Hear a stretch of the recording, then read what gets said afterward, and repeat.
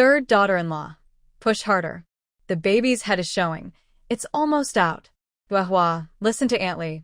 Push with all your strength. Don't let my third grandson suffer. Thinking of the child in her belly and her husband Zhou Sanjing, who had not yet returned home, Li Weihua bit down on the cloth in her mouth and gave one last push. With that, Zhou Xiaoxiao came into the world. Zhou Xiaoxiao had already been faintly aware while still in her mother's, though her thoughts were hazy and unclear.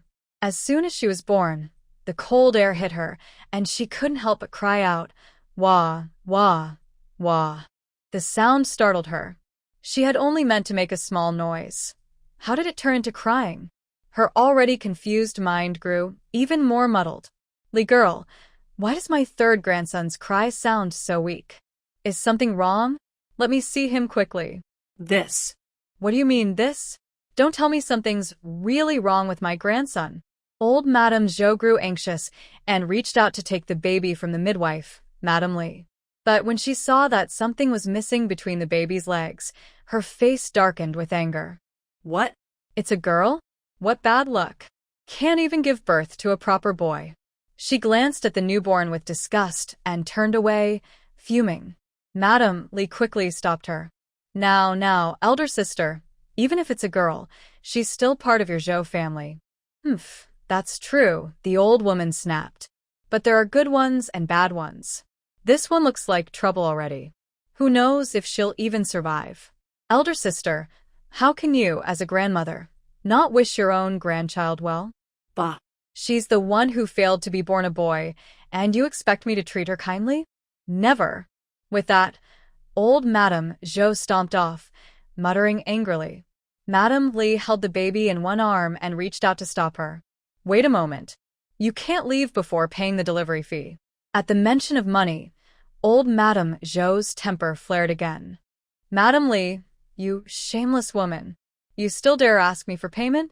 Forget it. You'll get nothing from me." "Madame Zhou, how can you go back on your word? You promised me 50 copper coins. Now that your third daughter-in-law has safely given birth, are you trying to avoid paying me?" "Madame Li, you were the one who swore that my third daughter-in-law was carrying a boy. That's the only reason I asked you to help with the delivery. But she gave birth to a girl. You still have the nerve to ask for payment? You should be glad I'm not asking you for compensation." As soon as Madame Zhou finished speaking, she shook her sleeves angrily and pulled free from Madame Li's grasp. Outside the room, Madame Zhou's eldest daughter-in-law, Wang Xiuli, had been eavesdropping. When she heard that Li Weihua had given birth to a girl, she was secretly delighted. As the door creaked open, Wang Xiuli quickly wiped the smile off her face. "Mother, has third sister-in-law given birth? I just heard the baby crying so loudly. It must be a boy, right?" "Humph, loudly? You must have heard wrong. If it were a boy, that would be worth celebrating. All the good food I've given her wouldn't have been wasted." "Mother, so you mean she had a girl? Should I still cook a chicken for her? Who's that lucky? A girl doesn't get chicken. Have you fed the pigs yet?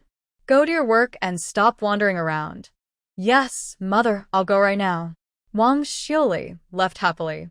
When she reached the backyard, she ran into her second sister-in-law, Zhang Fuhua, who had just returned from somewhere. "Eldest sister-in-law, what's making you so happy?" Wang Xiuli looked around, then leaned close to whisper. "Third sister-in-law has given birth." "Already? That's so soon. Wasn't she supposed to have another month to go?" At that, Wang Xiuli's smile faded, and she said sarcastically, "What does it matter if it's early or late? She's given birth, and it's a girl." What? "A girl? Didn't the midwife, Madame Li, say it was going to be a boy? How did it turn out to be a girl? She guessed wrong, that's all. But this actually works out well for the two of us. While she was pregnant, our dear mother-in-law treated her like a noble lady. If she'd given birth to a boy, do you think we'd still have any peace in this house?" "Sister-in-law, you're right. Mother has been taking care of our third sister-in-law lately, and she even cut down the eggs for your son Yipping and my son Erping. Now that the third sister-in-law has given birth to a baby girl, your Yipping and my Erping can have eggs again." Wang Xiuli nodded thoughtfully. "You're right, second sister-in-law. The eggs that were taken from our children should be given back. but we need a proper reason for it. Let's do it when we have dinner later. All right, sister-in-law, I'll follow your lead. Lying on the bed, Li Yuehua felt deeply upset after learning she had given birth to a girl. After being scolded by the old Madame Zhou, she felt even worse. Tears streamed down her face like broken pearls. Li Yuehua was the wife of Zhou Sanjing. Old Madame Zhou was very fond of her youngest son, Zhou Sanjing, who was brave and clever. Normally, since she loved her son, she should have liked her daughter-in-law as well. But the problem lay in Li Yuehua's background. Zhou Sanjing had bought her from a broker, spending 8 taels of silver to free her. He even sold the family's water buffalo secretly to get the money. That caused a huge argument and made Madame Zhou furious. At first, she refused to let Li Yuehua marry into the family, but Zhou Sanjing kept begging and even threatened to harm himself. In the end, Li Yuehua was allowed to marry him. However, her life was far from peaceful, as Madame Zhou never truly accepted her. Things only got a little better when Li Yuehua became pregnant. With Zhou Sanjing's help, Madame Zhou's attitude softened a bit, and Li Yuehua finally felt some relief. When Madame Zhou guessed that Li Yuehua was carrying a boy, her treatment improved greatly. Li Yuehua didn't have to work and even got 2 eggs to eat every day. That was the happiest time she had ever had since marrying into the Zhou family. Her husband was kind, and her mother-in-law showed care. But good times always pass quickly, like a dream. Now Li Yuehua found herself back at the beginning once again. Yuehua, don't be too sad. Life is something we have to get through. Once you endure this period, things will get better. And this is only your first child.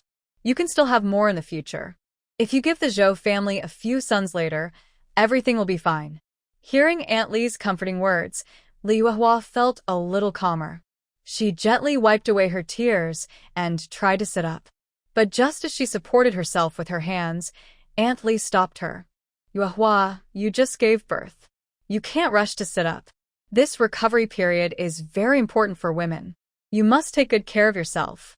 Hearing that, Li Yuehua's sadness returned. Aunt Li, my mother-in-law doesn't like me or my baby.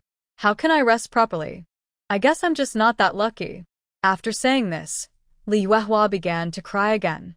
Yuehua, you shouldn't cry too much during this time. It's not good for your eyes. It's all my fault. If I had given birth to a boy, my mother-in-law wouldn't treat me like this. Well, that may be true. But Yuehua, remember this. Boys and girls are both your children. Don't become like your mother-in-law and show favoritism. Aunt Li, don't worry, I won't. That's good, that's good. We women already have hard lives, so we must always look on the bright side.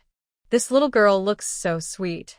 She only cried a little when she was born and has been quiet ever since. She's such a lovely baby. As Aunt Li dressed little Zhou Xiaoxiao, she kept comforting Li Yuehua. Yuehua felt both comforted and guilty. Aunt Li, it's my fault that you didn't get your payment for helping with the birth. When Sanjing comes back, I'll ask him to make it up to you. Yuehua, you and I share the same family name, and I've always liked you, this kind-hearted girl with no relatives nearby. So don't say such distant words. Forget about the payment. Don't let it trouble you or Sanjing. I've long disliked your mother-in-law's attitude. What I said to her earlier was just to provoke her a little. And I was wrong too. I shouldn't have spoken so firmly before, saying you were carrying a boy. You've had a hard time because of this. All right, I won't disturb your rest anymore. This little girl looks quite pretty, just a bit too thin. She'll need to be raised with care, or she might not grow up healthy. After saying that, Granny Li placed the baby beside Li Yuehua. It was the first time Li Yuehua had seen Zhou Xiaoxiao, and she couldn't take her eyes off the baby. My little one, I'm your mother. It's fine if your grandmother doesn't like you. Your mother loves you. I'll take good care of you and raise you well. Zhou Xiaoxiao was completely confused. Why were her eyes so blurry? Why couldn't she see clearly? And who was the woman speaking in front of her? What did she mean by little one? Grandmother? Mother? She remembered being struck by lightning while climbing a mountain. Could it be that the lightning had messed up her mind and made her hallucinate? Oh no. Was there anyone kind enough to help her? Thinking this, Zhou Xiaoxiao began to cry loudly again. What was happening? Why was she crying like a baby? She was trying to call for help, wasn't she? Wow, look at this little girl. She's so sweet.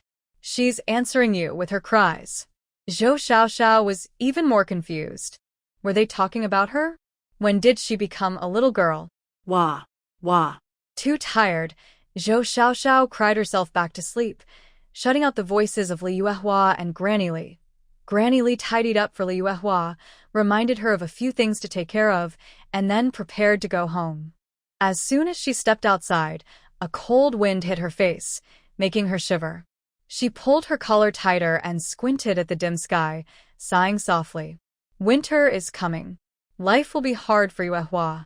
Far away in a grand mansion in the capital, a 4-year-old boy named Lin Chen was playing happily with a group of young girls.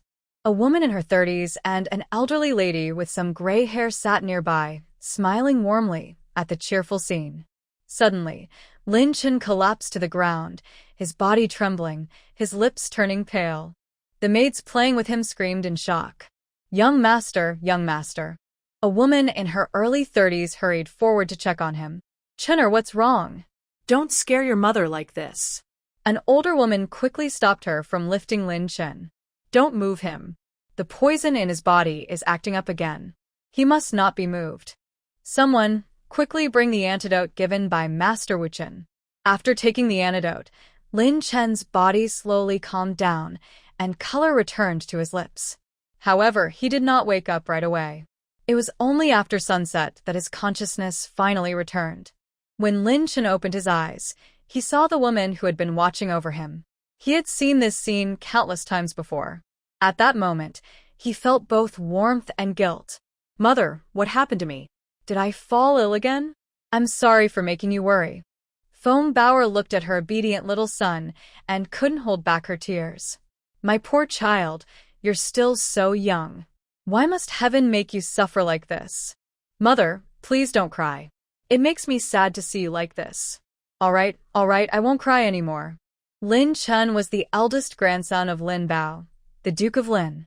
Lin Bao, now 49, had 2 sons, but only one grandson, Lin Chen. Normally, the eldest grandson of a man his age wouldn't be just 4 years old, but that was the truth.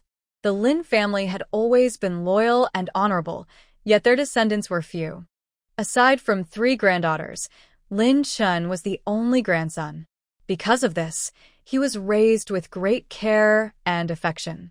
Although Lin Chen was well protected, he could not escape harm from his family's enemies. Lin Bao had risen from humble beginnings, known for his bravery and skill in battle, eventually becoming a general of the great Tai dynasty. During the campaign to reclaim the southwestern lands, he offended a tribe skilled in using poisons. The tribe sent someone into the Lin household and planted a poisonous parasite in Lin Chen's body.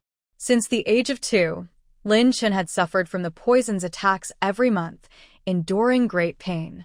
To save him, Lin Bao invited every famous doctor in the land, but none could help. Just as he was about to lose hope, he found a glimmer of it at Yunfeng Temple, where Master Wu Chen created a special medicine that could temporarily suppress the poison. However, as Lin Chen grew older, the poison inside Lin Chen's body was growing more and more violent. It was becoming harder to control. At this point, the Lin family had to make a difficult decision. Early Wednesday morning before dawn, Zhou Zheng and his father Zhou Sheng, along with his 2 older brothers Zhou Yijing and Zhou Erjing, set out for the city to carry heavy goods. By the time the sky darkened, they finally received their day's wages and started heading home. When the 4 of them reached the entrance of the village, night had completely fallen. They made their way back in the dark. At home, the women and children of the Zhou family were already sitting together in the main room, waiting for the men to return. Grandma, why aren't Grandpa and the others back yet? It's already dark, and I'm hungry. Grandma, I'm hungry too. Your grandpa and the others might have been delayed by something. If you're hungry, drink some water to fill your stomach for now. Zhou Yiping and Zhou Erping were the only 2 children in the family, and both were boys, so Grandma Zhou doted on them deeply. Because of this, the 2 often acted spoiled at home. No, no. We want to eat. Grandma, can we at least have a small piece of cornbread? Although Grandma Zhou loved yipping and erping dearly, she was strict when it came to family rules. No. Our Zhou family may be small, but we must still follow our rules. Yipping was 6 and erping was 5, both at the age when children love to play. After running around all afternoon, they were starving. They looked at the cornbread on the table and couldn't help swallowing hard. Unable to resist, Yipping quickly reached out his small hand, trying to sneak a piece of cornbread in the dark. But Grandma Zhou noticed his little trick. With a sharp slap, she tapped the back of his hand. Yipping, what are you doing? Your grandpa and father aren't home yet. You can't eat before them. Yipping looked at the cornbread that had fallen from his hand, his lips trembling in frustration. Reluctantly, he pulled his hand back. Wang Xiuli gave Zhang Fuhua a meaningful look. Zhang Fuhua immediately understood and said, Mother, Yipping and erping are still growing. They can't go hungry. Ever since our third sister-in-law became pregnant, you've stopped giving them their daily eggs. These two brothers haven't grown taller in the past few months, and they've even lost some weight. As their mothers, it really breaks our hearts to see that. Old Madame Zhou frowned and slapped the table. How dare you? Are you saying that I, their grandmother, don't care about my own grandsons? Mother-in-law, I wouldn't dare. Please don't misunderstand me. Yes, mother-in-law. Please don't take it the wrong way. My sister-in-law didn't mean that at all. Both of us have been married into the Zhou family for years, and we each only have one child. We care for Yipping and erping as if they were our own. It hurts us to see them not growing well. Mother-in-law, you're their grandmother, and we know you love them just as much as we do. Even though our family isn't well off and we can't always give them meat or eggs, we can still make sure they have enough corn buns to eat. They need to be full at least. The more old Madame Zhou listened, the more displeased she became, and she scolded them again. You two are really something. When have I ever let those boys go hungry? Today was a special case. Their grandfather came home late, so we ate later than usual. As younger family members, shouldn't you wait for your elders before eating? No manners at all. From now on, don't talk about such things in front of Yipping and erping. You'll only set a bad example for them.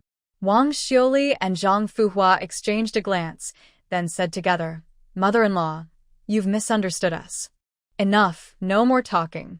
I know what you're thinking. You just want me to give Yipping and erping their daily eggs again. Since the third daughter-in-law gave birth to a girl, she naturally doesn't need the eggs anymore. From tomorrow on, the 2 eggs our hens lay each day will go back to Yipping and erping. Hearing this, Wang Xiuli and Zhang Fuhua smiled brightly and quickly said, Mother-in-law, you're so kind. We thank you on behalf of Yipping and erping. Then they turned to the 2 boys and said, Yipping, erping, you'll get to eat eggs every day from now on. Hurry, and thank your grandmother. Zhou Yipping and Zhou erping were so happy that they smacked their lips. It had been a long time since they'd eaten eggs, and they had almost forgotten what they tasted like. How wonderful, it meant they could have eggs again. Thank you, Grandma. You're the best. We love eggs so much. We've even dreamed about eating them, and now our wish has come true. Old Madame Zhou looked at her 2 lively grandsons, and a smile naturally appeared on her face. All right, stop chatting here. Go to the gate and see if your grandpa is back yet. Once he's home, we'll start eating. As soon as Zhou Yipping heard that, he jumped up and said, I'll go check if grandpa is back. Then he ran out of the main room. Seeing his brother leave, Zhou erping quickly followed. Wait for me, big brother. When Zhou Xiaoxiao woke up again, her vision was still blurry. But her hearing was sharp, and she had caught most of the conversation in the main room. She couldn't help but mutter, It's just an egg. Do they really need to be that excited? Beep, beep, beep. Congratulations, host. You have been selected by Planet Manhwa as a special participant. Would you like to activate the system now? The sudden voice startled Zhou Xiaoxiao. After a moment, she calmed down and muttered again, What kind of dream is this? Why do I keep dreaming about such strange things? As she thought about it, she drifted back to sleep. Beep, beep, beep. Host, please respond. If you do not reply within 3 minutes, the system will automatically activate. Countdown begins. 3 minutes, 2 minutes 59 seconds. 1 second. Countdown complete. System activation successful. The system will now assign you a system administrator. Would you like to choose one yourself? Since the host did not respond, the system will randomly assign an administrator. Random selection complete. System administrator is now online. Hello, host. I am Dubai, your assigned system administrator from planet Manhwa, ID YYY023. Welcome to the Manhwa Herbal Collection Program. Dubai will do his best to assist you. When Zhou Yiping and Zhou Erping ran to the gate, they saw Zhou Sheng returning with Zhou Yijing and his 2 brothers. Grandpa, Dad, second uncle, third uncle, you're finally back. We're starving, Zhou Yiping said playfully as he ran up. Not wanting to be left out, Zhou Erping quickly added, I'm hungry too, Grandpa. Let's eat now. Then he snuggled into Zhou Sheng's arms, making the old man laugh with joy. Erping, be good. Don't get too close to Grandpa, I'm all dirty. You two go eat first. I'll wash up and join you soon. Yiping muttered softly, we wanted to eat first, but Grandma wouldn't let us. She said we have to wait for you. Go tell your grandma, I said you could eat first.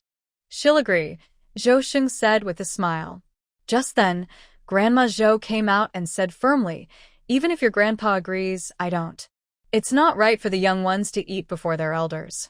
After speaking to the children, she turned to Zhou Zheng and said, you mustn't spoil them.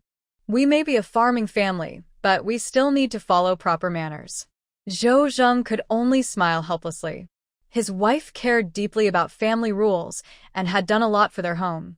Because of that, he was used to listening to her in both big and small matters. Old lady, you're right. Even though we're simple folk, we must still respect tradition. Yiping Erping, your grandma is right. Wait a bit. Once I wash up, we'll all eat together. Okay, Grandpa will wait. Old lady, hurry and get me some hot water. We can't let the kids go hungry. I'll wash quickly, and then we'll eat. As Grandma Zhou left the main room, she called out to Wang Xiuli and Zhang Fuhua in the kitchen, eldest daughter-in-law, second daughter-in-law. What are you doing in there? Your father-in-law is back. Bring out the wash water right now. Zhang Fuhua poked her head out of the kitchen and said, Mother, the water you boiled earlier has already cooled. We're heating new water for father now. Please wait a moment, it'll be ready soon. Old Madame Zhou muttered unhappily, You're so slow with everything, not efficient at all. After a short while, Wang Xiuli and Zhang Fuhua came out carrying 2 large wooden basins. Father, Yiping, Erping's father, come wash off the dust from your trip. Hearing this, Zhou Sheng went to one of the basins and began washing up. Zhou Yijing and Zhou Erjing followed his lead. Only Zhou Sanjing stood there, looking around. Old Madame Zhou glared at him. Sanjing, hurry up and wash. What are you looking around for? Zhou Sanjing quickly turned back and gave a silly grin. Yes, Mother, I'm washing now. After washing, he looked around again but didn't see the person he wanted to find. He felt a bit disappointed and anxious. Usually, when he came home, Li Weihua would come out to greet him. Why wasn't she here today? He knew his mother didn't like his wife, so he didn't dare ask. Maybe his wife, being pregnant, was finding it hard to move around and was waiting for him in the main room for dinner. Thinking this, Zhou Sanjing finished washing and quickly followed the others into the main room. Old Madame Zhou only lit the oil lamp after Zhou Xing entered. Oil was expensive, and the Zhou family rarely used it. If it weren't so dark that they couldn't see their food, she wouldn't have lit it at all. Dear, why are you all back so late today? There was extra grain delivered to the store, so we stayed an extra hour to help. Old Madame Zhou smiled. Then you must have earned more money today? Zhou Xing grinned as he mentioned the pay. The boss was kind and gave each of us 10 extra coins. Here, wife, take it, there's 160 coins in total. Old Madame Zhou's smile widened as she eagerly took the pouch from him, weighing it happily in her hand. You really met a good employer today. Speaking of the employer, Zhou Xing couldn't help but praise him. This employer is really generous. He said we work honestly, so he asked the four of us to help move goods again the day after tomorrow. Another shipment will arrive then. Madame Zhou clapped her hands and said with a smile, "That's great. Winter is almost here, and we still don't have any money saved for the new year. You four should take this chance to earn a bit more so we can have a comfortable holiday." When Zhou Yiping and Zhou Erping heard the words New Year, they immediately thought of the New Year's feast. "Grandpa, Grandma, we want to eat meat, lots and lots of meat." Zhou Sheng laughed heartily. "All right, you two can eat as much as you want when the New Year comes." Madame Zhou quickly stopped him. "You can't spoil them like that. The meat is limited. They can't just eat as much as they please." "It's fine," Zhou Sheng said. "They're just children. How much can they eat? In the past, we sold half the pork from our pigs, but this year we'll keep it all for ourselves." "That won't do," Madame Zhou objected. "Our pigs are big, about 100 pounds each. Selling half a pig could bring nearly a tael of silver." "Don't worry about the money," Zhou Sheng replied. "Yijing, the boys, and I are strong. We can earn it back." "Enough of that," Madame Zhou said firmly. "It's decided then." "Besides, you and the boys do heavy labor. Without enough meat, how can you lift those heavy loads?" Though she was reluctant, Madame Zhou said no more. Zhou Sheng and his sons had been working outside lately, doing hard labor and eating poorly. They had all grown thin and dark from the sun, and it pained her to see it. But there was no choice. There were 10 mouths to feed at home. No, 11 now. They had to save every bit of silver they could. When she thought of the newborn baby girl, Madame Zhou's mood turned sour again. In the capital, at the Duke of Lin's residence, "Madam, the Duke has returned." "My lady, you call me back in such a hurry. What has happened?" "My lord, Chun'er had another attack this afternoon." "What? "Again? How is he now?" "He's awake and seems fine for the moment. But this is already the 5th time this month. It's happening far too often." The medicine given by Master Wuchen could no longer suppress the poison in Chun'er's body. "We must make a choice now." 2 years ago, Master Wuchen had told the Lin family that he couldn't remove the poison from Lin Chen's body, but he could keep it under control. The first way was to use medicine, but it would only work for a short time, at most 2 years. After that, the poison would flare up again, putting Lin Chen's life in danger. The second way was to send Lin Chen to Huafeng Temple, where Master Wuchen could use both Buddhist teachings and medical skills to help him keep the poison under control. This would allow Lin Chen to live safely until he turned 18. Lin Bao Sai. For Chun'er's safety, go and explain everything to the eldest daughter-in-law. Tomorrow, we'll send Chun'er to Huafeng Temple. Zhou Sanzheng was the last to enter the main room. At that moment, Zhou Sheng and the others were already seated, ready to eat. Old Madame Zhou glanced at Zhou Sanzheng, who was standing there blankly, and said unhappily, "Sanzheng, why are you just standing there? Sit down and eat." Zhou Sanzheng looked around but didn't see Li Yuehua, and he grew anxious. "Mother, where's Yuehua? Why isn't she here?" Yuehua, do you ever think about anyone else besides her?" "Mother, you misunderstand me. Of course, I care about you too. But Yuehua is expecting a child, and I'm worried about your grandchild." Old Madame Zhou gave him a sharp look and said nothing more, turning instead to tell the others to start eating. "Dear, let's eat while the food is still warm." Zhou Sanzheng could feel the heavy tension coming from his mother, directed at both him and his wife. Sensing trouble, he quickly tried to please her. "Mother, what's wrong? Getting upset isn't good for your health. Please don't be angry. If you and that wife of yours would stop giving me headaches, I wouldn't have to be angry so often."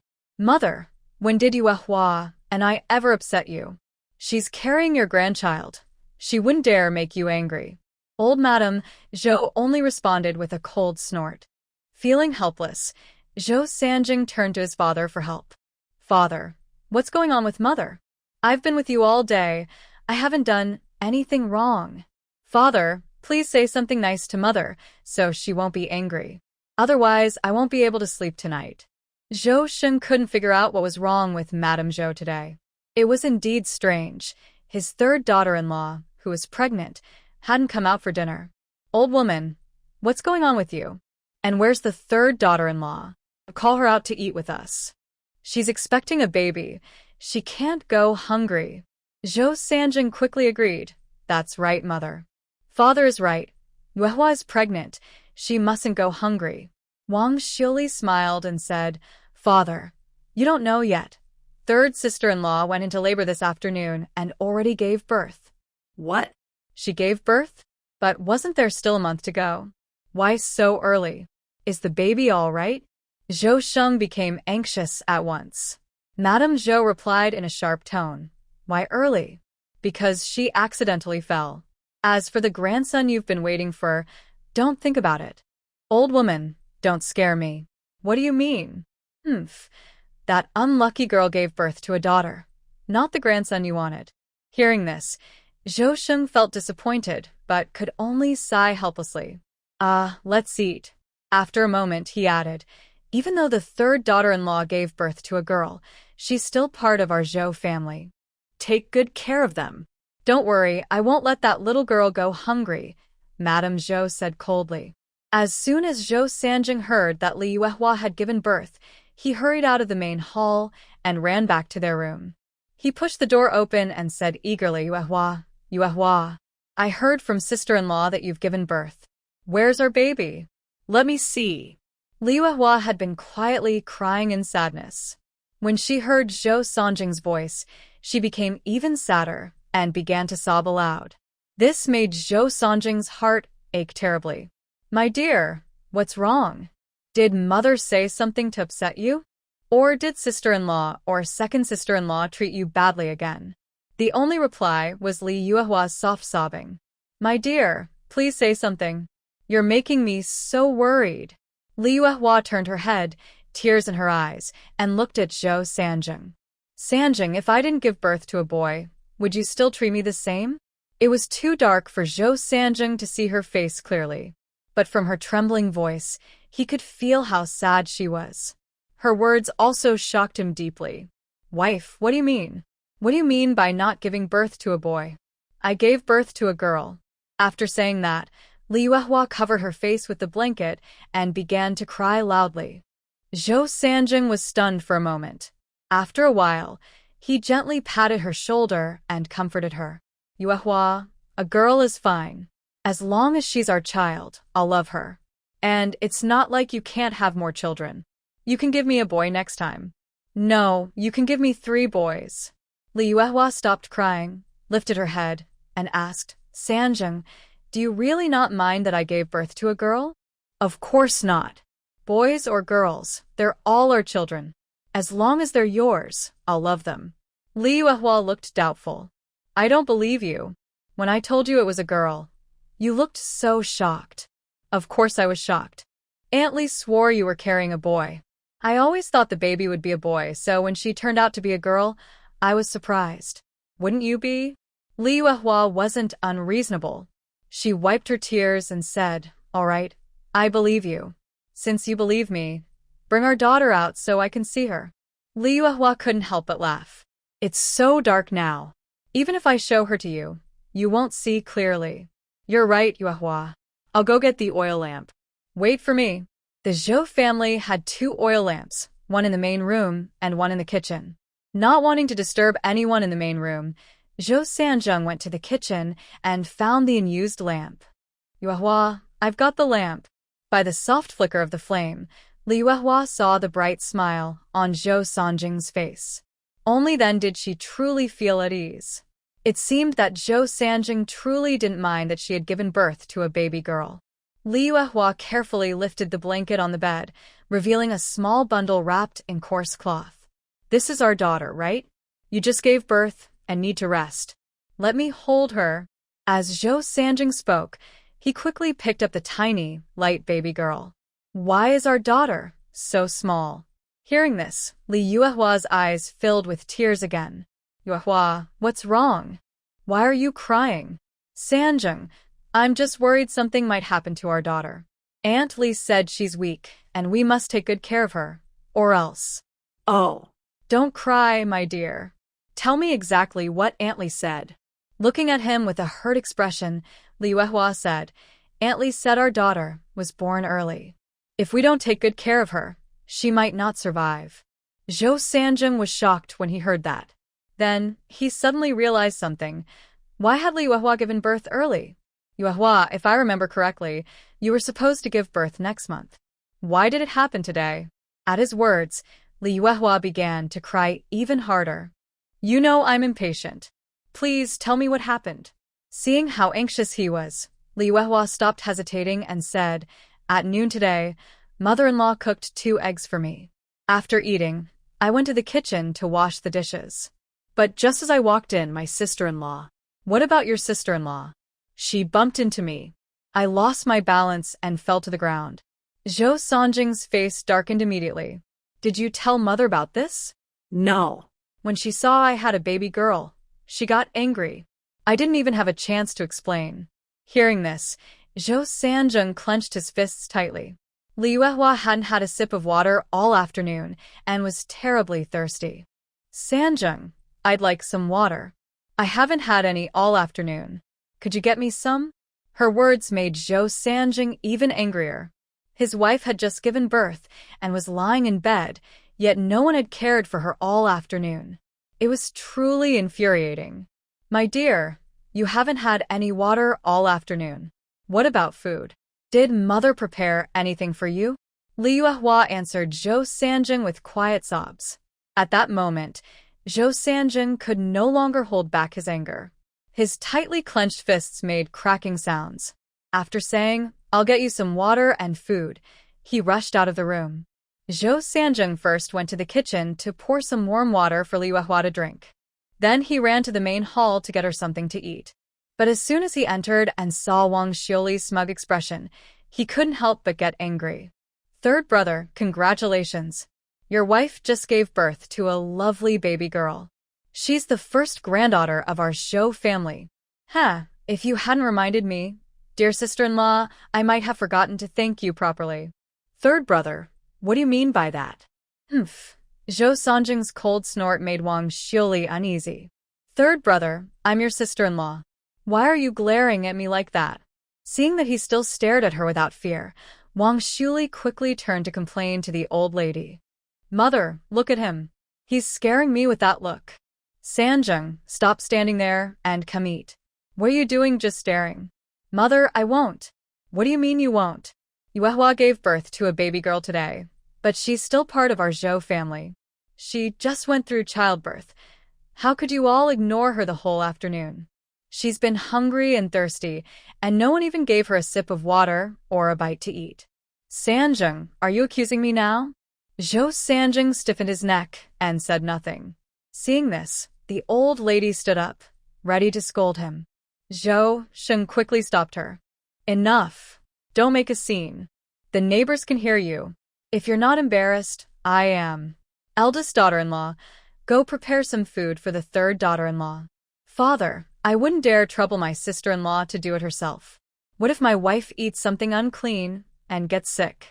Wang Xiuli immediately flared up. Zhou Sanjing, what's that supposed to mean?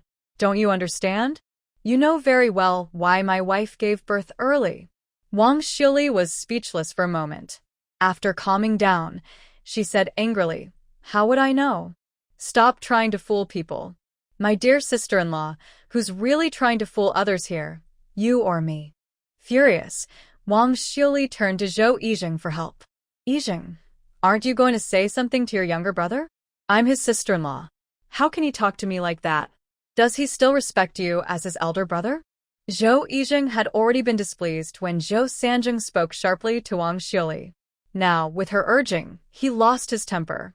Sanjing, watch your words. Stop talking nonsense. Brother, I'm not talking nonsense. Yuehua gave birth early today because she was bumped by our sister-in-law. Hearing this, Zhou Yijing frowned and looked at Wang Xiuli unhappily. Did you bump into your younger brother's wife today? Wang Xiuli stammered, It was an accident, and I only touched her lightly. Oh, really? A light bump that made her fall to the ground? She just lost her balance. How is that my fault? Not your fault? Then let me bump into you the same way. If you fall, that's your problem too. After saying that, Zhou Sanjing started walking toward her. Wang Xiuli quickly hid behind Zhou Yijing. Seeing his son losing control again, Zhou Xing shouted, Sanjing, what are you doing? Stop right there. Zhou Sanjing stopped and said helplessly, Father, at least you still remember I'm your father. Sanjing, you're not a child anymore. Why are you still so hot-headed? No matter what your sister-in-law did wrong, she's still family. You must not do anything to hurt her. Do you understand? Zhou Sanjing stayed silent. Sanjing, did you hear me? He glared at Wang Xiuli, then muttered reluctantly, I understand, father. Zhou Sheng wasn't pleased that Li Yuehua had given birth to a baby girl. Because of that, he decided not to pursue Wang Xiuli's mistake any further. After all, the third daughter-in-law had given birth safely, and nothing serious had happened. Still, to calm his third son, he knew he would have to offer some comforting words. Second daughter-in-law, go boil 2 eggs for your third sister-in-law. Zhang Fuhua hesitated when she heard this. Second daughter-in-law, didn't you hear what I said? Father-in-law, I heard you, but there are no eggs left at home. The ones our hen laid today were already eaten by my third sister-in-law. Then go make a bowl of thin porridge for her now. When the hen lays eggs tomorrow, you can cook some for her then. Father-in-law, I can make porridge now, but there won't be any extra eggs tomorrow. Zhou Xing knew that their hen laid 2 eggs every day, so he was not pleased with Zhang Fuhua's answer. Second daughter-in-law, are you ignoring my words? Under pressure, Zhang Fuhua continued, Father-in-law, mother has already given the 2 eggs the hen lays each day to Yiping and Erping. So there are no extra eggs for the third sister-in-law. Hearing this, Zhou Xing looked at his wife in confusion. Madame Zhou said firmly, yes, that's what I said. The third daughter-in-law gave birth to a girl, and she still wants to eat eggs? She's dreaming. Before Zhou Xing could respond, Zhou Sanjing raised his voice. Mother, even if Yuehua gave birth to a girl, she's still part of our Zhou family, your own granddaughter. Don't you want her to be healthy? You've seen how small and weak she is, haven't you? If Yuehua doesn't eat well, how can she have milk to feed your granddaughter? What do you mean she can't survive? When you were born, I didn't eat well either, and I still raised you. Look how tall and strong you are now. Mother, that's different. I wasn't born early, but your granddaughter was. Aunt Li said that if my daughter isn't properly cared for, she might not make it. Mother, do you really want to see your first grandchild suffer? Madame Zhou was startled by his words. She didn't like Li Yuehua or the fact that she had a daughter, but she never wanted the child to be harmed. Mother, I'm talking to you. Why aren't you answering me? Seeing Zhou Sanjing pressing her step by step, Madame Zhou grew angry again. She refused to back down in the face of his persistence. A girl is useless. If she's gone, then she's gone. At least she won't waste food anymore. Mother, how can you be so cruel? Am I still your own son? Humph. If you were truly my son, you wouldn't speak to me like that. Sanjing, you really shouldn't talk to your mother that way. Father, even you are taking her side? Zhou Sanjing felt deeply wronged. Minji Weiwa had tried so hard to fit into this family, yet no one seemed to like her.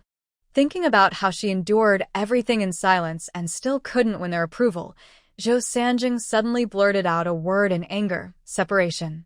Since you don't like me, my wife, or my daughter, we'll leave. There's no need for us to stay here and be treated badly or be an eyesore to you. Old Madame Zhou trembled as she pointed at him.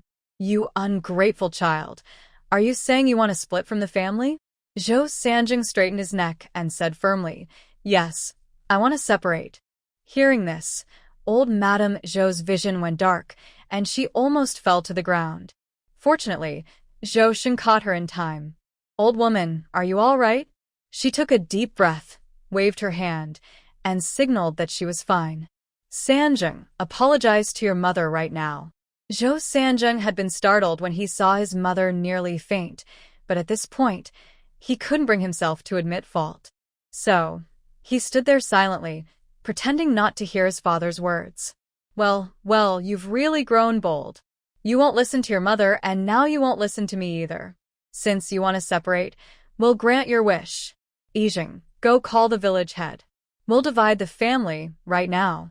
Zhou Yijing hesitated, but Wang Xiuli pinched him hard and gave him a meaningful look. He sighed and walked out of the main hall. Zhou Sheng, I heard from Yijing that you want to separate Sanjing from the family? That's right, village head. This ungrateful boy disobeys his parents and talks back. Keeping him here will only cause trouble.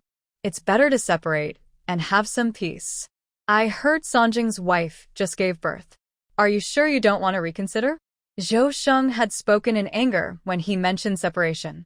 At that moment, hearing what village chief Zhou said, he couldn't help but hesitate. But old Madame Zhou suddenly jumped out and said firmly, no need to think about it, separate them. Quickly send that ungrateful boy and his family away, or I'll be driven mad by them sooner or later. Zhou Sanjing, what are you doing? Hurry and apologize to your parents. Uncle Village Chief, I did nothing wrong. Why should I apologize? You heard that, didn't you, Village Chief? This boy has no respect at all. Oh, how unlucky I am to have raised such a son. After saying that, old Madame Zhou sat on the ground, crying and beating her legs in frustration. It's said that deep love can turn into deep disappointment. The more she once cared for Zhou Sanjing, the more heartbroken she felt now. The Zhou family lived in a place called Sanchuo Village. The village chief, Zhou, shared the same family name as Zhou Sheng. Tracing back 5 generations, they were from the same clan, so the chief had always looked after Zhou Sheng's family. The village chief was 10 years older than Zhou Sheng, 52 this year, and a once promising scholar who never advanced further. Seeing that the argument couldn't be settled, the village chief didn't hesitate. He took out a brush and paper and began to write. After a while, he stopped and said, Zhou Sheng, tell me how you want to divide the house, the land, and the family savings. Old Madame Zhou interrupted, nothing will be divided. Let that ungrateful boy leave with nothing. I won't give him a single coin. The village chief sighed. That's not fair at all. Old Madame Zhou shouted. Everything in this house was earned by me and my husband. If we don't want to give, we won't. The village chief disagreed. If you give him nothing, how will Sanjing live? He still has a small child to care for. Zhou Sheng had asked the chief to help divide the family in anger, but now that he had calmed down, he felt reluctant. Sanjing, I'll ask you again. Do you really want to separate from the family? Father, Yuehua has been treated unfairly in this house. Please let us move out. Fine. Since you've made up your mind, I'll agree. You'll still get your fair share of the family property. Old man, Sanjing has been so disrespectful. We don't need to. Zhou Sheng stopped his wife from continuing. Old woman, we have 3 sons, Yijing, Erjing, and Sanjing. They're all our flesh and blood. Therefore, I will be fair to every son. Sanjing can be a bit reckless at times, but he is not a bad person by nature. If he wants to live separately, that's fine. Let him experience the hardships of managing his own household. Old Madame Zhou sighed when she heard this. Seeing that she no longer objected, Zhou Sheng began to make detailed arrangements. The house we live in isn't big. It's a bit old, but at least it's made of brick and tile. The side room where the 3rd son lives will be given to him. There's an empty space next to it, so he can build his own kitchen there and cook for himself. Village head Zhou knew the Zhou family's situation well. Their brick house was built 10 years ago and had only 6 rooms. After counting the kitchen and main hall, there really weren't any extra rooms left for Zhou Sanjing. Alright, what about the land? We have 8 acres of fields and 12 acres of hillside land. Give Sanjing 2 acres of fields and 3 acres of hillside land. Village head Zhou thought this division was fair and nodded. Then he asked how the family's money and grain should be divided. Zhou Sheng didn't handle the money, so he didn't know how much they had. Old woman, how much silver do we still have at home? Before old Madame Zhou could answer, Wang Xiuli stepped forward and said, Village head Zhou, Father, Mother, I know it's not really my place as a daughter-in-law to speak here. But if I don't say this, I'll feel uneasy. I don't object to giving the 3rd brother a house and land, but I do object to giving him money. He spent 8 taels of silver from the family funds to buy his wife. If we still give him more silver, I can't accept that. Zhang Fuhua quickly added, I agree. When I married into the Zhou family, my dowry was only 2 taels of silver. But the third brother's wife cost 8 taels, 6 more than mine, and she didn't even bring any dowry with her. Old Madame Zhou also wanted the third son to learn a lesson, so she didn't agree to give him any money either. I don't agree to giving Sanjung any silver. If he's capable, he can earn it himself. As his parents, giving him a house and land is already more than enough. Zhou Sheng, what do you think? Sigh, Sanjung really spent a lot of money for Yuehua. Our family doesn't have much silver left now. Since no one agrees to divide the property, then we won't divide it. Zhou Sanjung, did you hear that clearly? Do you have any objections? With red eyes, Zhou Sanjung looked at village chief Zhou and replied firmly, I heard it clearly. I have no objections. Good, then it's settled. As for the grain, it will be divided according to the number of people. Sanjung's family has 3 members. Tomorrow, Zhou Sheng, you will weigh out their share of grain. The harvest has just been completed, so make sure the grain given to Sanjung's family will last until the next harvest. Yes, village chief, I understand. As for pots and bowls, I won't go into detail, but make sure their family of 3 has what they need. Yes, village chief. Zhou Sanjung, what do you think of this arrangement? Do you have any other requests? Yes, I want the 2 hens that lay eggs at home. Old Madame Zhou shouted, there are only 2 hens in the house. Don't even think about it. Mother, Yuehua just gave birth. If you don't give me the hens, how can I get something nutritious for her to eat? I don't care. That's your own problem, not mine. Mother. Now you remember I'm your mother? When you argued with me before, did you call me that? One reason old Madame Zhou favored Zhou Sanjung was that his temper was just like hers. That also meant neither of them would back down easily. Once they started arguing, neither would give in. Mother, if you won't give me the hens, then I want a share of the family pig. Old Madame Zhou pointed at him with a trembling hand and scolded, Zhou Sanjung, you really want to take everything from your old mother, don't you? Yes, there's a pig at home, but have you ever taken care of it? Why should you get a share? I don't care. As your son, I have the right to a share of the family property. Before old Madame Zhou could reply, voices came from outside the house. Hey, Zhou family, what's going on? It's so late, and you're still arguing? Zhou Sheng exchanged a glance with Zhou Yizheng. Zhou Yizheng quickly ran out of the main hall to calm the curious neighbors. Zhou Sheng made the final decision and said, the third daughter-in-law still needs to feed the baby. Give both hens to the third son. When we butcher the pig for the new year, give him a few extra pounds of meat too. Old Madame Zhou protested. Old man. It's settled, Zhou Sheng interrupted. No matter what, Sanjung is still our son. We shouldn't let 2 chickens make him feel hurt or let the neighbors laugh at our family. Zhou Sanjung walked into the side room, holding a bowl of thin porridge and a piece of cornbread, looking downcast. The Zhou family's house had poor soundproofing. When Li Yuehua heard the noise from the main hall, she became very nervous, afraid that Zhou Sanjung might do something impulsive. If she had known that he had asked to separate from the family, she would have dragged her weak body into the hall to stop him. Sanjung, did you just argue with father and mother? Yes, I lost my temper and argued with them. Sanjung, didn't we agree not to talk back to father and mother? Why did you still quarrel with them? Wife, I just couldn't accept it. You're such a good person. Why can't they be kind to you? And what did our daughter do wrong? Why do they dislike her so much? I couldn't hold it in and argued with them. Sanjung, I know you did it for me and for our daughter. But think about it. How disappointed father and mother must be in you now. I don't want our relationship with them to break because of me. Zhou Sanjung stayed silent. Sanjung, what's wrong? You're scaring me. Yuehua, father and mother really are disappointed in me.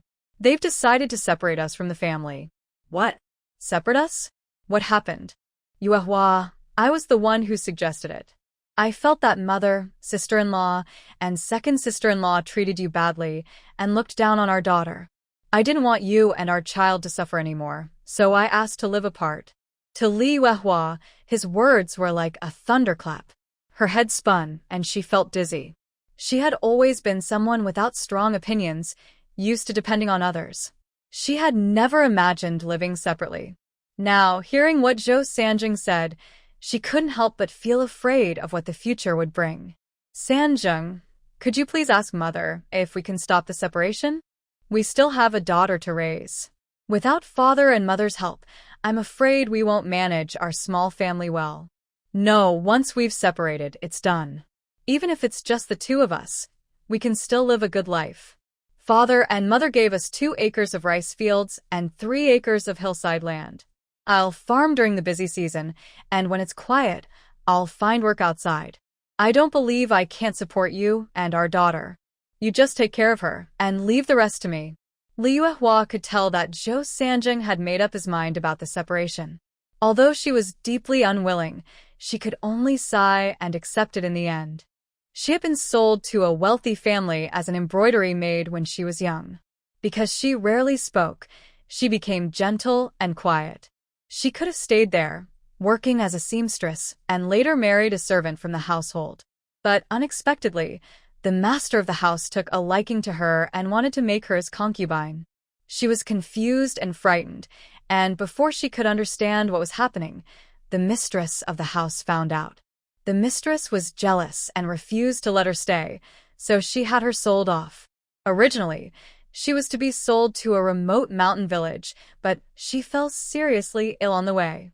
The trafficker, afraid she might die and cause him trouble, decided to sell her cheaply to someone nearby. She thought her life would end there, but luckily, she met Sanjing. He didn't look down on her. He redeemed her, cared for her, and accepted her. He even treated her with kindness. That was why she was willing to follow him wholeheartedly. Sanjing, you gave me a second chance at life. You and I are one. I don't have strong opinions. I'll listen to you in all family matters. I believe that with you, our daughter, and I will live well. Her simple words moved Zhou Sanjing deeply. Yuehua, you're so good to me. All my life, my parents never believed in me. Only you have always supported me. Don't worry, I'll make sure you and our daughter have a good life. Sanjing. Before Liu Hua could finish, their daughter Zhou Xiaoxiao suddenly began to cry loudly. It's our daughter crying. Liu Hua quickly held Zhou Xiaoxiao in her arms. Sweetie, what's wrong with you? The little girl, called Sweetie, gradually understood her situation through the conversation and clothes of Zhou Sanjing and Liu Hua. She wasn't dreaming. She had traveled through time. At that moment, she couldn't help but complain in her heart. Since I was born, you haven't fed me anything. What do you think is wrong with me? I'm just hungry. Thinking of this, Zhou Xiaoxiao cried even louder. She felt miserable. Back in the 21st century, she had been a happy young woman, with a car, a house, savings, and no parents or relatives urging her to marry. At 25, she was beautiful and confident, ready to enjoy life to the fullest. But who would have thought that a simple mountain hike would end with her being struck by lightning and sent to this ancient place where even birds wouldn't stay? If she had to die, fine, but why bring her here? How was she supposed to live like this? Thinking of that, she cried even harder. Wah. Yuehua, what's wrong with our daughter? Could it be that she wet herself? Liu Hua quickly checked the baby's diaper. No, it's dry. Then maybe she's hungry? Startled, Liu Hua hurriedly loosened her clothes to feed the baby. Sanjing, I'm so silly.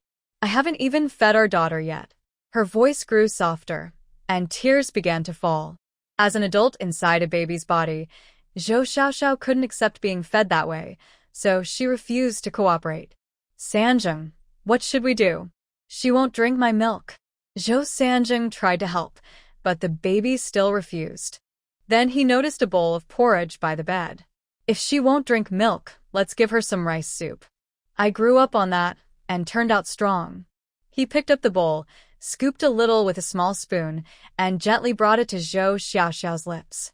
Zhou Xiaoxiao was already so hungry that her stomach felt completely empty. After struggling so hard just now, she felt dizzy and weak, desperately needing food. So, when Zhou Sanjing handed her a bowl of rice soup, she didn't refuse and began eating eagerly. As long as it wasn't something strange, She thought anything would taste good. Although she had felt extremely hungry at first, after only a few bites, she was already full. Maybe it was because her body was small and her appetite was small too. Seeing Zhou Xiaoxiao give a satisfied little burp, Zhou Sanjing and Li Yuehua finally relaxed. Sweetheart, are you full? I'm your father, can you call me dad? Haha Sanjing, our daughter is still so little. How could she possibly talk already? Yuehua, I was just teasing her. Look, she's yawning now. She must be sleepy. Give her to me. I'll put her on the bed, so she can sleep. I haven't held her enough yet. I want to sleep with her in my arms. No, we can't let her get used to that, or she'll always want to be held when she sleeps. All right, I'll put her on the bed and let her sleep by herself. Zhou Sanjing carefully placed Zhou Xiaoxiao on the bed.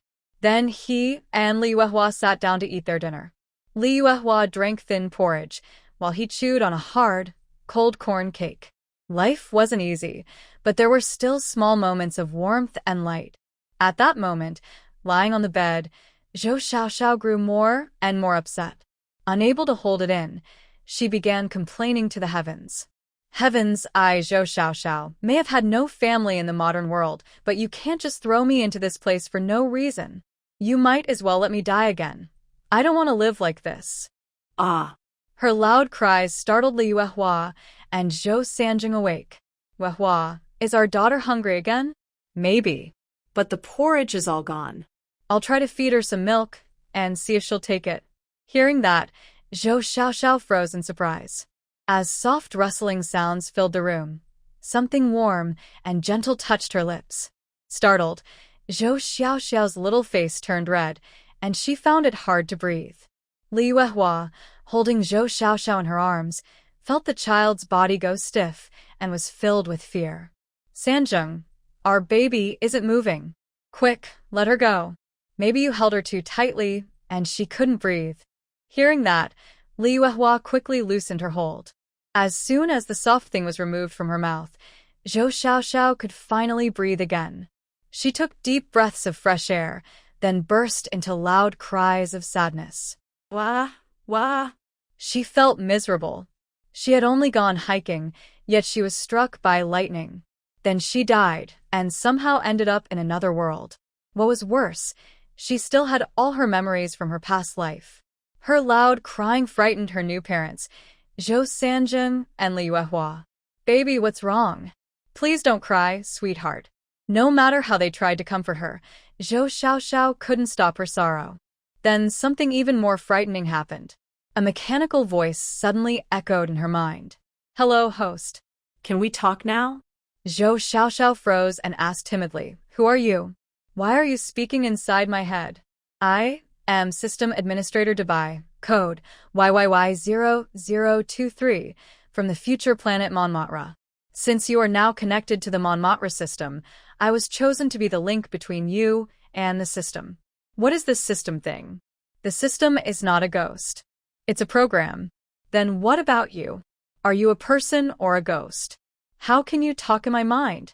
The system administrator is also a program, one with human-like intelligence. All right, intelligent program, you still haven't answered my question. Why are you in my mind? Manhwa is a highly advanced planet in technology, but it lacks natural life and culture. To fix this, the planet uses time travel technology to invite special participants from different worlds to join its planet rescue project. Host, you are only taking part in a small part of the planet rescue project, the medicinal plant collection plan. Although Big White talked on and on, Zhou Xiaoxiao didn't listen at all. She was still lost in her sadness, wishing she could return to the modern world. Why did you bring me here? I want to go back. I don't want to stay here, and I don't want to be a baby. I don't want to live in this deserted ancient place. Host, are you sure you want to go back? Yes, I'm sure. All right. Big White will start a 3-minute countdown. If you don't change your mind within 3 minutes, you will automatically disappear. 3 minutes. 2 minutes and 59 seconds. Wait. What do you mean by automatically disappear? Host, did you forget that you were struck by lightning? I didn't forget. Then do you remember that you were already dead in the modern world? I don't remember. I died? Yes. When the system found you, you had already been struck by lightning, and your soul had left your body. All the special participants chosen by the system are souls of people who have passed away. Host, there are 48 seconds left. Do you want to change your mind? Yes. I change my mind. I don't want to disappear. I don't want to die. So, you don't mind being a baby anymore? You don't mind this deserted ancient place? Zhou Xiaoxiao looked completely hopeless. After a moment, she gritted her teeth and said, "It's better to live than to vanish." That's the right attitude, host. There's no obstacle you can't overcome, and there's no need to fight yourself. The modern world has its advantages, and so does the ancient one. As long as you work hard, you can shine here too, and create your own future. At that moment, Zhou Xiaoxiao felt so frustrated that words couldn't express it. I don't want to shine or create anything. I just want to live comfortably without worries. System warning. The host must not have lazy thoughts. Why not? I'm already stuck in this ancient place. Why do you still care if I'm lazy? The system administrator comes from the future planet Manhwa. The planet's belief is to fight against laziness and keep everyone active. As the chosen host of Manhwa, you must follow its rules. What if I don't follow the rules? Immediate elimination. So strict? You must be joking, right? I'm not joking. Will the host correct her thoughts? If not, the system will erase the host's soul in 3 minutes. 3 minutes. 2 minutes 59 seconds. Why is it always 3 minutes? Zhou Xiaoxiao felt her head ache at the countdown. Stop. I'll correct myself. I'll live well in this ancient world, work hard, and shine here. Is that okay? The system detects some resistance in the host's emotions, but it doesn't affect the recognition of your attitude change. Congratulations, host. You are now a special participant of Planet Manhwa. The system will work with you to reach the peak of life. What kind of work? You said I joined a medicinal plant collection program. Do you mean I have to gather herbs for you in ancient times? You're very smart, host. That's exactly why Planet Manhwa chose you. Our planet lacks various plants. Your task is to collect samples of medicinal herbs in this ancient world so we can grow them on Manhwa. How long do I have to collect them? For life, as long as you live in this world. Zhou Xiaoxiao gave a cold laugh. So I'm just your free labor? The system corrects the host's misunderstanding. Planet Manhwa values fairness and equal exchange. You provide plant samples and we will give you proper rewards. What kind of rewards? There are 2 types. One is that the system will give you useful items based on the samples you provide. The other is that you can exchange the samples for Manhwa points. Points can be used in the Manhwa system store to get any item. When Zhou Xiaoxiao heard the word store, she immediately became interested. What does the store look like? Show me. Your access level is too low. The system store cannot be opened yet. How can I unlock it? There's only one way. You need 10,000 points to activate it. How long will it take to save up 10,000 points? This depends on you, the host. Some hosts work hard and can save enough in 2 or 3 years. I was just born. It will be a year before I can walk. Plus, the herbs grow in the mountains. I can't go to the mountains until I'm older. So, won't opening the shop be a long wait? Host, you need to believe in yourself. Life needs confidence and work needs confidence too. As long as you try hard, I believe you can open the system shop before you turn 15. 15? Haha. When Zhou Xiaoxiao heard this, she immediately lost hope in the so-called system shop. But she decided to try to get the most benefits from the system administrator, White. Do you have any other questions, host? Yes. I see other girls who travel through time get a beginner's gift pack. Can I have one too? This goes against the system rules. White refuses. White, don't be like that. We'll depend on each other for many years. Look, I'm just a newborn baby, so weak. If you don't give me a beginner's gift pack, how will I survive until I can help you pick herbs? If the host dies halfway, White can match with another suitable host. Don't do that. You'd be wasting your time. If I die at 5 because I'm too weak, you'd be wasting 5 years in this fantasy era. There are many system administrators like White on Manhwa Star. Aren't you afraid your results will be less than theirs? After Zhou Xiaoxiao finished speaking and saw White not respond, she said carefully, "White, if you do this, won't Manhwa Star think you're lazy or unmotivated? People with lazy ideas on Manhwa Star are eliminated. System administrators with such ideas should be eliminated too." White, originally a cold system administrator, was influenced by Zhou Xiaoxiao's words and started to feel worried. "You're right, host.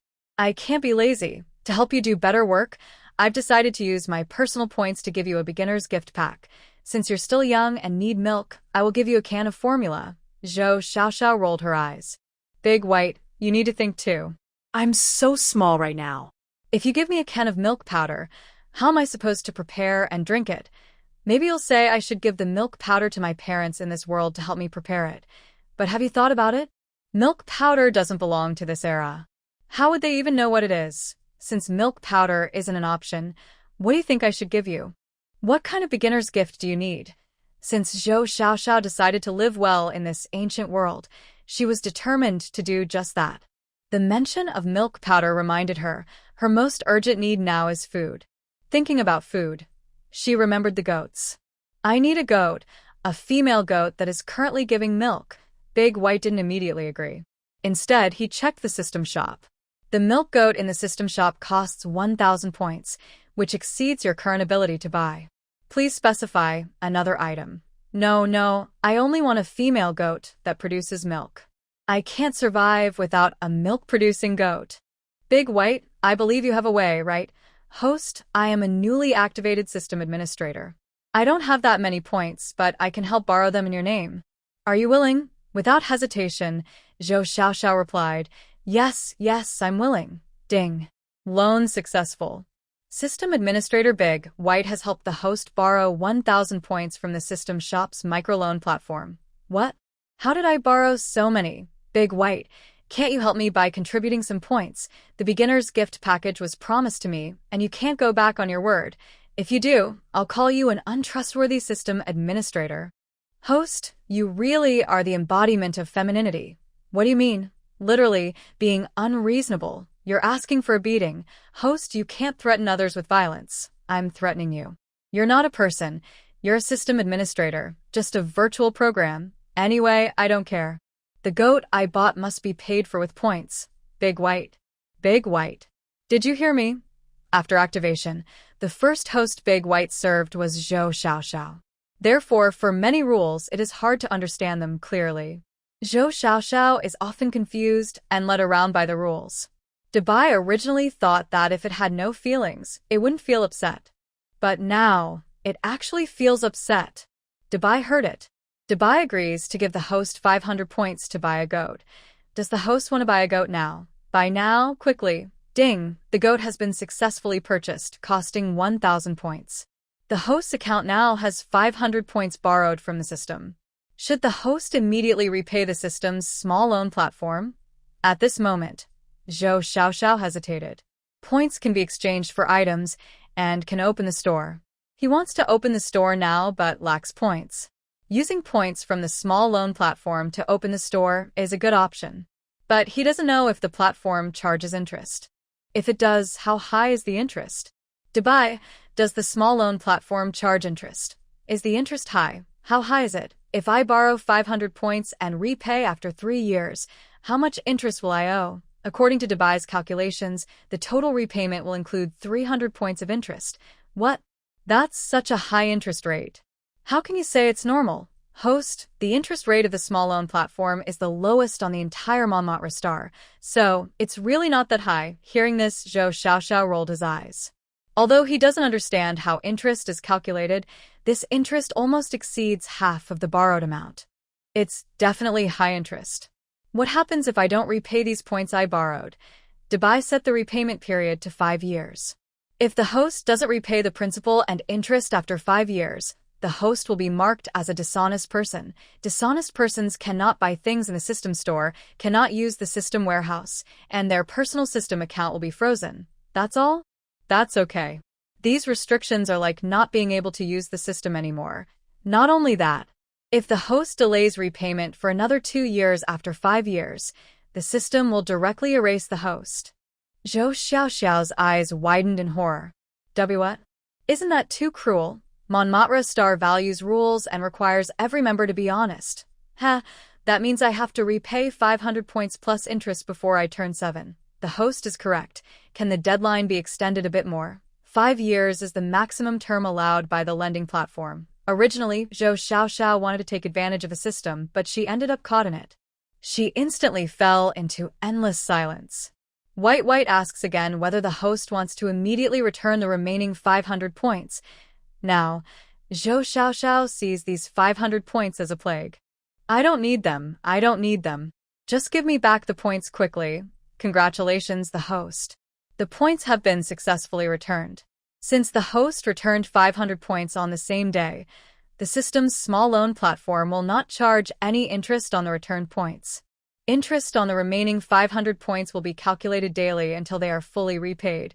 White, I have a feeling that I've been tricked. Host, please watch your words. White is a special product from Manhwa Star, embodying fairness, justice, and integrity.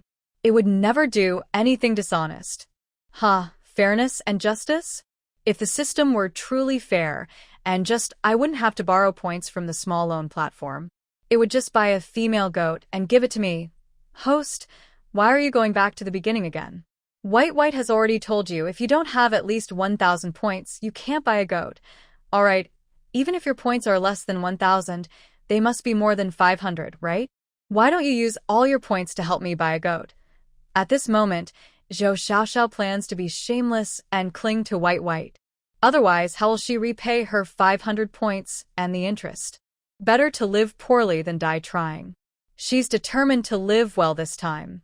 White is nearly breaking down. It never expected that its first partner would be such a shameless person, trying to take all its points. Thinking of this, it changes from its usual cold tone, speaking with some anger. Host, White has already given you more than half of your points. Please, host, be grateful. Xiao Zhou blushed when the system mentioned it, but thinking about the many debts she owed, she made a firm decision and said, Dubai, can you help me pay back some of my loans? Dubai, the host. I have already explained clearly.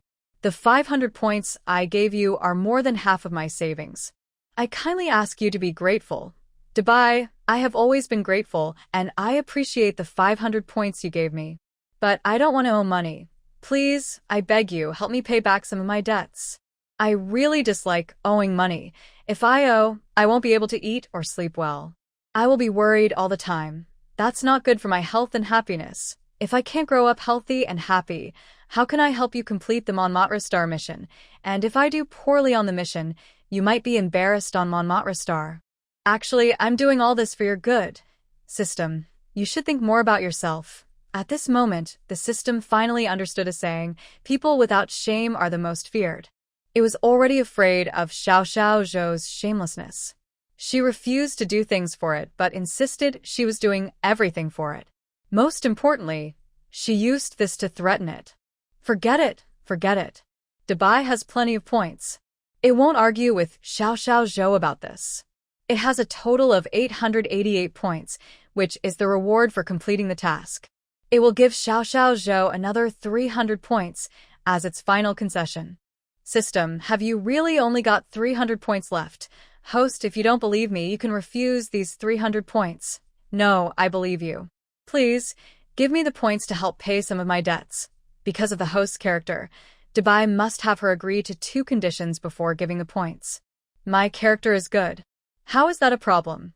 Well, for 300 points, even if I have a problem, I'll do it. First, the remaining 200 points of debt must be paid by the host herself. Dubai will not help anymore. Alright, I agree. Host, please do not make excessive requests to Dubai in the future. What are excessive requests? Excessive requests are judged by Dubai itself. Do you agree, host? Zhou Xiaoxiao didn't want to agree because she wasn't sure what the limits were.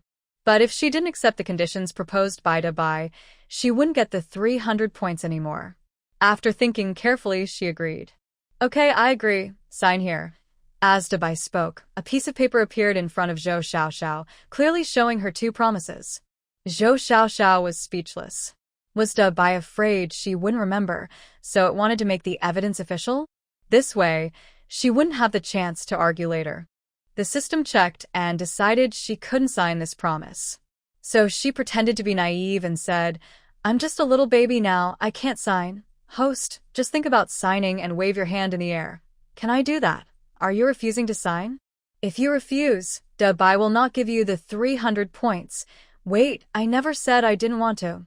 After saying that, Zhou Xiaoxiao reluctantly waved her little hand in the air.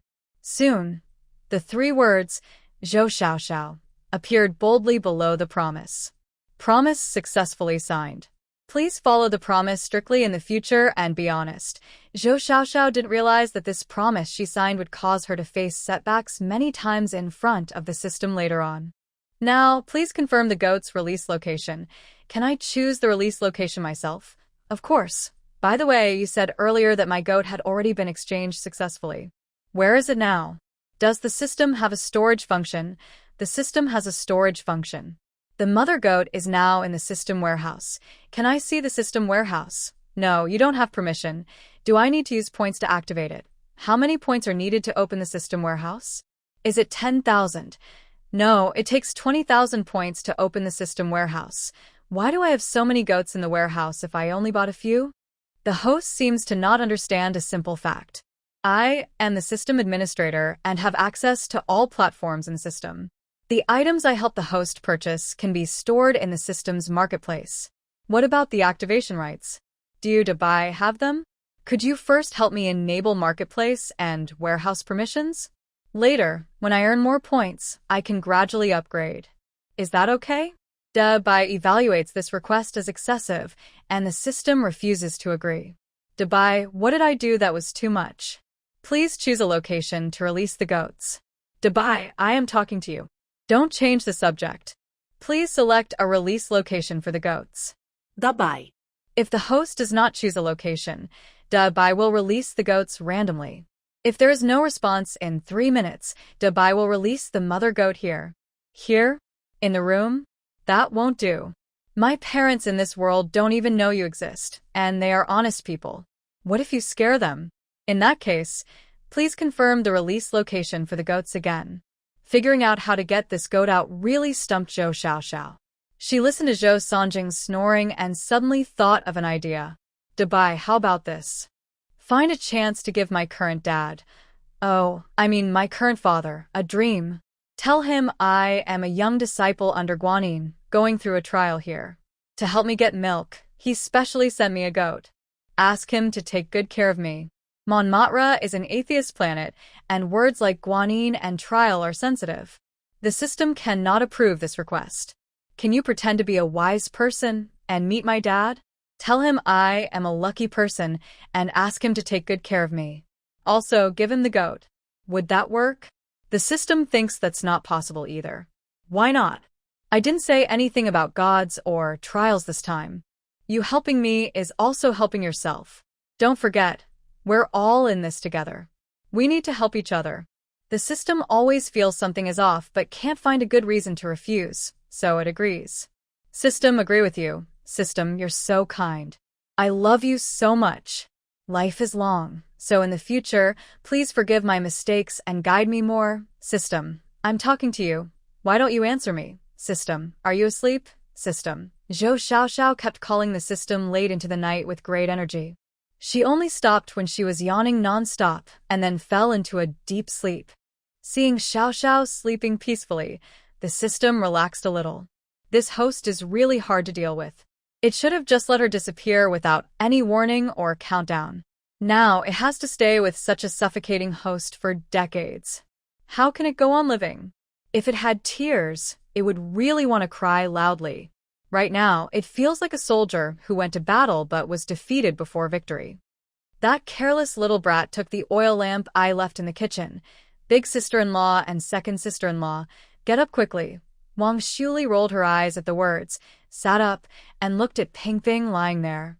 She muttered, Ping Ping, look at what your mother-in-law is doing. It's not even dawn yet and she won't let us sleep a little longer.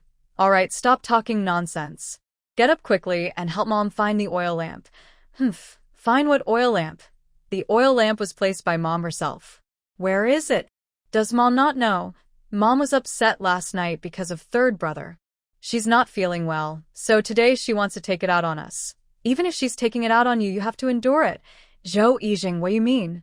So, I married into your Zhou family just to be bullied.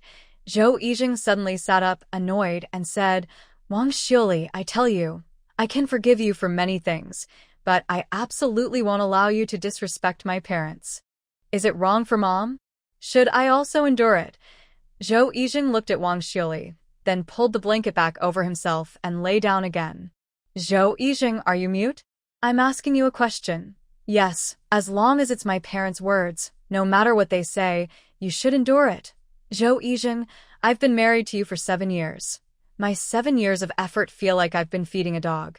Sometimes I feel a bit jealous of my third younger sister-in-law, jealous that she has her brother to protect her. All right, stop talking about these things. As the eldest sister-in-law, you should act like one. Respecting your in-laws is your duty. Hurry up and get out, or mother will be worried. Wang Xiuli looked at Zhou Yijing, who was sleeping sideways and couldn't help but shed tears of sadness. She quickly put on her clothes, wiped away her tears, and pretended to be strong as she left the house. Mother, what's wrong? Isn't the oil lamp properly placed in the kitchen and main hall? You lazy woman, I've been calling you for a long time, and you only come out now. The oil lamp in the kitchen is missing. Did you take it? Of course not. I went to bed right after dinner last night. If it wasn't you, then who could it be? Second daughter-in-law, come out quickly. If you don't come out, I will go in and find you. Zhang Fuhua, who had been secretly listening at the door of the side room, reluctantly opened the door. Mother-in-law, it's not even dawn yet. Why are you waking us up? Don't fool around with me. Where is the oil lamp in the kitchen? I don't know. Talking about this makes me angry. Last night, my father asked me to cook porridge for third sister-in-law, and I did it in the dark. Then who took the oil lamp from the kitchen? Wang Xiuli's eyes suddenly lit up. She quietly whispered to Zhou Pozi, Mother-in-law, I think it was probably third brother who took it. At this moment, Zhang Fuhua seemed to realize something. Yes, mother-in-law, my eldest sister-in-law is right. The oil lamp was taken by third brother. Last night, when I got up to go to the bathroom, I saw a light in his side room. Good. That little brat Zhou Sanjing. The family has been divided, and he still dares to take my things. Zhou Pozi scolded loudly and rushed to Zhou Sanjing's side room, banging on the door. Zhou Sanjing, startled by Zhou Pozi's loud voice, shouted back, Crazy woman, why are you bothering us early in the morning when you're not sleeping? She was so frightened that she started crying loudly, which also startled Zhou Sanjing and Li Yuehua. Dear daughter, don't cry. Zhou Sanjing, what should we do? Last night, you took the oil lamp, and your mother-in-law was unhappy. Yuehua, don't worry. Take good care of our girl. I'll go out and explain to my mother. After Zhou Xiaoxiao woke up, she felt hopeless again. The dream last night was so beautiful. She returned to her modern home, ate a comfortable meal, and then lay on her 2-meter-long bed. But when she woke up, she was still in this sad ancient time, sleeping on a hard Kong bed. Mother, I really did take the oil lamp from the kitchen last night. Zhou Sanjing finished speaking and handed the oil lamp to Zhou Pozi. Zhou Pozi took the lamp and said irritably, It really was you, the ungrateful one, who took it. We've separated, so why are you still taking my things? Zhou Sanjing raised her voice and shouted. Mother. Startled by her loud voice, Zhou Pozi was taken aback. Goodness. Zhou Sanjing, are you trying to rebel? Hearing this, Zhou Sanjing remembered Li Yuehua's advice and immediately softened.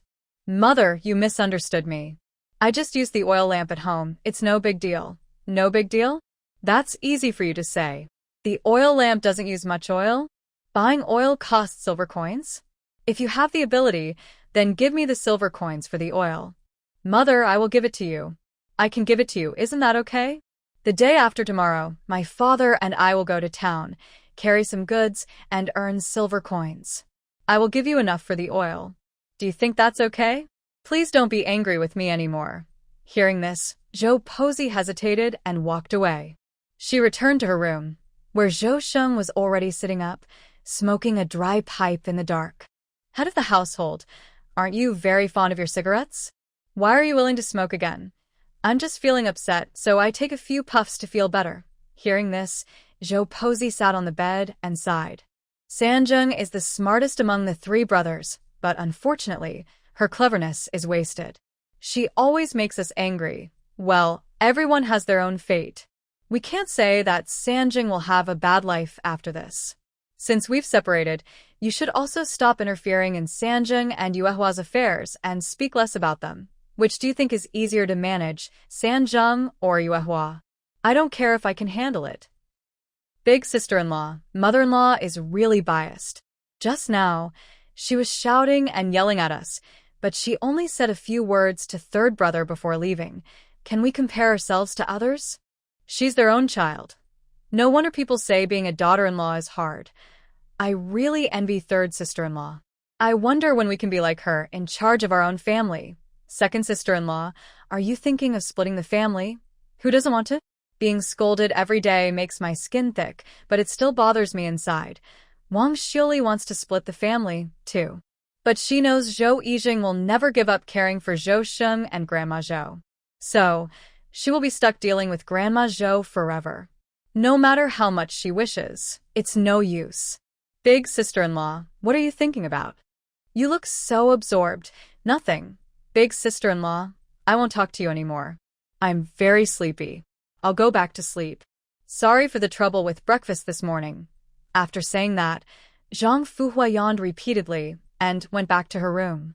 Left alone, an angry Wang Xiuli stood in the yard, watching Zhang Fuhua's back. Zhang Fuhua really has gotten bold. She even ordered her around, the eldest sister-in-law. Whoever wants breakfast can make it. Anyway, she's not eating this breakfast. As soon as it's light, she'll go back to her parents' house. She doesn't want to stay here and suffer this frustration. Yes, she doesn't want to stay here and be upset. As soon as it's dawn, she'll leave. She also plans to take Yi Ping with her. This time, after returning to her parents' house, she won't give in easily. Zhou Yijing isn't coming to pick her up, so she definitely won't go back to Zhou's family. The more Wang Xiuli thought about it, the more excited she became. She immediately ran back to her room and started packing her clothes. Angrily, she focused on her own affairs, not even answering when Zhou Yijing asked what she was doing. She packed her things, then glanced at Zhou Yiping still sleeping soundly. Seeing that dawn was breaking, she went to wake Zhou Yiping. Mommy, I want to sleep more.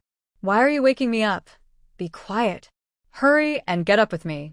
I'm taking you to Grandma's house. Hearing this, Zhou Yiping's eyes lit up. He likes to visit his grandmother's house the most. His grandmother has two brothers. Every time he goes, his grandmother's two brothers take him to find bird eggs to eat. He instantly becomes excited and quickly puts on his clothes with Wang Xiuli's help. Then, he quietly follows Wang Xiuli out of the yard. Zhou Yiping looks at his mother with a serious face, as if something is wrong. Mother, should we go to Grandma's house without bringing Dad? No. Let's go quickly. When Zhou Pozi comes out of the side room again, Wang Xiuli has just left with Zhou Yiping. She enters the kitchen, sees that the stove is cold and no one is preparing breakfast, and gets angry again. She rushes into the yard and loudly yells at Wang Xiuli and Zhang Fuhua's side rooms. What kind of daughter-in-law did we marry? It's already bright outside, and you're still hiding in the side room, not coming out to make breakfast. Oldest daughter-in-law, second daughter-in-law, do you still want me, your mother-in-law, to serve you? Zhou Er is awakened by Zhou Pozi's loud voice. He kicks irritably at Zhang Fuhua, who is sleeping on the same bed. Zhang Fuhua, get up quickly. Didn't you hear Mother calling you? I heard, but it's none of my business. I already told my sister-in-law to come and cook breakfast this morning. Don't bother me. I want to sleep a little longer. Hearing Zhang Fuhua say this, Zhou Er doesn't care anymore and goes back to sleep. Outside, Zhou Pozi sees no one responding to her and becomes very angry. First, she rushes into Zhou Yijing's side room. Mother, why did you come in? How did I come in?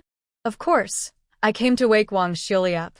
Mother, Yiping's mother already got up early. Zhou Pozi looks around and indeed doesn't see Wang Xiuli's figure. She mutters softly, where did Wang Xiuli go so early in the morning? But she doesn't bother to find out where Wang Xiuli went, since breakfast still needs to be prepared. So, She goes to Zhang Fuhua's side room door and pushes hard. She finds the door is locked from inside and can't open it. She bangs on the door loudly. Zhang Fuhua, get up quickly. Zhang Fuhua, mother is calling you. Get up now. Under Zhou Posey and Zhou Er's urging, Zhang Fuhua reluctantly opens the side room door. Mother-in-law, I am getting up. Get up quickly and go make breakfast. Mother-in-law, today the eldest sister-in-law should cook, not me. Your eldest sister-in-law? Huh. I haven't even seen her shadow, so why would she cook? Go quickly and make breakfast. Your father-in-law will get up soon. Mother-in-law, I clearly agreed with the eldest sister-in-law this morning that she would make breakfast. Why can't I find her shadow? Enough. Don't talk to me with these useless words. When she comes back, we'll settle accounts with her. You go and make breakfast first. After Zhang Fuhua saw Zhou Posey leave, she spat on the ground. Bah, favoritism. All they do is bully me. Zhou Erjing, who was inside, heard Zhang Fuhua's complaints and shouted, Zhang Fuhua, what are you doing? Who are you calling favoritism? Be careful, or I'll give you a beating. Zhang Fuhua immediately calmed down. No, I didn't say anyone was favoritism. Erping, you heard it wrong. Mother-in-law asked me to make breakfast, and I will do it now. You can sleep a little longer. She was most afraid of Zhou Erjing because he was very hot-tempered and often wanted to hit her. Sigh. In front of Zhou Erjing, she could only lower her head and be obedient. Head of the family, why haven't you started eating yet? Where are Yiping and Yiping's mother? Why aren't they coming out to eat breakfast together? Dad, we are eating our own. You don't need to worry about them. How can I not worry? Go and call them out to eat together. Dad, I didn't see them this morning when I got up. Wife, where did Yiping and Yiping's mother go? You ask me, I don't know either. Yiping's mother, do you know? Father-in-law, I don't know either. Hearing this, Zhou Xing put down his chopsticks and frowned. Head of the family, what's wrong? What's wrong? Of course, I'm worried. Two healthy people suddenly disappeared from the house. Aren't you worried? Hearing this, Zhou Posey's heart tightened.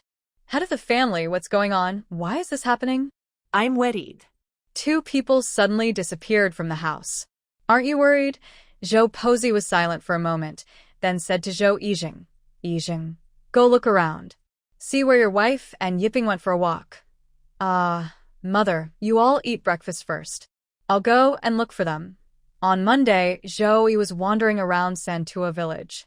He checked all the houses where Wang Xiuli liked to go, but he didn't see Wang Xiuli's figure anywhere. At this moment, he couldn't help feeling nervous. He suddenly remembered that earlier this morning, Wang Xiuli was quietly packing something in the side room. So, he hurried back to the side room. He opened the only box inside and saw the scene he least wanted to see. The box was half empty. Wang Xiuli and Zhou Yiping's clothes were gone. Grandmother Zhou rushed into the side room following Zhou Yi's steps. Yizheng, why are you running back in a panic? Have you found Yiping and his mother? No, I haven't found them. Then go look again. No need to look anymore. Why not? You're so slow to speak. Are you trying to make me anxious? Yiping's mother should have taken Yiping back to her family. How do you know that? Yiping's mother and Yiping's clothes are both missing. Hearing this, Grandma Zhou quickly went to the open box and took a look. Sure enough, Wang Xiuli and Zhou Yiping's clothes were gone. Grandma Zhou's face turned red with anger, and she scolded, that shameless Wang Xiuli. If she wants to leave, she should go alone. Why did she take my grandson with her? No, I can't let her take my grandson away. Zheng, you go quickly and bring my grandson back. Mother, Yiping's mother will naturally bring Yiping back when she's had enough. I don't want to go. You're not listening to me? Hurry up and bring Yiping back to me. Outside, Zhou Xing overheard their conversation and hurriedly came in. Did you say Yiping's mother took Yiping away? Where did she take him? Father, I guess Yiping's mother took Yiping back to her family. Zhou Xing glanced at Zhou Yizheng. Is that just your guess? As a husband and father, how can you not even know where your wife and son are? Father, Enough. Don't try to explain here. Go quickly and check if Yiping's mother and Yiping really went back to her family. They are all from our Zhou family, and nothing should happen to them. Yes, I will go right now. As soon as Zhou Yi responded, he sadly walked out of the side room. Madame Zhou weakly scolded. What kind of day is this? Are you still not letting people have peace? Always causing trouble. Mother, do you really want to send the child away? Can I stay? Foam Bear rubbed her tears from her face. Then she relaxed her tense forehead. Be good, Chinner. Mother doesn't want you to leave either. But Mother has no choice. All right, don't say more. Chinner, get on the carriage and sit properly. We're leaving now. Husband, I can't bear to part with Chinner. Madam, we must prioritize Chinner's health. You should go back to the estate. If you keep crying here, Chinner will be upset too. Foam Bear ignored everything and hugged Lin Chin into her arms. Sniff. My Chinner, after this goodbye. Mother doesn't know when she'll see you again. Lin Chin gently wiped her tears. Mother, don't cry. Be good, Chinner. When Chinner reaches Huafeng Temple, listen carefully to Abba Wuchen. Abba Wuchen, please cure Chinner's illness quickly. Then Chinner will come back to see you. Good, my Chinner is so sensible. Mother won't cry anymore. You must sit properly in the carriage and listen to your father on the way. Remember, don't act recklessly. Mother, I understand. Lin Chen bowed deeply to Foam Bear, then reluctantly climbed into the carriage. Once inside, Lin Chen couldn't hold back her emotions and started sobbing. Stop crying. You are a man of the Lin family, should have the strength of the Lin family. No tears or fuss. Lin Chen quickly wiped her tears and sniffled, replying, Father, I will remember. Foam Bear watched the carriage go farther and farther, suddenly feeling dizzy and collapsing forward. Fortunately, a servant nearby caught her in time. Madam, what's wrong? Madam, say something. Quick, find the doctor. The madam has fainted. Today, when Lin Chen left, old lady Lin didn't go to see her off, worried she might be too sad. But soon after, the servants reported that Foam Bear had fainted. Foam Bower is her eldest daughter-in-law and is very much loved by her. She quickly went to Foam Bower's courtyard. What's going on? Why did the main wife faint? Reporting to the old lady, the main wife saw the young master leave and was overwhelmed with sadness, so she fainted. The doctor is still inside checking her pulse. Old lady Lin nodded, then sat anxiously in the living room. After a short while, Dr. Who came out. Doctor Who, how is my eldest daughter-in-law? Congratulations, madam. Oh, what's the good news? Madam is pregnant. Old lady Lin stood up excitedly. What? You say my eldest daughter-in-law is pregnant? Yes, based on her pulse, she is about a month along. Ha ha ha, this is truly good news. Everyone in the household should celebrate. Especially Doctor Who, you deserve a big reward. Bring me 100 taels of silver to reward him. Thank you for the reward, old lady. Doctor Who, this is what you deserve. My eldest daughter-in-law suddenly fainted. Is her health okay? Will it affect the baby in her? Reporting to the old lady, the main wife was just overly worried. As long as she adjusts her mood, she will be fine. Does she need some medicine to help carry the baby? Madam's health is good. I will prepare some medicine to help her relax later. Good, then please, Doctor Who. Mother Jiang, go with him and see him off. Yes, old lady. Foam Bower touched her flat belly, lost in thought. Since giving birth to Lin Chen 4 years ago, she hadn't been pregnant again. She is now 31, and she never expected to be pregnant again. That is a gift from heaven. Thinking of this, tears welled up again. There is happiness, but also guilt. Happiness for her pregnancy again. Guilt because she doesn't know when she will see Lin Chen again. 4 months later, Lin Bao will celebrate his 49th birthday, and the Lin family plans a big celebration. As the eldest daughter-in-law, she naturally has to prepare everything. So at this time, she couldn't go with Lin Chen. She originally planned to wait until Lin Bao's 49th birthday was over before following Lin Chen. At the foot of Huafeng Temple's mountain, she wanted to find a house to live in, so she could see Lin Chen from time to time. But now, with the current situation, she probably wouldn't be able to leave for 3 or 5 years. Thinking of this, she burst into tears again. Sniff, sniff, my poor Chen. Why are you crying again? All of a sudden, Foam Bear looked at Madame Lin coming in, quickly wiped her tears, and prepared to stand up and bow. Lie down quickly, don't get up. Mother, no, I can't. I dare not act improperly as a daughter-in-law. You're not acting improperly. You are a great contributor to our Lin family. You gave birth to Lin Chen, our eldest grandson, and now you're pregnant with our second grandson. Mother. Sniff, sniff. All right, stop crying. I know you're worried about Chen. I am too, but worrying won't help. Chen's life is his fate. Sending Chen to Huafeng Temple was the best choice for him. I understand, but I just can't bear to part with Chen. It's good that you care about Chen, but you also need to think about the baby in your belly. The baby is also your flesh and blood. You're not young anymore, so you should take care of your health. Sigh. Mother, I understand. Just now, doctor who also advised me to adjust my mindset and not to worry too much. That's good to know. I won't say more. Madam Lin finished speaking and no longer said anything. Instead, she gently patted Feng Bear's hand back and forth, as if trying to comfort her. After Zhou Xiaoxiao was awakened by Granny Zhou, she fell back into a nap. When she woke up, the first thing she saw was Zhou Sanjing's big face. Hee hee, good girl, you're awake. Come, let Dad give you a kiss. Zhou Xiaoxiao immediately felt a wave of dislike and weakly stretched out her small hand, giving Zhou Sanjing 2 sharp slaps on the ears. To Zhou Sanjing, this felt like tickling. Oh, you little girl, you've grown some courage, daring to hit your father. I'll teach you a lesson. After saying that, Zhou Sanjing poked her small face with his finger. Then, she made funny faces that Zhou Xiaoxiao couldn't quite see clearly. At the same time, she made silly sounds. Wow. Wow. Daddy wants to eat our little girl. As Zhou San's playful voice rang out, Zhou Xiaoxiao couldn't help but laugh. Her ancient father was so funny. Oh, my girl is laughing. My girl is laughing. Yuehua, did you hear that? My girl is laughing.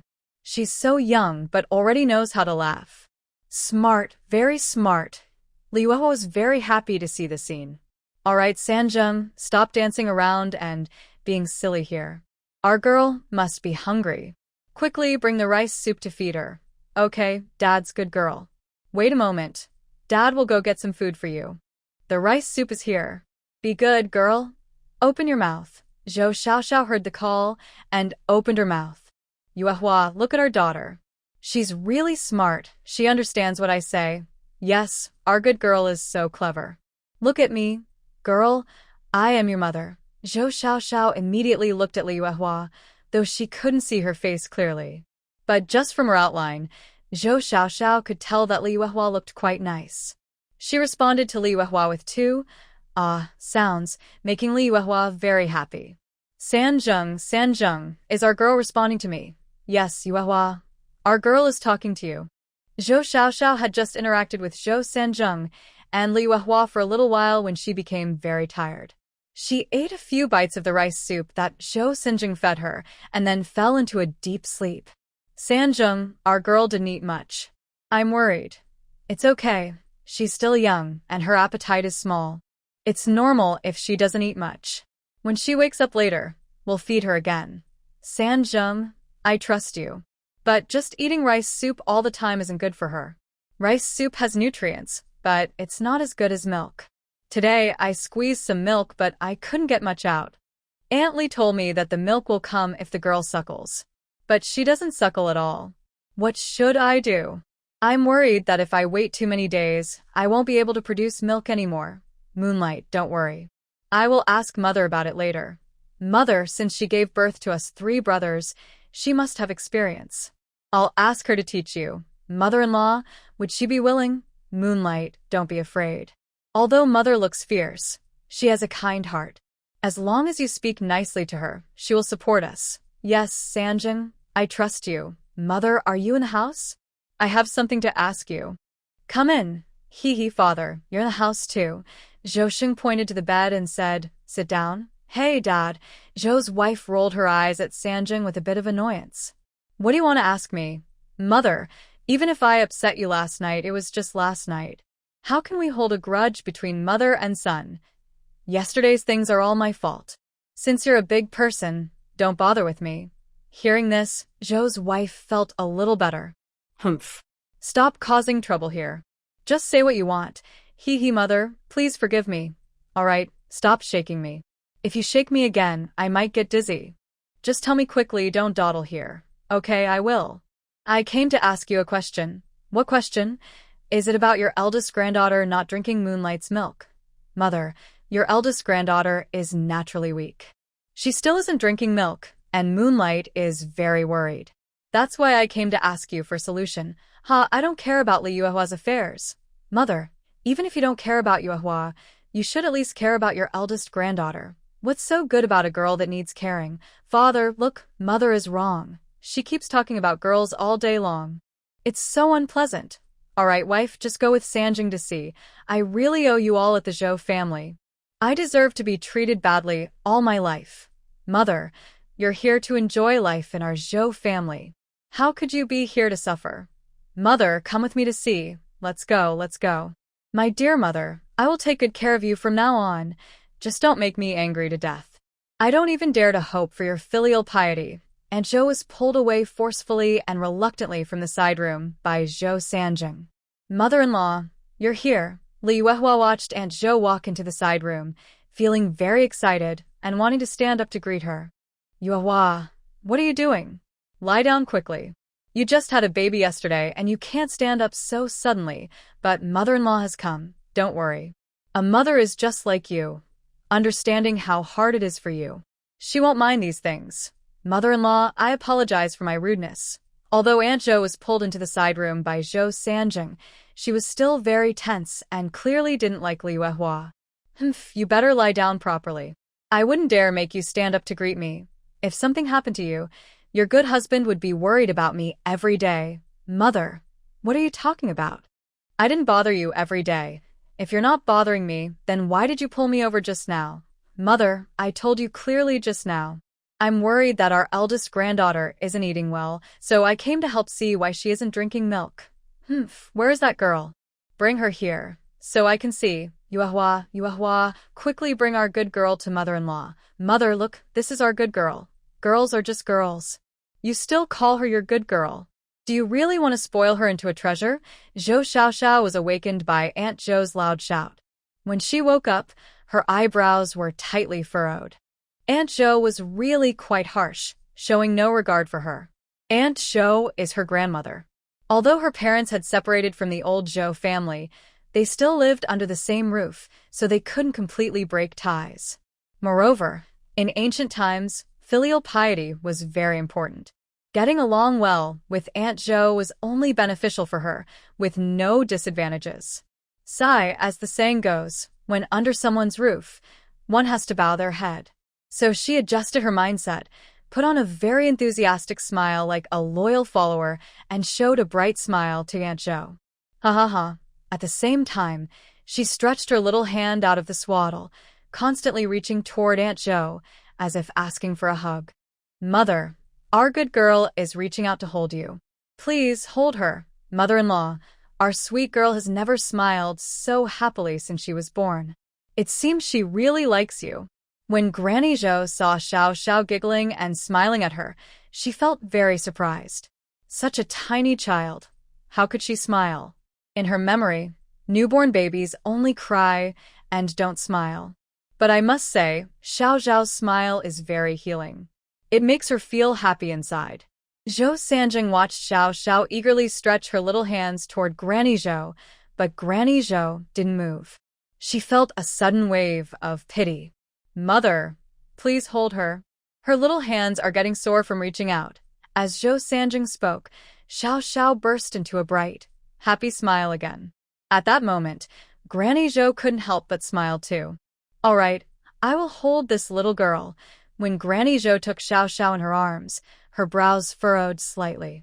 The little girl was so light, with hardly any flesh on her, and she looked like she wasn't growing well. How did you feed her milk just now? Li Yuehua quickly explained how she had fed Xiaoxiao.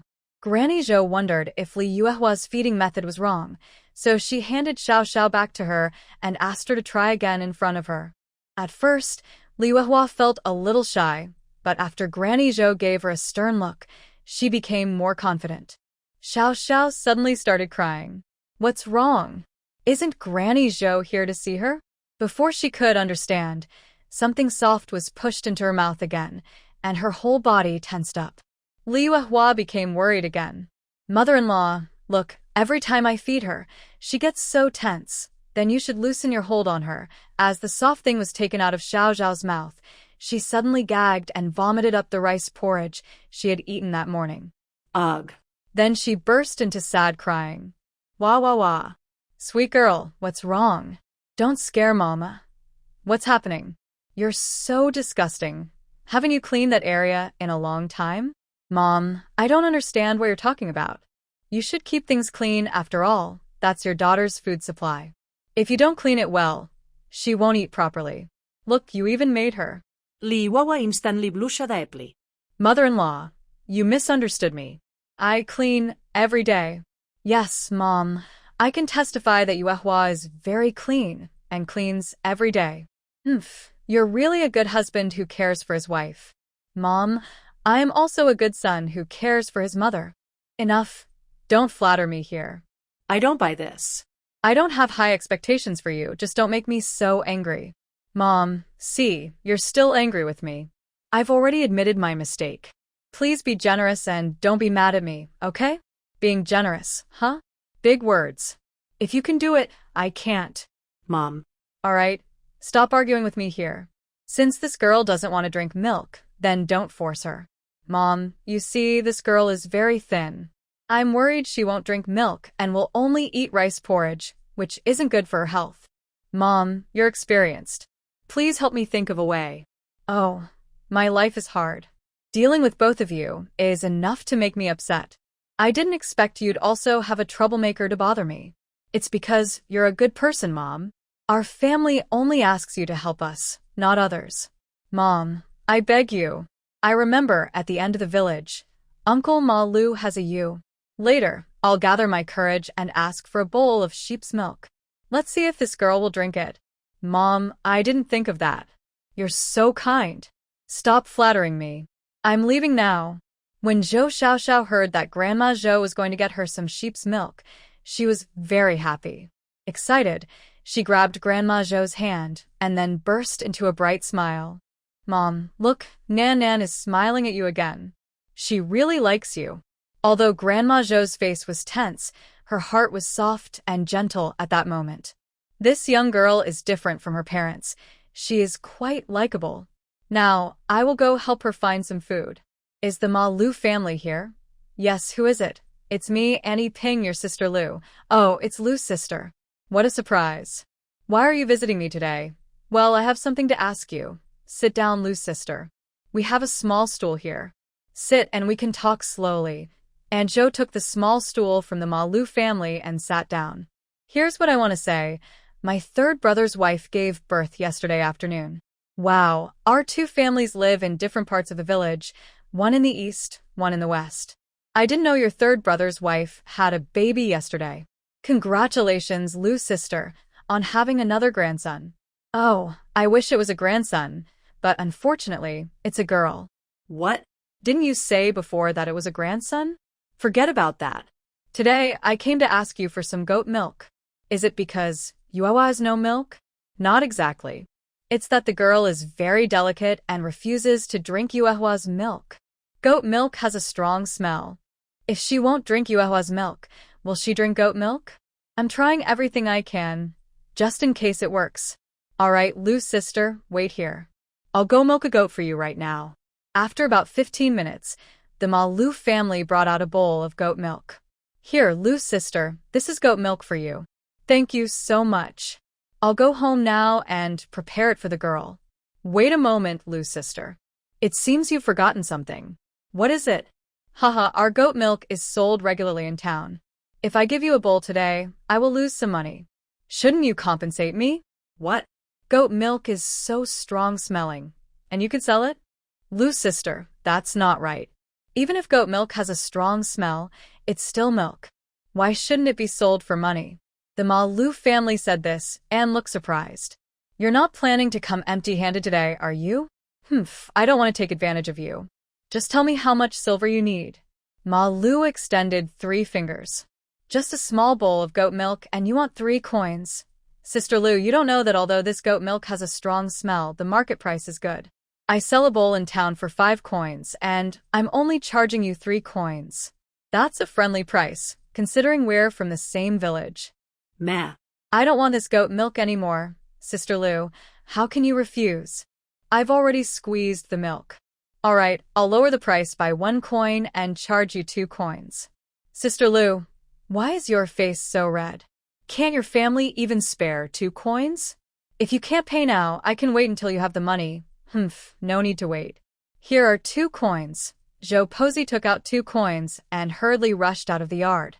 Sister Lu, why are you leaving so quickly? Won't you sit for a while? If you need goat milk in the future, just come to me. I'll still sell it for 2 coins a bowl. Hearing this, Zhou Posey almost staggered. Did she think she was a fool? Humph, just this once. She wouldn't be taken advantage of again. Ma Lu watched Zhou Posey walk away and spat a broken piece of saliva on the ground. Pa. You're so proud, having 3 sons and 3 grandsons, right? But now, a girl has come, and your 3 sons are down to 2. Let's see how proud you are now. At this moment, Ma Lu came in from outside the door. Madame Lu from the East Village came to ask for milk. Did you charge her? Yes, I charged her 2 coins. That smell is strong and the milk isn't worth much. Why did you still charge her? And you lied about our goat milk having customers in town? Humph, why? Isn't it because I can't stand Zhou Posey? When she was young, Zhou Posey relied on her many sons to bully me. Now, she relies on her many grandsons to oppress me. She always acts so high and mighty. It's uncomfortable to see. Is that all? That's why you hold a grudge against Zhou Posey. Yes, that's why. Aren't you being annoying? When did our family ever accept silver coins for goat milk? Later, you should return the coins to her. Don't even think about it. 2 coins can buy 2 eggs. Even if my family's goat milk is cheap, it's still the best in Santua village. If Granny Zhou needs it, she has to pay with silver. You. My affairs don't concern you. Ma Lu's family married into Santua village the same year as Granny Zhou. Granny Zhou can give birth. Within 6 years, she had 3 strong sons for her husband Zhou. In contrast, after 6 years, Ma Lu's wife showed no signs of pregnancy. This made her the talk of the village, called a hen that can't lay eggs, not as good as Granny Zhou, who married into the village the same year. During that time, she felt very oppressed. She didn't dare walk around the village, afraid others would ask if she was pregnant. Later, she finally got pregnant, thinking she could finally feel proud. But she had 3 more daughters in a row. The villagers mocked her even more, saying that even if she laid eggs, they were useless eggs, not as good as Granny Zhou's. Later, she did have a son, but people still compared her to Granny Zhou, saying she was not as good. At that time, she started to develop some resentment towards Granny Zhou. Plus, Granny Zhou loved to show off her children and grandchildren in front of her. This made her hate Granny Zhou even more. Why could Granny Zhou have children and she couldn't? Why was she always shorter than Granny Zhou in the village? After Granny Zhou left, Zhou Sanjing shamelessly went to find Zhou Sheng, asking him to help build a kitchen and a chicken coop. Zhou Sheng thought he had nothing to do today, so he and Zhou Erjing started helping Zhou Sanjing. Just as they finished building the chicken coop, Granny Zhou came back cursing. I'm so angry, so angry. Wife, what's wrong? What's wrong? It's because that girl is jealous of me. Mother, which girl are you talking about? Who else? Of course, your precious daughter. Zhou Sanjing frowned and said, Mother, that's not right. Our good girl is just a little kid. She wouldn't upset you. Zhou Sheng looked at the goat milk in Granny Zhou's hands and asked, Wife, did someone at Ma Lu's family upset you? Grandma Zhou felt energized upon hearing this. She scolded Ma Lu for being greedy and took 2 coins for a small bowl of sheep milk. She also criticized the village gossip women, who sarcastically wished her a granddaughter. Zhou Sanjing listened to Grandma Zhou's endless scolding until his ears were sore. He thought Zhou Xiaoxiao must be hungry, so quietly picked up the sheep milk she had set aside and went to the kitchen. The milk had a strong smell, but boiling it could remove some of the fishy odor. Father's good girl, are you awake? Look what nice things I brought you. Zhou Xiaoxiao, who was awake, heard Zhou Sanjing's words and giggled. Her father in this life was really a cheerful person. That's nice, she liked it. Oh, our good girl is smiling. It seems she likes her father a lot. Li Huehua heard this and shook her head with a smile. Stop flattering yourself. Did you bring the sheep milk? Did you boil it well? Don't worry. I followed your instructions and boiled it longer on high heat. Most of the fishy smell is gone now. Good. I'll hold the girl and you feed her. Let's see if she'll eat. Hearing there was sheep milk, Zhou Xiaoxiao was already very excited. Because she was very hungry, she no longer cared about the smell. She eagerly opened her small mouth, waiting to be fed. Sanjing, hurry up. Look, you're making our girl anxious, and she's drooling all over her chin. I'm coming. I need the sheep milk to cool it first, or it will burn her. Uh-huh, good girl. How does it taste? Is it delicious? If Zhou Xiaoxiao could speak, she would probably say it was very fishy. But to stay alive, she had to eat it no matter how fishy it was. So she opened her small mouth again, showing she wanted more. Yuehua, look, our girl seems to like the taste of sheep milk. Yes, as long as she likes it, that's good. As long as she can eat, we won't worry about raising her well. Zhou Sanjing fed her spoonful by spoonful, and Zhou Xiaoxiao ate little by little.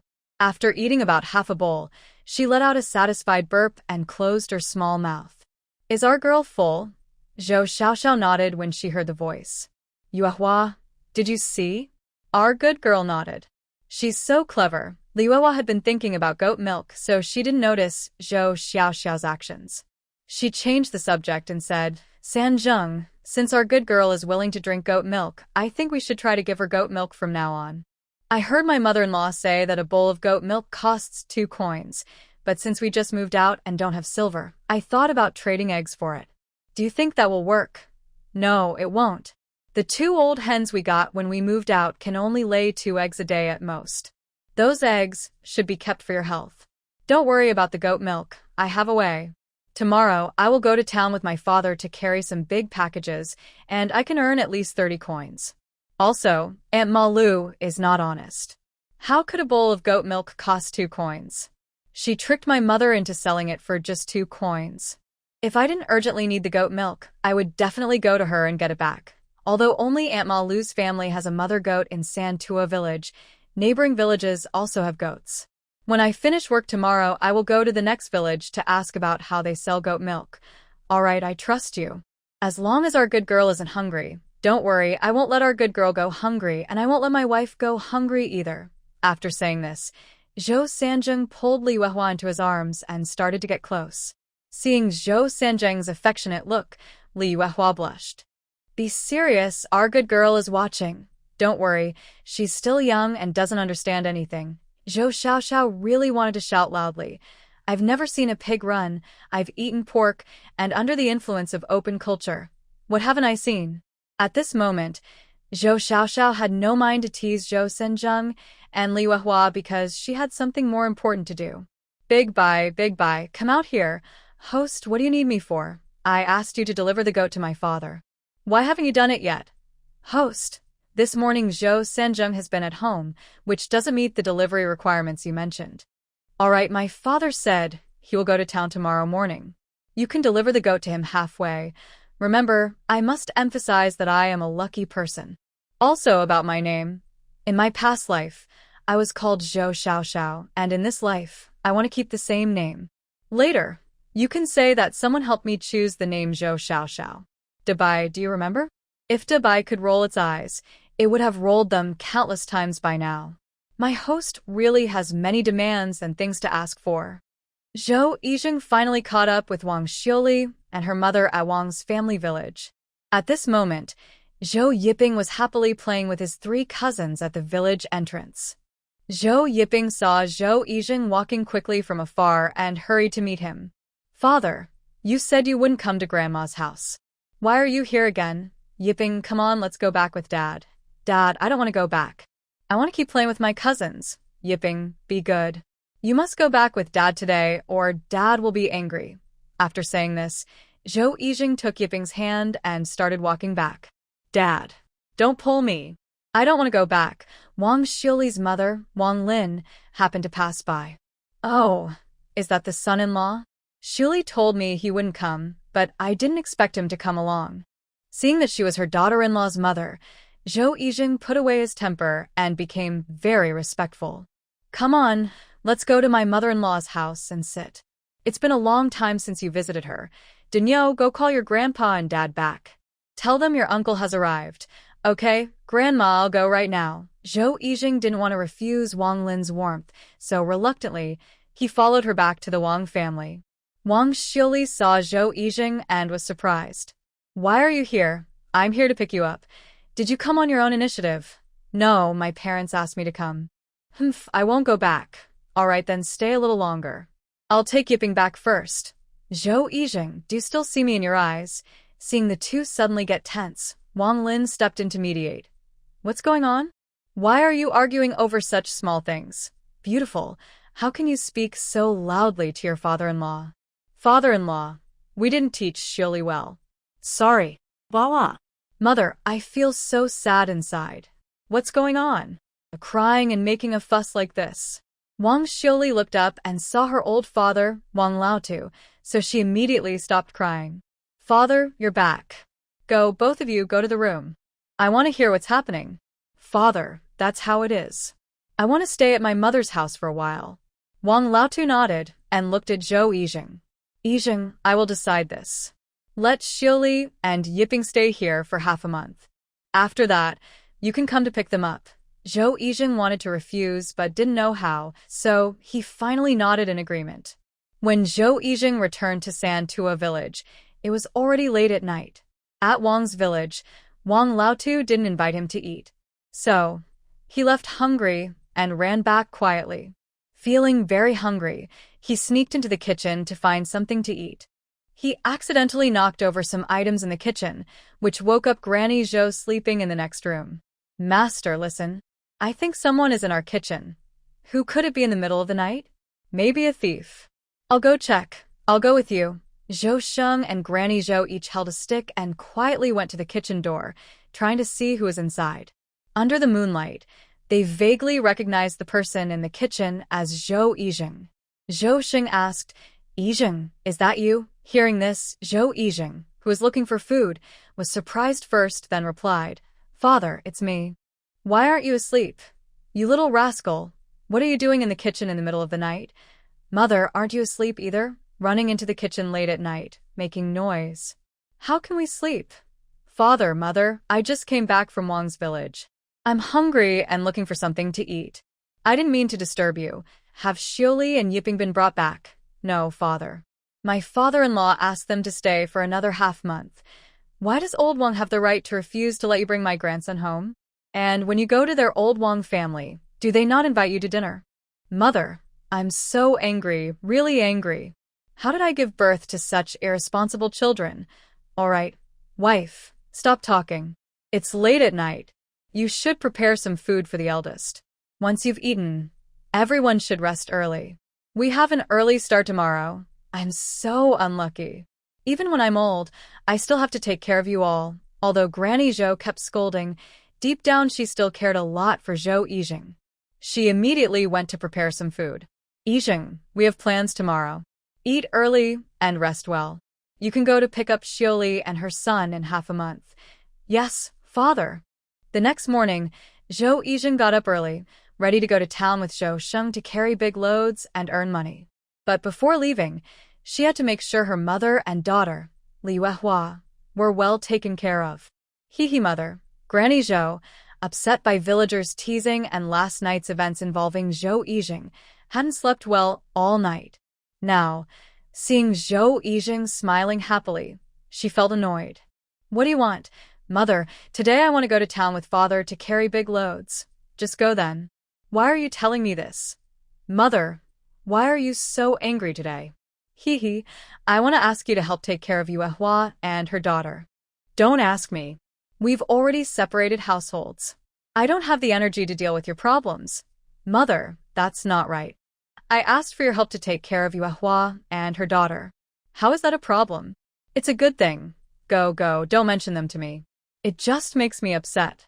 They caused me to lose 2 coins and also made the villagers scold me. Do you know how the villagers look at me and laugh? They're mocking me for hoping for a grandson but ending up with a girl. Although Zhou Yijing didn't leave the house, she had heard the village gossip. Mainly because her mother had been bragging about having a son, but then, "Mother, you really won't help me?" I said I won't help and I won't. I will go find my father and ask him to speak on my behalf. There's no use finding your father. I am determined not to help today. Zhou San was helpless. His family had no money at all, and he couldn't just sit still. His wife was still resting after giving birth, and she needed someone to take care of her. Oh, right, Li Granny. He could ask her for help. So, before leaving, Zhou San went to find Li Granny. "Li Auntie, are you at home?" Li Granny had just woken up when she heard someone calling her outside the door. It was still early morning. Who could be looking for her? Curious, Li Granny asked, "Who is it?" "It's me, Sanjung." Li Granny quickly went to open the door and asked, "Sanjung, what brings you here?" "Li Auntie, I came to thank you." "Thank you for helping with Yuehua's delivery. Also, I want to tell you that I will pay you for helping with the delivery. Right now, I don't have the money, but once I earn some, I will pay you double." "Sanjung, I don't care much about that money now. I feel sorry for poor Yuehua. Just treat her well in the future. Don't worry, Li Auntie. Yuehua is my wife, and I will take good care of her." Good. That's great. Yuehua is lucky to have met you. "Li Auntie, I have something else I want to talk to you about." "Sanjung, there's no need to be so formal. Just tell me what's on your mind." 2 days ago, I had a fight with my parents and we separated." "Sanjung, what did you just say?" "I said I had a fight with my parents and we separated." "You? Why did you separate? Is it because your parents didn't like Yuehua having a girl?" "That's part of the reason. More than that, I don't want Yuehua to suffer anymore because of them. So I want to live separately with Yuehua."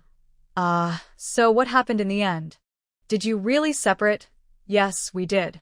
The night before yesterday, my father went to the village chief and separated Yuehua and me." "Sanjung, what are you doing? How can you tell Liani this? Yuehua just gave birth. She needs proper care. And now, you've separated from her. Who will take care of Yuehua?" "Uncle Li, even if I don't split the family, my mother probably won't help me take care of Yuehua. Today, I came to ask you to take care of Yuehua. I hope you can help me look after her." Uncle Li felt very sorry for Yuehua and nodded without hesitation. "All right, when you're not at home, I will help take care of Yuehua." "Thank you so much, Uncle Li. Today, I need to go to town to carry some heavy loads and earn money. Later, could you please help me look after Yuehua? I got some rice from splitting the family and 2 hens that lay eggs. Today, please make some rice porridge for Yuehua and boil 2 eggs. My daughter refuses to drink milk, so please help feed her some rice soup." "Sure, no problem. You can go worry-free. I will take good care of Yuehua and her mother." "Thank you so much, Uncle Li." "All right, let's go quickly. It's almost dawn and you shouldn't delay here any longer." "Uncle Li, I'm leaving now." "Let's go. Hurry up." Joseon nodded and hurriedly ran towards the outskirts of the village. Big White was very confused. It wasn't familiar with this world, but transforming into a person was possible. But who should it transform into? It didn't dare to transform into anyone from San Tua village. It also didn't dare to transform into anyone nearby. Since they were too close, running into them again might cause trouble. But it needed a sample to transform into. So early in the morning, it appeared outside San Tua village, far away from the center. It was looking for someone to serve as a transformation sample. Coincidentally, it saw an early rising old monk. This old monk was none other than Abbot Wu Chen, whom Lin Chen was looking for. In the future starry world where Big White was, there were no temples or monks. So Big White didn't understand what a monk was. Abbot Wu Chen was a highly enlightened monk, and his warm appearance caught Big White's eye immediately. It decided to transform into Abbot Wu Chen's appearance. "Father, elder brother, second elder brother, wait for me." "Sanjung, why are you only coming now? I thought you weren't coming." Even among brothers, there wasn't much deep-seated resentment. Zhou Yizheng and Zhou Sanjung felt a bit awkward because of what happened the night before. However, when they met again today, everything returned to normal. Big brother, I was late because I was delayed by something. I have now separated from my family, and we have no money at home. I need to go earn some silver. Didn't you go to Yongjia village to pick up Yiping? How did it go? Did you bring him back? Not yet. Yiping is still staying at his grandmother's house. I will go to pick him up in half a month. Zhou Sheng watched Zhou Yijing and his two brothers standing there chatting and suddenly felt annoyed. You're about to leave. If you keep dawdling here, you won't reach the town all day. Are you going to earn some silver or not? Zhou Sanjing chuckled and replied, Dad, we're leaving now. Before leaving, Zhou Sanjing went to see Zhou Pozi and greeted Zhou Sheng. So, Zhou Sheng knew where Zhou Sanjing was going. Just as Zhou Sheng finished speaking, an old monk appeared ahead, leading a goat. This old monk was none other than the dustless abbot transformed from white. Father, look, there's a monk coming, Zhou Sheng said, raising his eyes. Indeed, a monk appeared ahead. Zhou Sheng, a devout Buddhist, immediately stepped forward respectfully and called out, Master. But White didn't even glance at Zhou Sheng and walked straight toward Zhou Sanjing. May I ask, does anyone in your family have happy news yesterday? The monk asked.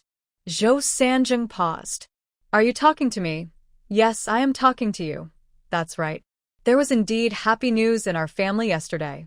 How do you know? I not only know, but I also know you have a daughter. Zhou Sanjing became more interested and asked, How do you know?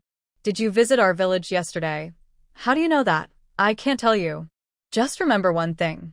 The daughter you have is a lucky person. I have a goat here, which I give as a gift to celebrate your daughter's birth. After saying this, the white monk was about to leave, but suddenly remembered Han Xiaoxiao's endless chatter yesterday. He kindly added, Your daughter is destined to have a special connection with me. I will give her the name Xiaoxiao. Remember, from now on, call her Zhou Xiaoxiao. Having said that, the white monk left quickly without lingering. Zhou Sanjing looked at the mother goat in his hand, then at the white monk walking away into the distance. I was very confused and shocked inside. He ran to Zhou Sheng and asked, Dad, is this true? Did someone really give me a goat? No, I meant to say, someone gave my daughter a goat. Zhou Sheng hadn't answered yet. Zhou Yijing and Zhou Erjing were excited and said, Really, of course it's true. This goat is very fat, and it's a milk-producing female goat. It would sell for a lot of silver coins at the market. That monk is really generous. Zhou Sheng kept staring intently at the distant white figure until it disappeared from sight. Then he told his three brothers, This is real. I saw that monk, and he's not ordinary. His walking speed looks slow, but he's actually very fast. I kept watching him, and in just a moment, he vanished from my view. Zhou Erjing exclaimed, Dad, are we seeing a fairy? Zhou Sanjing was very excited. Dad, we must have met a fairy. Otherwise, why would he tell us so clearly about our family? The fairy just said my daughter is a lucky person. My daughter really is lucky. Today, I was going to find her some goat milk, and then the fairy sent us a milk-producing goat. She won't have to worry about not having goat milk anymore. Zhou Sanjing got more and more excited, and soon he was dancing happily. Not only Zhou Sanjing, but Zhou Yijing and Zhou Erjing also believed what the white figure said. If she wasn't a lucky person, who would give you a goat for no reason? Goats are quite valuable, especially milk-producing female goats, which are even more expensive. Although Zhou Sheng didn't speak, he also believed Zhou Sanjing's words in his heart. He couldn't stand seeing Zhou Sanjing so proud and happy. So, he didn't pay attention to Zhou Sanjing and turned around quickly to walk toward the town. Zhou Yijing and Zhou Erjing saw this and hurried to follow. Realizing late, Zhou Sanjing quickly shouted, Dad, why are you walking so fast? What? Of course, to go to the town to work. Don't you want to earn money today? Zhou Sanjing suddenly snapped out of his pride and said, Yes, of course I want to go. But what about this goat? What if I take it to the town and then lose it? We've all moved out. You handle your own affairs. Father, even though we've moved out, you're still my father. It's right for you to give me advice. Zhou Sheng rolled his eyes and hurried over to stop Zhou Sanjing. Zhou Sanjing chuckled. Father, even if you don't like me, you still care about your granddaughter. The monk just said that your granddaughter is a lucky girl, Zhou Sheng said angrily. Do I need to decide on such a simple thing? There are many people in town, and many hands. Of course, you should send the goat home first before going to town. Yes, I will send the goat home right away. Dabai was very anxious all the way. Until Zhou Sheng and the others couldn't see it anymore, it disappeared into thin air.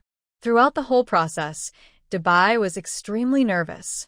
It had never lied before, but it broke the rule for Han Xiaoxiao. It secretly decided in its heart that this was the first and last time. No matter how Han Xiaoxiao tries to tempt or threaten it in the future, it will never do these things again. Good girl, walk this way. This is our home. When Zhou Sanjing returned home, it was already dawn. Grandma Zhou was busy in front of and behind the house with her daughter-in-law, Zhang Fuhua. Li Pozi arrived at dawn and was helping to take care of Li Yuehua and Zhou Xiaoxiao in the side room. Before Zhou Sanjing stepped into the yard, he called out loudly, Yuehua, I'm back. I brought a good thing for our dear girl. As soon as Zhou Sanjing entered the yard, he led the goat straight into the side room. Grandma Zhou, busy in the yard, was surprised to see the goat in Zhou Sanjing's hand. She wanted to go forward and ask about it, but she was ignored by Zhou Sanjing, who was heading straight for the side room. Grandma Zhou was quite annoyed. However, Zhou Sanjing, overwhelmed with happiness, didn't notice this at all. Li Pozi had just brought breakfast to Li Yuehua in the side room when she heard Zhou Sanjing's voice. Yuehua, it seems that Sanjing is back. Yuehua frowned and said, Aunt Li, go out and help me see why Sanjing is back so soon. Okay, I'll go right away. Don't worry.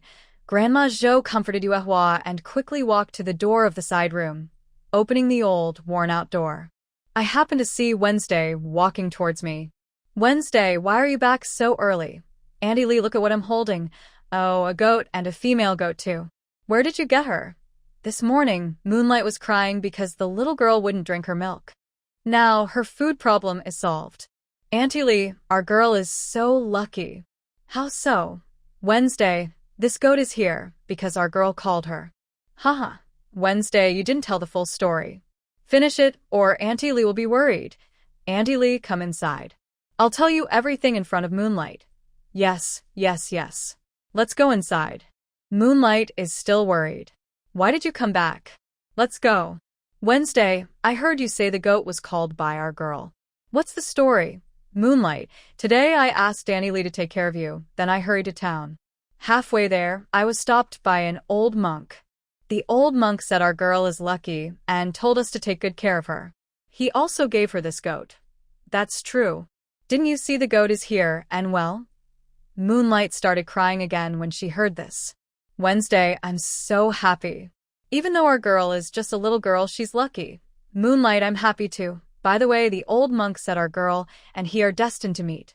He gave her a name, Little One. That's a nice name. It sounds good, and it suits her small size. Little One, our girl is tiny and cute. Little One, that's a good name. From now on, we'll call her Little One. After Moonlight sighed happily, she looked at Zhou Xiaoxiao with a confused face and said, Little One, don't you like this name? Seeing Moonlight's smiling face, Zhou Xiaoxiao was very confused. It was different from what she expected. She quickly called out to the system, Big White, I'm called Xiaoxiao. Why is it now Little One? Did you explain everything clearly? The system has explained everything. Then why did they get it wrong? That is their problem, not related to White. White, I don't agree. You must change my name back. I want to be called Xiaoxiao, not Little. Host, a name is just a code.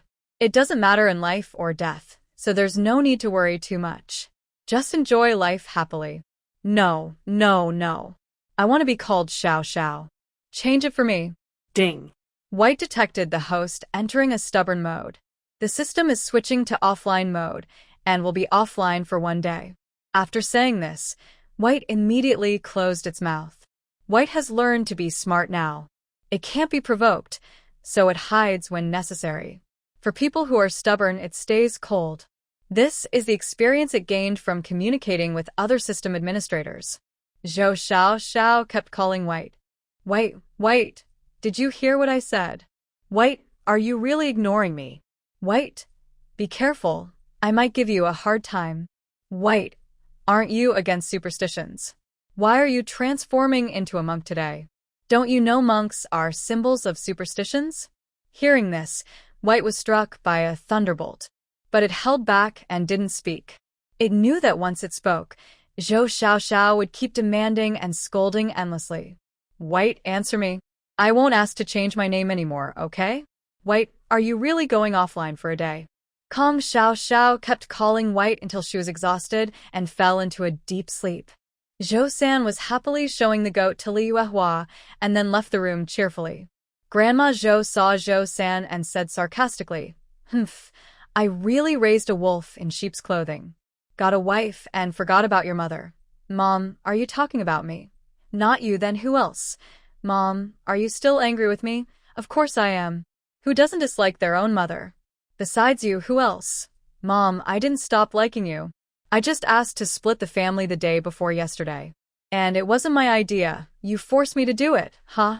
You, who got a wife and forgot your mother, have the nerve to say I forced you to split the family." On Wednesday, Zhou was afraid as he saw Grandma Zhou about to lose her temper. He couldn't fight her, but he could hide. "Mom, I've set up a shelter for the sheep and need to go to town for work. I won't say more." After saying this, Zhou quickly led the goat toward the open space beside the side room. Seeing Zhou's indifferent attitude, Grandma Zhou got even angrier. "Oh, I have such a hard life. Why did I have such an unhelpful child? He's just here to make me angry. My life is so tough."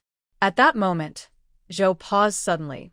He looked back at Grandma Zhou, wanting to explain. But he was afraid it would make things worse, so he sighed and kept building the shelter. Building a simple shelter for the goat was easy. He used a few thick sticks to make a square frame, then covered the top with corn stalks. To prevent the mother goat from running away, Zhou drove a deep wooden stake into the ground and tied the goat's rope to it. After settling the goat, Zhou was about to leave for town. Before leaving, he went to report to Grandma Zhou. "Mom, I'm going now. Humph. Aren't you feeling confident now? No longer caring about me as your mother? Why are you running here to say goodbye? Mom, you're my real mother. How can you say such hurtful things that make me sad, and you sad too? It's not my fault. Mom, I'm sorry. Please don't be angry anymore." Zhou said this while gently massaging her shoulders. "Mom, can we stop being angry? Mom, do you agree now? If you do, I'll take that as a yes. My mother is so kind. She's my real mother. If she says she's not angry, then she's not." Grandma Zhou chuckled softly, amused by Zhou's teasing. "Ah, you little brat always makes me mad.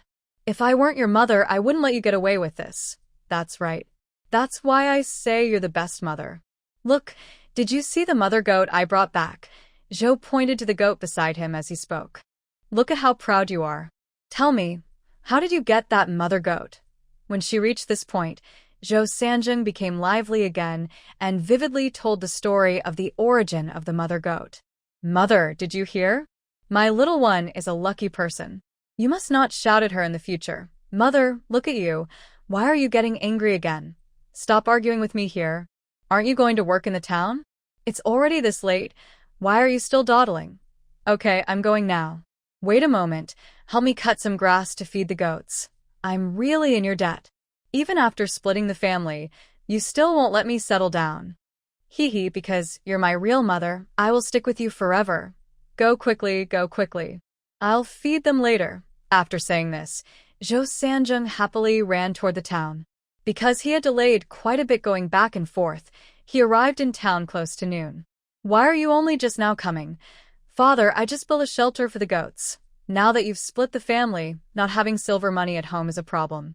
Delaying half a day means earning half a day's silver. You can't keep wasting time like this." "Yes, father." Although Zhou Sanjing responded like that, he didn't really mind. He thought that the harvest from one goat was more valuable than half a day's work. Old Lady Zhou didn't quite believe what Zhou Sanjing said. How could a girl be a lucky star? But seeing the healthy goat there, she had to believe it. Li Yuehua thought that since there was a goat, she could squeeze some milk to feed Zhou Xiaoxiao. So, she asked Lady Li to go milk the goat.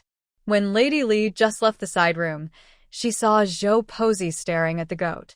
She snorted coldly and walked toward the goat. Where are you going? Lady Li, didn't you hear me ask? Where are you going? None of your business where I'm going. Lady Li walked straight to the goat, squatted down, and started to squeeze the milk.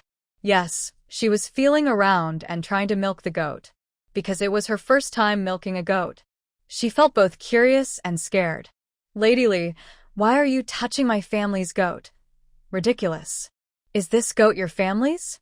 This goat clearly belongs to Sanjung. Sanjung is my son. His things are mine. Don't touch my family's goat. Before Sanjung went out, he asked me to help take care of Yuehua and her child. I won't be here to milk the cow. What will your granddaughter eat? What my granddaughter eats is none of your business. Even if she needs milk, I will do it. You don't have to. Oh my. The sun is rising in the west. Are you saying you want to take care of Yuehua and her daughter yourself? I will definitely take care of my daughter-in-law and granddaughter. When did I say I wouldn't? All right. Since you haven't said otherwise, you will take care of them now. I'll give you the bowl. Your granddaughter is born with some deficiencies, so she needs good care. With this goat, she can get more nutrition. After saying that, Granny Li handed the bowl with some goat milk to Granny Zhou. Then, after greeting Li Yuehua in the side room, she left. Granny Zhou looked at the bowl in her hands and suddenly felt regret. Why was she making trouble for herself? It's all her own fault for being rude. Just as she was about to go milk the goat, Zhang Fuhua rushed out. Mother-in-law, maybe I can help milk the goat. Granny Zhou rolled her eyes at the eager Zhang Fuhua. Can you do it? That's not hard. I haven't eaten pork, but I've seen pigs run. Milking a goat isn't difficult. All right, then you can milk the goat. Later, you can bring the milk to your sister-in-law after it's boiled. Mother-in-law, Zhang Fuhua happily started milking the goat. He wanted to get more milk. After boiling it, he planned to taste some first. He hadn't tried goat milk before, but the milk tasted quite strong. He wondered if it would taste better after boiling. Mother, what are you doing? Ping, I'm milking the goat. You're awake now. The food is in the kitchen. Go eat. Mother, when did we get a goat? Is the milk tasty? Did you milk it for me? This isn't for you. It's for your third ancestor. She's just a girl. What does she need? Give it to me. I want to drink goat milk. Worried that Zhou Erping's words might upset Yuehua inside, Zhang Fuhua pretended to scold him. Ping, what are you talking about? That's your sister. Don't call her a little girl. You often say little girl, and this goat's milk is for your sister. It's not my sister. It's just a little girl. Mother and Grandma both call her that. Why can't I say it? Ping, are you not listening to your mother? Zhou Erping felt sad and immediately fell to the ground, throwing a tantrum and rolling around. Grandma Zhou heard the noise and came out to help Erping up. Then, she said firmly, if Ping wants to drink goat's milk, let him. There's so much milk, and that little girl can't finish it all. He doesn't even care about his own brother. Humph, Zhang Fuhua was speechless. Was she really not caring about her own son? Being a wife is really hard. Mother, did you hear? Grandma said she'll give me goat's milk, and she also said she's not my sister, but just a little girl. Zhang Fuhua immediately felt overwhelmed. Being a mother is tough. When Xiao Xiao woke up and heard this, she really wanted to run out and give Ping a good scolding. Naughty children just need proper discipline. They choose to learn bad habits instead of good ones. And now he's even calling her a little girl like Grandma Zhou. Just wait. When she learns to walk, she will definitely straighten out this unruly boy. Li Yuehua also heard this scene. She secretly decided she must be more assertive in the future, or else her little girl will always be bullied. That's what it means to be a strong mother. Grandma Zhou went for a walk and came back full of anger. What's wrong with wanting a grandson? Is there anyone who still wants a little girl? And that Ma Lu's family, they even said she was stingy, unwilling to spend 2 coins to buy her granddaughter goat's milk. People in the village even advised her to be more generous for her granddaughter. Those gossiping women really have no shame. They just want to provoke her into buying goat's milk again. She refused to be the fool. Suddenly, The cry of a goat reminded her of something. They now have goats at home, so why buy goat's milk from Ma Lu's family? Suddenly, she had an idea. Goat, you must be hungry. I'll take you out to eat grass. Grandma Zhou happily led the goat toward the outside of the yard. Of course, her real destination was the well where people gathered. Do you think Granny Zhou would really be willing to buy goat's milk for her granddaughter? Of course not. Yesterday, she was willing to spend 2 coins to buy goat's milk, which was a rare thing for her. And you don't know, but the third son has been separated from the family. What? Where did you hear that? I heard it from the village chief's eldest daughter-in-law. The night before last, the village chief was helping to organize the family division. Oh, that's probably true. They were making a lot of noise that night. Stop talking, here comes Granny Zhou. Look at what Granny Zhou is holding. Is that a goat? How could she have a goat? Did she buy it? She wouldn't even spend 2 coins on goat's milk, so she definitely didn't buy a goat. Then what's going on? Did she bring someone else's goat home? Wait until she gets closer, then we'll ask. Uncle Zhou, is that a milk-producing goat? It looks quite fat. Whose is it? Of course, it's mine. Oh, Sister Zhou, just now we were all telling you to buy more goat's milk for your granddaughter, and you turn around and buy a milk-producing goat. That's so generous. Granny Zhou suddenly choked up. She didn't know what to say, so she just led the goat away. What does Granny Zhou mean? Could it be that she didn't buy that goat? I think she didn't. Look at how hurriedly she's walking. That goat probably belongs to someone else. I think that's possible. Goats aren't cheap. Would Granny Zhou really be willing to buy one? No, I'm going to check around nearby to see who lost their goat. I want to go too. The villagers of Santuo village are very friendly, but these few are overly eager because they can't stand seeing others succeed. Many villagers asked Granny Zhou about the origin of the goat along the way. Since Granny Zhou didn't like Zhou Xiao, she naturally didn't want to mention that Zhou Xiao was a lucky star, so she kept quiet about the goat's origin. Her silence made many villagers believe that the goat's background was suspicious. Granny Zhou, angry, led the goat back home. Zhang Fuhua just happened to see her. Mother-in-law, didn't you take the goats out to eat grass? Why are you back so soon? Humph. No one in the village is good. They just envy me when they see me leading the goats. Is Zhou Sheng's family here? Mother-in-law, it seems the village chief has arrived. What is he here for? Quickly go and open the gate. Just after tying the goats, mother-in-law saw village chief Zhou walk in. Behind him, there was a group of people. Except for one outsider from another village, everyone else was from their village. Village chief, why are you here? And why did you bring so many people to my house? Zhou Sheng's family, I heard you have a goat at home. Is that true? As Zhou Sheng finished speaking, the goat bleated loudly. Yes, village chief. This morning, my third son brought back a goat and tied it in the open space over there. Village chief Zhou looked in that direction and indeed saw a goat. You say this goat was brought back by your third son. How exactly did you get it? Tell me, village chief, what do you mean? Are you here with so many people just to ask about my goat's origin? Someone told me this goat's background is unclear, so I came to ask.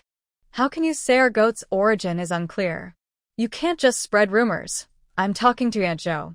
If this goat really has a normal background, tell us how it came here.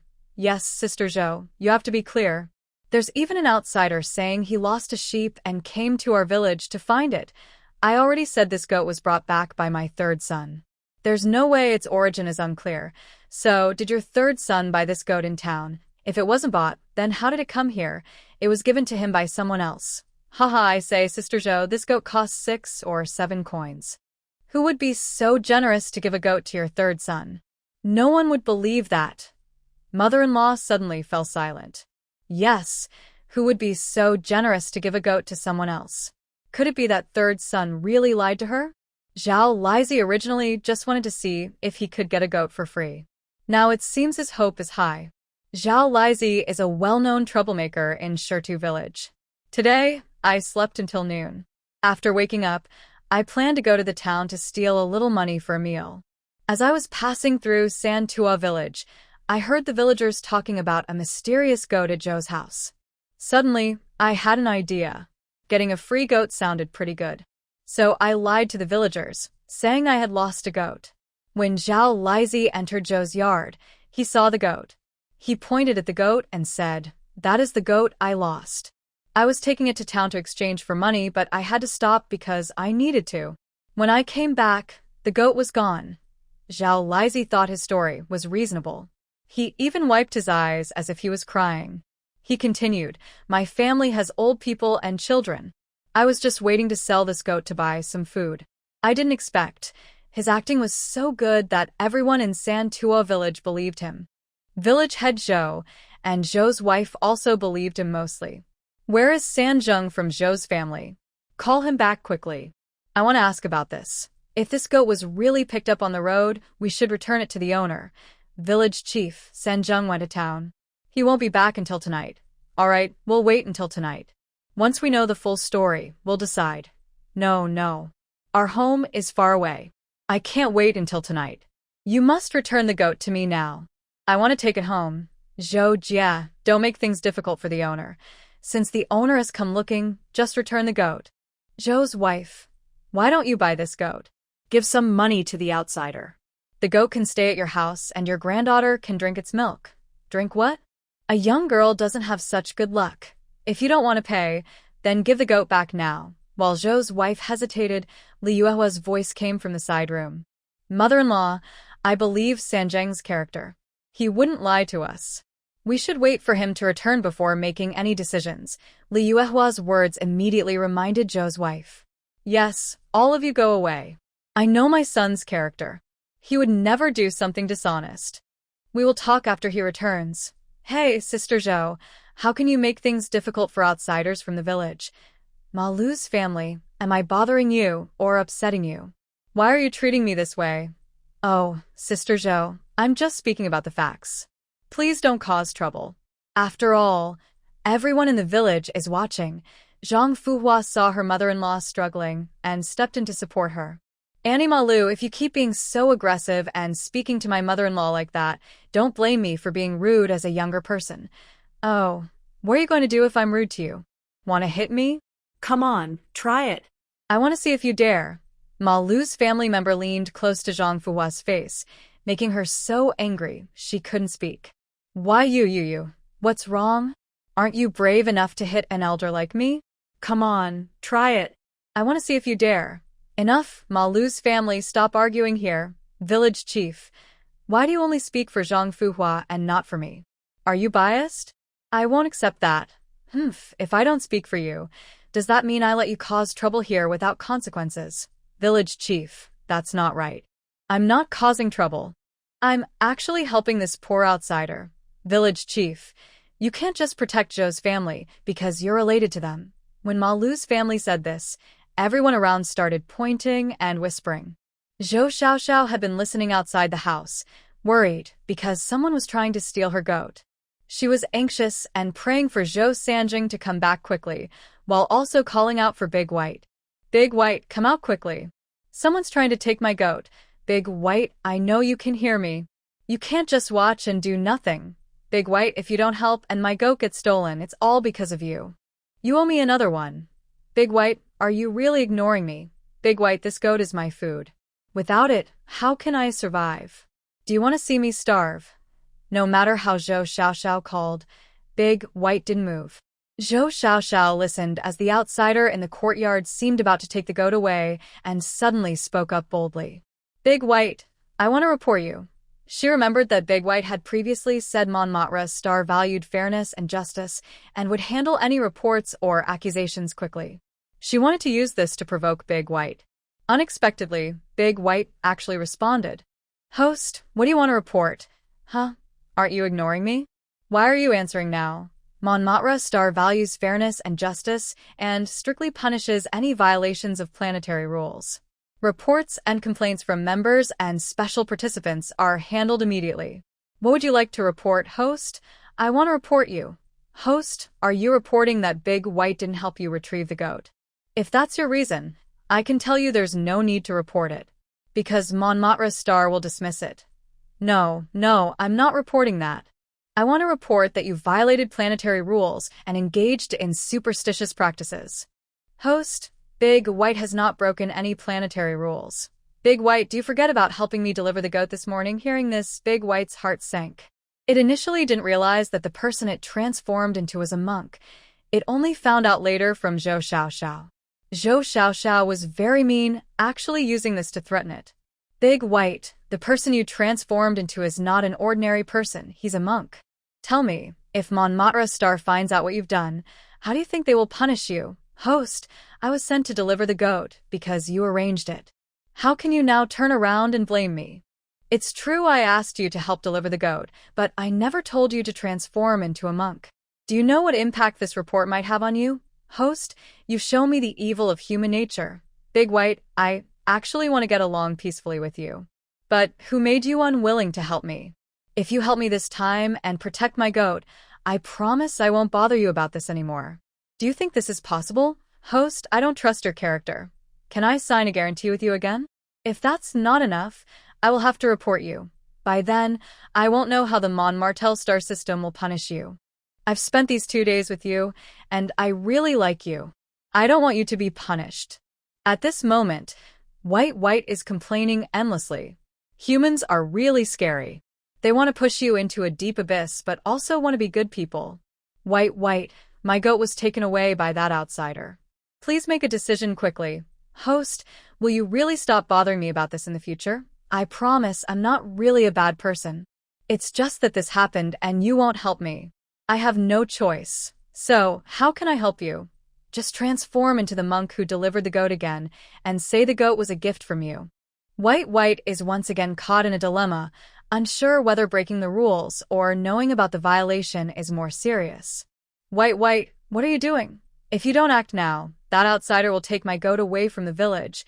I'm thinking about whether breaking the rules or knowing about the violation is worse. Why are you thinking so much? You've already broken the rules anyway. If I don't report you, you won't be punished. If I report you, you'll be punished. You're right. I'll help you this time. I hope you keep your promise. I swear to heaven, I will keep my promise. Otherwise, Zhou Xiaoxiao will have a terrible fate. White, do you think this plan is okay? White, is Zhou Xiaoxiao desperately trying to lead it down the path of superstitions? Under the crowd of villagers from Santuo village, Zhao Lizi looked grateful as he walked out of the village. Thank you all. You're all good people. You helped me recover my lost goat. When I go back, I will spread the kindness and justice of Santua village. Let our village girls all choose good men from Santua. Oh, that's great. My aunt still has 2 sons who aren't married. Please, young man, help us out. If there are good girls, tell my aunt. That's only right. As the saying goes, good women are sought after by many, and good villages want many women. Village Chief Zhou also followed these people for a while, but he always felt something was wrong. However, this outsider confidently claimed the goat was his, leaving him with no reason to argue. Just then, White stepped in. Hey, isn't this my goat? How did it end up in your hands? Who are you? Why are you holding my goat? Zhao Lizi heard this, and went to look. He saw an old monk standing calmly nearby. He immediately argued, Old monk, what are you talking about? This is my goat. I'm not lying. This goat is originally mine. This morning, I met a young man named Zhou Sanjing on the road. He is very lucky, and I learned that his family just had a baby girl with incredible good fortune. I gave this goat as a gift to Zhou Sanjing. I don't believe it. What nonsense about incredible good luck?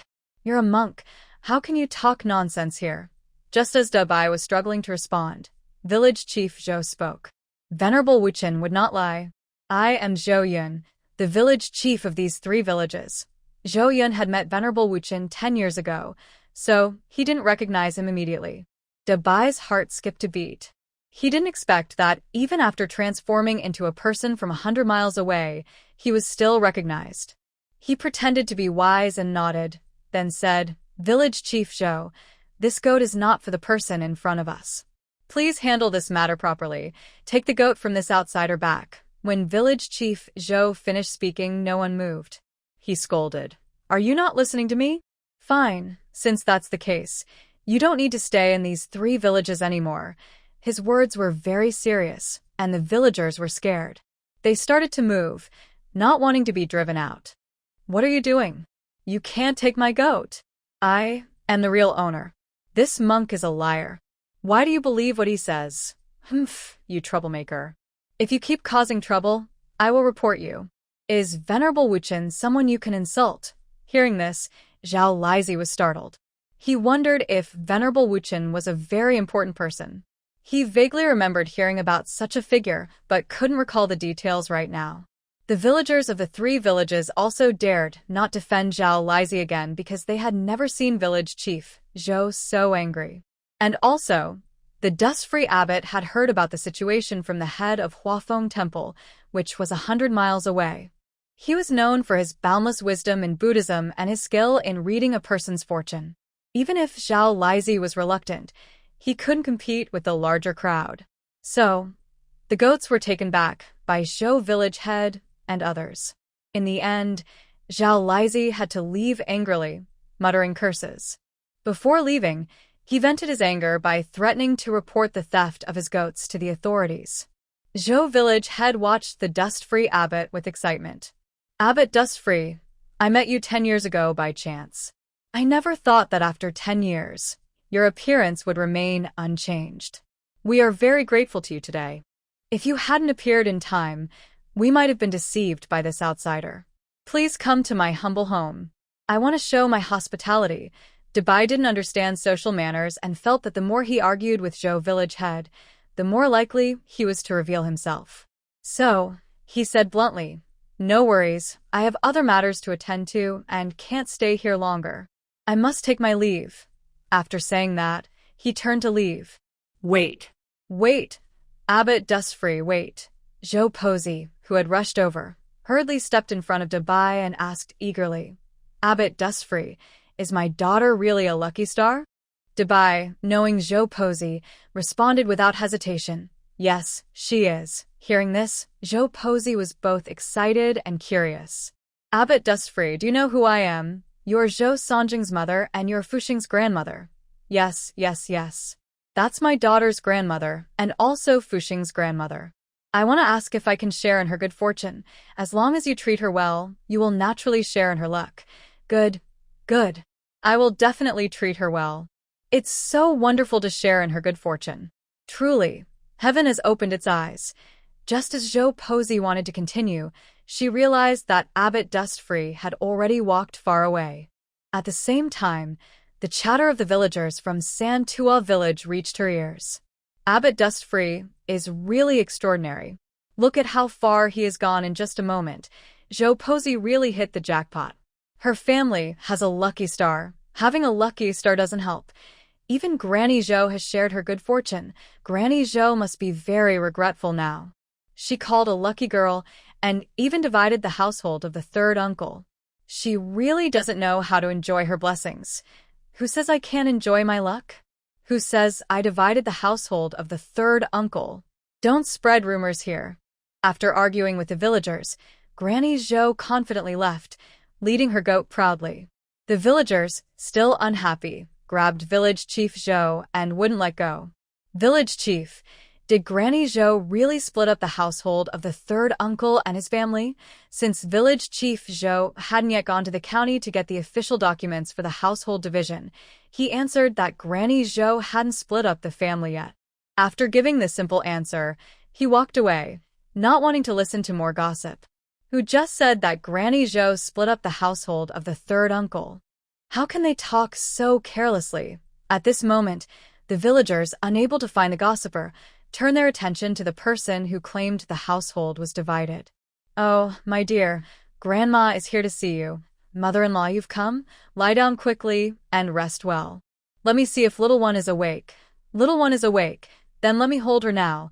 Granny Zhou eagerly took Xiao Xiao from Zhou Xiao Xiao, talking non-stop. Our little one is so pretty. Little one, look at me. I am your grandma. You must be good to me in the future.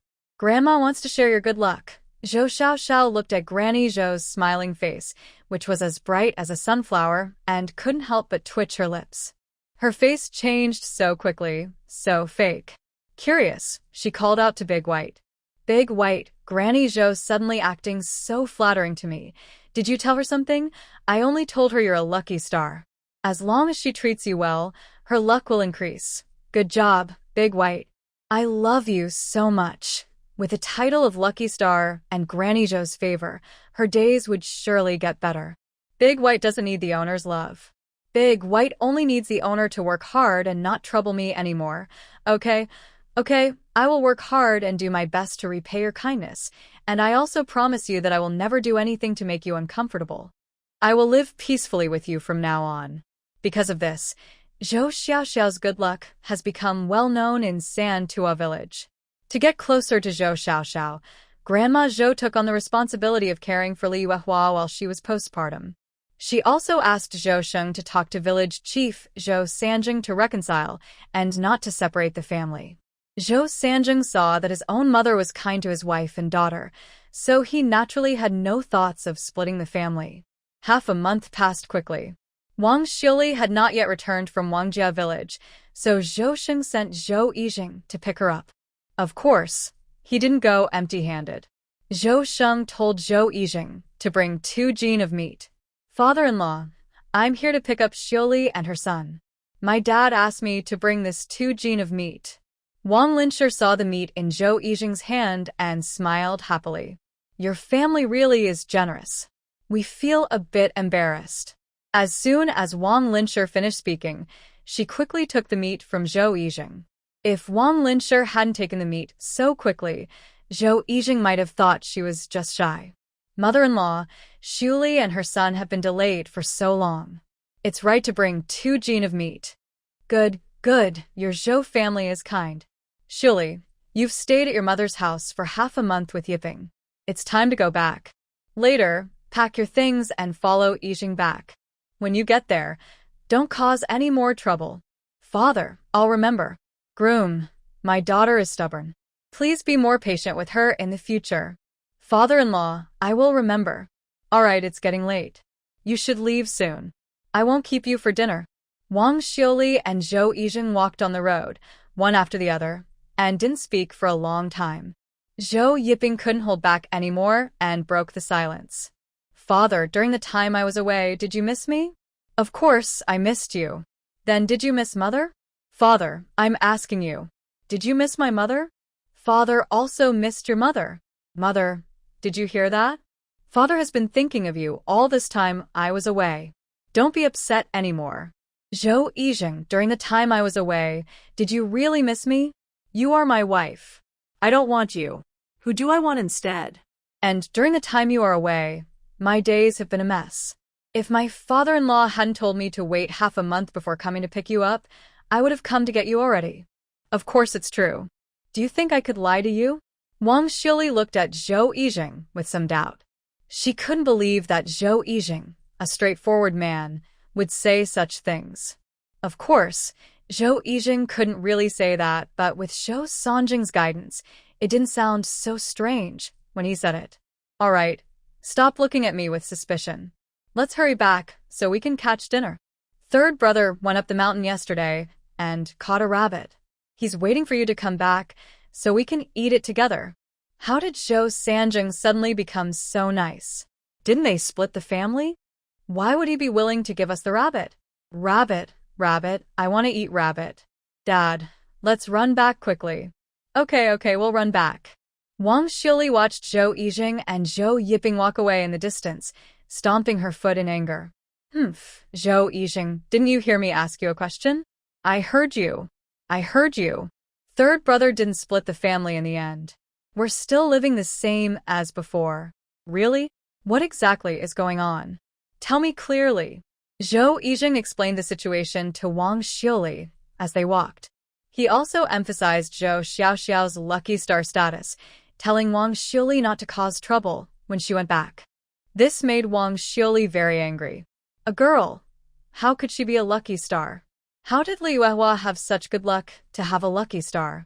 At this moment, she also had the idea of turning back to her parents' house and staying for a while longer. But when she thought about her family's cold words over the past few days, she finally held back her anger and followed Zhou Yijing. Mother-in-law, I think this rabbit is almost cooked. Once it's cooked, I'll serve a bowl. I'll take it to Yuehua later. As for the rest, add some chili. Our family all likes spicy food. Mother, did you serve just her rabbit meat? At this moment, Zhou Sanjing cheerfully walked into the kitchen. Don't worry, I won't let your wife go hungry. Here is the corrected and simplified version of your text. Take this, give it to your wife. I won't go and do that task myself. Oh, my dear, this small matter. I can handle it. I don't want to trouble you. After saying this, Zhou San happily carried the food and left. You old fool. All you do is tease your mother. Zhang Fuhua looked at Zhou Posey with a smile and couldn't help but pout. Third brother really is versatile. He can make even her strict mother-in-law happy. But poor her. In the past half-month, she has done all the housework. Looking at the rabbit meat in the pot, she stirred it carefully a few times. There is so much rabbit meat. I must eat more later. Mom, we're back. Zhou Posey came out, glanced at Wang Xiuli with a look of disapproval, and said, You only just remembered to come back? I thought our Zhou family couldn't fit you anymore. Mother-in-law, you misunderstood. My family had some issues, so I was delayed at home for half a month. Issues? What issues? Do you need half a month to handle them? Come on, everyone, isn't it better to have a lively family? Don't make so much noise here. Auntie, Yiping misses you so much. Don't talk about my mother. Do you really miss me, or are you just trying to protect your mother? Of course I miss you, Auntie. I've lost weight because I miss you so much. Seeing that Zhou Yiping had indeed lost some weight, Zhou Posey scolded him again. Wang's family really isn't kind. Even grandchildren are family, but they keep rationing food. They made my eldest grandson lose weight. Wang Xiuli wanted to argue, but Zhou Yiping held her back and made a shushing gesture. She had to hold back her words. Come on, everyone, let's go inside. Today we are lucky to have eaten rabbit meat. Oh, we're eating rabbit meat. We want to eat rabbit meat. Head of the household, everyone is here. Let's start eating. Zhou Sheng nodded and then picked up a piece of rabbit meat with chopsticks and put it in his mouth. Only then did the others dare to pick up their chopsticks. Zhou Yiping and Zhou Erping were the fastest. They ate and said, Delicious. So good. Zhang Fuhua picked up a big piece of rabbit meat and quickly put it in her mouth. Just as she was about to enjoy her meal, a wave of nausea rose from her throat. Fuhua, what's wrong with you? Mother-in-law, I don't know what's happening. Smelling this rabbit meat seems nice, but as soon as I put it in my mouth, I want to. Zhou Er looked disgusted and said, You're just unlucky. You finally get to eat some meat, and you still feel sick. Zhang Fuhua was about to reply when she heard Zhou's mother speak. Fuhua, how long has it been since you last had your period? Zhang Fuhua thought for a moment, then stood up excitedly. Mother-in-law, it's been a while. Could I be pregnant? Don't get too excited. Tomorrow, I'll find an old doctor to check for you. After saying this, Zhang Fuhua happily held her belly, as if clutching a precious treasure. Zhou Sheng was also very happy when he heard that Zhang Fuhua might be pregnant. Seeing only braised rabbit on the table, he asked, Wife, do we still have eggs at home? Yes, we do. Recently, the third daughter-in-law only eats 1 egg a day, sometimes sharing with Erping. We still have a few eggs left. Good. Since the second daughter-in-law can't eat the rabbit, go cook her 2 eggs. It's important for the second daughter-in-law to help our family grow. We can't treat her badly, you're right, husband. Hearing this, Zhang Fuhua felt even happier, straightening her back unconsciously. She was now a key part of the Zhou family. Wang Xiuli, who was originally very interested in the large bowl of rabbit meat and eating happily, suddenly lost her appetite when she heard about Zhang Fuhua possibly being pregnant. She even felt uncomfortable inside. Heaven is so unfair, denying her pregnancy, but letting Zhang Fuhua conceive. Oldest daughter-in-law, go cook 2 eggs for the second daughter-in-law. Wang Xiuli's face darkened instantly. She said nothing and made no move. Zhou Yizheng saw her still standing there and patted her arm. Wang Xiuli, what are you doing? Didn't you hear what your mother said? Seeing Zhou's mother and Zhou Sheng watching her, Wang Xiuli reluctantly went to the kitchen to cook the eggs. Soon, she brought back 2 poached eggs in a bowl. Zhang Fuhua looked happily at the eggs floating in the big bowl. Big sister-in-law, thank you. The eggs you cooked are really good. When you get pregnant, I will cook you a fried egg.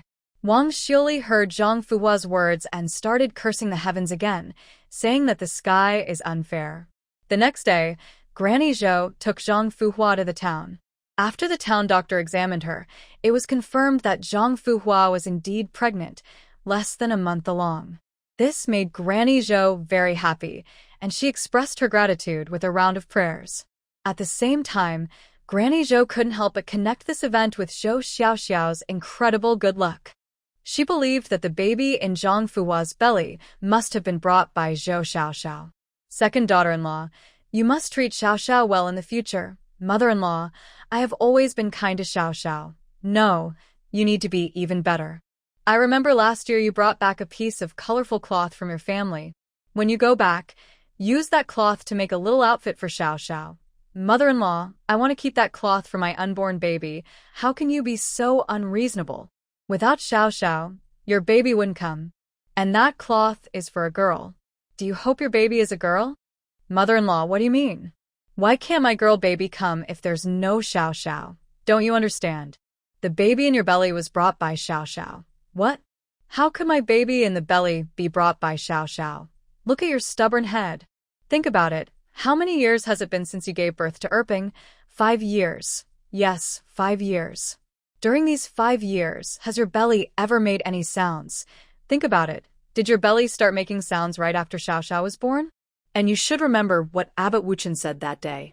He said that Xiaoxiao's good luck is extraordinary, and anyone who treats her well will share in her good fortune. Oh, mother-in-law, I didn't think of that. Thanks to your analysis, I understand now. The baby in my belly really was brought by Xiaoxiao. I will go home and make a little outfit for her. Zhang Fuhua immediately set to work. When she got home, she took out her best floral fabric and started making a small outfit for Zhou Xiaoxiao. Zhou Erping came back from playing outside and saw Zhang Fuhua making the outfit.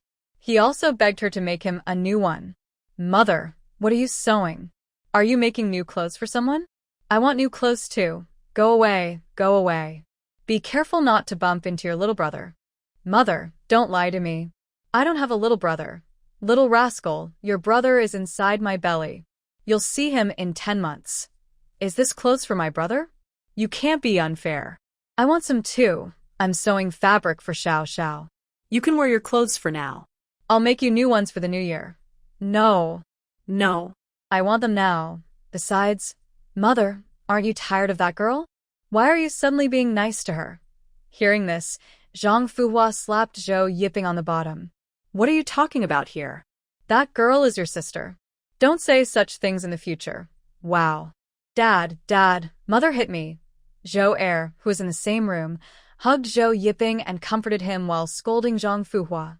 Stop hitting Yiping. Zhang Fuhua rolled her eyes at Zhou Er. You're the same. You can't say Xiaoxiao is a girl anymore. She's a lucky star. The baby in my belly is brought by Xiaoxiao. Stop bragging. The baby in my belly is because I worked hard. It couldn't have been brought by Xiaoxiao. I'm telling you, don't believe me if you don't want to. Then Zhang Fuhua repeated what Zhou Popo had said, but she added some exaggeration. She even said that Zhou San catching the rabbit was because of Xiao Zhao's good luck. Zhang Fuhua's words made Zhou Er doubt a little, especially since he still vividly remembered giving the sheep. Zhou Yiping believed completely because he had been drinking goat milk every day recently and sometimes eating eggs and rabbit meat. This was something he had never had before. All of this was brought by his little sister, and he felt grateful. Mother, don't worry. I will treat Xiaoxiao well from now on. Lin Chun, led by Lin Sheng, traveled back and forth for 2 months before reaching Huafeng Temple. Along the way, Lin Chun fell ill more than 10 times, but each time he was safe in the end. Venerable Wu Chun, I will trouble you from now on, Lin Chun. Master Lin, don't worry. I have a connection with your father, and I will take good care of Lin Chun. Chun, in the future, you must listen to Abbot Wu Chun and not act recklessly. The boy remembered his father's teachings. Finally, Lin Sheng bowed to Abbot Wu Chun, looked at Lin Chun, and then turned to leave. Father, Lin Chun called out, but his words didn't stop Lin Sheng's steps. Although Lin Chun had prepared himself mentally many times, knowing his father would leave him, he still couldn't bear it. He didn't want to stay alone in this unfamiliar place. When he left home, he brought 2 young servants to take care of him. But Abbot Wu Qin didn't want to keep the servants at the temple. So Lin Qin had to stay alone in this strange place. He was very scared and missed his mother so much. He wondered when he could return to the Lin family. Lin Qin, your father has gone far. It's cold outside. Come inside with me. Abbot, when can I go home? Once the poison in your body is gone, you can go home. When will the poison in my body be gone? It's hard to predict. If you meet someone destined to help you, the poison will naturally disappear. A benefactor? Abbot, aren't you my benefactor? I can only help suppress the poison so it doesn't act up, but I can't cure it completely. You have a destined benefactor who can help you resolve this problem, but I don't know when this person will appear. Zhang Fuhua was pregnant, and Wang Xiuli took on all the household chores. This made her feel more negative, and she spent each day under stress. Li Yuehua had her postpartum confinement for 40 days after giving birth to Zhou Xiaoxiao. She was the first among all the women in Santuo village, which made the other women very envious. But they only admired her simply because Li Yuehua was the daughter of the lucky star, not someone they could compare to. After her postpartum period, Li Yuehua's figure became more charming, and her complexion improved greatly. Zhou Sanjing was stunned when he saw her, and he kept thinking about intimate things every day. Time passed quickly, and before they knew it, the year was ending. Zhou Xiaoxiao was 3 months old. 3-month-old Zhou Xiaoxiao has just learned to roll over, which adds a little more fun to her boring life. The winters here are very cold, and by November, heavy snow blocks the mountains. Zhou-san has gained some experience in catching rabbits and often likes to wander into the mountains. Remarkably, he always finds something, though the size varies. His biggest catch was right after the snow first covered the mountains, when he found many frozen wild rabbits and pheasants. This made Grandma Zhou very happy, and she said it was all thanks to Zhou Xiaoxiao. Because of this, Zhou Xiaoxiao's treatment was improved again. In her room, a coal fire burns constantly, which helps her practice rolling over during the cold winter. Returning to ancient times is very hard for Zhou Xiaoxiao. She didn't expect to have to be a child again. And she's a child who can't walk or talk. This makes her even more distressed. Every day, she has to tell herself to stay positive, or she feels like she might get very sad. This year's New Year at Old Zhou's house was full of festive spirit, with big bowls of pork dishes and wild game from the mountains. To match the holiday, Grandma Zhou bought a big carp, symbolizing abundance every year. On New Year's Eve, Zhou Xiaoxiao was also brought to the table. Zhou Sheng used chopsticks to give her a little chicken soup to taste. After months of drinking goat milk, she suddenly tasted something different, which made her very excited and happy. She eagerly responded to Zhou Sheng, hoping he would let her try other foods. But soon, she was placed in a cradle in the main hall, with no choice but to listen to the delicious smells and the sounds of everyone eating. Zhou Xiaoxiao lives in Santuo village, which is in the north, where winters last longer. Spring doesn't arrive until late March of the next year. By early April, Zhou Sheng's family started preparing for spring planting. During winter, their land, like most others, was left fallow without crops. They used the water fields for rice. The mountain land was used to grow corn. Crop yields in this era are low. 300 jin of rice per mu is considered high. Corn yields are slightly better, around 400 jin per mu. Zhou Xiaoxiao is now 7 months old and eager to explore the world. Watching Grandma Zhou prepare to leave, she stubbornly held onto her hand and refused to let go. Over time, Grandma Zhou had developed a deep bond with Xiao Xiao through their time together. She always called Xiao Xiao a good child. Good child, Grandma has something to do today and can't take you. Stay at home quietly. When Grandma is done, she will come back to take you. Xiao Xiao pouted and started crying. Grandma Zhou immediately felt sad and quickly picked up Xiao Xiao. Oh, my good child, are you reluctant to leave Grandma? Grandma can't go now, but I can stay inside and take care of you, okay? Hearing this, Xiao Xiao's heart sank. Of course, she didn't want to stay inside. She wanted to go out and explore the world. Staying indoors was not an option. So, Xiao Xiao weakly raised her tiny arm and pointed outside the yard. She desperately managed to say one word. Grandma? Good child, did you just call me Grandma? I didn't hear clearly. Say it again. Oh dear, did you hear that? Xiao Xiao called me. Yes, I heard. Xiao Xiao likes you as Grandma. You're the first person she called. Of course. I've been taking care of Xiao Xiao the most lately. If she didn't call me first, I wouldn't be happy. Look at how happy you are. Since Xiao Xiao wants you, you stay at home and take care of her. No need to worry about farm work. Xiao Xiao wondered why everyone didn't want to take her out. No, she had to go out. She then stretched out her weak little arms toward Zhou Sheng. Zhou Sheng's face instantly lit up with a big smile. Husband, you hear that? Xiao Xiao called me too. You say I'm bragging? Look at your face. Can I not brag? Hurry up and hold Xiao Xiao. She's asking you to hold her. Xiao Xiao was afraid of being left at home again. She pointed outside the yard and tried to say one word. Go. Go? Xiao Xiao wants to go outside the yard. Hearing this, Xiao Xiao nodded quickly. Okay, since Xiao Xiao wants to go out, I'll take her to see the flowers and grass outside. But this isn't good. It's just finished winter, and it's still a bit cold. If Xiao Xiao gets cold, it won't be good. No worries, just dress her warmly. Let's go. Grandpa will take Xiao Xiao out to see the flowers and grass outside the yard.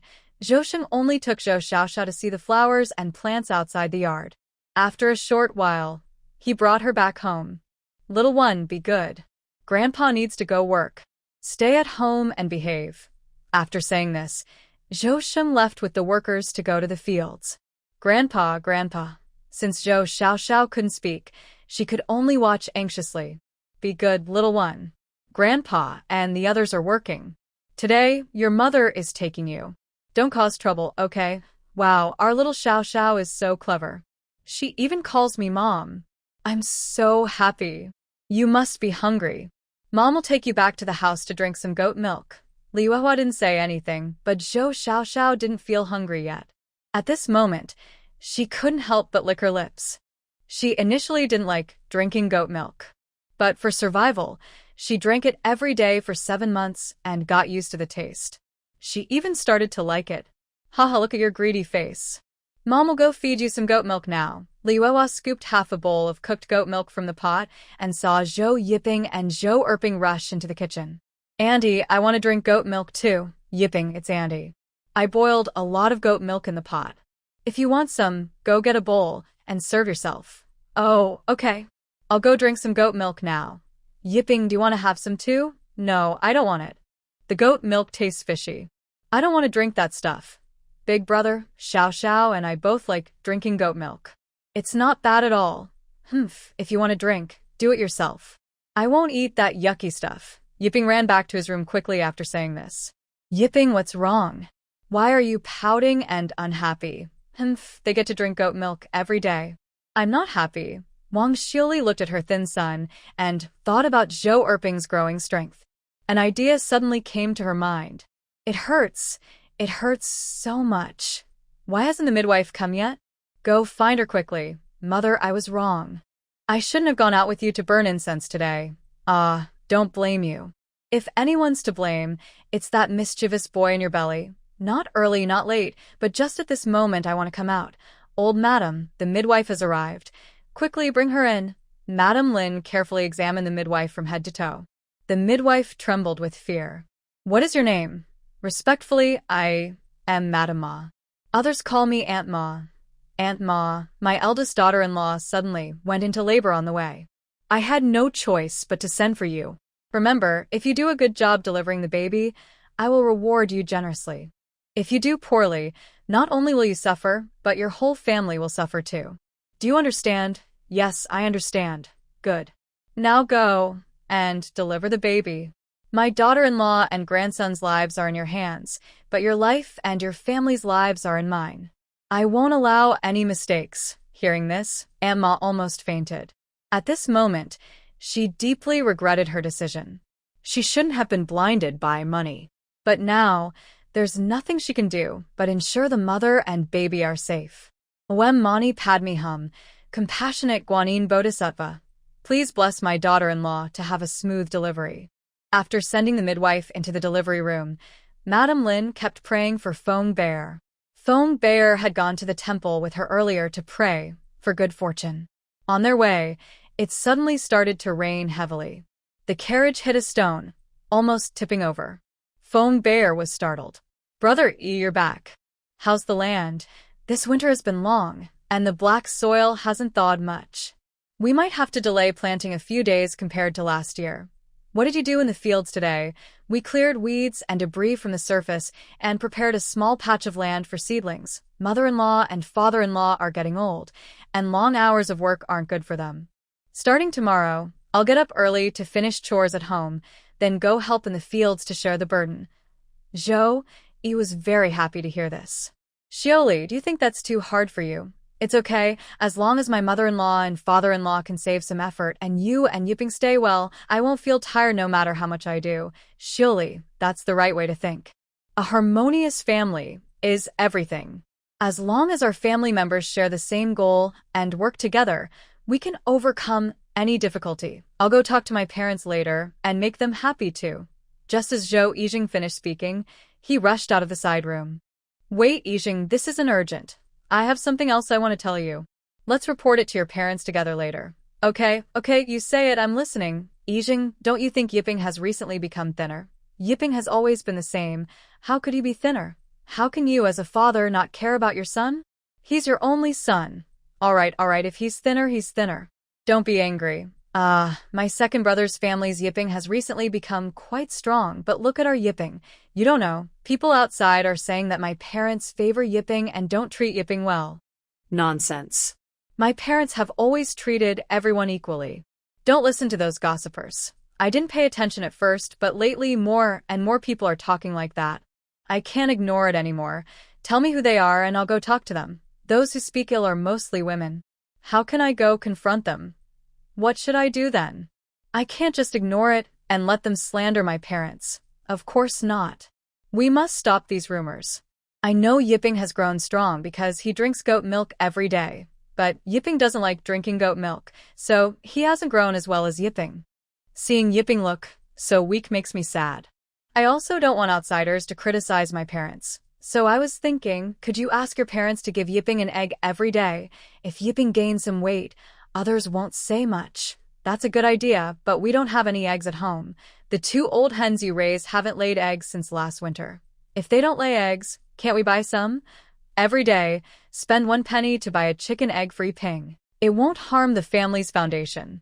"That's what I say, but I don't know if my parents will agree. Just ask your father-in-law and mother-in-law about Yiping. Maybe they'll agree." "All right, I'll go ask them now." "Mother and father, are you in the house?" "Yes, come in.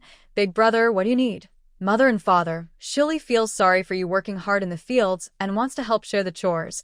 Zhou Sheng refused, saying, "We appreciate Shili's kindness, but we have many things to do at home, mostly handled by her.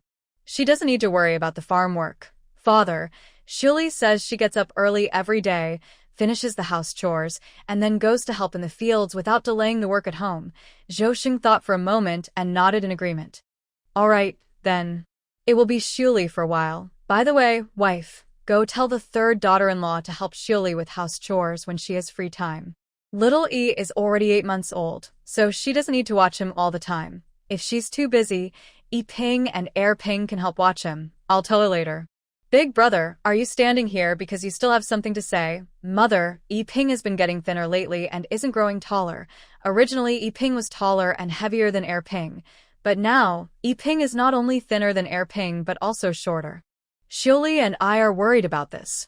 When Joey said this, Zhou Sheng frowned. Grandma Zhou complained, "It's all because of E Ping's little troublemaker. We gave him goat milk, but he refuses to drink it and complains it's hard to taste. Does Air Ping refuse to? So don't worry about why E Ping looks better than E Ping. Mother and father, this isn't about me and Shili arguing. Others are saying you favor one over the other. Those gossiping women, where have we shown favoritism? E Ping is my grandson. I wouldn't favor one over the other." "All right, wife, don't be angry. Let's hear what Yi Zheng has to say." "Yi Zheng, what do you plan to do?" "Father, Yi Ping can't drink goat milk and forcing him won't help. I was thinking about whether I could give Yi Ping an egg every day to help him grow stronger."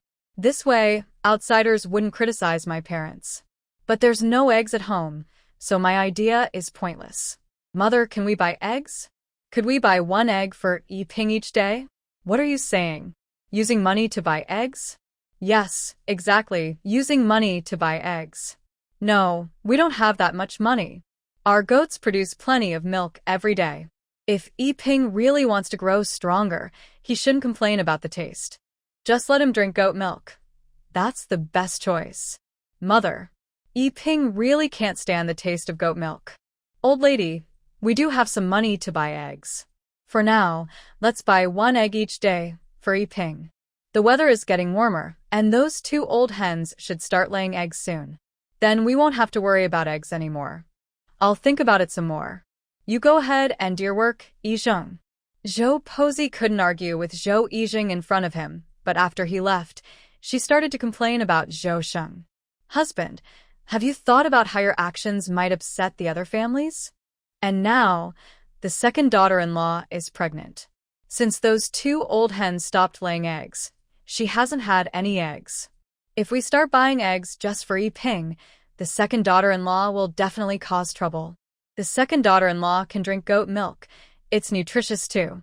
If she insists on eggs, I will talk to her. Ping is our eldest grandson, and he looks very weak. If we don't take good care of him now, how will he support a family when he grows up? Zhou Posey loves her grandson, Ping, very much.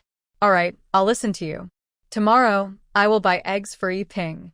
The rain stopped, and a rainbow appeared in the sky. At this time, Feng Baohua successfully gave birth.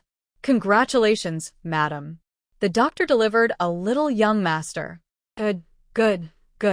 Let's reward everyone. Amitabha, heaven is still watching over our Lin family. Zhou Xiaoxiao, who drinks goat milk every day, has long wanted to try something different. One day, watching Zhou Yiping happily eating eggs in front of her and Zhou Erping, she couldn't help but drool with greed.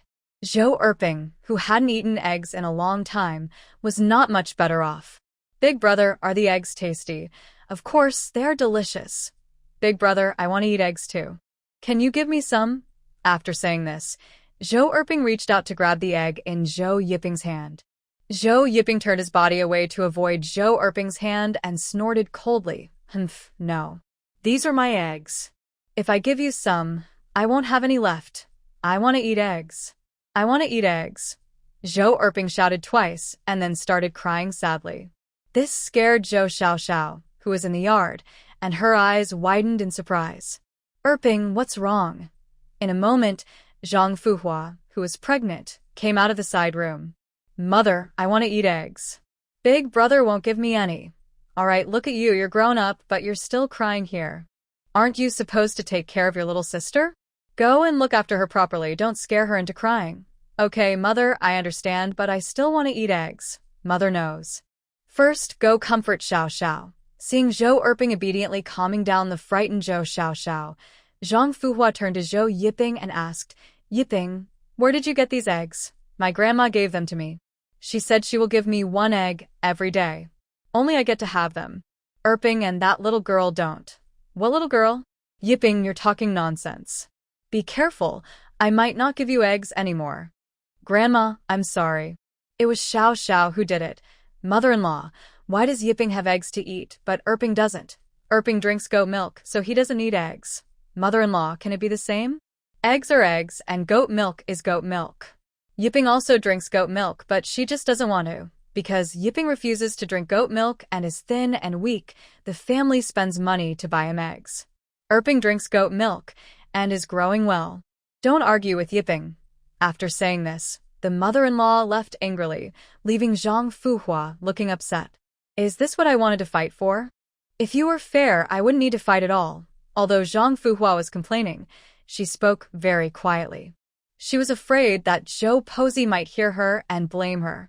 Zhang Fuhua glanced at Zhou Erping, who was taking care of Zhou Xiaoxiao, and left a message to look after the little one before rushing into the kitchen. Third sister-in-law, I tell you, the mother-in-law favors some people. Second sister-in-law, be careful. The floor in the kitchen is slippery. Don't walk so fast. Hearing this, Zhang Fuhua immediately covered her stomach and became more careful. Third sister-in-law, I tell you, the mother-in-law favors some people. She only cooks eggs for Erping, but I cook for my Erping at home. Second sister-in-law, I know about this. The mother-in-law says Erping is too weak and worries about his health, so she bought some eggs for him to eat. Huh. My Erping is strong and healthy. Does he need extra food? And I, who am about to give birth, only ate a few eggs last year when I was pregnant. Our family is really unlucky. Li Yuehua listened to Zhang Fuhua's complaints and looked a bit embarrassed. Big sister-in-law, we also have goat milk and eggs. Look, I've already boiled some goat milk for you. I'll serve you a bowl right now. Zhang Fuhua looked at the goat milk and swallowed hard.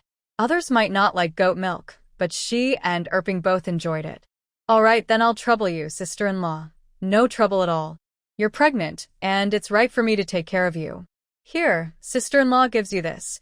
Zhang Fuhua took the goat milk from Li Yuehua and drank it all in one sip. Then she wiped her mouth and said to Li Yuehua, Third sister-in-law, don't think that big sister-in-law has been less competitive lately. She's secretly scheming. The fact that the mother-in-law only gives Erping eggs is definitely her idea. You need to be careful of her in the future. Second sister-in-law, I understand. I'm feeling sleepy again. I'll go back to my room to rest. Call me when dinner is ready. All right, second sister-in-law, go ahead. After Zhang Fuhua left, Li Yuehua continued to work hard preparing dinner. She knew the personalities of the Zhou family well and had her own way of judging who was good or bad. Wang Xiuli's hostility toward her was growing stronger. Although Wang Xiuli didn't say it openly, she could feel it. But what could she do about it? To keep everything fair and good, she could only turn a blind eye and pretend not to see. Li Yuehua, who had prepared dinner, carried out 2 bowls of goat milk. She handed one to Zhou Erping and placed the other on a bench, planning to feed it to Zhou Xiaoxiao later. Is little one hungry? Mama will feed you goat milk. At this moment, Zhou Xiaoxiao was still thinking about the egg she had just seen, so she refused to drink the goat milk. She was already 8 months old, but she had been drinking only goat milk every day. She felt sad inside. Little one, be good. Open your mouth quickly. Let's drink the goat milk. No, no, no. Annie-san's sister says she doesn't want to drink goat milk. Li Yuehua put the bowl on the bench and gently coaxed Zhou Xiaoxiao, asking, What does little one want to eat if not goat milk? What, rice? Annie-san, you heard wrong. Sister wants to eat an egg. She just saw her older brother eating an egg and was craving one herself. Just after she finished speaking, Zhou Sheng came into the yard. He hurried over to Zhou Sheng. Grandpa, does little one want to eat an egg? Erping, how do you know little one wants an egg? Just now, Annie-san was feeding little one goat milk, but she refused and said she wanted an egg. Zhou Sheng didn't believe Erping's words, but he still picked up Zhou Xiaoxiao and asked, Does little one want to eat an egg? Zhou Xiaoxiao immediately nodded when she heard this. Grandpa, look, sister nodded. I wasn't lying to you. Ha ha ha, I believe you, I believe you. Seeing the good atmosphere, Zhou Xiaoxiao shouted eagerly, Grandpa, egg. Grandpa, listen. Little one is telling you she wants an egg. Hearing this, Zhou Sheng's eyes lit up. His granddaughter was so clever, only 8 months old and already able to express her thoughts. Truly a lucky child. Grandpa, did you hear what we said? Zhou Sheng came back to himself and said, Grandpa heard you. Little one wants an egg, so I'll cook an egg for her. He looked up and saw Grandma Zhou walking into the yard. Old lady, you're just in time. Later, you can steam an egg for little one to eat. Why do you want to steam an egg for little one? Little one has been drinking only goat milk, which isn't good. She needs to gradually start eating solid food. The soft and smooth egg custard was easy to eat. First, you should change your mouth, then slowly enjoy your food. Zhou Xiaoxiao agreed happily and kept nodding. At the same time, she babbled to Grandma Zhou in words that Grandma couldn't understand. Awu, awu. Little one, eat slowly. Eat slowly, or you'll choke. Since you're worried about choking, feed her more gently. Mother-in-law, I want to feed her slowly too, but Xiaoxiao won't agree. If I feed her slowly, she starts crying. Wow. Eating. Wow. Grandma Zhou, look at Xiaoxiao. Grandma Zhou stepped forward to check on Zhou Xiaoxiao, who was pretending to be brave despite the thunderstorm outside. You little liar. Why are you crying here? You just scare your mother. Hearing this, Zhou Xiaoxiao smiled brightly and reached out her hands for Grandma Zhou to hold her. Grandma, Xiaoxiao wants you to hold her. Okay, I will hold her. You go eat your meal quickly. Hey, Grandma. Xiaoxiao, do you like the egg custard? Zhou Xiaoxiao nodded and said, Eat. It looks like Xiaoxiao really likes eating eggs. Does Xiaoxiao want to share her eggs with Grandma? Then Grandma will eat some. After saying this, Grandma Zhou pretended to scoop a spoonful of egg custard into her mouth. Seeing that Zhou Xiaoxiao wasn't crying or fussing, Grandma Zhou teased her again. Xiaoxiao, if Grandma eats your eggs, you won't have any left. Do you still want to share your eggs with Grandma? Xiaoxiao was naturally generous and also liked Grandma Zhou very much. So, she was happy to share her eggs with Grandma Zhou. Grandma, eat. Zhou Xiaoxiao finished and used her little hand to push the egg custard into Grandma Zhou's mouth. Grandma, eat. Grandma Zhou took a bite of the egg custard. She hadn't had soft, smooth egg custard in a long time. Right now, a sweet taste spread from her mouth straight to her heart. She couldn't help but wipe her eyes. She had 3 sons, all carefree and unconcerned about whether she liked certain foods or how well she ate. Her 2 grandsons also only cared about themselves and never worried about her as a grandma. Now, it seems that little girls are better because they know how to care for others. However, whenever I think about how little girls belong to others and will get married when they grow up, I can't help but sigh. Zhou Xiaoxiao watched Aunt Zhou sometimes smile, sometimes cry, and felt confused. She called out twice to get Aunt Zhou's attention. Does little Xiaoxiao still want to eat egg custard? Yes. Okay, Grandma will feed you now. Come on, open your mouth. How boring, so boring. Big White, do you have any stories to tell me? Big White doesn't understand what the host is saying. Big White, can't you monitor the wind and grass within 10 miles? Look at what other mothers-in-law are doing, then tell me, to help pass the boring time. Host, you're bored, but Big White isn't bored. Big White doesn't have time to waste here with you. Then, do you have a way to help me leave this yard? To leave the yard, it depends on the host's own effort. Big White can't help. Since Zhou Xiaoxiao agreed to get along peacefully with Big White's confidence has grown, and its tone towards her has become less gentle. Now, Zhou Xiaoxiao no longer dislikes Big White's refusals as much. She has gradually learned to follow Big White's rules. Mother, second Ping is about to give birth. Zhou Er's loud voice startled Zhou Xiaoxiao, but she quickly calmed down. At the same time, she silently hoped that Zhang Fuhua would have a smooth delivery. Zhang Fuhua has been kind to her recently, and she hopes Zhang Fuhua will be well and happy. Where are you shouting? If she's about to give birth, go quickly and find Li Posey. There is only one midwife in Santua village, and that is Li Posey. Li Posey agreed to deliver Zhang Fuhua because of her relationship with Li Yuehua. Of course, she made sure Zhou Posey paid her the full fee for the delivery. Otherwise, she wouldn't take this job. Mother, Aunt Li is here. Zhou Jia, I will go see second Ping first. Please boil some more hot water and bring it in. The hot water is ready and has been placed in second Ping's room. If it's not enough, I will scoop more from the pot. All right, I will go in and take a look first. Second sister, how are you feeling? Aunt Zhou, I am in a lot of pain. Please help me. Let me check how much yours opened. Aunt Zhou quickly washed her hands and then gently pulled back Zhang Fua's pants. The opening isn't very big yet, and it's going to take a little more time. Please be patient. How much longer? The pain is too much. I can't hold on. That's just how childbirth is. You need to endure a little longer. I can't hold on anymore. I am losing strength. Wait here. I will ask your mother-in-law to cook some food for you. Eating will give you strength. Then Aunt Zhou left the room. Li Mei, how is my second daughter-in-law doing? There's still some time before she gives birth. Go and cook a few eggs for her, or she might not have enough strength when the time comes. Oldest daughter-in-law, did you hear what Aunt Li said? Go to my room and get 3 eggs to cook for the second daughter-in-law. Okay, mother. I'll go right now. As Wang Xiuli walked away, she muttered quietly, Humph, always showing favoritism, just favoring the second and third wives. It's just giving birth. Why does she need eggs? Zhang Fuhua, I curse you to have a daughter. After eating the eggs, Zhang Fuhua suddenly felt stronger. At this moment, Her was almost fully open. Second sister, you're about to give birth. Your baby's position is quite good. Listen to my instructions. When I tell you to push, you push. Do you understand? Yes, I understand. Good, push now. Shut your mouth and don't make a sound. If you open your mouth, all your strength will be lost. Now push again. I'm giving birth. Mother, I am having the baby. I want to see my little brother. Don't go. The delivery room isn't a place to go in casually, but I want to see my brother. Don't worry. Soon, your brother will be brought out.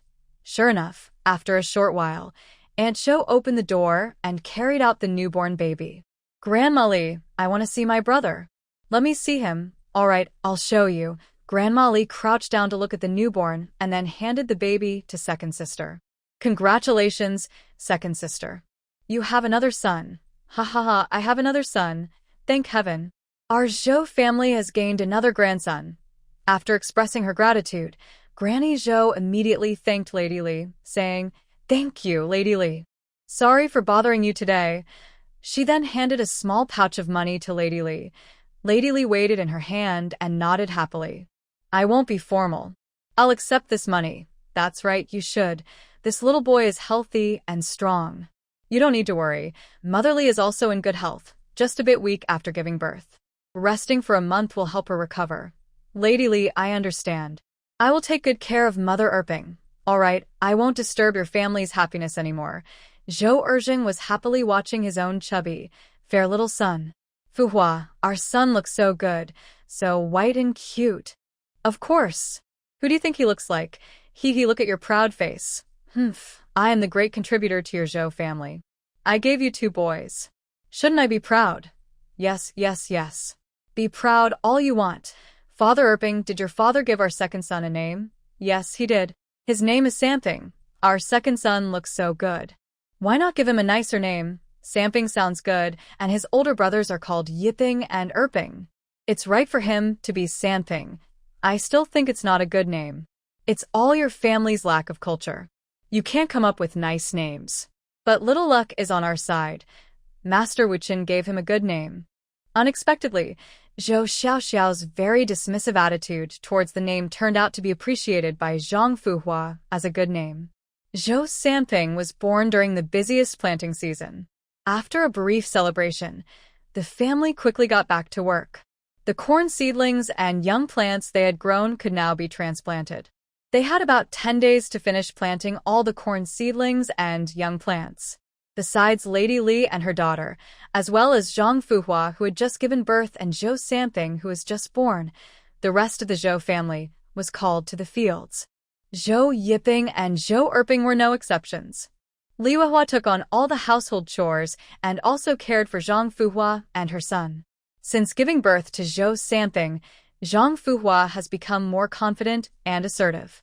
However, she still didn't dare to be too rude to Li Huahua because Li Huahua is Zhou Xiaoxiao's mother. Ever since Zhou Samping was born, she became more certain that Zhou Xiaoxiao is very lucky. She knew she had to maintain a good relationship with Zhou Xiaoxiao and enjoy some of her good fortune. Second sister-in-law, when you cook, just bring little Xiao in and place her on my bed. I'll watch her, so you can rest easier. No need, second sister-in-law. Little Xiao is restless, and I'm worried I might disturb your rest. I've been sleeping all day lately, so I've had enough rest. Just do as I say and bring little Xiao in. I'll help watch her. All right, then I'll trouble you. Second sister-in-law, Wang Shuli had previously promised to wake up early to do housework and then go help in the fields. But since Li Huahua started helping with chores, Wang Shuli gradually became lazy and mostly left the housework to Li Huahua. Li Huahua was hardworking and patient, so she didn't argue with Wang Shuli. After placing Zhou Xiaoxiao on Zhang Fuhua's bed, Li Huahua started busying herself. She fed the pigs, chickens, swept the floor, and washed clothes. Then she prepared the food. Today at noon, the Zhou family would still eat corn pancakes. So she got up early to make the dough. Near noon, she kneaded the dough and steamed it for 15 minutes. Besides the corn pancakes, Li Huahua also made a stew with cured meat and vegetables. Actually, it should be called vegetables and cured meat stew, because there weren't many pieces of cured meat in the pot. The Zhou family liked spicy food, so Li Huahua specially scooped out some chili sauce made last year, planning to take it to the fields later. Second sister-in-law, lunch is ready. When you finish eating, just put your bowl on the bed, and I'll come back later to clean up. Third sister-in-law, are you going to deliver the food? Yes. Third Zheng and the others are busy going back and forth, so I'll take the food to the fields. Third sister-in-law, you're so thoughtful. Little Xiao, you can rest assured with me watching her. No need. Second sister-in-law, you've been taking care of little Xiao this morning and haven't rested. I don't want to bother you anymore. You see, you're acting distant again. Didn't I tell you not to be so formal with me? No matter how Zhang Fuhua tried to persuade her, Li Huahua refused to agree and insisted on taking Zhou Xiaoxiao to the fields. This made Zhou Xiaoxiao very happy. Zhou Xiaoxiao is almost 10 months old. The furthest she has been is to the neighbor's house. So, having a chance to go farther made her very excited. Little one, come here. Mommy wants to hug you. Mommy is taking you to deliver food. Hearing this, Zhou Xiaoxiao nodded nonstop. At the same time, she kept saying, walk, walk, walk. Oh, little one, second auntie is so good to you. Why don't you want to stay with second auntie? If Zhou Xiaoxiao could communicate normally, she would have many reasons to refuse. But she can't. She could only keep urging Li Huahua, walk, walk, walk.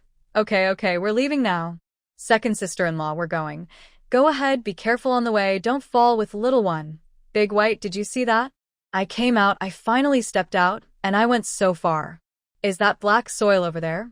Yes, that's black soil. Ding ding ding, a temporary task received. Does the host want to accept it? Can I get points? Is this task easy to complete? If I can't finish it, are there any penalties? The host will receive rewards after completing the task, either a random gift or points. This temporary task is very simple. You just need to collect black soil. I'll accept it. There's black soil everywhere here. I can take as much as I want. Black soil is fertile and good for planting crops.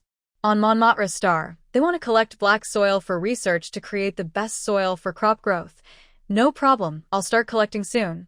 Little one, look, that's your dad. Li Huahua saw Zhou Sanjing working in the fields from afar. Zhou Sanjing also saw Li Huahua from a distance. He quickly went over, took the basket from her back, and complained, I told you not to bring food. I was going back to get some. Why did you bring the food here? Hearing Zhou Sanjing's scolding, Li Huahua felt a bit wronged. I was thinking you're working hard in the fields, so I wanted to help share some of the work. All right, I didn't mean to upset you. Don't feel wronged. Third wife, why did you bring little Xiao along? Mother-in-law, I wanted to come and bring food for you. I didn't feel comfortable leaving little Xiao at home, so I brought her with me. Baby, come here.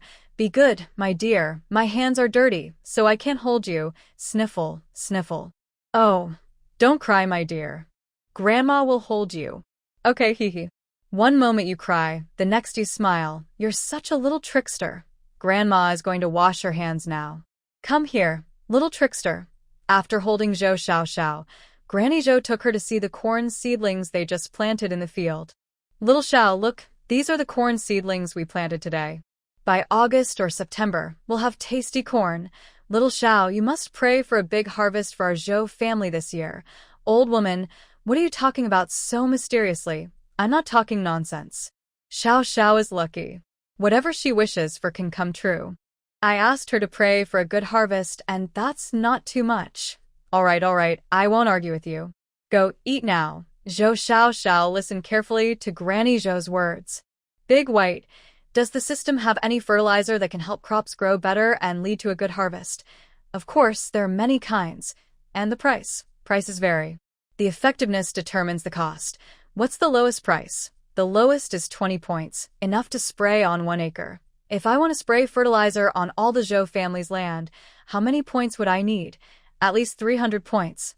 That's too much. As long as you work hard and stay motivated, everything is possible. In ancient times, crop yields were low, and lacking fertilizer was a big problem. She thought she could help the Zhou family increase their crop production. A gentle breeze blew as the Zhou family sat together under the poplar trees, eating lunch. Zhou Xiao sat beside Granny Zhou, her big, dark eyes looking around eagerly.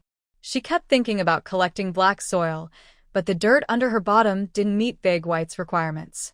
So, he turned his gaze toward the dirt that the Zhou family had just dug up. Seeing that Grandma Zhou wasn't paying attention to her, she secretly wriggled her little bottom and sneaked away. Big White, does the black soil in front of me meet the requirements? When Zhou Xiaoxiao touched the black soil, it automatically was recorded into the system. Congratulations, the host has completed the task and earned 20 points. Since this is the first time the host has earned points, the points are doubled, totaling 40 points. Ding, congratulations. 40 points have been successfully credited to your account. With the sound of 2 mechanical voices, Zhou Xiaoxiao happily cheered. She was worried that earning points would be difficult, but now she saw it was not so hard. She thought that since black soil was worth 20 points, other valuable things should have even higher points. She looked around, hoping to find something else valuable nearby. Hey, that grass over there looks like plantain. She quickly crawled over to the plantain and gently touched it. Big White, do you want to collect the plantain? Yes, collect it. As soon as Big White said that, the plantain she was touching disappeared. Congratulations, the host has collected 1 plantain, earning 30 points. Wow, just 1 plantain is worth 30 points. I'll go find some more. Zhou Xiaoxiao looked ahead and saw more plantain. She wriggled her round little bottom and crawled over. Big White, I found 2 more plantain weeds. Quickly collect them. Ding, system has received 2 plantain weeds, awarding 6 points. Big White, why is the first plantain worth 30 points, but the next 2 only 6 points each? Because the first one is unique, and the next 2 are not. The Manhwa star's cloning ability is very strong. Once you master a plant, you can replicate it. So, for the second and third plantain weeds, the points are based on 10% of the first one's value, which is a fair price. Hearing this, Zhou Xiaoxiao felt a bit sad. She originally thought earning points was easy, but now she realized it wasn't so simple. Ding! The system has detected 2 more plantain weeds about 10 meters to the left. Would you like help collecting them? Zhou Xiaoxiao's spirits were reignited upon hearing this. Even a small mosquito is still part of the body. There are countless medicinal herbs in the world. As long as she works hard and diligently, her points will eventually increase. Ding! Congratulations to the host for earning 6 points again. Hey, what's that? It looks like a dandelion. Big White, do you want to collect the dandelion? Yes. Anything that is a medicinal herb should be collected. Hearing this, Zhou Xiaoxiao turned her little bottom and crawled toward the dandelion. Ding! Congratulations to the host for collecting 3 dandelions, earning 36 points. Big White, do dandelions and plantain herbs have the same points? Dandelions and plantain herbs both have medicinal value, but their medicinal worth isn't high. So they give fewer points, and the points are the same. Okay. There are a few more dandelions under the big tree over there. I'll go pick them for you. Zhou Xiaoxiao again wiggled her little bottom, crawling and crawling. Before she reached the big tree, she was suddenly picked up by Zhou Sanjing. Your courage is really big, girl. In just a moment, you've crawled so far. Wow, let me go. Let me go. I want to pick dandelions. Although Zhou Xiaoxiao shouted loudly, Zhou Sanjing could only hear her crying. Little girl is naturally active. Why are you blaming Xiaoxiao? Look, she's upset now. Mother, I remember when our brothers were young, we were also very active. You often scolded us. Why is Xiaoxiao different? Your 3 brothers are mischievous boys. Xiaoxiao is a girl. Can you compare? Ha ha ha, can't compare. Can't compare. Wang Shuli rolled her eyes. Zhou Pozi really changes her attitude quickly. She used to say she only liked her grandson, but now she's completely different. Seeing a little girl so happy makes her smile. Zhou Xiaoxiao struggled desperately in Zhou Sanjing's arms. Xiaoxiao, be good and don't move around. I won't listen. I won't listen, Zhou Xiaoxiao shouted loudly, struggling even more. All right. Xiaoxiao's clothes are all dirty anyway. Since she wants to crawl on the ground, let her down. Let her crawl a bit, then you can change her clothes when you go back. Mother, as soon as she touched the dark soil, Zhou Xiaoxiao wiggled her little bottom and crawled toward the big tree. Mother, why does Xiaoxiao have to go under those big trees? It's probably because they look at those big trees. You should go eat now. I'm here watching the little one. Hearing this, Zhou Xiaoxiao felt a sudden worry. Being watched all the time, she couldn't gather herbs. So, she climbed under a big tree and sat quietly on the ground, playing with mud. She didn't make noise or fuss. Mom, look, the little one is very obedient. We can go eat now.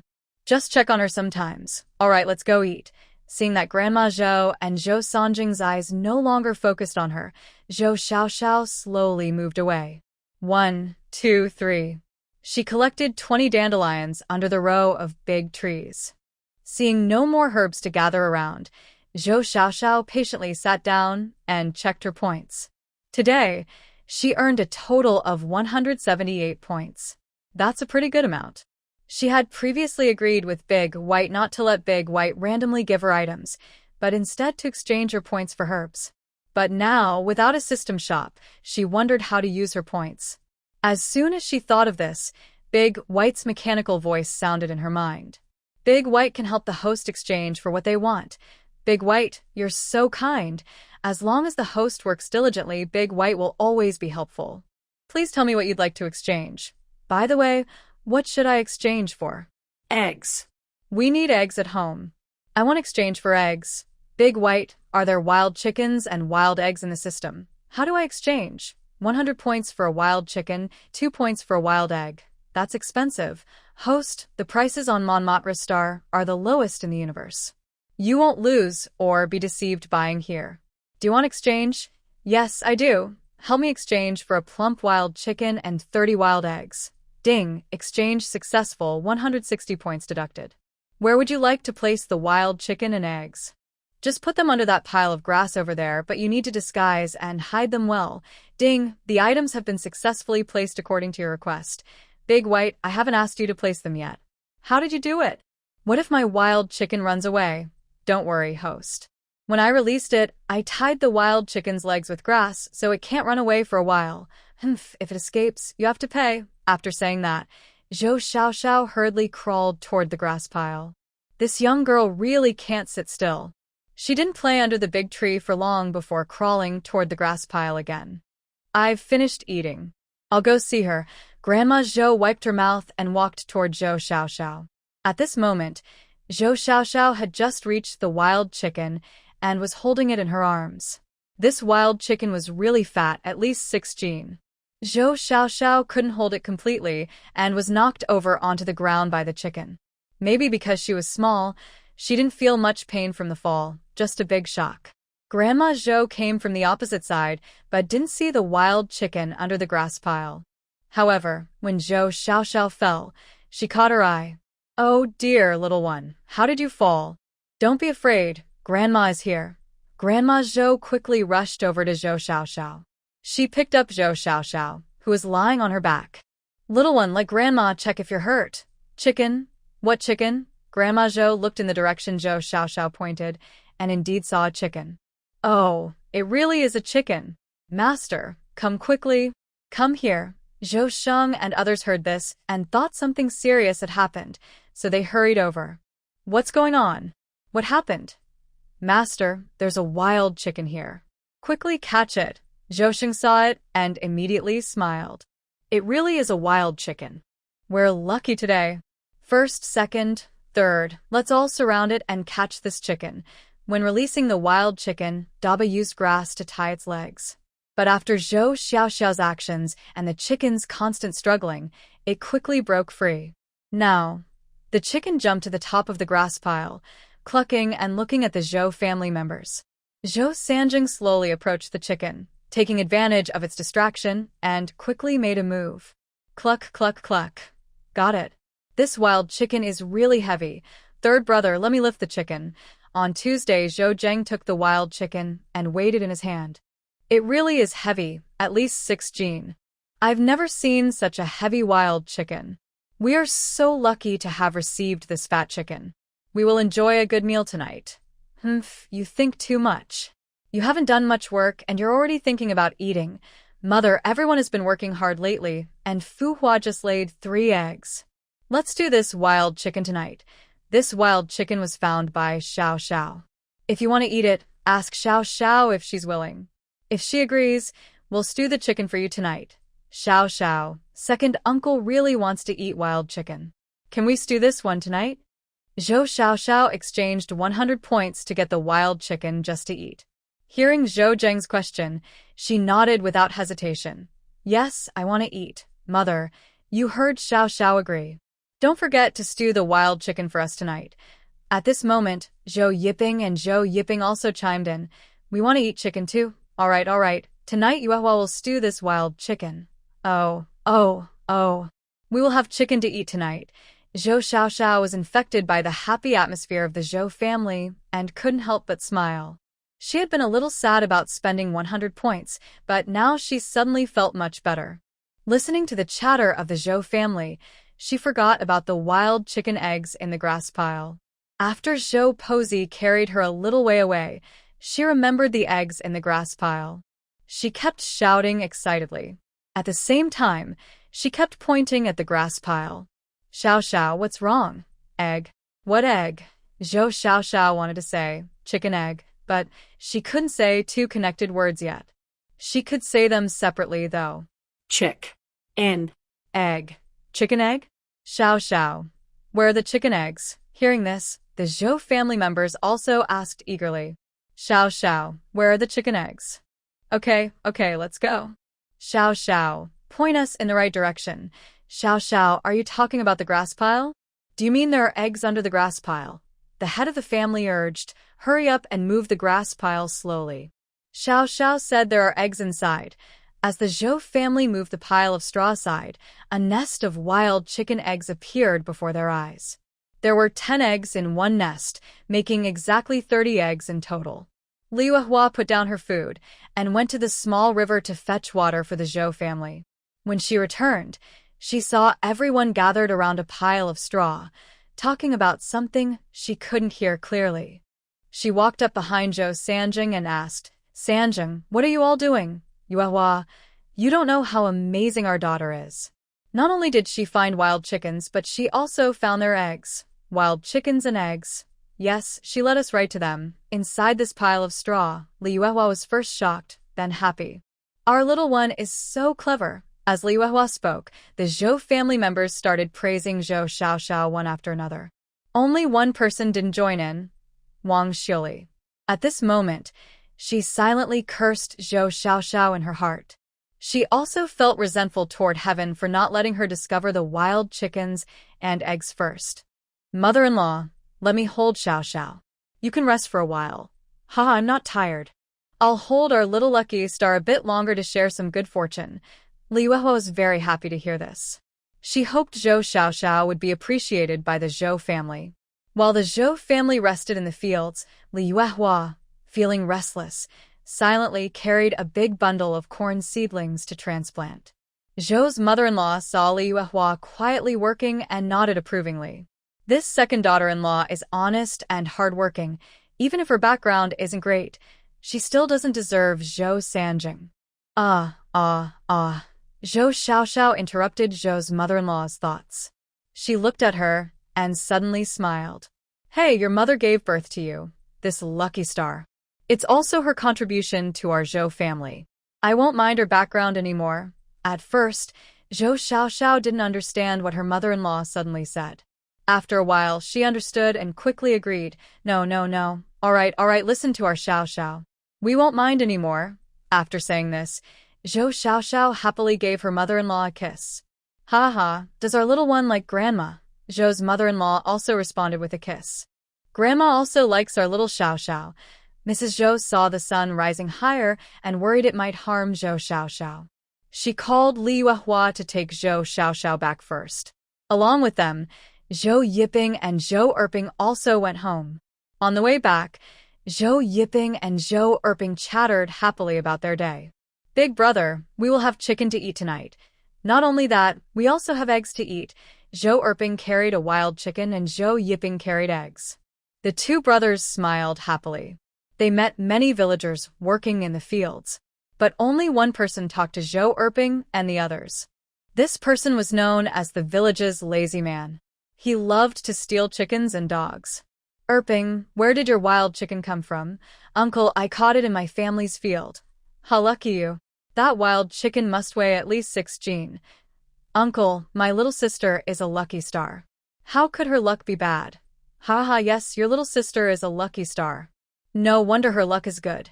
Yipping, let me see what's in your basket. It's eggs. Why do these eggs look so small? These are wild eggs. They're smaller. What? Wild eggs? Why did you pick so many? Hee hee, uncle, my little sister brought these as a sign of good luck. Erping, your little mouth is quick. Yes, these are brought by your little sister as a sign of good luck. Can I also share in this good luck, uncle? How do you want to share it? Let me catch that wild chicken and hold the eggs. The big man finished speaking and reached out to grab the wild chicken and eggs. It looked like he wanted to take them from Zhou Yipping and Zhou Erping. They quickly dodged his hands. Uncle, these wild chicken and eggs are heavy. We don't want to tire you out.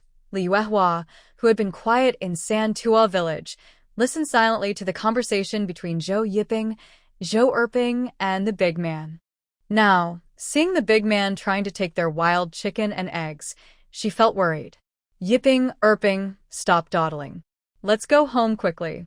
Your sister is hungry. Yes, Annie-san, we're leaving now. On Monday and Tuesday, Ping and Ping immediately reacted and ran home carrying their things. Hey, Ping, Ping, why did you leave so quickly? You haven't let me share in the good luck yet. Instead of answering, Ping and Ping ran even faster. Why are you two running so fast? Uncle won't eat you. Tonight, there will be stewed chicken at your house. Don't forget to bring a bowl to Uncle. Ping was so annoyed that he retorted back. Uncle, we only caught one wild chicken, and it's not enough for our family to eat. We can't give it to you this time, but next time if we catch more, we'll definitely bring you a bowl. After saying that, Ping muttered, trying to trick me with the wild chicken? Dream on, Humph. Ping, Ping, slow down a bit. What if you fall? Ping stopped and smiled happily at Aunt Li Yuehua. Auntie, we're fine. We won't fall. At that moment, Ping almost lost his balance and nearly fell. Ping, are you okay? Auntie, I'm fine, but it seems I broke a few of the wild chicken eggs. Ping looked a little upset. I didn't mean to. I don't want Grandma to spank me. Aunt Li Yuehua patiently checked the eggs. It's okay, just some small cracks. When we go back, I'll boil these eggs for you to eat. Auntie, you're so kind. Haha, Ping, do you realize how good Auntie is now? Ping's face instantly turned red. In his mind, Li Yuehua had always been gentle and kind to him. But his mother kept talking badly about Li Yuehua and also about Xiao Xiao. This made him unconsciously start to dislike Li Yuehua and Xiao Xiao. Now, seeing Li Yuehua's expectant eyes, he couldn't help but blush. Ping, I've always thought Annie is very nice. Big brother, what about little sister Xiao Xiao? Do you think she's good? Of course she's good. Xiao Xiao brings us delicious food, like today's wild chicken and eggs. Big brother, since you think Xiao Xiao is good, you can't call her a little girl anymore. Yes, I won't call her that anymore. I'll also help take care of Xiao Xiao. Is that okay? Okay, of course it's good. When the time comes, let's talk nicely to little sister and ask her to help us find some good things to bring back, okay? Yes, yes, yes. I also want to catch wild chickens again. Let's ask little sister to take us to catch wild chickens. Zhou Xiaoxiao leaned in Li Yuehua's arms, listening to Zhou Yipping and Zhou Erping chatter happily. She smiled instantly. These two little kids are really adorable.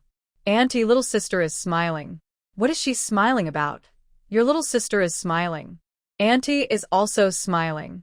We're all laughing at you too. Auntie, why are you laughing at us? Because you two are obedient and sensible, knowing to help Annie take care of little sister. We're happy about that. It's now spring planting season and most people in Santua village are busy working in the fields. So, they didn't meet many people along the way. Soon, they returned to their small courtyard. Mother, look what we caught. Zhou Erping rushed into Zhang Fuhua's room as soon as they arrived home. It's a wild chicken. Erping, where did the wild chicken in your hand come from? Of course, I caught it myself. Zhou Erping immediately told how he caught the wild chicken and found the eggs. He also didn't forget to mention how a strong man in the village tried to stop them and wanted to take the wild chicken and eggs. Zhang Fuhua was happy, but also couldn't help but curse that man for being so mean and jealous of their family.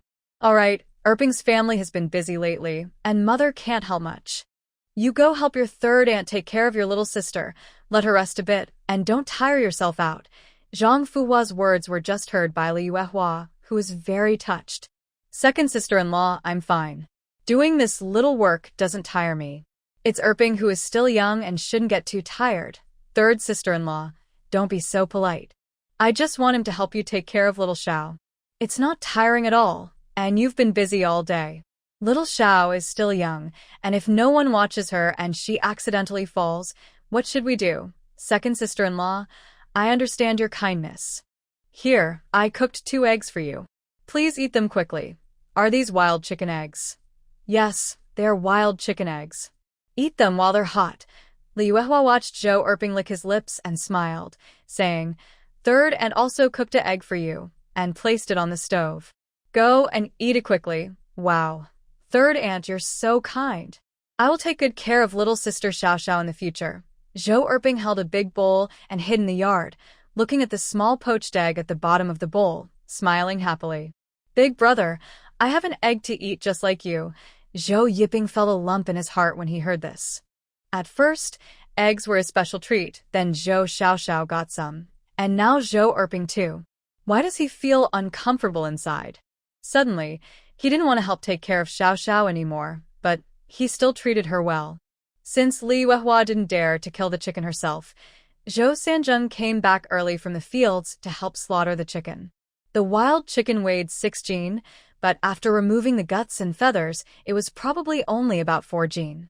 Li Yuehua cooked a lot of potatoes and the wild chicken together in the cellar, making 2 big pots. Because this wild chicken was fat and full of oil, the potatoes soaked up the broth and tasted just like meat. Tonight, everyone in the Zhou family ate happily. Xiao Xiao was very satisfied. Li Yuehua scooped some plain potatoes for her to eat, giving her a feeling of contentment for the first time in this world. After eating and drinking enough, the Zhou family sat in the yard chatting. Yuehua, you don't need to bring us food tomorrow. Mother-in-law, if I don't bring food, what will you eat? Tomorrow, we're going to plant the land at Dashan. It's too far, and it's not convenient for you to bring Xiao Xiao. As for food, we'll steam some mixed flour buns to take to the mountain. Wang Xiuli was tempted by tonight's chicken and potato stew. Although she was already full, she still wished she could eat more. She looked at Xiao Xiao and suddenly had an idea. Mother-in-law, when we go to the mountain tomorrow, let's bring Xiao Xiao along. Nonsense, Xiao Xiao is still so small. Why would we bring her? Mother-in-law, Xiao Xiao is lucky. The mountain has many game animals.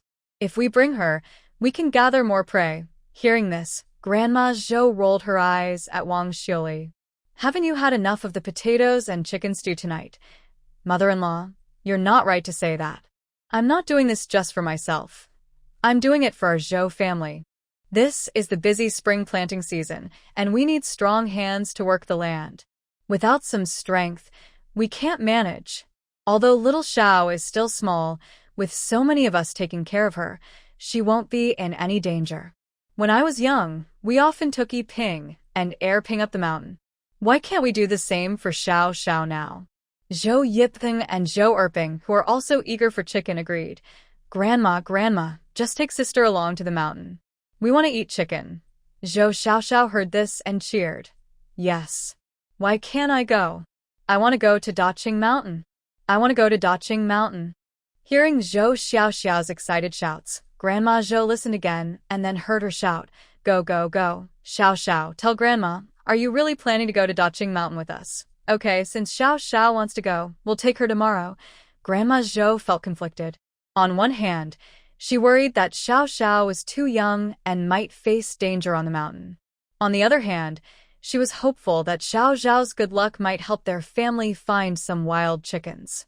Last year, during the New Year, their family slaughtered a pig, but because Zhang Fuhua was pregnant and needed money, they sold half of it. The remaining pork, besides what they ate during the New Year, was made into salted pork, which they still haven't finished eating. Thinking about this made her worried. Tomorrow, she would personally take Xiao Xiao all the way and make sure nothing happened to her. Li Yuehua had wanted to go along, but she had many family chores to do, and Zhang Fuhua, who had just given birth, also needed her care. Reluctantly, She kept reminding Zhou Sanjing to help take good care of Xiao Xiao. The next morning, while Xiao Xiao was still asleep, Zhou Sanjing carried her up. When Xiao Xiao woke up, the Zhou family had already taken her to the foot of Daqing Mountain. Seeing the endless green trees of Daqing Mountain, Xiao Xiao felt excited. She really wanted to go inside and see there should be many medicinal herbs. As soon as they arrived at Daqing Mountain, Zhou Sanjing handed Xiao Xiao over to Grandma Zhou. Grandma Zhou held Xiao Xiao in her arms until she woke up. Xiao Xiao, you're awake. Grandma will go make you some warm goat milk. The white goat given to Zhou Xiao Xiao by Dabai can be called an angelic goat. So far, the mother goat is still producing milk. However, the amount of milk has decreased significantly compared to the beginning. But the mother goat's milk is still enough for Zhou Xiao Xiao to drink. Sometimes, there is even some left over for Zhou Erping to drink. When Zhou Yiping and Zhou Erping saw that Zhou Xiao Xiao was awake, they hurried over. Xiao Xiao, we are at Dakingshan. Look, see if there are any wild pheasants. Let's catch some. Seeing the two eager little kids, Zhou Xiao Xiao felt a bit overwhelmed. Both of you, what are you doing? Hurry up and go plant the fields. Don't bother your sister here. Grandma Zhou scolded them, and Zhou Yiping and Zhou Erping started feeding Zhou Xiao Xiao warm goat milk. Xiao Xiao, are you full now? Grandma, hold Xiao Xiao and take her for a walk, okay? Xiao Xiao, look around and see if there are any wild eggs nearby, Zhou Xiao Xiao thought. Two little ones and now an older one. She has no points left. Where would she find wild pheasants or eggs? Oh, right, she still has Dabai. Dabai, you can detect plants nearby. Can you also detect animals around here? Can you help me check if there are wild pheasants or rabbits nearby? Dabai's system manual doesn't specify that it can help find animals. Since there's no rule against it, it should be possible. Dabai, stop hesitating and quickly help me see if there are wild pheasants, rabbits, or eggs nearby. Dabai thought Zhou Xiaoxiao's idea made sense. If there's no prohibition, it should work. So it started searching. Host, on your left, there is a rotten tree. Inside, there is a wild pheasant and 5 eggs. Got it. Thank you, Dabai. I love you so much. Host, you should stop saying such cheesy things and help me gather herbs instead. That's the best way to thank me. Although Zhou Xiaoxiao's harvest yesterday was small, it was quite valuable to Dabai. It didn't expect that such a young girl like Zhou Xiaoxiao could help collect herbs. Moreover, because of this, the system rewarded her with 2,000 points. The reason was that, encouraged and motivated by her, Zhou Xiaoxiao, who is less than a year old, started working actively. It was surprisingly awarded as this month's excellent system administrator. Dabai, don't worry. I will go help you gather herbs later. The reason I followed my family up the mountain is to help you collect herbs. Milk. Chicken. Little Xiao, did you say there are wild chickens ahead? Little Xiao, the area in front is so big. Can you tell Grandma exactly where they are? Zhou Xiaoxiao struggled hard to say the word would, but Grandma Zhou didn't understand at all. Little Xiao, what are you saying? Grandma didn't get it. Say it again. Zhou Xiaoxiao pointed and repeated would. After several tries, Grandma Zhou still couldn't understand. Zhou Xiaoxiao suddenly slumped on Grandma Zhou's shoulder. She had done her best. Little Xiao, what's wrong? Don't sleep. You still need to help Grandma catch wild chickens. Mom, what are you talking to Little Xiao about? Sanjung, just in time you came. Little Xiao said there are wild chickens ahead and mentioned wood. The area in front is so big, and the wild chickens are startled. I'm afraid they will fly away if we go over. Hearing this, Zhou Sanjung looked carefully in the direction Grandma Zhou pointed. Wood, a dead tree. Little Xiao, are the wild chickens inside that dead tree? Hearing this, Zhou Xiaoxiao's eyes lit up. She quickly shook her head and nodded vigorously. Haha, our little Xiao is so clever. I will go catch the wild chickens now. Sanjung, go call your older brothers First Zheng and Second Zheng. Wild chickens are clever. Don't let them escape. Zhou Sanjung immediately went to call Zhou Yijing and Zhou Erjing. Zhou Sheng also ran over. Under the combined effort of the four, the wild chicken was soon caught. I caught it! I caught it! Zhou Yijing exclaimed excitedly. Zhou Erjing didn't catch the chicken and felt a little disappointed. He started to check the dead tree to see if any chickens had escaped. There were no chickens that got away, but there were eggs. There's still eggs inside this dead tree. 1, 2, 5 eggs in total. Zhou Yiping and Zhou Erping cheered excitedly. Oh, oh, oh. We have wild chickens and eggs to eat again. Zhou Xing looked happy. Although the wild chicken was small, everyone in the Zhou family could share 2 pieces. Wang Xiuli also felt very pleased. Her suggestion from last night was right. She would get to enjoy some meat tonight. However, the wild chicken looked a bit small. Oh, our little Xiao. Our luck is really extraordinary. Xiao Xiao, from now on, your aunt will share the meat with you. When Wang Xiuli said this, everyone burst into laughter and agreed that they wanted to eat meat with Xiao Xiao. Xiao Xiao, look at this wild chicken. It's so small that everyone can't get a piece. Can you tell your aunt if there are any other animals nearby? Maybe she can catch 1 or 2 more. After saying this, Wang Xiuli looked at Zhou Xiao with anticipation. The rest of the Zhou family did the same. Zhou Xiao felt helpless and had to call out Dabai again. Dabai, can you help me check if there are any other animals nearby? Dabai listened carefully and searched for a moment before answering. Dabai, do you think there are animals in the forest? Yes, if you walk about 1,000 meters into the forest, you should see some animals. Thanks, Dabai. Love you. Heart emoji. I accept your thanks, but don't love me. Your love is too heavy for me to bear. Even if I don't accept, I still do. I can't let you, a child who lacks love, feel lonely. Dabai, do I lack love? Am I still a child? Ah. Xiao Xiao, pointing into the forest. Are you trying to tell us there are animals inside? Then let's go see inside the forest quickly. Wait. Dad, what's wrong? There are many wild animals in the forest. It's not good if we encounter large ones. Dad, we'll just look around the edge of the forest. We probably won't meet any big animals. The 3 brothers, Zhou Yizhang and others, were eager to go and see. Yes, Dad, the big wild animals are usually in the deep mountains. This Deqing mountain is on the outskirts, so we probably won't see any wild animals. Alright, if you want to go, let's go together. But before that, bring your sickle and... Okay, we'll go get them now. Zhou Xiao couldn't say the exact distance, so on the way, the Zhou family members kept quietly asking her if they had reached their destination. Of course, when the Zhou family asked about Zhou Xiaoxiao, she was also asking Dabai. Zhou Xiaoxiao annoyed Dabai, so Dabai decided to give her a location of the target so she could see where the prey was.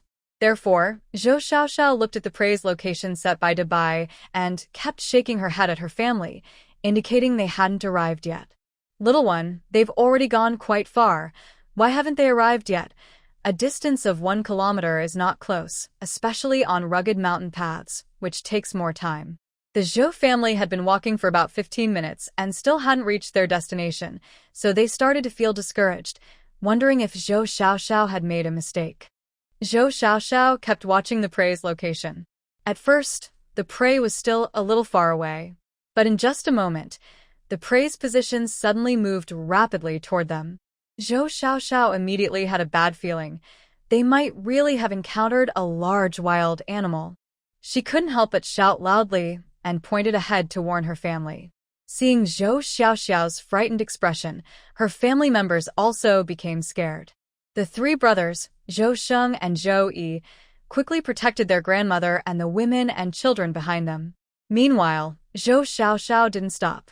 She asked Dabai, "What kind of prey is this?" What? A wild boar? Dabai, why didn't you tell me earlier?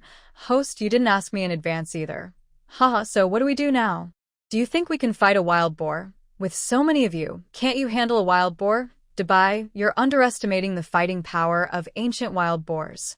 Quickly help me think of a way to drive this wild boar away. This isn't a problem Dabai needs to solve. Dabai refuses to answer. Dabai, do you know why I sometimes dislike you? It's because you often act as if you're indifferent, which makes people very annoyed. You're my assigned system administrator. We should be working together and helping each other. How can you stand by and watch me face danger alone? If I die, it won't be good for you either. Thinking about the honor titles and points she earned yesterday, Dabai hesitated. It seemed like it had really made a mistake. It's a wild boar. It's a wild boar. 1, 2, 3. Hold your sickles and hose tightly. Don't let the boar hurt the little ones. Old man, you also need to be careful. Don't just focus on us. Although only one wild boar appeared in front of the Zhou family, it was very large, at least 200 pounds, and had long tusks. Just looking at it made the Zhou family members feel terrified. At this moment, Zhou Xiaoxiao could clearly sense Grandma Zhou's fear because she was trembling all over. Originally, Zhou Sheng thought that if they didn't move, the boar would leave on its own. But he was wrong. The boar only hesitated for a moment after seeing them, then charged at them without hesitation. Zhou Sheng shouted and swung his, smashing it toward the boar's head. Immediately after, the three brothers, Zhou Yijing, also swung their sickles and hoes at the boar. The boar, feeling pain, took a few steps back. Now, the boar was even angrier because it was injured. It growled and circled around the Zhou family as if looking for a way to break through. Finally, it aimed at Grandma Zhou, who was holding Zhou Xiaoxiao in her arms, and attacked again. Grandma Zhou screamed in fear. At this critical moment, Zhou Sanjing swung his and struck the boar fiercely. With a loud bang, the boar suddenly collapsed and couldn't get up. What's going on? Did I just kill this boar? Zhou Sheng carefully stepped forward and kicked the boar's belly.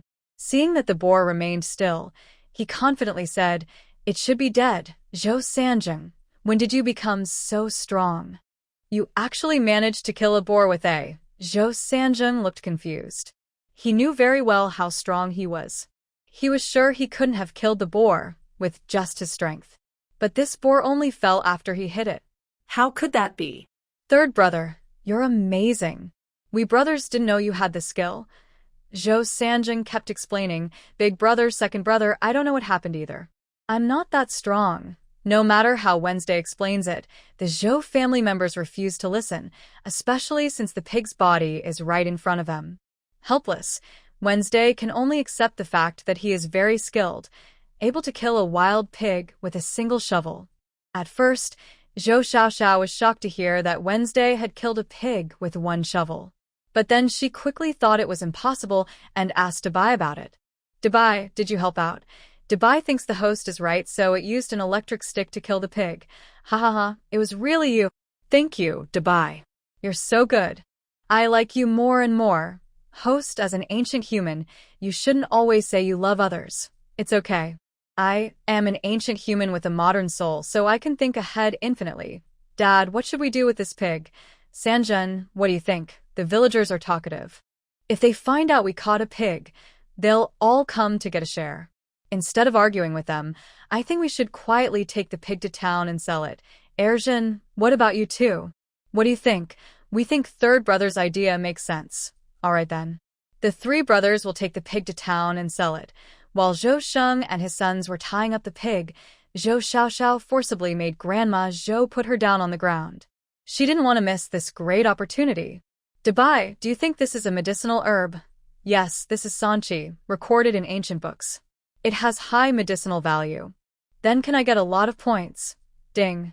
"Congratulations, the host has harvested one sanchi plant and earned 100 points. Wow, the points for sanchi are really high. You help me find more, and I'll go collect them for you." Although Dabai can help Zhou Xiaoxiao detect where the herbs are, it cannot collect them itself.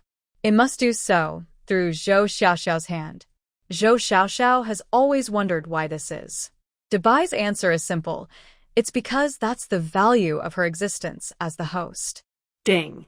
Congratulations, the host has found 2 more sanchi plants and earned 20 points. Xiaoxiao, how did you get here so quickly? There are many snakes, insects, mice, and ants on the mountain. You must not run around carelessly. After Granny Zhou finished scolding, she hugged Xiaoxiao and headed out of the woods. Xiaoxiao was very anxious inside. Just now, the white dog detected a large patch of sanchi 30 meters away from her. She pointed excitedly toward the sanchi. "Little one, what's wrong? Did you find prey again? Could it be a wild pig?" Xiaoxiao immediately frowned. Was she so unreliable? She shook her head at Wang Xiuli, who was asking questions. "It's not a wild pig. What is it then?" Zhou Sheng spoke up. "Let's go see for ourselves." First, you put the wild pig on the ground, then follow us to take a look. Little one, is this the place? Are there prey here or there? Xiao Xiao bent down, constantly pointing at the sanchi under her feet. Little one, you brought us here not to find prey, but to find this kind of plant. Grandpa. Medicine. Little one, are you saying this is medicinal herb? If this really is a medicinal herb, we will make a big profit. Look, there's a large area of this plant here. Little one, stop joking. It's probably just that.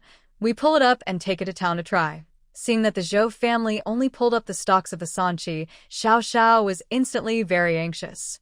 No. Little one, what do you want to tell us? Xiao Xiao patted Zhou Sanjing's hand holding the sanchi stalk, then desperately spat out a word. Root. Little one, are you saying this medicinal herb can only be harvested from the root? We'll listen to you, little one.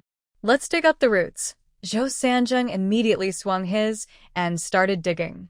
After digging out the first sanchi, Zhou Sanjing ran over to Xiao Xiao and asked, Little one, look, is this it?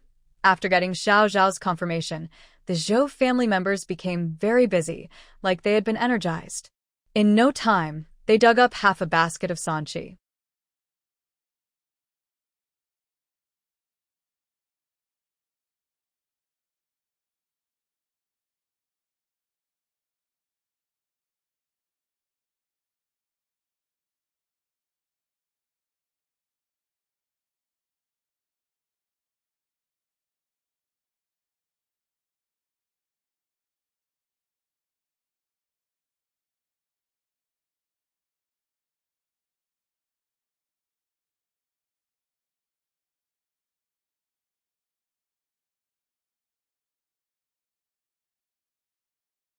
With fewer strong men in the family, things really became difficult.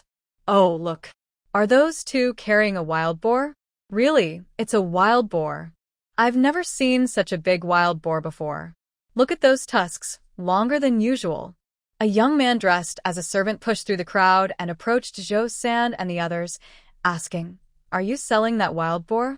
Yes, we are. Do you want to buy it? Wait a moment, I'll go ask. The young man turned quickly and rushed into the crowd. Yuan Mansion in Nanxiao Town. Master, the hunters who usually hunt wild boars for the estate failed again. What? They failed? What am I supposed to do with the wild boar I want? I've already arranged a banquet for tomorrow to celebrate wild boars. Yuan Steward, I don't care what methods you use, you must get me a wild boar by tomorrow. If not, you might as well quit your job. Yes, sir. Yuan Steward looked dejected as he left the mansion. He planned to find a few more hunters and see if he could spend a lot of money to hunt down a wild boar. Yuan Steward, why are you running so fast?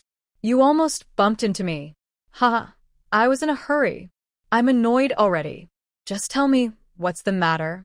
Yuan Steward, didn't you tell me to check if there were wild boars for sale at the market? I was lucky and really saw someone selling a wild boar. What? Someone really selling a wild boar at the market? You're not mistaken, right? No mistake. I saw it with my own eyes. Where is that person? Did you bring it back? No, I didn't dare to act on my own. You. How can I say this to you? If you don't secure that wild boar first, someone else might beat you to it. Hurry and take me to see it. No, I'm not as fast as you. You go first. Remember, no matter the price, you must catch that wild boar. Steward Yuan, I'll go right now. Steward Yuan disappeared in the blink of an eye. Behind him, Steward Yuan couldn't help but curse again. You blockhead. You still haven't told me where you are. This Nanxiao town is so big. Where am I supposed to find you? Wait. Big brother carrying the wild boar. Wait for us. Are you calling us, little brother? Yes, I am calling you. So, little brother, it's you. Have you asked your master if they want to buy the wild boar? Yes, we want to buy it, but wait a moment. The price will be discussed with Steward Yuan from the Yuan family. All right, we'll wait here by the road. There are many hunters in Nanxiao town, and they can catch 2 or 3 wild boars a year. But these wild boars are usually secretly sent to wealthy families, unlike Zhou Sheng and his sons, who openly parade around with their wild boars. Because of this, the people of Nanxiao town find Zhou Sheng and his sons' wild boars very unusual. Soon, They surrounded Zhou Sheng and his sons tightly again. Sir, look ahead. There are so many people. Let's go and join the fun. Yan Nanqing was born into a scholarly family but chose the path of martial arts. His journey in martial arts was not smooth. He only became top of his class near age 30. This year, at the start of the year, he was sent by Emperor Datai to guard the border, with a deadline to arrive by the end of May. After the new year, he left the capital, traveling and sightseeing, meeting talented people, and exploring different places. He still hasn't reached the border area. Everyone make way. Make way. Hey, sir, look. You can see such a big wild boar here. Yan Nanqing was instantly interested. He walked over to Zhou Sheng and asked, "Is this wild boar yours?" Zhou Sheng saw the man dressed in fine clothes and guessed he was someone important. He quickly replied, "Yes, it is ours." "Sir, are the 3 people beside you your sons? I suppose this wild boar was hunted by your family of 4. Honored guest, this wild boar was hunted by my 3rd son alone." Yan Nanqing became even more interested. "Can I meet your 3rd son? I greatly admire brave and strong people. Sir, this is my 3rd son. Old master, are you sure your 3rd son is the one who caught the wild boar?"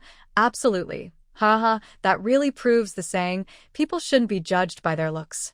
Your 3rd son doesn't look like someone who could kill a wild boar," Zhou Sanjing muttered quietly upon hearing this. "I didn't expect I could kill a wild boar either. Maybe it was just luck. The boar happened to be at the right place at the right time. Ha ha ha, what good luck. He is a martial arts candidate and values luck very much." So, Zhou Sanjing's explanation made him believe it completely. But he also believed Zhou Sanjing had some real skill. After all, fighting a wild boar requires strength. Seeing Zhou Sanjing calm and confident, he suddenly felt like inviting him to join. Although he was just a small officer heading to the frontier, he couldn't do without capable people around him. His journey was actually to find useful talents. The person in front of him had some shortcomings in ability, but with some training, he might still be useful. "Would you be willing to come and train in the army?" Zhou Sanjing thought quickly and shook his head immediately. "Sir, I have elders at home and young children. I can't leave. A true man should focus on protecting his family and country, not on personal feelings." Seeing the other person's voice suddenly rise, Zhou Sanjing was afraid of offending him. He politely said, "Honestly, sir, I've never thought about this before. I need to think it over carefully." Yan Nanqing saw that Zhou Sanjing didn't really want to go to the frontier, but he didn't want to force him. "All right, take your time to think. When you decide, come find me at the frontier. My name is Yan Nanqing, my surname is Zhou, and my name is Sanjing. If I decide, I will definitely go to the frontier to serve Lord Yan." "Good, good, good. How much do you want for this wild boar?" "I'll buy it." Before Zhou Sanjing could answer, a young servant nearby became anxious. "No, no. This wild boar was reserved by me first. I can't sell it to this lord now. Master Yan, I'm sorry, but this wild boar was actually reserved first by this young man. Was the reservation spoken or paid for? It was just a verbal agreement. In that case, it's fine. Anything can be settled by the higher price. I'll pay a few more silver coins." The young servant was anxious upon hearing this. Luckily, at that moment, Steward Yuan hurried over in a rush. "Steward Yuan, I'm here. Come quickly. Why are you so impatient? Has the wild boar been reserved?" "Yes, but a nobleman came and tried to take the wild boar from us." "What? Who dares to compete with us at the South Bridge town for something?" When Steward Yuan saw the smiling Yan Nanqing nearby, he immediately lost his confidence. He pulled Yuan Motu aside and asked, "Is this nobleman trying to take the wild boar from us?" "Yes, it's this nobleman." He quickly bowed respectfully to Yan Nanqing and said, "May I ask your name, sir? I didn't recognize you earlier and offended you. Tomorrow, my master urgently needs wild boar meat for a feast. Please don't compete with us, or it will be hard for us servants to explain to our master. Actually, I'm not very interested in the wild boar meat. I'm more interested in the boar's teeth." "All right then. I want the wild boar meat, and you want the boar's teeth. Does that sound good? Big brother, pinch me quickly. I feel like this isn't real." "I feel the same. This wild boar actually sold for 10 silver coins. Sanjung, put away your silver coins. Everyone, stop standing around foolishly. People are watching us. Let's go. We can talk more at home. Dad, we're going back now. Wait, Dad. I haven't sold the herbs in my basket yet. Let's go to the pharmacy and sell them first. Zhou Yijing didn't interrupt, and Zhou Sheng and Zhou Sanjing almost forgot about the herbs in the basket. Dad, which pharmacy should we go to? Let's go to Bowen Hall and find Su the doctor. He's kind and won't cheat us. When the Zhou father and son arrived at Bowen Hall, Su the doctor was busy with patients. They didn't want to disturb him, so they waited outside until Su finished seeing his patients. Dr. Su, old brother Zhou, I didn't expect to see you in town today. Are you feeling unwell? Please sit down, I'll check your pulse. Dr. Su, you misunderstood. I'm not here for a checkup today. I came to sell some medicinal herbs. To be honest, our pharmacy has a steady supply of goods. We usually don't buy common herbs. Then, do other shops buy retail herbs? Every pharmacy in Nanqiao town has a regular source of supply. Hearing this, Zhou Yi instantly became worried. Father, what should we do with these herbs we dug up? Let's go. If the pharmacy doesn't buy them, we have no choice. Sorry to bother you, Dr. Su. Dr. Su nodded and continued working. Zhou Sanjing was not willing to give up. He took a piece of sanchi from his basket and hurried to Dr. Su. Dr. Su, do you really not want this kind of herb? At first, Dr. Su was a bit annoyed by Zhou Sanjing's boldness. But when he saw the sanchi piece handed to him, he suddenly became excited. Are these herbs sanchi you collected? We don't know the name of this herb. How much of this kind of sanchi do you have? About half a basket. Hearing this, Dr. Su was thrilled. He immediately rushed to the basket with Zhou Sanjing. Yes, all top-quality sanchi. Old brother Zhou, you've helped me a lot. Recently, there have been occasional conflicts at the border. The De Tai dynasty has requisitioned most of the sanchi, so Dr. Su's pharmacy currently has none. Despite that, his boss urged him to stock more sanchi. This put Dr. Su in a difficult spot. The sanchi brought by Zhou Sanjing was a real help. Happy, Dr. Su naturally paid a high price for the sanchi. Zhou's father and son felt like they were dreaming. Father, those lumps of earth are worth 50 taels of silver. Father, we made 60 taels today. I've never seen so much silver in my life. Not just you, even your father has never seen so much silver. Shut your mouths and stop bragging about our wealth, or bad people might come after us. Dad, we won't say anything more. Let's go home and talk there. We're in a hurry to get back. Wait, there's no rush to go home right now. The reason we had such a big harvest today is because of a small coincidence. Later, we'll buy 2 yards of cloth for little one and some food for her. Dad, we all listen to you. Little one, we're back. Come see what we brought you. Zhou Sanjing, what are you making such a fuss about? Little one just fell asleep. If you wake her up, I'll give you a good scolding. Mother, am I still your real son? If I weren't your real mother, I would have strangled you when you were born. Mother, you're so cruel. All right, stop arguing with me. Come with me to the side room and tell me about today. Zhou Posey looked at the 59 taels and 800 coins of silver in front of him, trembling with excitement. The wife originally sold a wild boar and some herbs for 60 taels of silver, but I thought this money was earned by little one, so I decided to buy her 2 yards of cloth and some food. You're right, husband. Our family should be like this, reward and punishment. Zhou Sanjing immediately replied, Mother, since there's reward and punishment, we should get some too. Look at us 3 brothers carrying the wild boar to town, working so hard. Shouldn't you reward us too? Zhou Erjing also happily said, Mother, we 3 brothers don't have any silver now. We earned so much today. Why don't you give us some to spend? Oh, Mother, why are you hitting me? Why am I hitting you? Of course, because you don't understand the value of rice and oil. You still want silver to spend? I tell you, that's wishful thinking. As long as this family doesn't split up, all your silver belongs to me. Hearing this, the 3 brothers looked at each other in surprise. What? You 3 didn't hear what I just said? We heard you. Then go to your work. Remember, after you go back, don't talk nonsense to your wives. There is no wall that keeps secrets forever. Although the Zhou family did not tell outsiders about earning money, people from Santua village still heard the news from outsiders. They only knew that Zhou family earned 10 silver coins from selling wild boars and did not know about the 50 silver coins from selling herbs. Even 10 silver coins from the wild boar sale made the villagers jealous. Recently, even though it was spring planting season, villagers liked to gather and chat. So, the water well in the evening was lively. Malu, what did you say? Zhou family earned 10 silver coins from selling wild boars? Are you sure? Yes, my older brother saw it today when he went to town. It's definitely true. Oh, it seems real. But where did the wild boar come from? How did it appear so quietly? This morning, I saw Zhou Sheng and Zhou Grandma taking their little lucky star to the Qing Mountain. Could it be that the little lucky star brought it? That's possible. Yesterday, that girl went to the fields and caught a big fat chicken, collecting many wild eggs. Is this information really reliable?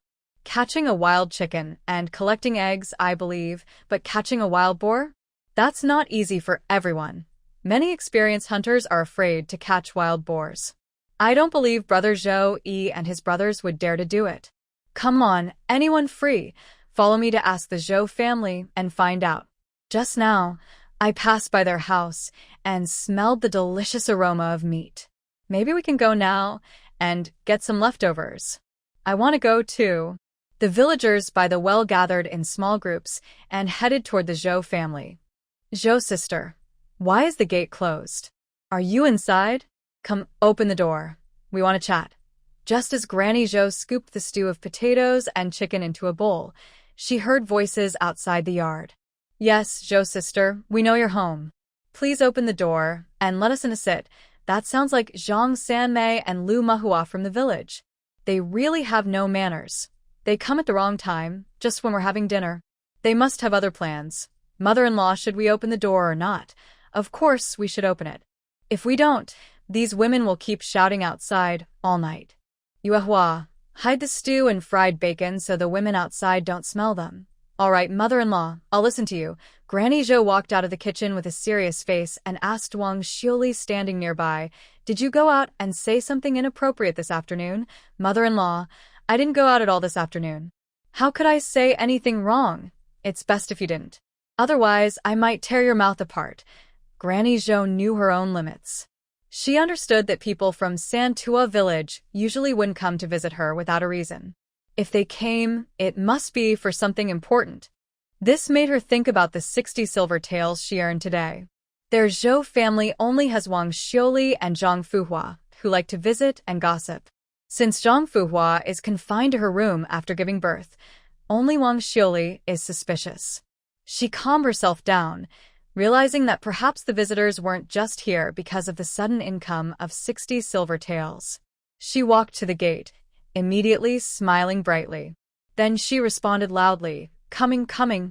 I'll open the door right away. When Granny Zhou saw more than 10 people standing at the gate, she was startled and her smile faded completely. Why are so many people here? Miss Zhou, look at what you're saying. We came to chat with you. Isn't that okay? Yes, Miss Zhou, let's into the yard quickly. We have many people, which shows you're popular. Everyone likes to come talk to you. Miss Zhou, why are you blocking the door? Please move aside so we can get in. You're so unkind. We're all from the same village, and it's unfair to make us wait outside the gate. And we're farmers. We don't care much about the gate. Listening to the chatter of the women, Granny Zhou couldn't keep smiling anymore. She frowned and opened the yard gate. Come in. Smell that? It really does smell good. I was right. Old Zhou's family must have cooked something delicious. It seems to be coming from the kitchen. Let's go inside and see. Do you think we can just walk into the Zhou family's kitchen? Aren't you afraid Granny Zhou will chase you out? More than 10 women started whispering as soon as they entered the Zhou family yard. Granny Zhou looked at these noisy old women and felt very annoyed. But since they all came from the same village, she couldn't be too harsh. She calmed down and asked, Why are you coming to our house so late? Miss Zhou, we already told you. We just want to chat with you today. I'm busy every day. I don't have time to talk with you. Miss Zhou, we won't take up much of your time. We just want to ask if your family made some money today in town. What? How do you know that? Ma Lu's family told us. People from Santua village are quite selfish and don't like others to do better than them. So, Granny Zhou would definitely deny any money-making story. Humph, that's not true. Don't listen to her. You know there's some bad blood between me and Ma Lu's family. Miss Zhou, are you really telling the truth? Ma Lu's family said you sold a wild boar in town and made 10 taels of silver. Hearing this, Granny Zhou let out a breath of relief. Luckily, these villagers only knew about their family selling wild boars. If they found out about their sale of ginseng, they would come to bother them every day. I am not joking with you. I don't have the time for that. All right, you all should leave now. Our family is about to have dinner. When Mrs. Zhou talks about dinner, her attention shifts to eating, and she draws the attention of the 10 or so women present. Big Sister Zhou, did you cook chicken again today? That smell is so good. I haven't had chicken in a long time. Could you give me a piece to try? I just brought my bowl, so I won't waste your dishes. Big Sister Zhou, would you please respond? Why are you glaring at me with such a serious face? If you don't answer soon, I might have to go look in the kitchen myself. Mrs. Zhou looks at the woman in front of her, feeling helpless and very angry. She picks up a large broom leaning against the wall and swings it toward the woman holding a bowl. The woman quickly dodges to avoid the broom. Big Sister Zhou, what are you doing? We're all from the same village. Why are you hitting me? I'm hitting you.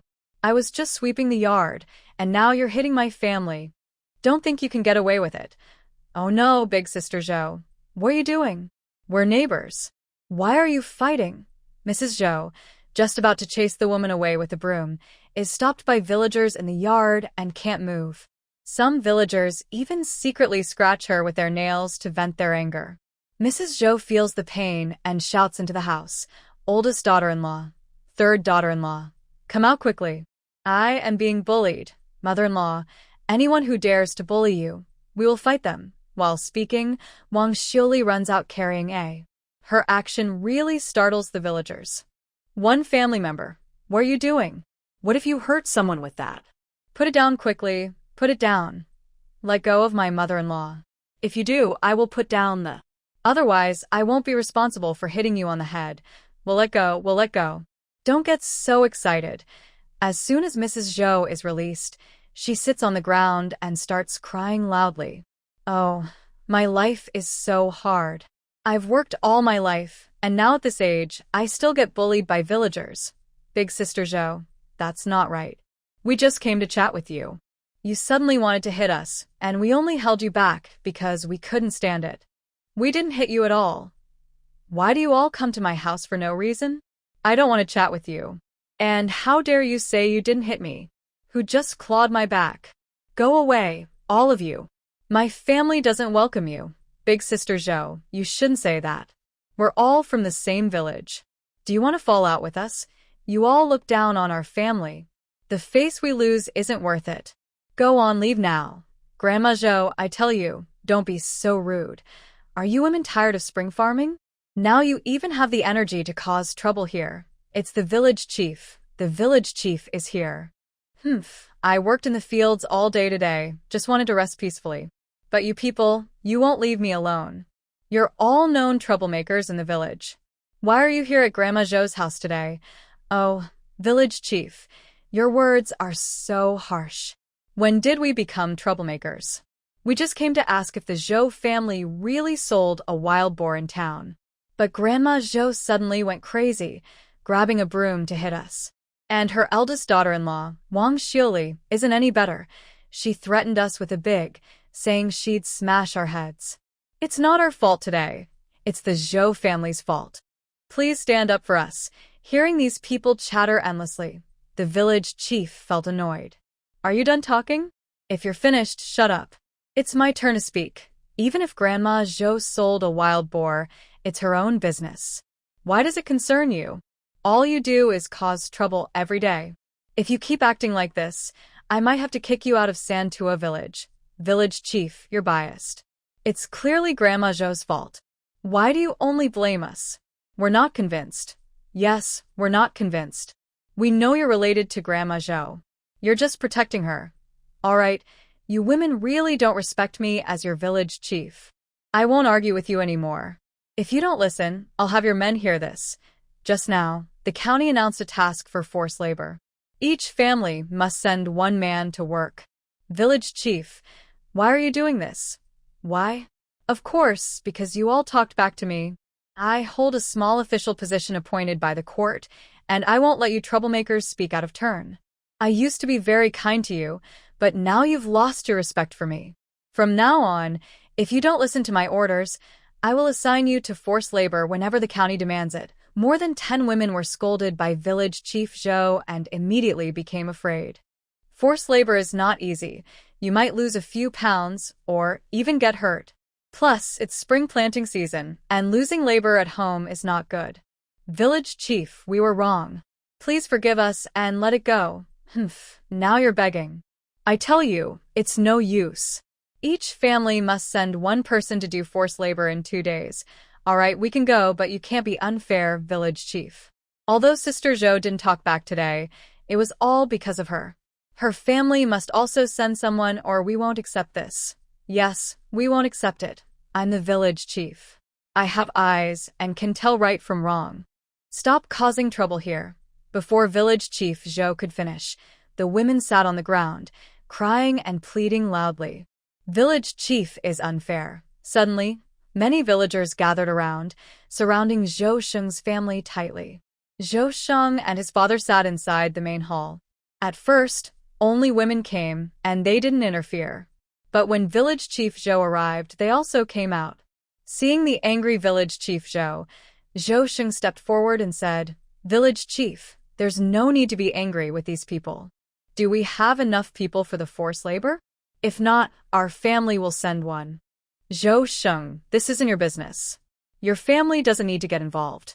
These women are just stirring trouble or gossiping. I've wanted to punish them for a long time. Since this forced labor requires 10 people, I want each family to send one. The villagers watching listened to village chief Zhou and understood what was happening. Some secretly felt happy and didn't join the crowd to cause trouble. Some people silently curse in their hearts, criticizing the village chief for being unfair and biased toward Granny Zhou. As more than 10 men from the women's families arrived, the Zhou family's house was once again filled with loud crying and shouting. "Mother, are you trying to ruin your son? I don't have a wife like you who causes trouble for her husband. I want to divorce you. A wife like you is hard to deal with. Just give her a good beating. Don't hit her, don't hit her. We won't spread rumors or cause trouble anymore." After this incident, the village of Santua became much quieter. However, after this event, the Zhou family made more enemies in the village. Zhou Xiaoxiao listened anxiously from inside the side room, worried that something bad might happen to her family. Luckily, the village chief, Zhou, was fair and protected them. Today's events left Zhou Xiaoxiao with a bad impression of Santua village. A village with a bad atmosphere is not a good place to live. After everyone in the village left, Zhou Sheng went to thank the village chief. "Village chief, we caused you trouble again today. Zhou Sheng, lately people in the village have been targeting your family. You should be careful and stay out of trouble. I can help you while I'm here, but who will help you when I'm gone? Good relationships with neighbors are very important." After saying this, the village chief looked at Granny Zhou with a knowing look. Granny Zhou felt a sudden tightness in her chest when she saw the village chief's gaze. She understood that he was criticizing her for not maintaining good relations with the villagers. "Village chief, don't worry. We will remember that. You haven't had dinner yet, right? Our family has prepared dinner. Come and eat here before you go home." Don't worry about me. "I can't and won't eat dinner at your house.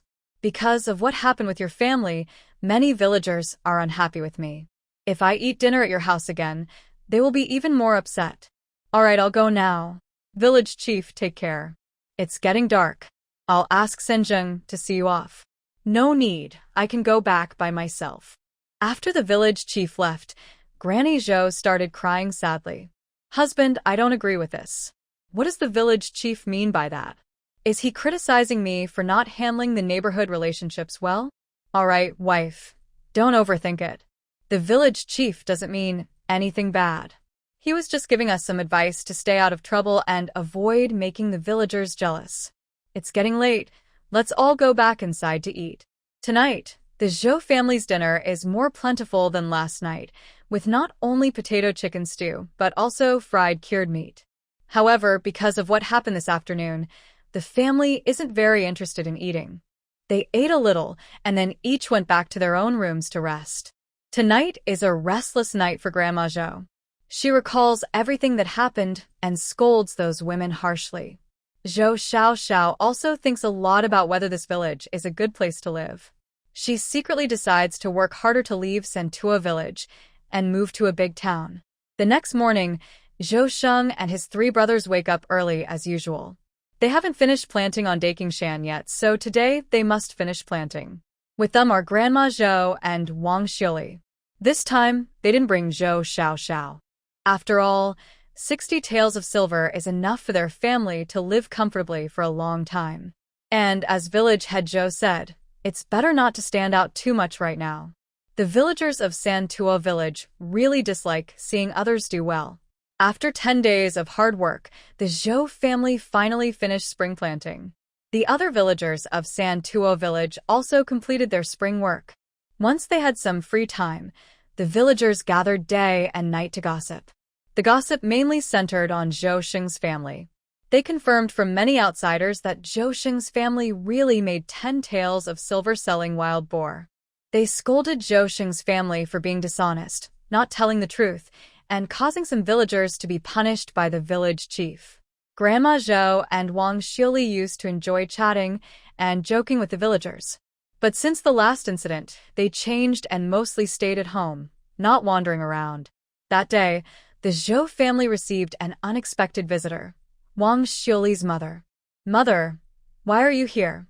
Wang Xiuli was about to go out to pick vegetables when she saw Wang Lin's mother arriving from afar. You silly girl, such a big thing happened. Why didn't you tell me?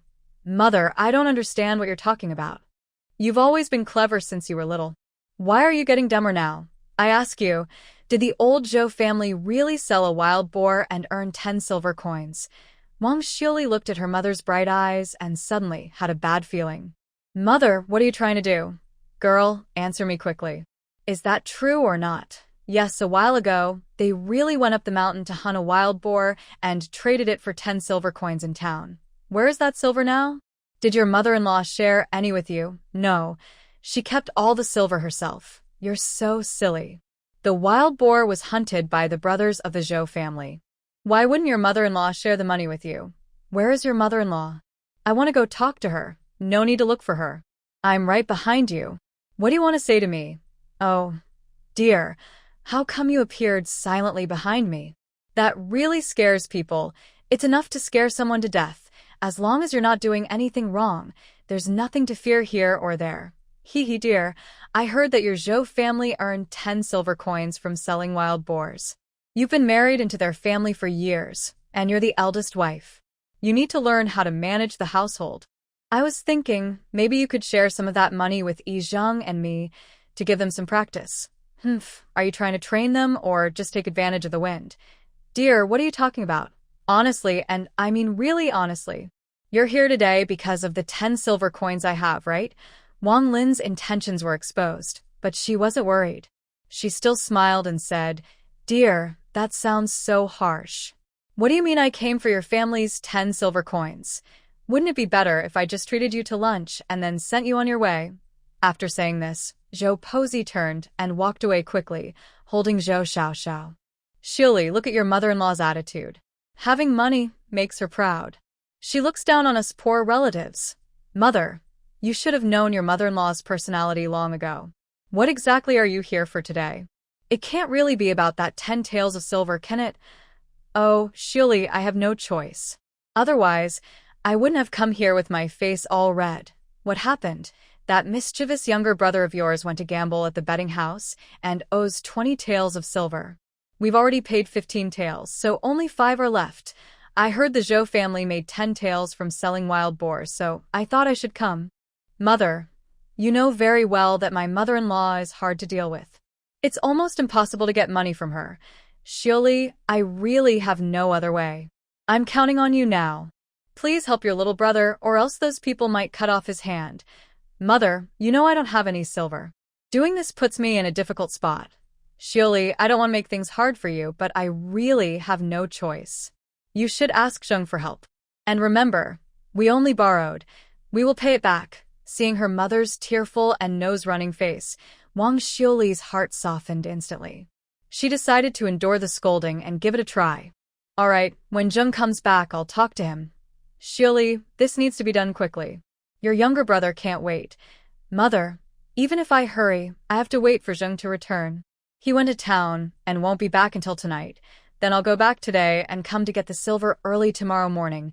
Mother, I'm not sure if my mother-in-law will give us the silver. I don't care. I'll come early tomorrow to get the silver no matter what. That's final. I'm leaving now, Mother. After saying that, Wang Lingshi hurriedly ran off, ignoring Wang Xioli's calls behind her. Is this the place? Yes, it is. Bang, bang. Open the door. Hurry up and open it. Li Yuehua had just tidied up the kitchen when she heard the loud knocking on the gate. She wiped the water off her hands on her apron and headed toward the gate. With a creak, the old, worn gate was pushed open from inside. Li Yuehua's first sight was 3 strong, burly men, and she couldn't help feeling a bad premonition. Who are you, and what do you want? What do we want? Of course, we want money. The 3 burly men said this and tried to rush into the yard. Get out. All of you, get out. Our family doesn't lack money. Li Yuehua was small and thin, no match for the 3 strong men, and she was quickly pushed to the ground. Seeing the 3 men entering the yard, Li Yuehua snapped out of her shock and shouted, Sanzheng, Sanzheng, come out quickly. There are bad people breaking into our house. The people in the Zhou family, who were about to take a nap, were startled when they heard Li Yuehua shout. They quickly grabbed nearby weapons and ran toward the yard. Zhou Sanzheng led the charge, running at the front. When he saw Li Yuehua lying on the ground, his face darkened. Yuehua, are these people bullying you? Sanzheng, it's them. Hearing this, Zhou Sanzheng immediately swung his wooden stick at the nearest man. I'll beat you to death. How dare you bully my wife? The man was caught off guard and was hit hard with the stick. How dare you hit me? I'll make you regret it. The man retaliated, and the other 2 men joined the fight. The scene was 3 against 1, and Zhou Sanzheng was gradually pushed back. Zhou Sheng couldn't just watch. After shouting twice, everyone stop. With no effect, he joined the fight along with Zhou Yizheng and Zhou Erzheng. Although the Zhou family had 4 members, they clearly couldn't match the strength of the 3 burly men. Zhou Pozi watched her sons, noticing they all had some injuries, and felt heartbroken. Stop fighting. Please, stop fighting. Despite her desperate shouts, no one listened, and the fight continued. It wasn't until a middle-aged steward entered the yard that the fighting finally stopped. Leopard, Iron Bull, Motzi, stop right now. The 3 men in black heard the steward's call, exchanged glances, and immediately withdrew from the fight, walking over to stand beside him. Manager Rong. Mrs. Zhou first comforted the 4 members of the Zhou family, then rushed over to Steward Rong and loudly scolded him. Who are you? What are you doing in our house? How can you attack us without reason? Do you still respect the law? Humph, the law is what we follow. We didn't want to cause trouble today. Just return the money and we'll leave. What money? We don't know what you're talking about. You may not know, but someone does. Bring the person in. Under Steward Rong's orders, 2 men in black entered again from outside the gate, each dragging a person. The 2 people being dragged were none other than Wang Xioli's mother, Wang Lin, and her younger brother, Wang Jiayu. Seeing Mrs. Zhou, Wang Lin immediately knelt and begged, Dear sister-in-law, I am Jiayu. Please help us. Otherwise, these people might cut off my hand. Wang Xioli was shocked to see her mother and brother suddenly appear, her mouth wide open in surprise. She hadn't figured out what was happening yet. Wang Lin broke free from the 2 men in black and ran to her side. Xioli, have you prepared the money? Give it to me quickly. The debt collectors are here. We need to pay them so your brother won't be hurt. Mother, I don't have any money. What's wrong with you? Didn't I tell you yesterday to go with E to ask your mother-in-law for money? Mother, he didn't agree, so I couldn't get any. I don't have any money now. Goodness, Wang Lin. So, it was you who brought these troublemakers here. I warn you, you'd better get rid of these people quickly, or I won't be polite. Dear sister-in-law, we really can't go on like this. Please help us. Borrow 5 taels of silver so Jiayu can pay off his gambling debt. Previously, 5 taels of silver was a large sum for the Zhou family. Now, the Zhou family could still easily come up with 5 taels. But should they really lend that money? While Mrs. Zhou hesitated, the villagers watching started to cheer loudly. Mrs. Zhou, your family isn't short of 5 taels. Just lend it to Wang Jia to help him out. I used to think that only people without money were stingy. Now I see that wealthy people are even more stingy. Look at the Zhou family. They have so much silver, but they refuse to share a little to help others. Ha! Wealthy people are just cold-hearted. Madame Zhou was furious. Recently, the villagers have been mocking and insulting her, and she was fed up. Remembering village chief Zhou's advice, she usually held back. But today, outsiders came to cause trouble. When the villagers didn't help her, they even exaggerated the situation. Unable to bear it anymore, she scolded, "Since all of you are so capable, then you can borrow the silver yourselves. Our Zhou family is stingy and unwilling to lend 5 taels of silver. You all are generous, so surely you are willing to lend 5 taels of silver. Wang Lian, did you hear me? Stop asking me for money. If you want, go ask these kind villagers." The villagers of Santua village retreated step by step under Madame Zhou's fierce words. Though unhappy, they didn't know how to argue back and could only shut their mouths helplessly. Dear sister-in-law, don't joke with me or say angry words. If you are unwilling to lend me 5 taels of silver, who else in Santua village would be willing to lend me 5 taels? Wang Xiuli looked at her mother, who was pleading, and felt heartbroken. She quickly stepped forward to support her, saying, "Mother-in-law, please help my younger brother. If he can't repay the silver later, I will help him pay it back. Wang Xiuli, although your last name is Wang, you married into the Zhou family. That makes you part of our Zhou family. How can you help him repay the debt?" It seems you haven't clearly understood your own position. Remember, you are the wife of the Zhou family. Everything you do should prioritize the Zhou family. Early in the morning, Steward Rong took some enforcers to Wang's village to demand repayment. They didn't get the money and were taken to Santua village. By now, it was almost noon, and he was very hungry. These people were still arguing loudly in front of him. His patience finally broke. Wang family has the money, but my patience is limited. Where is the silver? You better take it out quickly. And the silver you owe our gambling house is 30 taels, not the 5 taels your mother mentioned. I think you know very well, don't get it wrong with me. Mr. Wang Lin was stunned when he heard this. What? How did it suddenly become 30 taels? Yesterday, everything was fine, and I only owed 5 taels of silver. Mr. Wang Lin, don't ask me, ask your son. What's going on at home? Mother.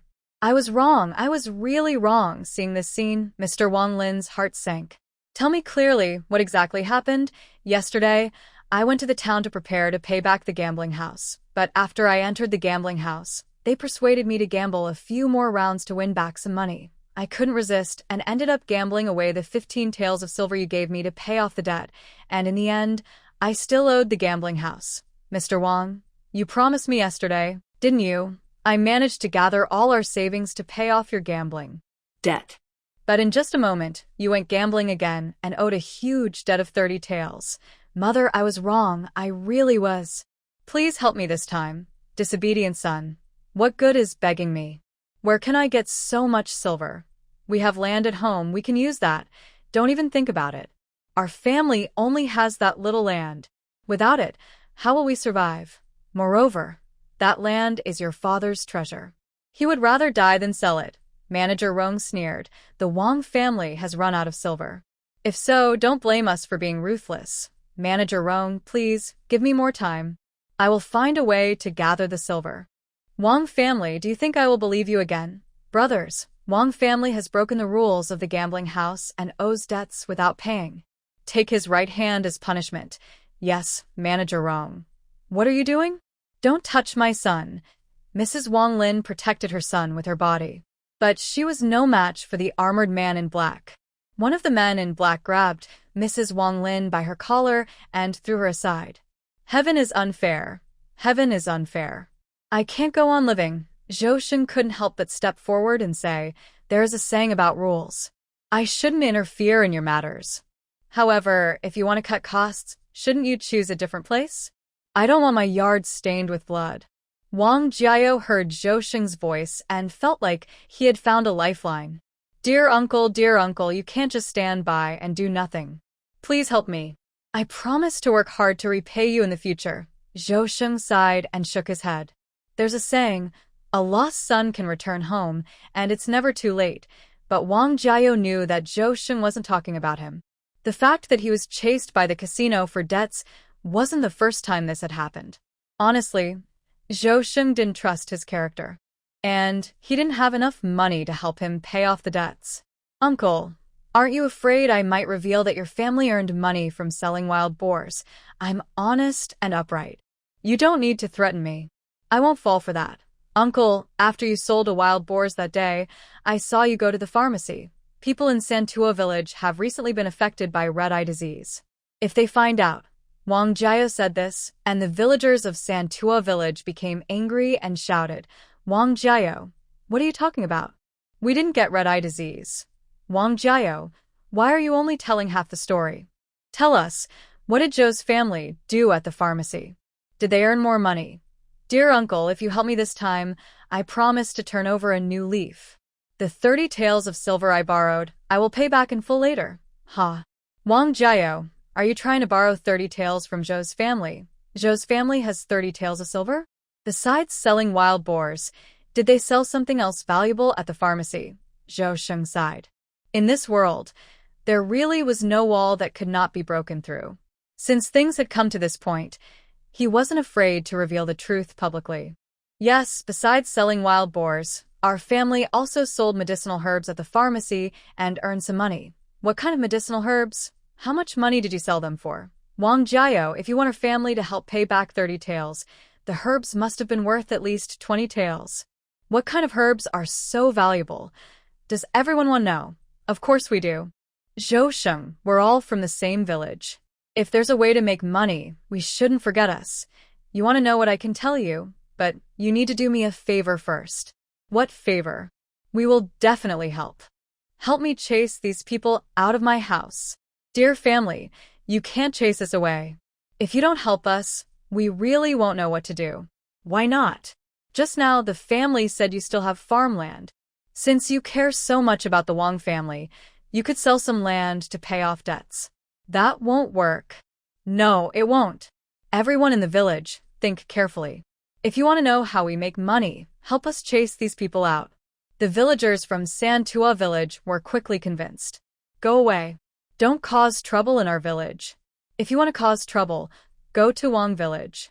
Manager Rong saw a group of people gathering and looked angry. Wang family, are you going to pay back the money or not? I will pay it back. Wait a moment, I need to talk to my mother. Mother, just sell 2 or 3 acres of land to help me pay this gambling debt. Because of your bad actions, your father locked up the land deed. How can I get land to pay the money? There's also my sister. Manager Rong, don't cut off my hand. I have an older sister. She's married, but still pretty. I'll offer her to you. Wang family, what are you saying? Sister, I really can't do this anymore. Please help me. Yes, we have no money. We will use Wang Xiuli as collateral. Take her. Mother, even you say that? Are you really my mother? I am your real mother, but have you accepted me as your mother? I asked you to help with something, but you didn't. Maybe I don't need a daughter like you. Mother, how could you treat me like this? Under Manager Rong's signal, the man in black prepared to catch Wang Xiuli. Zhou's wife shouted, I dare anyone to try. Wang Xiuli is from the Wang family, but she married into our Zhou family. We have nothing to do with the Wang family anymore. I won't allow you to hurt our Zhou family members. The 3 brothers, Zhou Yizheng, immediately raised wooden sticks and protected Wang Xiuli in front of them. Master Zhou loudly said, Villagers, Hurry up and chase these people away. Don't you want to know what we sold at the pharmacy? Go, go, go. Leave our Santua village. We don't welcome you. The 5 thugs led by Steward Rong were all quite strong.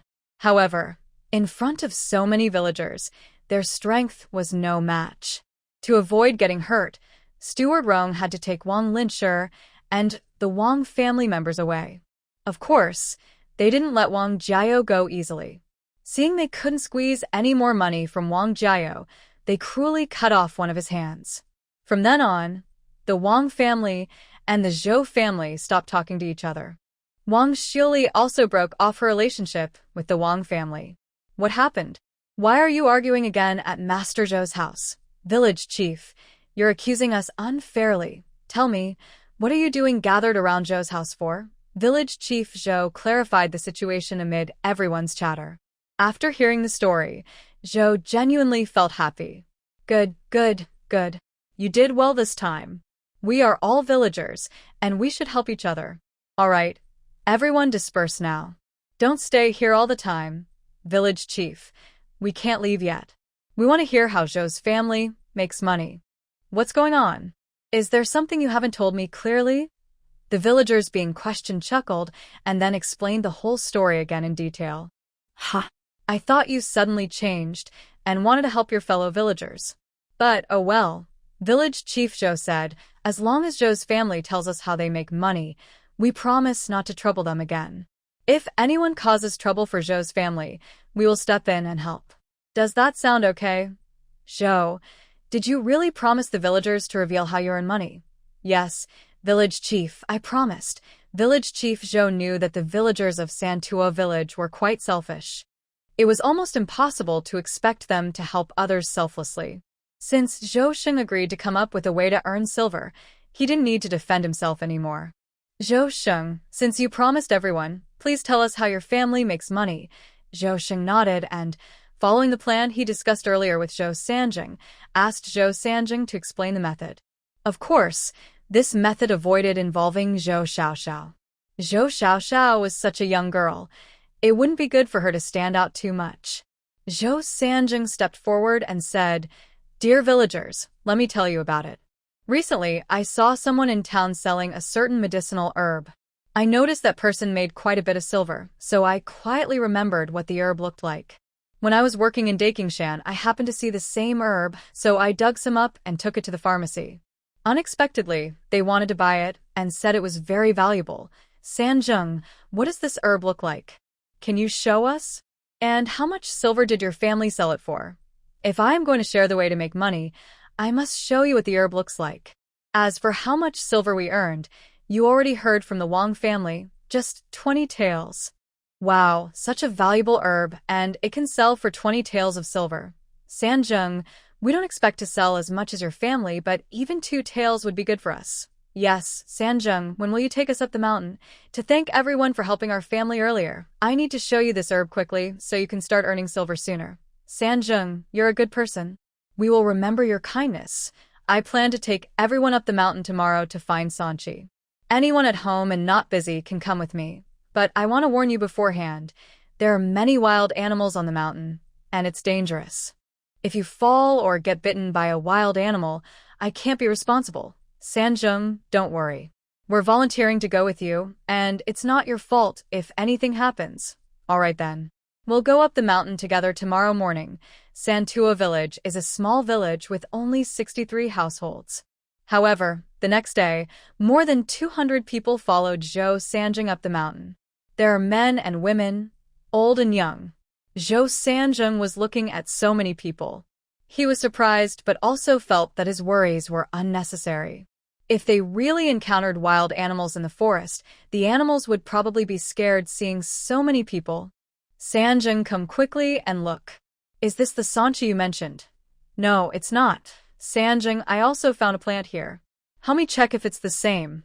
No, it's not. Look at this one in my hand. Only plants like this are true Sanchi. Here it is. I found 2 plants. Aunt Malu, what are you doing? I found this first. Don't take it from me. Wah, you're mean. You're stealing my Sanchi. Zhou Sanjing hurried over and saw a boy about his age lying on the road, face covered in mud. Aunt Ma Lu was carefully digging up 2 sanchi plants nearby. He looked around and saw many villagers nearby. But these villagers were just pointing and talking. No one stepped forward to speak fairly. He sighed and said, "Zhao Goer, did you just say you found these 2 sanchi plants first?" "Yes, I found them first. Everyone can testify." Zhou Sanjing looked at a few other boys nearby and asked, "Is what Zhao Goer said true?" "Yes, it's true. Zhao Goer really found these 2 sanchi first. He was showing off to us, but before he could finish, Aunt Ma Lu took them." "Aunt Ma Lu, stop it. Why should I stop?" "I won't stop. This sanchi was found by Zhao Goer. It should belong to him." So, what if he found it? "He didn't pull it out himself. I pulled it out, so it's mine. I'll beat you, shameless old woman.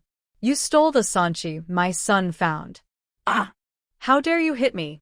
I'll teach you a lesson." Suddenly, Zhao Goer's mother started fighting with Aunt Ma Lu. Seeing his mother come to help, Zhao Goer quickly wiped his tears. Then he rushed to the sanchi and dug out the half-removed plant that Aunt Ma Lu had been digging up. "Brother Sanjing, look at this. Is this sanchi for sure?" "Yes, it's definitely sanchi." "Third brother, how much silver can we get for all these herbs?" "Probably 2 taels of silver." Mother, stop fighting. I found some herbs." Third brother said we can get 2 taels of silver. "Let's go to town and exchange it." Zhao Goer's mother, who is big and strong, naturally has the upper hand in fights with Aunt Ma Lu. Right now, she is sitting on Aunt Ma Lu's belly, happily hitting her. When she hears Zhao Goer calling, she spits saliva at Aunt Ma Lu's face and then curses as she gets up. Of course, she also remembers to thank third brother Zhou for protecting Zhao Goer. "Thank you, third brother. I appreciate your kindness. In the future, if anyone dares to speak badly about your family, I will be the first to stand up for you. I promise to help you scold them back." Some people are grateful, while others dislike it. Aunt Ma Lu gets up from the ground, glaring with resentment at third brother Zhou, her hatred for the Zhou family deepening. On the first day, third brother Zhou took the villagers up the mountain and collected 12 herbs. However, 3 incidents of theft happened. One was stopped by third brother Zhou, but he didn't see the other 2. To prevent such things from happening again, Zhou thought of a plan. As soon as he came down the mountain, he immediately went to see village head Zhou and discussed it with him. "Uncle village head, are you at home?" "Third brother, I am here." "Come in. How is today's trip up the mountain? Did the villagers cause trouble?" "Uncle village head, I came today to talk to you about this matter." Village head Zhou immediately became serious. Third brother Zhou then explained the 3 theft incidents on the mountain. "Uncle village head, you probably know the general situation. We also had a harvest today. All the villagers together collected 12 herbs. That's a good harvest. But I am worried about the lack of unity among the villagers. I fear that tomorrow or the day after, similar thefts might happen again. To prevent some troublemakers from affecting the unity of our 3 villages, I think we should limit the number of people going up the mountain and form a special harvesting team." "Third brother, your idea is good. Tell me more about this harvesting team you mentioned." "I think the idea for the harvesting team is simple. Each household sends 1 person and we form a team. Once we harvest the medicinal plants, the money earned will be shared equally among all members. This way, we can prevent fights caused by greed and stop some families from rushing up the mountain with their children." Village chief Zhou stroked his beard and paced back and forth before nodding and saying, "Sanjung, your idea is really good. Later, I will gather all the households and ask for their opinions. If most agree, we will form this harvesting team. When that happens, you will need to work a bit harder, and I want you to be the team leader." "Uncle Village Chief, you're too kind. It's not hard at all. I'm actually quite happy. You don't know, I've admired you since I was young." "Oh? What do you admire about me?" "I admire you for being the village chief and for being able to lead so many villagers. If I become the team leader, I could also call on many villagers like you do. That would make me very happy." Good. Sanjung, you're a good boy. I've been the village chief for over 30 years. If you really want to be the village chief someday, you should practice for a few more years, gain more experience, and most importantly, learn to read and write. When I'm no longer the village chief, I will definitely recommend you to be the leader of this village. Hearing this, Sanjung immediately shook his head and said, Uncle Village Chief, you're overestimating me. I don't have what it takes to be the village chief. Plus, Bao Ping and Bao An are much better than I am. If anyone is suitable to take your place, it's only them. Sanjung, I'll tell you the truth. Bao Ping and Bao An are already arranged for other things. They are currently busy in town and are much better off than staying here in the mountain village. I don't want them to come back, and I believe they don't want to return to this remote mountain either. So, if you really want to be the village chief, I will support you. Does Sanjung truly want to be the village chief? This isn't just politeness, it's his genuine, heartfelt wish. He truly believes that becoming the village chief would be a great achievement. Thank you, Uncle. I want to become the village chief. In the future, please teach me more. All right. When you're free, come to my house. I'll tell you what to watch out for as a village chief. I'll also teach you some basic characters. Ding ding ding. The villagers of San Tua quickly gather by the water well. Hey, Sanjung, why did you ring the big gong? What are we supposed to do at the water well? Of course, it's a good thing. Sanjung, stop keeping us in suspense. Just tell me what the good news is. Uncle Fu, I need to tell others too. I don't have time to chat here. You'll find out when you go. Ding ding ding. The villagers of San Tua hurry to the water well. Hey, Sanjung, what's going on? Just tell me clearly. It won't take much of your time. Sanjung is getting annoyed with Uncle Fu's constant questions. All right, I'll tell you now. That's roughly what happened. As for whether to join the harvesting team, Uncle Fu, you should think carefully. Sanjung, what do you think? Should I join or not? Of course join. The more people, the stronger we are. The chances of finding Sanchi are higher. Everyone in the harvesting team shares the money equally when they find Sanchi. Uncle Fu, I won't talk to you anymore. I need to tell others. You can think about it yourself. I've decided. I want to join.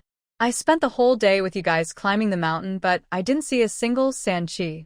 If I join the team, maybe I can get 1 or 2 silver coins. All right, I got it. Uncle Fu, if you're free, please help me notify a few households to the south.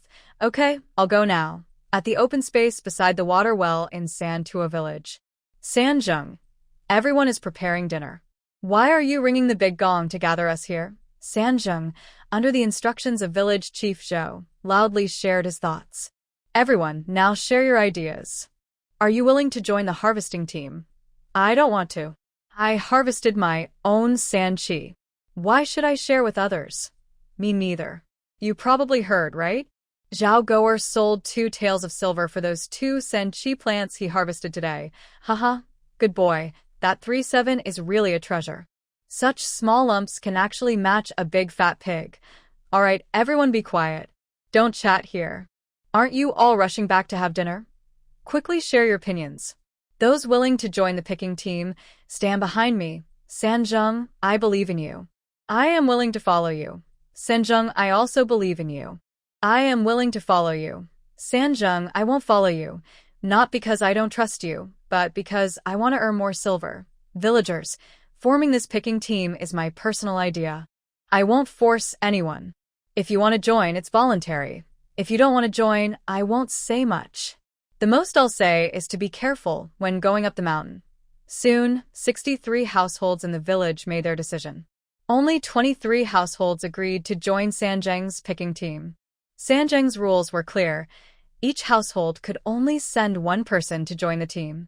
Although the team was small, Sanjung was full of determination. He wanted to lead these 23 people to achieve good results, as it was a good way to build his reputation. Thinking about becoming the village chief in a few years, Sanjung straightened his back a little more. Since forming the picking team, Sanjung was very excited. As soon as he got home, he whispered with Li Yuehua until midnight. When Zhou Xiao heard this, she couldn't help but worry about Sanjung. What if Sanjung couldn't lead the team to harvest the 3-7? He was being too reckless. Zhou Xiao's worries were not unfounded. The next day, Sanjung confidently led the team up the mountain, but they returned disappointed. Their group of 26 people didn't harvest a single 3-7 plant. Meanwhile, Villagers who didn't join the team had harvested some. This was a big to Sanjung. It also caused some team members to lose confidence in him. They directly said they wanted to leave the team. Suddenly, Sanjung's team shrank from 26 to 12 people. That night, lying in bed, Sanjung couldn't sleep well. Sanjung, why aren't you asleep yet? Moonlight, I can't sleep. I'm worried inside. I fear the harvesting team might not find the Sanchi plant tomorrow. Sanchi grows in the mountains, so it's normal if you can't find it. That's true, but I'm afraid the remaining team members will be disappointed in me. Sanjung, your luck today wasn't good, but that doesn't mean tomorrow will be the same. Tomorrow, go to a place you've never been before. Maybe you'll be lucky and find some Sanchi. When you leave the harvesting team, the villagers who stay behind will surely regret leaving you and might want to rejoin. The day before yesterday, I was quite confident. But after today's no harvest, I've lost faith in myself. Starting this harvesting team was reckless. I'm not good at managing so many people. I'm even doubting if I should be the village chief. I feel conflicted. Should I keep chasing this dream? Sanjung, no one is perfect. People don't start out knowing everything. You should ask Uncle Ping, the village chief, how he manages the villagers. Learn from him, observe more. I believe you can do it. No matter what, I will always support you. Dabai, can you detect where the Sanchi plants are around here? Master, aren't you sleeping at this late hour? That's none of your business. Just answer my question. I can detect Sanchi within a 10-mile radius. Then pick a place where few Sanchi plants are growing and tell me the location, specifically the third Wednesday. Master, are you asking me to make things difficult? How am I supposed to tell the third Wednesday? Can't you just locate me? I believe you have the ability to display images. Wait until the third Wednesday falls asleep, then show him the location of the Sanchi plants in his dreams. Master, that's not my duty. Dabai, we're good friends. Please help me. Look, I've always been serious about collecting herbs. Are you trying to force me to break our agreement? Of course not. I'm just asking. If you're unwilling, I won't insist. Dabai, if you accept my request, I'll be very happy and will work even harder for Manhwa Star. Plus, the harvesting team that the third Wednesday formed will help us complete the tasks assigned by Manhwa Star. After all, more people mean greater strength, and they can find more medicinal herbs. Big White, I hope you will think carefully again. For Big White, projecting an image into Zhou Sanjing's mind is not difficult. After hearing Zhou Xiaoxiao's analysis, Big White believes that forming a harvesting team will really help it find medicinal plants. So it agreed to do this. This made Zhou Xiaoxiao very happy because he didn't expect Big White, who is very principled, to agree. Thoughts during the day lead to dreams at night. Tonight, Zhou Sanjing sleeps very restlessly. He is dreaming of villagers scolding him, saying he wants to form a harvesting team to help the villagers get rich. In the end, not only did they not get rich, but the villagers also worked hard for several days in vain. In his dream, he is apologizing to each villager, but suddenly the scene changes. He seems to be soaring through the clouds, moving through the forest, finally stopping at a patch of Panax Nodo ginseng swaying in the wind. Panax Nodo ginseng, it's Panax Nodo ginseng, he screams excitedly in his dream. Sanjung, what's wrong with you? Yuehua, I dreamed of Panax Nodo ginseng. I dreamed of Panax Nodo ginseng. Li Yuehua sighs and touches Zhou Sanjing's forehead. Sanjung, don't put too much pressure on yourself. Whether you find it or not, the villagers probably won't blame you. Yuehua, I really dreamed of Panax Nodo ginseng. And this dream feels very real, not fake. No, I have to go see for myself. After saying this, Zhou Sanjing hurriedly prepares to get up. Sanjung, it's not even dawn yet. Where are you going? Let's wait until morning, okay? Seeing the sky outside, Zhou Sanjing realizes it's not dawn yet. Look at my rashness. You go back to sleep. I'll sleep a little more too. However, lying in bed, Zhou Sanjing cannot sleep. He stays awake, staring at the ceiling until dawn. At dawn, he goes to the water well and waits for the remaining 12 harvesting team members. But he waits until dawn, and only 8 members arrive. He knows the others who didn't come have withdrawn from the team in this way. Zhou Sanjing is grateful for the remaining 8 team members, but he doesn't say much. Because he knows that talking more is useless. The real goal is to lead these villagers to harvest Panax Nodo Ginseng.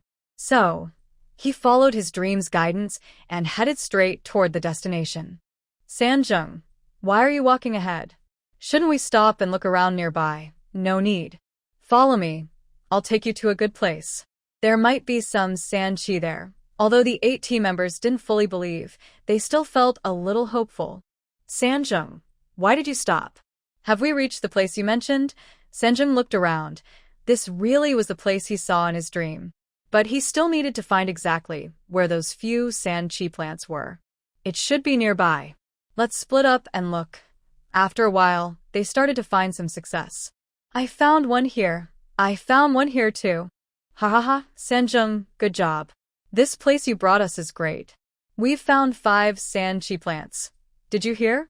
Sanjung and the remaining harvest team picked 5 Sanchi plants today and sold 6 taels of silver. Is that true? Of course. I heard it from Husan in the village. He said he was lucky to go along today, or he wouldn't have earned those few hundred coins. So it seems we really missed out. I didn't find a single plant today when I went alone. I should have kept going with Sanjung. No, I'm going to find Sanjung and go with him again tomorrow. This small success helped Sanjung win back the trust of the harvest team members. It also encouraged some villagers who hadn't joined the harvest team to consider joining. Sanjung thought, since it's just a village, he didn't mind being lenient. Anyone interested in joining was welcome. By the 4th day, their team had grown to 46 people. Last night, Sanjung still had a good dream.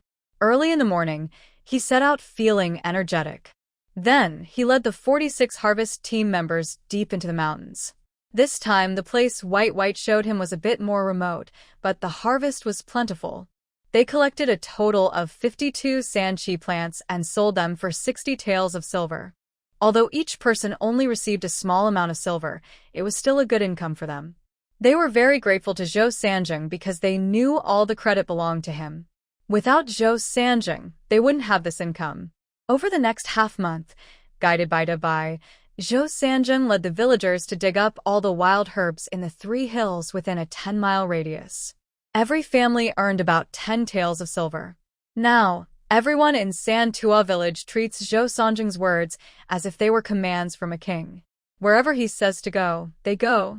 Tonight, Zhou Sanjing went to bed early as usual, hoping to have his daily dream.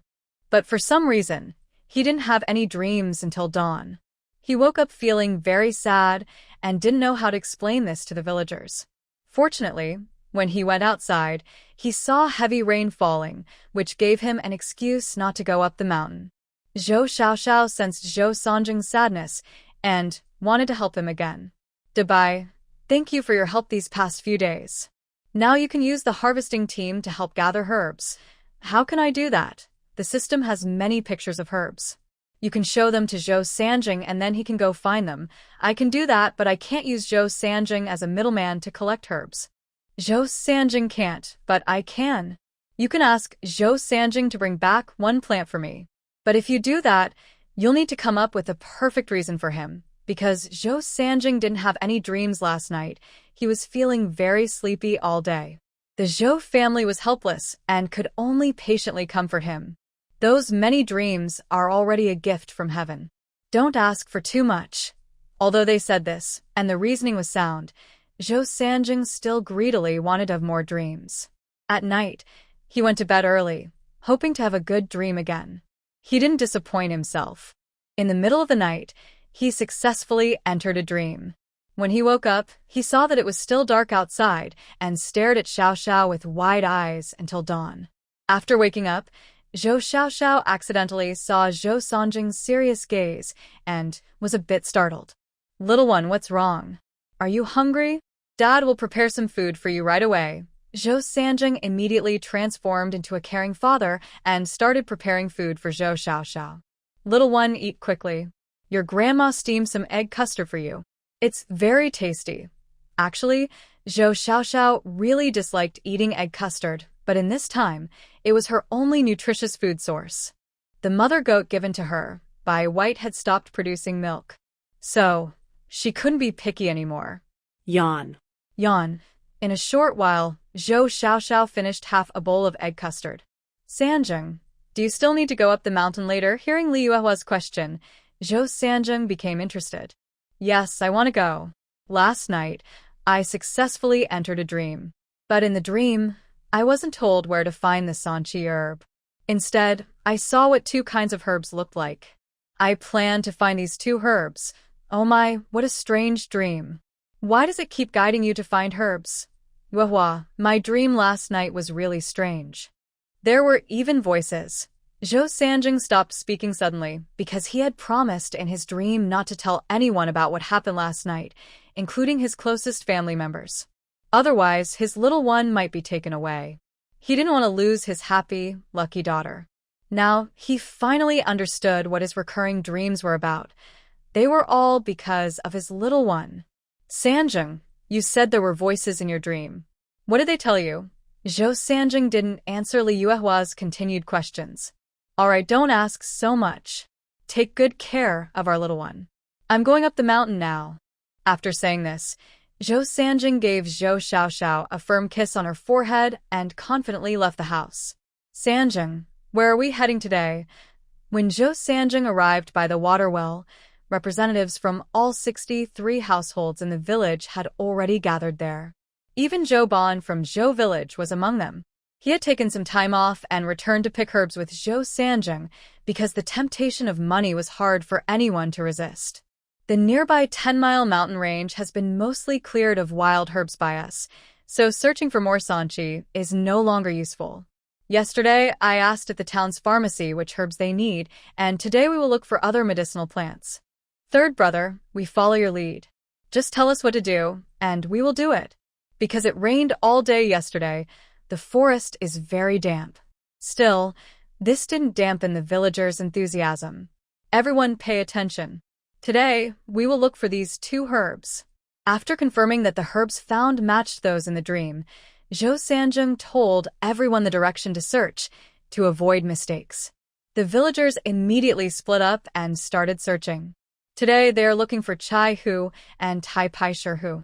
They are lucky. Today is another good harvest day. Back in the village, Zhou Sanjing did not go with the villagers to sell the herbs in town.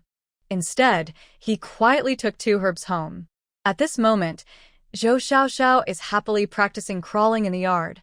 Zhou Sanjing gently carried her back to the side room. Little one, I want to show you two things. Look at these two herbs I picked. Zhou Xiaoxiao doesn't know what Dabai told Zhou Sanjing, but she trusts that Dabai's story is probably very convincing. So, she happily reaches out her small hand and puts the herbs into the system. Ding. Congratulations to the host for harvesting one wild Chai Hu reward, 50 points, one Tai Pai Shi Hu reward, 200 points. Just as Xiaoxiao is still feeling happy, Zhou Sanjing is busy flipping her small hand, trying to figure out how the two herbs disappeared. He looked at her for a long time, but couldn't understand. At night, he entered a dream again. In the dream, a voice explained in detail why he should give the herbs he collected to Xiaoxiao and why the herbs suddenly disappeared from her hands. This made him suddenly realize the truth. It also made him more motivated and serious in the future, because he knew this was not just about earning money, but also about helping his lucky star, Xiaoxiao, complete her task. Xiaoxiao must live a long life. Xiuli, your mother is here to see you. When Wang Xiuli just stepped out of the hospital, she saw her mother, Wang Lin, who she hadn't seen in half a year, suddenly appear in front of her, and she was very surprised. What is wrong with you, girl? Why do you stop talking when you see your mother? Wang Xiuli's face darkened as she asked, what are you here for? Clearly, Wang Xiuli was still upset about what happened earlier. Xiuli, your mother has lowered herself to be friendly with you. What's wrong? Are you still holding a grudge against me? Enough, Xiuli. Let bygones be bygones. Let's not talk about it anymore. Tell me quickly, what is old Zhou's family doing with the villagers when they gather herbs? I heard old Zhou's family makes quite a bit of money from collecting herbs. Wang Xiuli's warm heart grew cold again. Mother, you're not here for me today, are you? You're here because old Zhou's family is making money from gathering herbs? You silly girl. You're married into the Zhou family. I'm here for you. Stop wasting time and tell me what kind of herbs old Zhou's family is collecting, which herbs are valuable, and what they look like. Since the debt incident last time, Wang Xiuli had lost trust in Wang Lingshi. So now, she paid no attention to her mother's demands. I don't know. If you want to ask, go ask the Zhou family members. Wang Xiuli, you're really ungrateful. Your younger brother lost a hand, and I didn't blame you. What more do you want? You've married into the Zhou family. Aren't you one of them? Mother, can I be blamed for my brother's accident? Did I make him go to the gambling house to bet money? It's not just your fault, but we should also blame the Zhou family. They have money but refuse to lend us any. They look down on us poor relatives. Mother, if you dislike the Zhou family so much, why are you still asking them about making money from herbs? You think I want to come here? Your father told me to. Otherwise, I wouldn't have come with this face. You better tell me honestly, or your father will come himself to find you. Even if your father comes, it won't help. I don't know what herbs they are gathering. You wicked girl, I've spoiled you for nothing. I should have strangled you when you were born. You want me dead? Ha. Fine, do it now. Come on, strangle me. Wang Lingshi watched as Wang Xiuli stepped closer, tears streaming down her face. She suddenly collapsed to the ground, crying loudly. I have a hard life. Why did I give birth to such an unfilial daughter? Boo-hoo, old lady Zhou was feeding the chickens with Zhou Xiaoxiao when she heard the noise at the door and quickly came out. Zhou Xiaoxiao, hearing the commotion, stumbled outside to see what was happening. Seeing it was Wang Lini again, old lady Zhou immediately got angry, grabbed a big broom by the door, and swung it at Wang Lini. Old lady Wang, you keep coming to cause trouble at my house? Just wait, I'll teach you a lesson. Wang Lini quickly got up from the ground and dodged, saying, Relatives, what are you doing? Let's talk nicely. Humph, I have nothing to say to you. Just leave now. My family doesn't want you here. Wang Lini, stubborn and crying again, kept making a fuss. Everyone come see. The Zhou family are bullying us. They look down on us poor relatives and want to chase us away. Yes, I am bullying you. I look down on you. What can you do about it? Just get out of here. Oh, stop hitting. Please stop. After a few hits from old lady Zhou, Wang Lini ran behind Wang Xiuli for safety. Xiuli, look at your mother-in-law hitting your mother. You should stand up for her, or you're not being filial. Although Wang Xiuli felt cold toward Wang Lini, she couldn't bear to see her being beaten. Mother-in-law, please stop. My mother can't take any more. You ungrateful thing. Old lady Zhou is your mother, but has she ever treated you badly? Besides our Zhou family, who else cares for you? Mother-in-law, I know the Zhou family treats me well, but I can't just watch my mother get beaten in front of me. As soon as Wang Xiuli finished speaking, she started crying. Old lady Zhou glared at Wang Xiuli. You useless girl. Then she turned to Wang Lini and asked, Tell me, why are you here today? Wang Lini, thinking she had a reason to ask for help, softened her tone. Relatives, I came to ask what kind of herbs you gather on the mountain. We want to earn some money too. Our family owes a lot of debt after the last incident, and we're really desperate. No way. Don't even think about it. Dear in-laws, why is it not allowed? You can bring along those unrelated people from Santua village. Why can't you bring us? We are still relatives. Moreover, we won't harvest herbs within Santua village, so it won't affect your interests. I said it's not allowed, and that's final.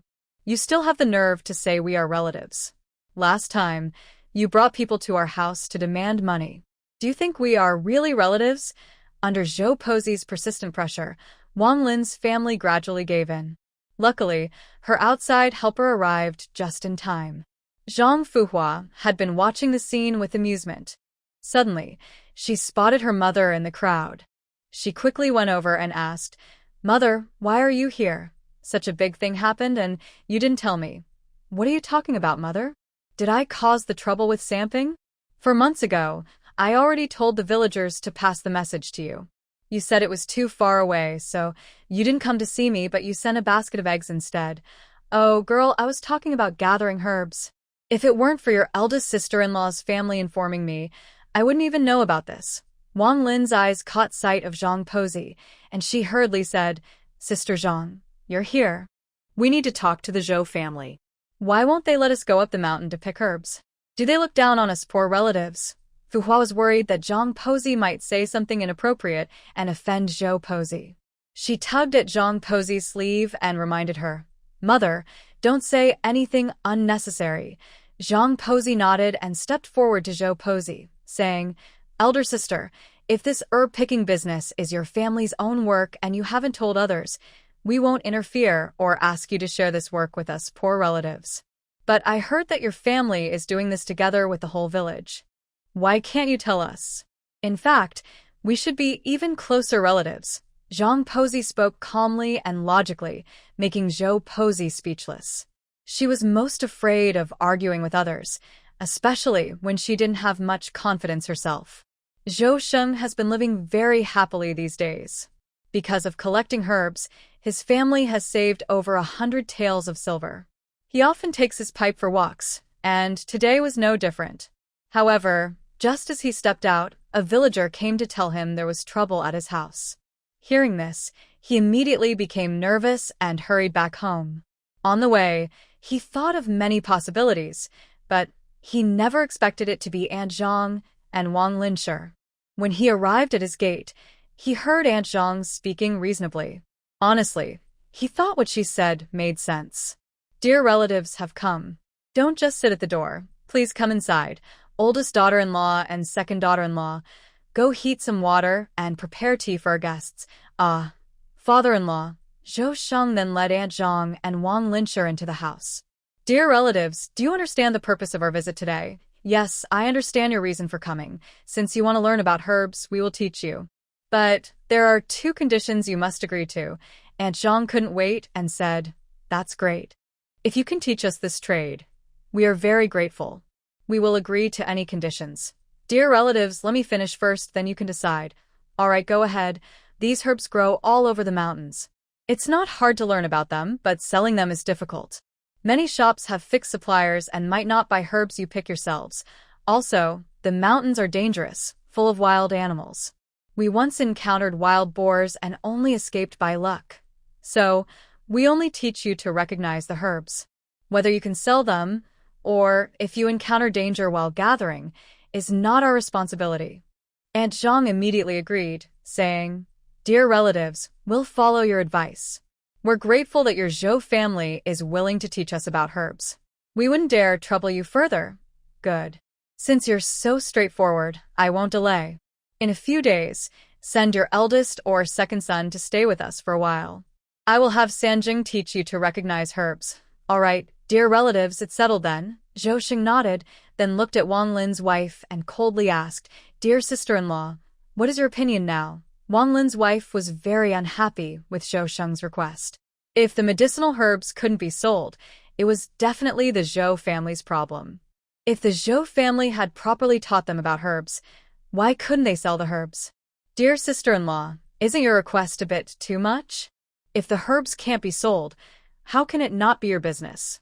Surely, it's because you haven't taught us well. Dear sister-in-law, our family is different from yours. We have integrity. As long as we promise something, we will do it seriously. I don't want to explain more. If you don't want to agree, then forget it. Don't ask us to teach about herbs anymore." No, dear sister-in-law, we agree, and that's enough." "All right, since you agree, then in 2 days call over your eldest. I will have our third son teach together." "Dear sister-in-law, our family's hand was cut off recently, and we have no way to earn money. I thought I could bring him over to learn about herbs." "No. Only one person can come to learn at our house, and only the eldest son. Otherwise, even if we have to break ties again, I won't agree. Dear sister-in-law, whether it's 1 or 2 people, why are you unwilling to bring the family member?" "Dear sister-in-law, I have been polite to you this time. You and Jiayu did things to our family last time, and I remembered all. If you cause trouble again, I will have the villagers help chase you out of the village." Hearing this, the villagers gathered at the door immediately agreed.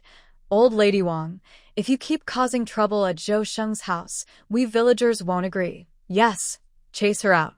Chase her out." Seeing this scene, Old Lady Wang's bravado quickly faded. Their family was now so poor they couldn't even open the pot. Learning how to pick herbs was a way to make a living. She had to endure this attitude. Before leaving, she went to find Wang Xiuli and asked her for some silver coins. Wang Xiuli, feeling sorry for Wang Lin's wife and worried she might cause trouble again, took the 200 copper coins she had saved and gave them to Wang Lin's wife. Wang Xiuli looked at Wang Lin leaving and felt a deep sadness inside. The proud family she once relied on had now changed so much. She no longer had her family to depend on. Oldest daughter-in-law, why are you just standing here? Hurry up and do your work. Yes, mother-in-law, I'm going right away. Next to her, Zhou Xiaoxiao watched Wang Xiuli's gentle manner and sighed. Wang Xiuli had changed so much. Today, something happened in Santuo village that caused a big fuss. Many relatives from outside the village had come to Santuo village, copying what Granny Zhang and Wang Lin did, asking to learn how to pick medicinal herbs.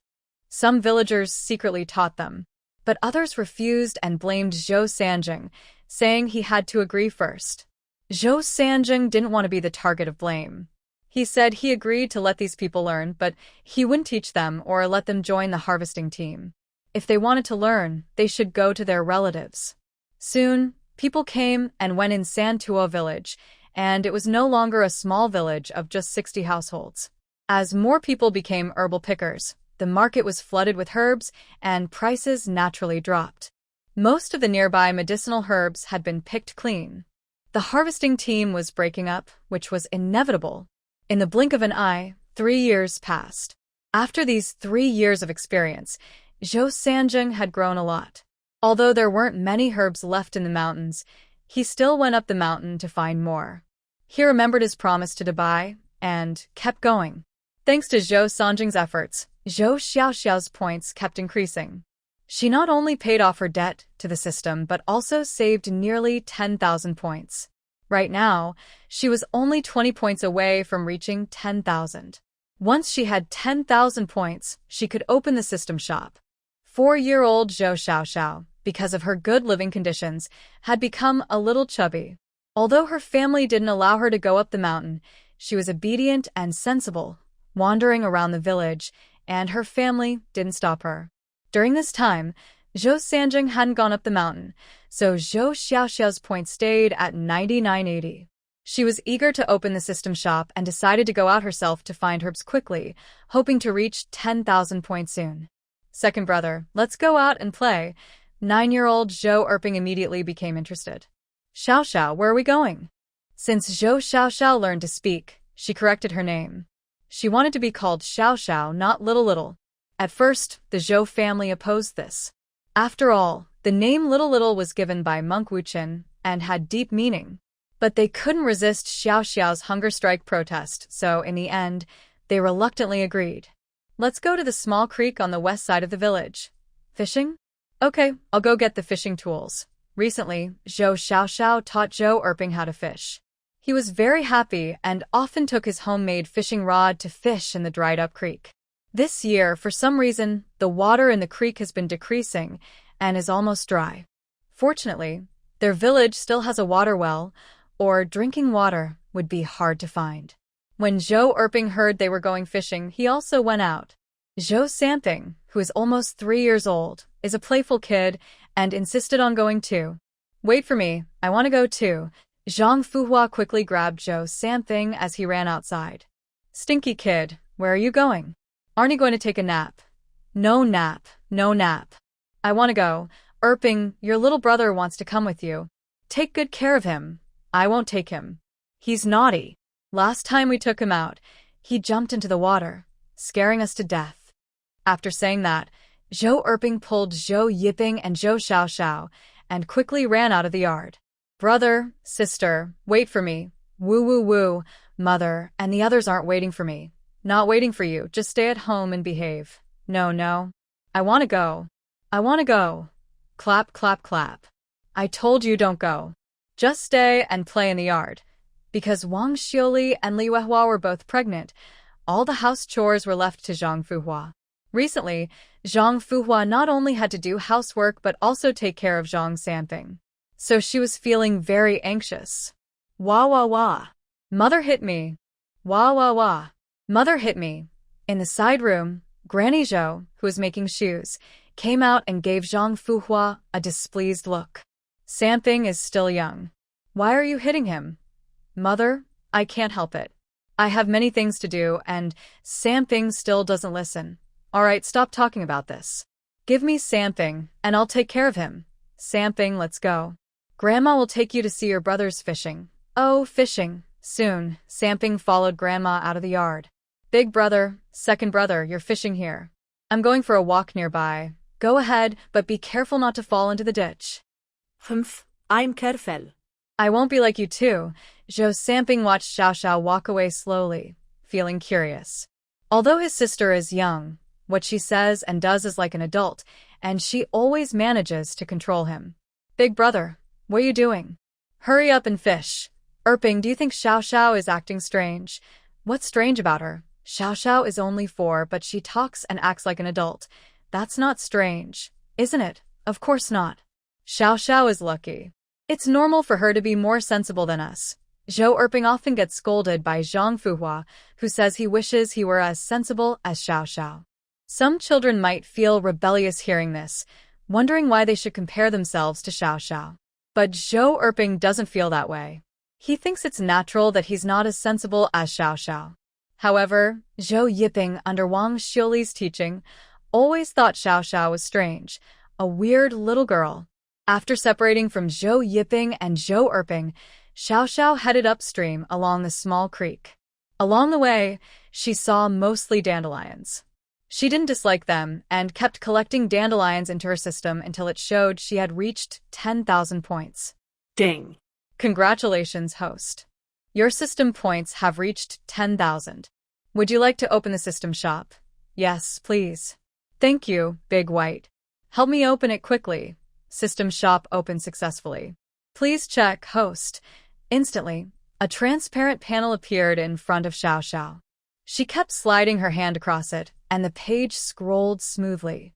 The system shop is very similar to modern shopping apps, but it offers more types of items. There are even pills to increase strength, longevity pills to extend life, and resurrection pills for near-death rebirth. With these items, it seems she can live freely in this ancient world. Zhou Xiaoxiao wanted to laugh out loud, but she quickly saw that these 3 items were very expensive. Suddenly, her excitement disappeared, and she lost her desire to smile. 1 strength pill costs 50 points and adds 10 pounds of strength. To increase strength by 100 pounds, she needs 500 points.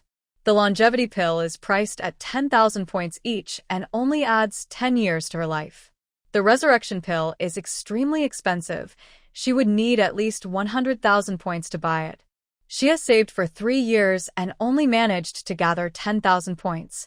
How many more years does she need to save to get another 10,000 points? She can forget about the longevity and resurrection pills, but she can still think about the strength pills. Once she has enough points, she plans to buy 10 strength pills to improve her weak body. Looking at her powerless hands and her empty points balance, she sighed. The system shop isn't very friendly to her. It will take some time before she can buy 10 strength pills. Big White sensed Zhou Xiaoxiao's negative feelings and reminded her, "Host, the system shop has a daily lottery. Since today is your first day opening the shop, you have 3 chances to draw." Lottery? What kind of rewards are there? All items in the shop are part of the lottery. What you get depends on your luck. Where is the lottery page? Help me open it, I want to try. Is it here? Yes, host, just click on the lottery button. She clicked successfully. 3, 2, 1, congratulations. You drew a wild chicken. Zhou Xiaoxiao was happily surprised to see a wild chicken appear in her hand. Not bad, not bad. I can add it to tonight's meal. At the same time, she clasped her hands together and silently prayed, "Oh, I want a strength pill. Let me get a second chance to draw a strength pill." She pointed her index finger and gently tapped the screen. Ding. Congratulations. You drew a military-grade knife. Host, the wild chicken and military-grade knife you drew are both quite good. Why are you still sighing? I'm too weak. I want a strength potion. Then try the 3rd draw. Maybe you'll get it this time. All right, I'll try. Zhou Xiaoxiao didn't have high hopes for the third chance and casually tapped the screen. Then she watched quietly as things changed. When the countdown ended, she didn't realize she had won something good until Big White reminded her. Congratulations, host. You have received a bottle of the strength potion. What? Big White, what did you just say? I said, congratulations, host. You got a bottle of the strength potion. Hee, when did I become so lucky? Did Big White make a mistake? Host, you've always been lucky. Winning a bottle of the strength potion is also your luck. Big White didn't make a mistake. It's definitely true. Just after Zhou Xiaoxiao finished speaking, her right hand, holding the military-grade knife, suddenly had a clear plastic bottle in it. Because Zhou Xiaoxiao's hand was too small, she couldn't hold it properly and the plastic bottle dropped to the ground. She quickly grabbed a wild grass to tie up the wild chicken and threw it on the ground. Then she picked up the plastic bottle and looked at it. Inside, there were many black pills. At a glance, there seemed to be dozens. Big White, is this the strength potion? Yes, this is the strength potion. Why so many? Host, do you think it's too many? Of course not. I'm just curious how I suddenly became so lucky. 10 strength pills are worth 500 points. There should be dozens of pills in this bottle, so it must be worth a lot of points. This bottle has 50 pills and costs 2,500 points. Wow, I made a big profit. Haha. Big White, isn't the strength potion in the system shop sold one by one? How come I got a whole bottle? The strength potion in the system shop is priced per pill, but they are all bottled. The smallest bottle has 10 pills, and the largest has 50. Host, you're lucky this time. You drew a 50-pill bottle. Zhou Xiaoxiao put the military-grade knife into her pocket, eagerly opened the plastic bottle, and took out 2 pills to eat. In an instant, a comfortable feeling spread from the lower abdomen throughout the body. Big White, after taking this strength pill, will my strength increase immediately? Host, just try it and you'll see. Okay, I'll try.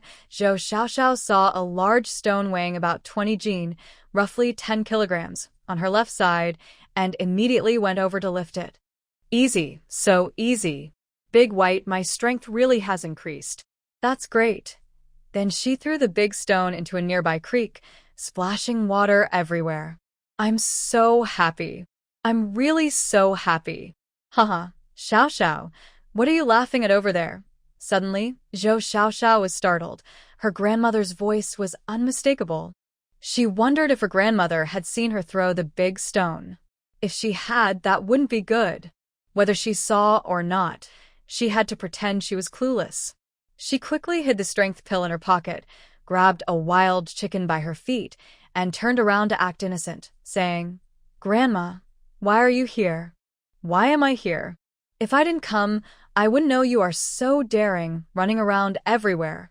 Grandma, I was just trying to catch this wild chicken.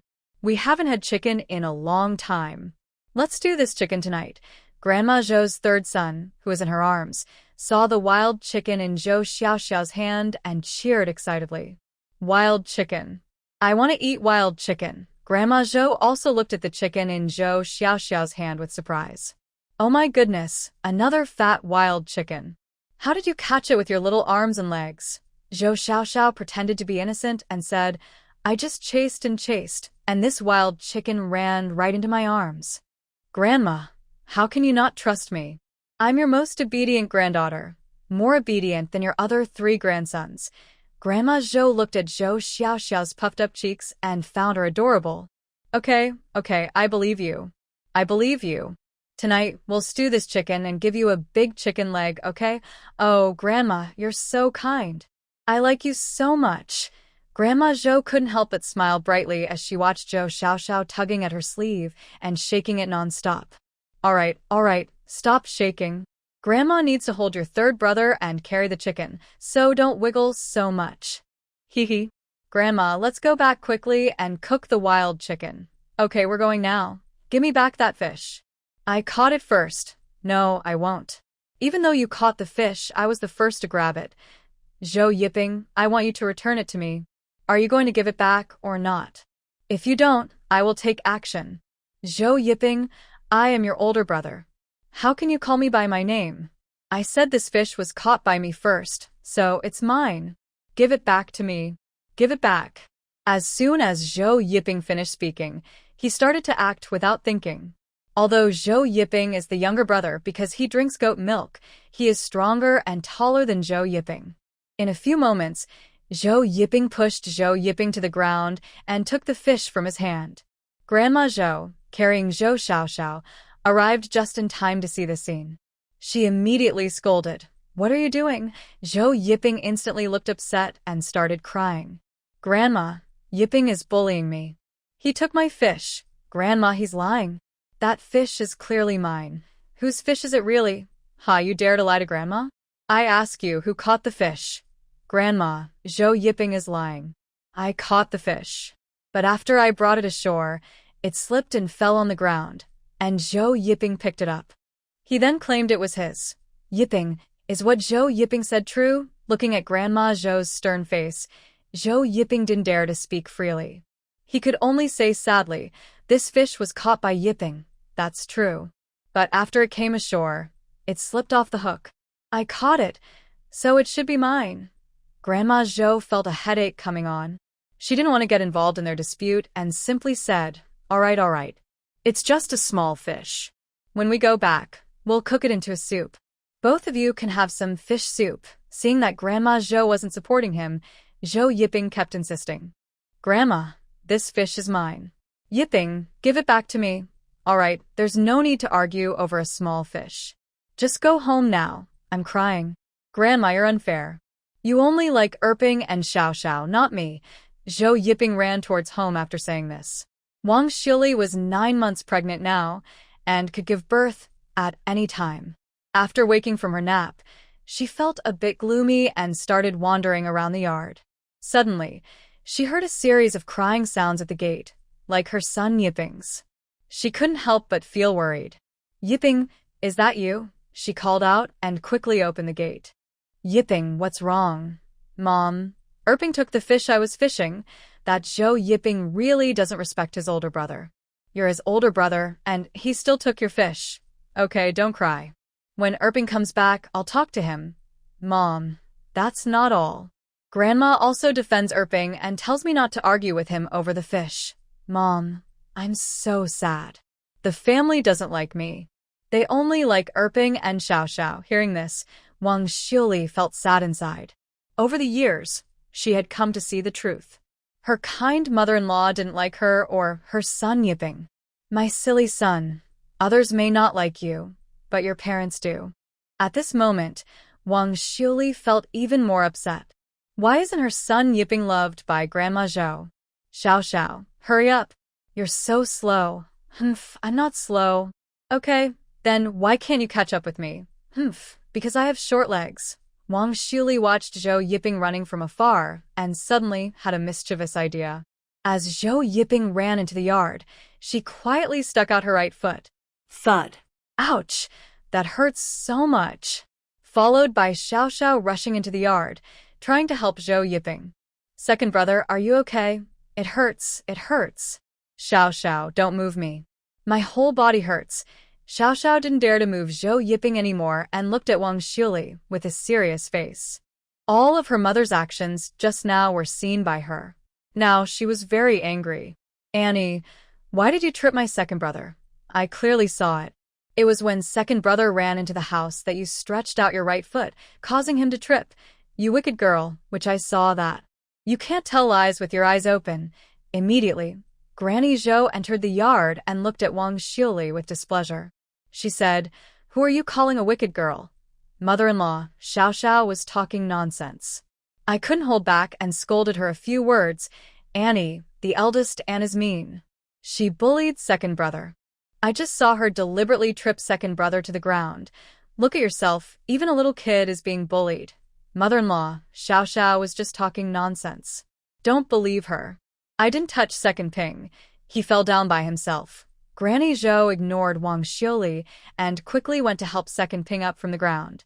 "Second Ping, where did you fall?" "Andy, my knee hurts so much."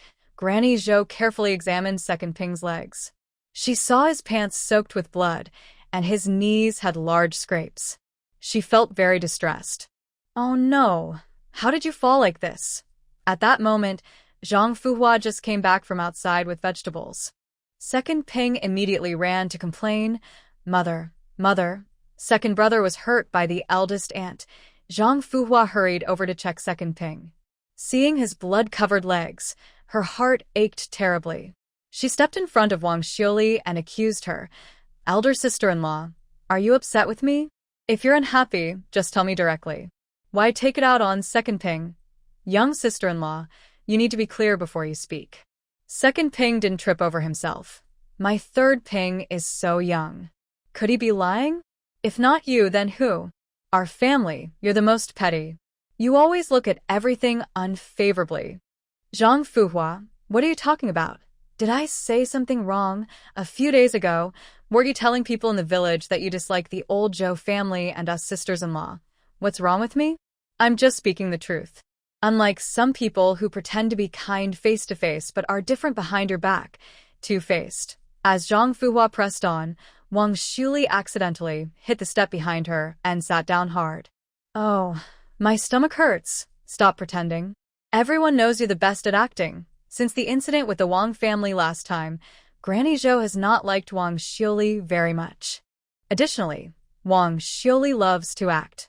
Therefore, Granny Zhou now thinks Wang Xiuli is just pretending. Mother, are you okay? Why are you bleeding? Hearing Zhou Yiping say this, Granny Zhou immediately checked Wang Xiuli's condition. Only then did she realize how serious the situation was. Yiping, go quickly to the fields and call your father back. Grandma, what's wrong with my mother? Your mother is about to give birth. Hurry and call your father. Second daughter-in-law, help me. Assist me in bringing the eldest daughter-in-law into the house. Second daughter-in-law, did you hear what I said? Zhang Fuhua was stunned when she saw Wang Xiuli see red. Hey, I'll come help right away. She helped while constantly talking. Sister-in-law, I didn't push you just now. You fell by yourself. It's not my fault. Wang Xiuli was in so much pain she couldn't bother to pay attention to Zhang Fuhua. Granny Zhou glared at Zhang Fuhua with displeasure. You're just a troublemaker. Help your sister-in-law into the side room and then go boil some water for me.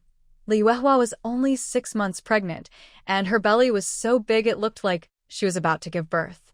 The villagers said she was carrying twins.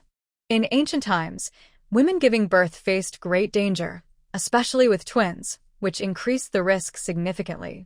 Zhou Sanzheng was very worried about Li Yuehua's safety, so early that morning, he took her to town to see the doctor. The doctor's answer was what he didn't want to hear: twins. He was very afraid that something would go wrong during her delivery, so he was in a bad mood all the way. In contrast, Li Yuehua was much more optimistic and positive. Sanzheng, I think your worries are unnecessary. Look, many women have twins and are fine. Why can't I be fine too? Yuehua, I'm still worried that something might happen to you. Sanzheng, whether good or bad, it's all fate. The 2 babies in my belly are a gift from heaven. They, like Xiao Xiao, are my most precious treasures. If I had to give my life to save theirs, I would do it. Ba, Yuehua, stop talking nonsense. You and the babies will be fine, and you must be fine. I can't live without you in this life. Considering Li Yuehua's difficulty walking, Zhou Sanzheng hired a cart to bring them back. The cart moved slowly, and by the time they reached San Tua village, it was almost afternoon. Just after arriving home, Zhou Sanzheng and Li Yuehua saw that the house was very quiet and gloomy. Their family was gathered in the yard, and they felt worried. Mother, what has happened at home? Your eldest sister-in-law is about to give birth. What did the doctor say when you went to town today? The doctor said Yuehua is having twins. Oh, twins. Are they boys or girls? Did the doctor say? The doctor couldn't tell from her pulse. All right, hurry and help your wife inside to rest. You don't need to stay here. Mother, father, hold me. I want to be with you all. Zhou Xiaoxiao didn't like the gloomy atmosphere in the yard and wanted to leave quickly. Zhou Sanjing picked up Zhou Xiaoxiao and headed to the side room.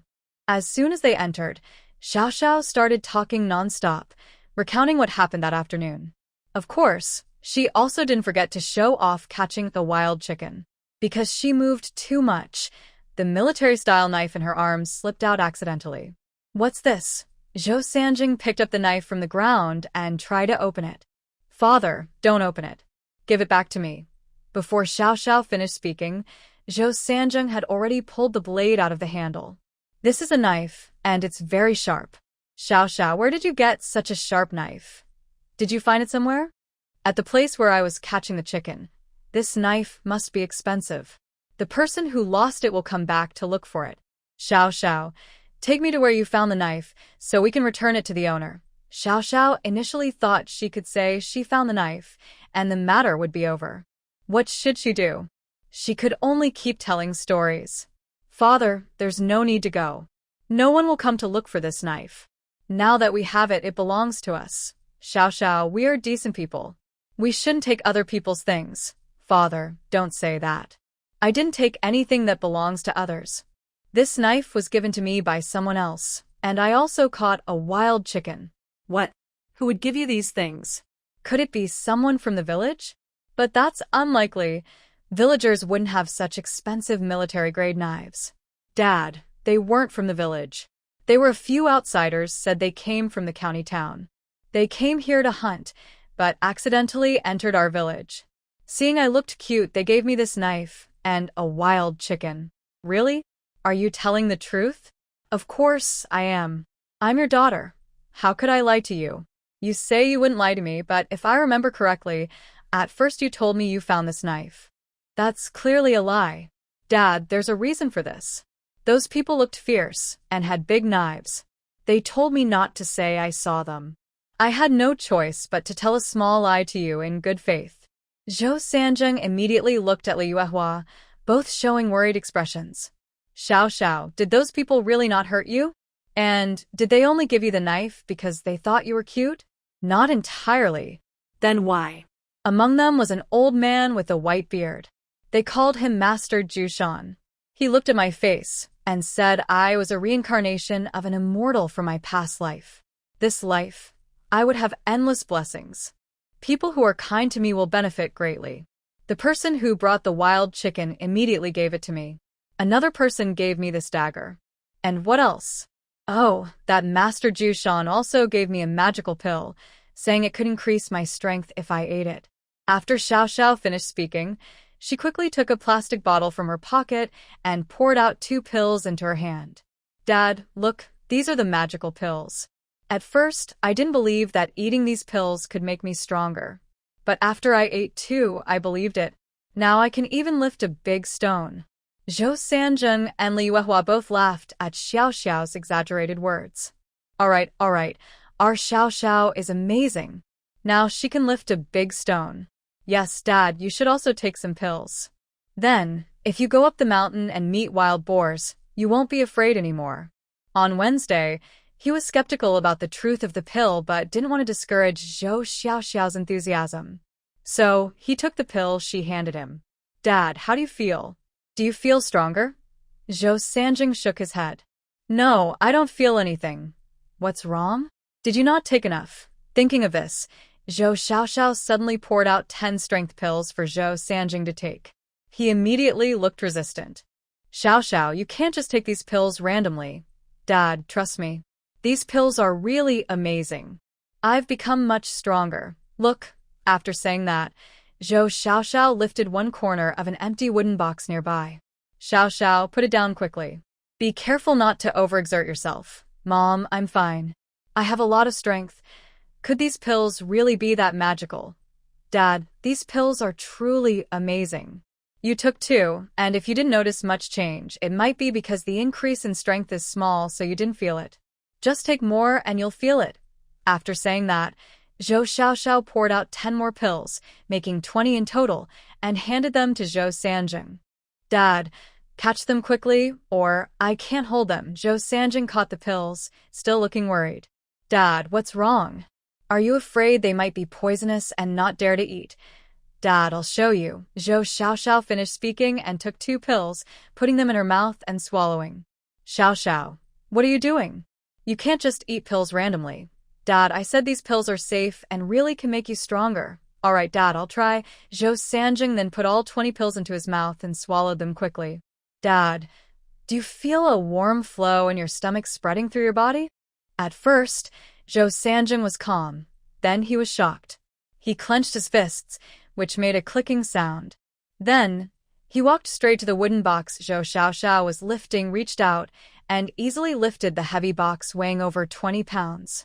My strength has grown. My strength has really grown. Xiaoxiao, you met some truly extraordinary people today. How many of these pills do you have left? I can't count. Dad, help me count how many there are. After saying this, Zhou Xiaoxiao handed the plastic bottle to Zhou Sanjing. This was the first time Zhou Sanjing touched a plastic bottle. He was surprised by how it felt. At the same time, he was attracted by the words on the bottle. Are those words? What do they say? Zhou Xiaoxiao looked at the product instructions on the bottle and was suddenly shocked. She was so silly. She should have torn off the instructions earlier. Luckily, Zhou Sanjing couldn't read, but she didn't know if Li Yuehua could read or not. Dad, since you can't read, I definitely can't either. Mom, Dad said those are words. Do you recognize them? Mom also can't read. Xiaoxiao, I see there are dozens of pills inside. I want to give some to your grandpa, and the others. That's fine, but they told me not to tell anyone where they are or that these pills were sent by them. Don't worry, Dad has his ways. After saying this, Zhou Sanjing put the bottle into his pocket. Zhou Xiaoxiao immediately became anxious. Dad, won't you leave me some? No, I won't. Girls are too strong, and in the future, the in-laws might dislike that. Dad, that's unfair reasoning. Should girls be weak and delicate no matter how Zhou Xiaoxiao objected? Zhou Sanjing was firm on this matter. Girls should be gentle and dependent. Dad, I'm scared. Mom just lost a lot of blood. Could something bad happen? Ping, don't talk nonsense.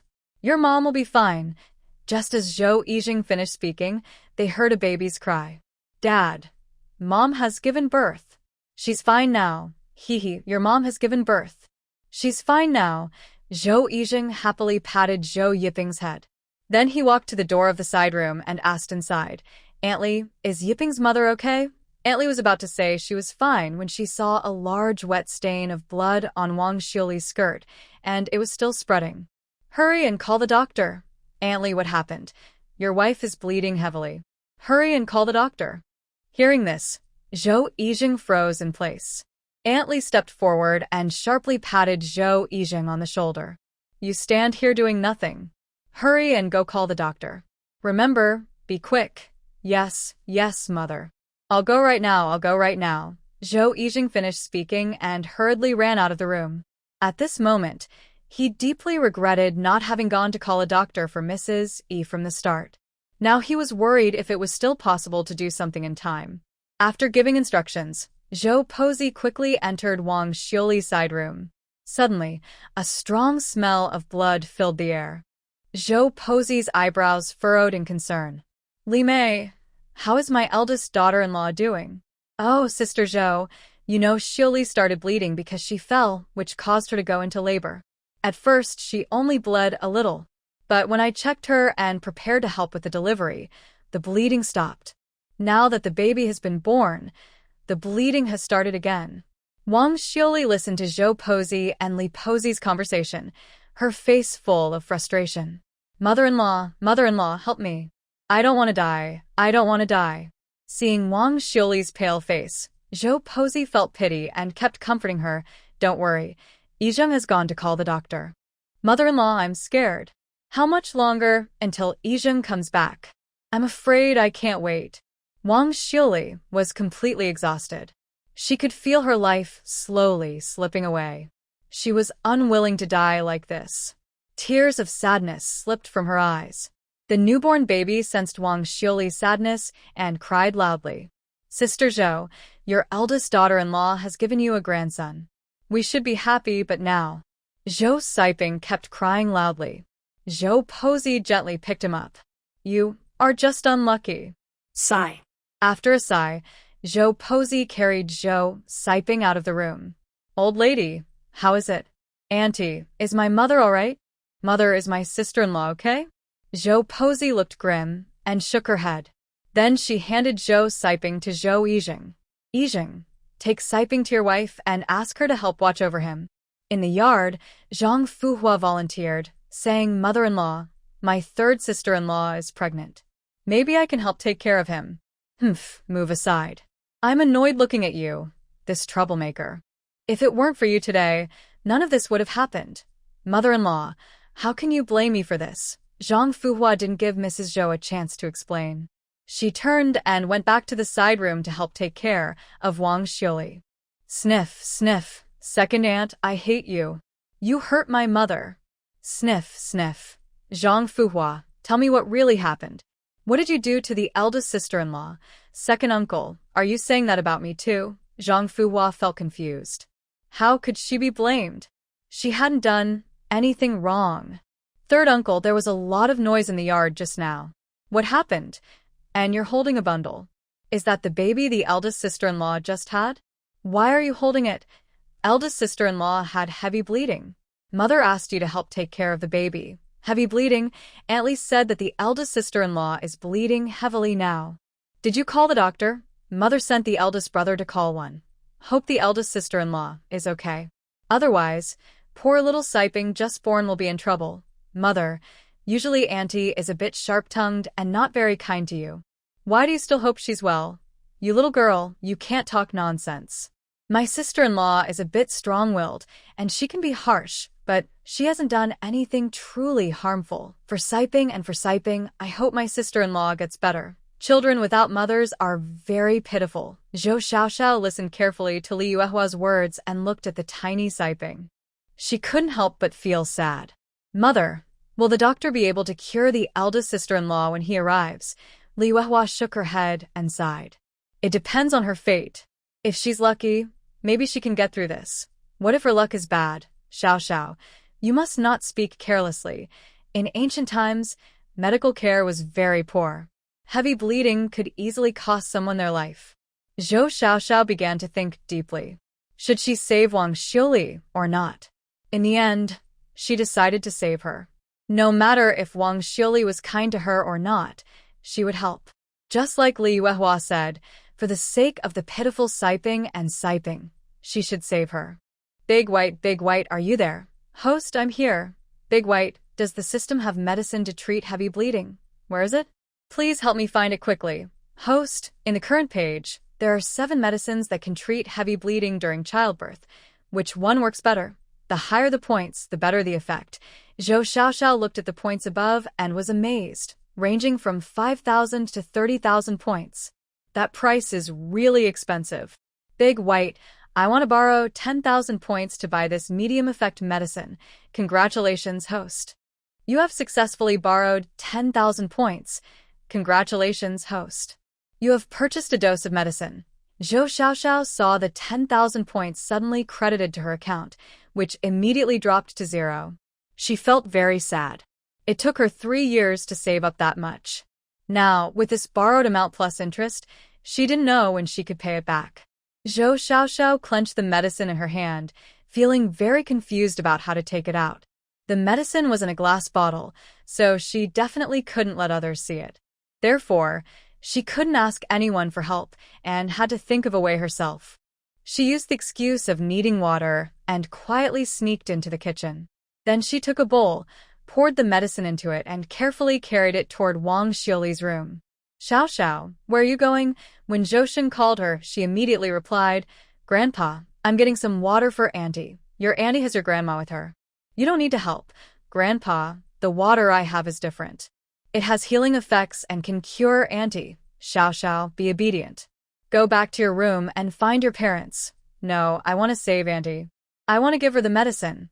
After saying that, Zhou Xiaoxiao pushed open Wang Xiuli's room door without hesitation.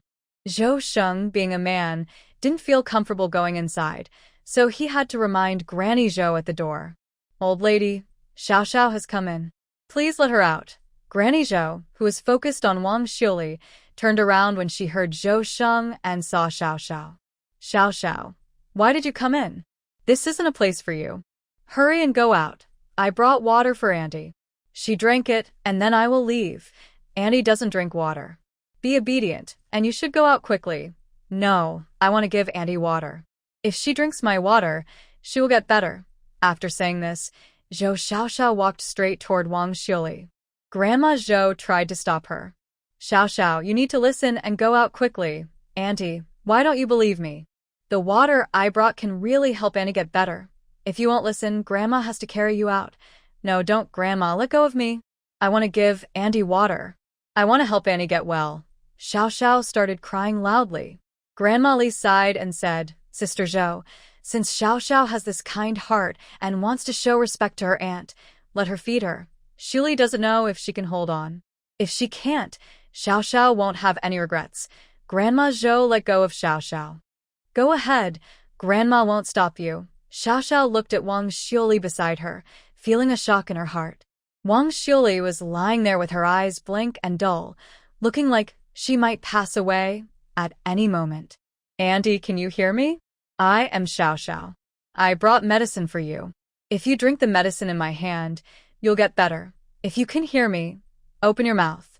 Although Fu Hua was near death, her desire to live was still very strong. When she heard Xiao Xiao say she brought medicine, she slightly opened her mouth. Xiao Xiao quickly climbed onto the bed and fed her the medicine from the big bowl. Auntie, don't be afraid. After you take the medicine, you'll get better soon. Have confidence in yourself. You have a little brother. He looks very cute. You probably haven't held him yet. Get well soon and hug your little brother. He can't be without his mother. Wang Shuli listened to Xiao Xiao's caring words, feeling touched. Tears slipped from her eyes uncontrollably. Xiao Xiao. Annie, I heard you call me. I'm so happy. If you can speak, it means you'll get better soon. Mrs. Li had been watching Wang Shuli's bleeding closely. When she saw the bleeding suddenly stop, she was very happy. Zhou Jiejie, look. Shuli's bleeding has stopped. What? Let me see. Oh, it really has stopped. Thank heaven. Thank heaven. Zhou Jiejie, you shouldn't just thank heaven. You should also thank Xiao Xiao. If Xiao Xiao hadn't brought the medicine, Shuli's bleeding wouldn't have stopped. Yes. Thank Xiao Xiao. Xiao Xiao, the old lady just misunderstood you earlier. Luckily, you came with the medicine, or my aunt's bleeding wouldn't have stopped. Alright, this isn't a place for children. You should go out now. Later, the old lady will give you a big chicken leg to eat. Ha ha ha, I get a big chicken leg. Old lady, don't forget about it later. Don't worry, I won't forget. Before leaving, Xiao Xiao didn't forget to encourage Wang Shuli again. Annie, did you hear what Grandma and Granny Li said? Your bleeding has stopped. You'll get better soon. You must keep going. Wang Shuli reached out and gently held Zhou Xiao's small hand, nodding seriously. I'm so happy. I healed Auntie. I want to tell Dad and Mom and Grandpa. After saying this, Zhou Xiao ran out quickly. Grandpa, I healed Auntie. Xiao, what are you talking about? Grandpa, I really healed Auntie. If you don't believe me, ask Grandma. Zhou Yiping, who was out of breath from crying, stopped crying and looked at Zhou Xiao, asking, Xiao, did you really heal my mother? Big brother, stop crying. I really healed Auntie. Just after Zhou Xiao finished speaking, she saw Mrs. Zhou come out of the side room. Grandma is out. If you don't believe it, ask Grandma. Grandma, is it true? Is my mother really okay now? Yiping, don't be sad. Your mother is fine now. Old lady, didn't you say earlier that the eldest daughter-in-law was bleeding heavily and the blood wouldn't stop? How did she suddenly get better? Xiao gave the eldest daughter-in-law some water, and her bleeding stopped. What? Just giving a little water stopped the bleeding. Grandpa, that wasn't water, it was medicine. What medicine is that? Where did you get it? Regarding this, Zhou Xiao had already thought of her answer. I got it from my father. She wanted to shift the blame onto Zhou Sanjing. Sanjing? How does he have medicine? And how did he give it to you? It's not my father who gave it to me, but I secretly took it from him. Sanjing. Let him come and explain what really happened. Sanjing went to the village entrance to pick up his older brother. The medicine isn't urgent. We can wait until the doctor examines the eldest wife. Wife, you should go inside and take good care of her. Dad, how is Shuli? The doctor is here. Walk slower. I can't keep up with you. You're going to wear me out. Huff. Sorry, Dr. Lin. My wife's life is in danger now. I can't delay. All right. Lead the way. I'll go see her right now. Zhou Yijin quickly took Dr. Lin into the side room. Dr. Lin, this is my wife. Please help her. Traditional Chinese medicine focuses on looking, listening, asking, and feeling the pulse. Dr. Lin first looked at Wang Xiuli's face, then asked about her condition. Finally, he checked her pulse. While feeling her pulse, time seemed to stand still. Zhou Pozi and Zhou Yijing didn't dare make a sound. When Dr. Lin withdrew his hand, Zhou Yijing eagerly asked, "Dr. Lin, how is my wife? It's strange, truly strange. Normally, your wife is suffering from heavy bleeding and she's lost a lot of blood. Usually, she wouldn't survive. But from her pulse now, she shows no signs of heavy bleeding and is full of vitality. It's strange, very strange. Did you give her any medicine?" "No, we don't have any medicine that could be given to my wife." At this moment, Wang Xiuli was awake. She responded to Dr. Lin. "Yes, I took some medicine before you all came back. What medicine did you take?" Seeing that Wang Xiuli was too exhausted, Zhou Pozi interrupted and said, "I won't hide it from Dr. Lin. My little granddaughter fed some medicine to my daughter-in-law just now." "Oh, what medicine was it?" "Such a remarkable effect." "Could you tell me more?" "I don't know exactly what medicine it was." "I want to ask about your granddaughter's whereabouts." Although Dr. Lin said Wang Xiuli is fine now, Zhou Yijing is still very worried. "Dr. Lin, my wife isn't bleeding heavily now, but are there any other problems? Is she okay in other ways? Your wife just gave birth, and her body is a bit weak. She also lost a lot of blood before, so she's quite exhausted. Just rest and eat well, and she should recover in a month or so. I'll give you 10 sets of medicine for her to take over 10 days. In the meantime, eat more meat and rest properly, and she should be fine soon." "That's good to hear. That's good." Dr. Lin has been eager to find medicine for postpartum bleeding. He asked Zhou's grandmother again, "Can I see your little granddaughter?" "Yes, I will take Dr. Lin to see her now." Zhou's grandmother took Dr. Lin to the yard. They looked around but didn't see Zhou Xiaoxiao. Zhou Sheng, waiting in the yard, saw Zhou's grandmother come out with Dr. Lin. He asked, "Old lady, how is the eldest daughter-in-law?" "She's fine now." "What about Xiaoxiao? Did you see her?" "She's in the vegetable garden playing with Sanjung." Zhou's grandmother called out to the garden, "Xiaoxiao, Xiaoxiao, where are you?" "Annie, I'm playing with Sandping in the mud." Why are you calling me? "Come here quickly. Dr. Lin wants to ask you something." Xiaoxiao wiped her muddy hands and went to Dr. Lin, asking, "Dr. Lin, what do you want from me, Dr.?" Lin looked at the small child in front of him. He was surprised for a moment before asking gently, "Little girl, I heard you use medicine to help your aunt. Where did you get that medicine? For my dad." Hearing this, Zhou Sanjung, who was also in the yard, was surprised. "Xiaoxiao, don't talk nonsense. When did I give you medicine?" Dad, it's not you. "I took it myself." "Dad, didn't you forget? Today you met an old man with a white beard. He gave you some pills. You told me those pills were very magical, so I secretly took one, mixed it with water, and gave it to my aunt. Unexpectedly, it really worked. My aunt suddenly got better." Zhou Xiaoxiao was worried that Zhou Sanjing was not paying attention, so she quickly ran over and kept blinking at him. Zhou Sanjing looked at Zhou Xiaoxiao's funny expression and couldn't help but smile. "Yes, I met an old man with a white beard today. He gave me some pills saying they're very effective for health. Can I see them?" Zhou Sanjing didn't refuse. He took a plastic bottle from his pocket and handed a pill to Dr. Lin. "Dr. Lin, please take a look." Zhou Xiaoxiao was afraid that Dr. Lin might think this pill could treat heavy bleeding, so she explained, "This isn't the same kind. It's a different one, and it smells nice." Dr. Lin nodded and looked at Zhou Sanjing, asking, "Could you also show me the medicine your daughter mentioned?" "Sorry, Dr. Lin, the old man only gave me one of those pills. I don't have any more now." Grandma Zhou, hearing this, slapped Zhou Sanjing the back. "Sanjing, what's wrong with you? If you have medicine, why didn't you show it earlier?" "Mother, I didn't know.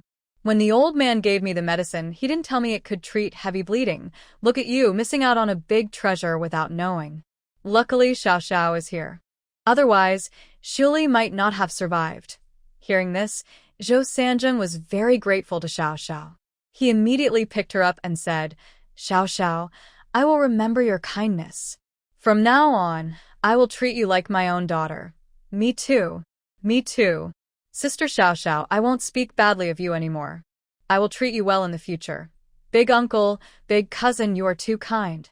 Saving aunt is what I should do. She is my family and I don't want to see her suffer. Xiao Xiao is right. We are all family and we should help and love each other. Ha, your name is Sanjing, right? Yes, Dr. Lin, I am called Sanjing. So, the pill given to you by the old white-haired man can treat heavy bleeding. That pill must be quite effective. Can you give me that pill? Don't worry, I won't ask for it for nothing. The cost of my sister-in-law's medication and treatment during this time can be covered by this pill. Do you think that's okay? On Wednesday, he was thinking that there were many pills left inside his plastic bottle, and he didn't mind taking one more, so he nodded without hesitation. All right, I'll listen to Dr. Lin. Good, then it's settled. It's getting late now, so I won't stay long. Who wants to go back with me to get the medicine? Zhou Yijing replied without thinking. Dr. Lin, I'll go back with you. Big brother, you don't need to go. I'll go instead. You stay home and take care of sister-in-law. Thanks for the trouble, third brother. Big brother, you are my real brother. You shouldn't treat me like a stranger. Zhou Yijing's heart warmed instantly. He was his third brother, the one who always ran errands for him. He even remembered how he used to treat him so poorly. He thought about his past complaints and indifference toward Zhou Sanjing, and he couldn't help feeling guilty. He remembered this kindness. Zhou Xiao Xiao. Hee, Dad, you called me. Tell me, what's the story with those pills? Dad, what pills are you talking about? Of course, the pills you gave to your auntie. Hee, it's all my fault. I only remembered to give her the pills that boost strength, but I forgot about the other kind. Do you still have those pills now? No, I only have that one. The old man with white hair told me that those pills were very magical and could save lives in critical moments. At that time, I saw that Auntie was in urgent condition, and since you weren't around, I took the initiative to give her the pills. Dad, I think you probably won't blame me, right? Zhou Sanjing looked at Zhou Xiaoxiao, who was acting pitiful, and his heart almost melted. Even if he had some complaints, they all disappeared now. You are Dad's good girl. How could I blame you? Yes. I'm so happy. Dad, praise me. Xiao, come out quickly to eat. Grandma has cooked a big chicken leg for you. Dad, take me out quickly. I want to eat the big chicken leg. All right, I'll take you out. Zhou Xiaoxiao saw Liuhua walking slowly and didn't catch up for a long time. She urged, Mother, hurry up. Don't you want to eat chicken? Liuhua looked at the lively and clever Zhou Xiaoxiao and joked, Mother isn't as greedy as you. You're just a big eater. Ha, I am a big eater. I like all kinds of delicious food, especially meat. But eating meat makes you gain weight. Dad, I'm already so fat now. What if I stay this fat when I grow up? Zhou Xiaoxiao frowned at this thought. Being fat is good. It shows you're lucky. We farmers like chubby children. No, I don't want to be fat. Look at Aunt Liang in the village. She's very fat and she looks so ugly. All right. If Xiao doesn't want to be fat, then she won't be.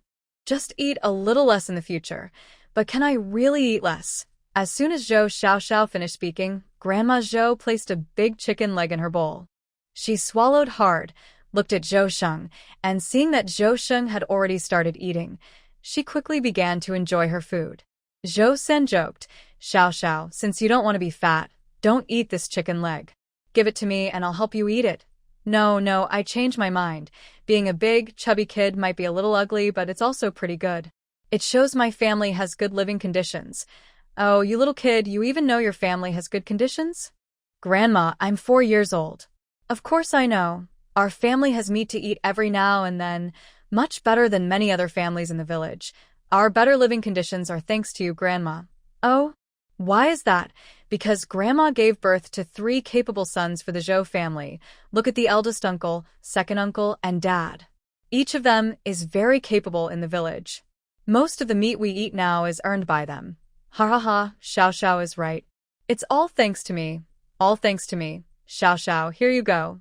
Big brother, why did you give me your chicken wing? Brother, we are all family, so there's no need to thank each other.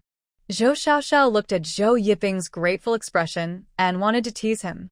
Big brother, if you really want to thank me, 1 chicken wing isn't enough. Zhou Yi nodded seriously and said, I know. Xiao, how about this? From now on, I will share all the good food and fun with you. Seeing Zhou Yiping's serious face, Zhou Xiaoxiao couldn't help but smile. Okay, of course. Xiaoxiao, uncle has also given you some of the chicken meat. Eat more meat and get a bit chubby and cute. Although she spent 10,000 points to save Wang Xiuli this time, she gained a lot. Not only did she save Wang Xiuli's life, but she also made Zhou Yijing and Zhou Yiping treat her better. This was a good deal. At night, Zhou Sanjing sneaked into Zhou Sheng's room. Father, mother, I've come in. Come in. It's so late. What do you want? Father, I want to tell you about the pill the old, white-haired monk gave me. Zhou Sheng took the pill Zhou Sanjing handed him and looked at it carefully. Is this the pill you brought to Dr. Lin? Are you trying to tell me something about this pill? Father, this pill isn't as good as the one Xiaoxiao gave to Annie to treat postpartum bleeding, but it can increase a person's strength. Nonsense, that's impossible. Father, just try it and you'll see. After saying that, Zhou Sanjing poured out 5 pills for Zhou Sheng. Do you need to take so many? A single pill doesn't make much difference. You need to take more than 5 to see some effect. Zhou Sheng hesitated for a moment, then took the pills and swallowed them. Father, how do you feel? Zhou Sheng immediately looked energized. This pill is really amazing. I feel my hands are stronger than before. How many pills do you have now? About 18. Sanjung, I want to give some to your older brother and second brother. Do you think that's okay? Of course, that's fine. I'll go call them now. Soon, Zhou Sanjing brought Zhou Yijing and Zhou Erjing to Zhou Sheng's side. Father, why did you call us here? Zhou Sheng puffed on his dry pipe and looked at Zhou Sanjing, saying, Sanjing, you tell them about this. Big brother, second brother, I found some special pills today. If you take them, they can make you stronger. After saying this, Zhou Sanjing divided the 10 pills into 2 parts and handed them to Zhou Yijing and Zhou Erjing. Try them, big brother and second brother. Should we just eat them directly? Yes, just eat them. Dad just tried one, so you should try 2. Without hesitation, Zhou Yijing and Zhou Erjing swallowed the pills. Third brother, I feel my stomach is warm and very comfortable. Not only that, I also feel my hands suddenly become stronger. Haha, congratulations, big brother and second brother. These pills are useful. Your strength has increased. I'll try 2. Seeing that there were no heavy objects in the room, Zhou Erjing picked up Zhou Sanjing. Third brother, I've picked you up and I feel very light. My strength really increased. These pills are amazing. Haha, that's great. Thank you, third brother. Good, good, good. The 3 brothers should help each other.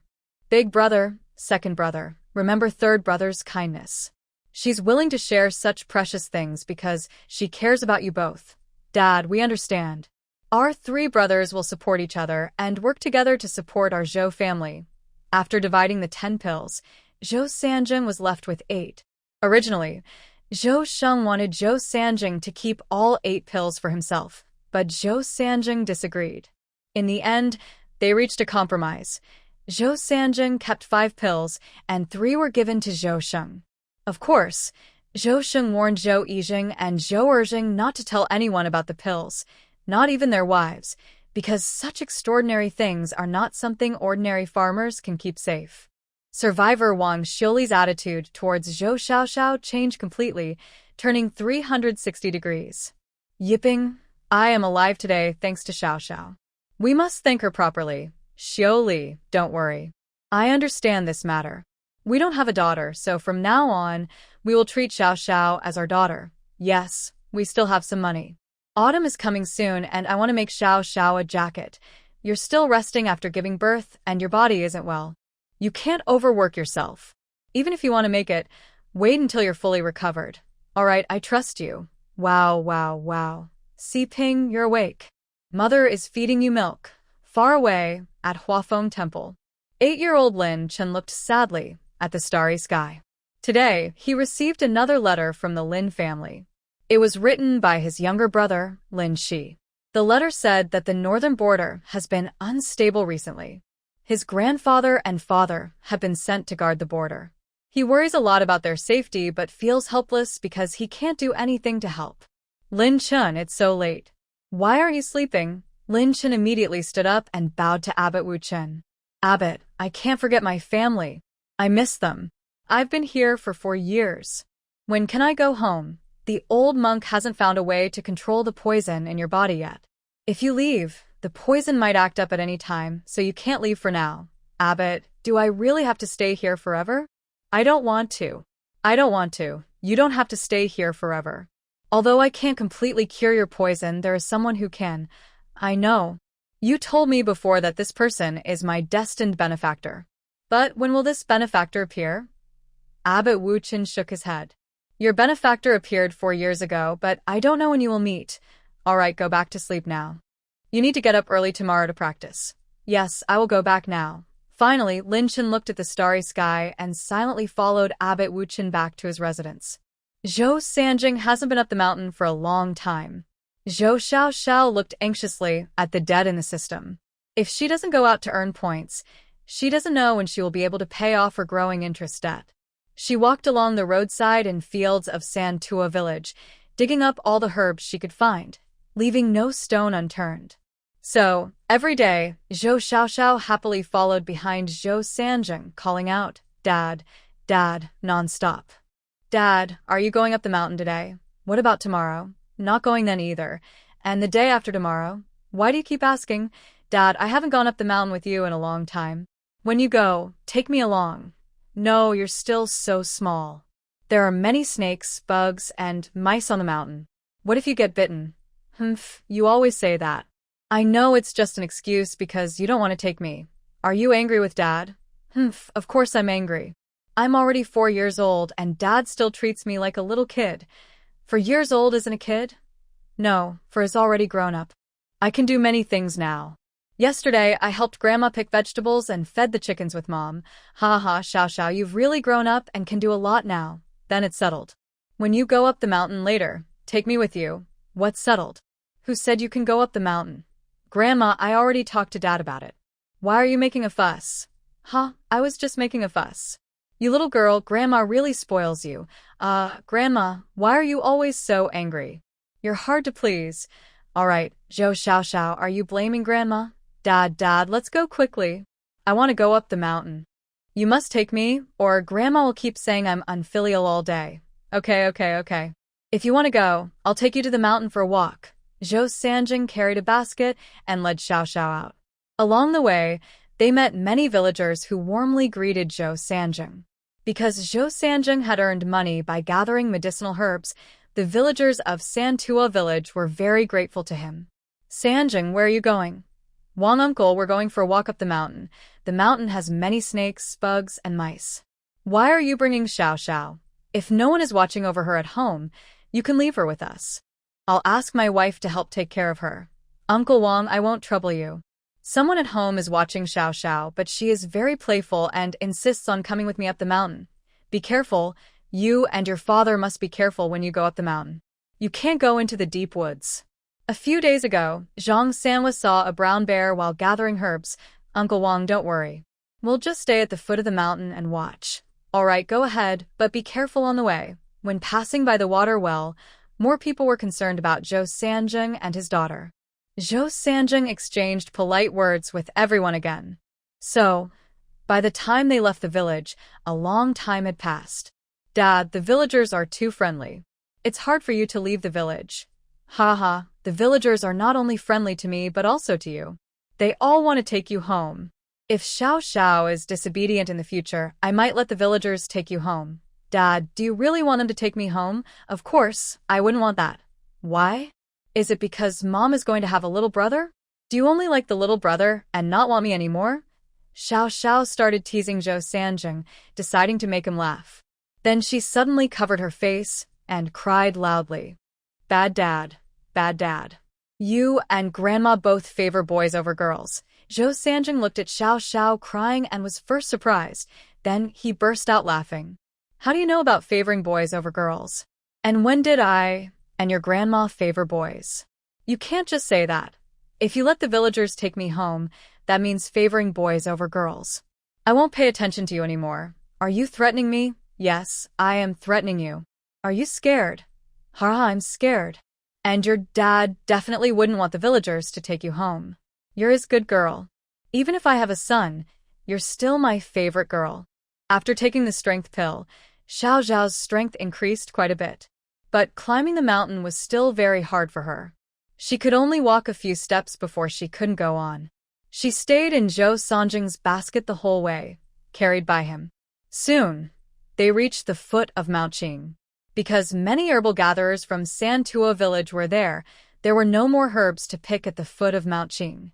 Zhou Xiaoxiao's goal was to pick herbs, and she didn't want to return empty-handed. So, she directed Zhou Sanjing to walk toward the inside of Mount Qing. Father, the outside is all bare land, with no herbs to pick. Let's go further inside. No, there are many wild animals inside. We'll just look around the outside and go back. Father, you've gained so much strength. Why are you still afraid of wild animals? If a wild boar appears in front of you, I believe you can handle it with one hand. Haha, you little girl, you know how to use reverse psychology. I tell you, I won't fall for that. We agreed to stay on the outside, and that's where we'll stay, Father. Zhou Sanjing ignored Zhou Xiaoxiao's crying and carried her on his back as he headed toward the right side of the mountain foot. He planned to just stroll around with Zhou Xiaoxiao at the foot of the mountain. If he found herbs, he would pick them. If not, he would take the path on the right to go home. He didn't expect much from this trip. Today, he only agreed to go up the mountain to have fun with Zhou Xiaoxiao.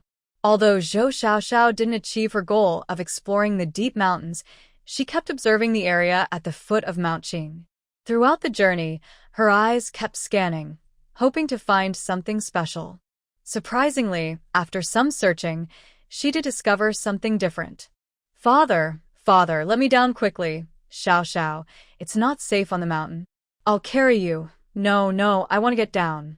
Father, please put me down. Xiao, stop being unreasonable. Be obedient. Zhou Xiaoxiao was speechless. If he didn't put her down, what was the point of her coming up the mountain? Feeling helpless, she lied. Father, I need to. I can't hold it anymore. When Zhou Sanjing heard that Zhou Xiaoxiao needed to, he immediately agreed. All right, I'll put you down. Zhou Xiaoxiao quickly jumped out of the basket and ran ahead. Zhou Sanjing grabbed her collar. Xiao, don't run around. Zhou Xiaoxiao was speechless again and rolled her eyes.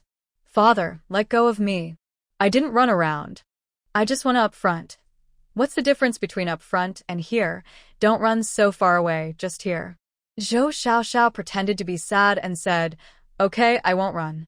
I'll hear, but Dad, you have to turn around and not look. Go ahead, and Dad will turn around. When you're done, tell me. Okay, I got it. Dad, I'm starting to now. You can't peek. Hurry up and no more talking.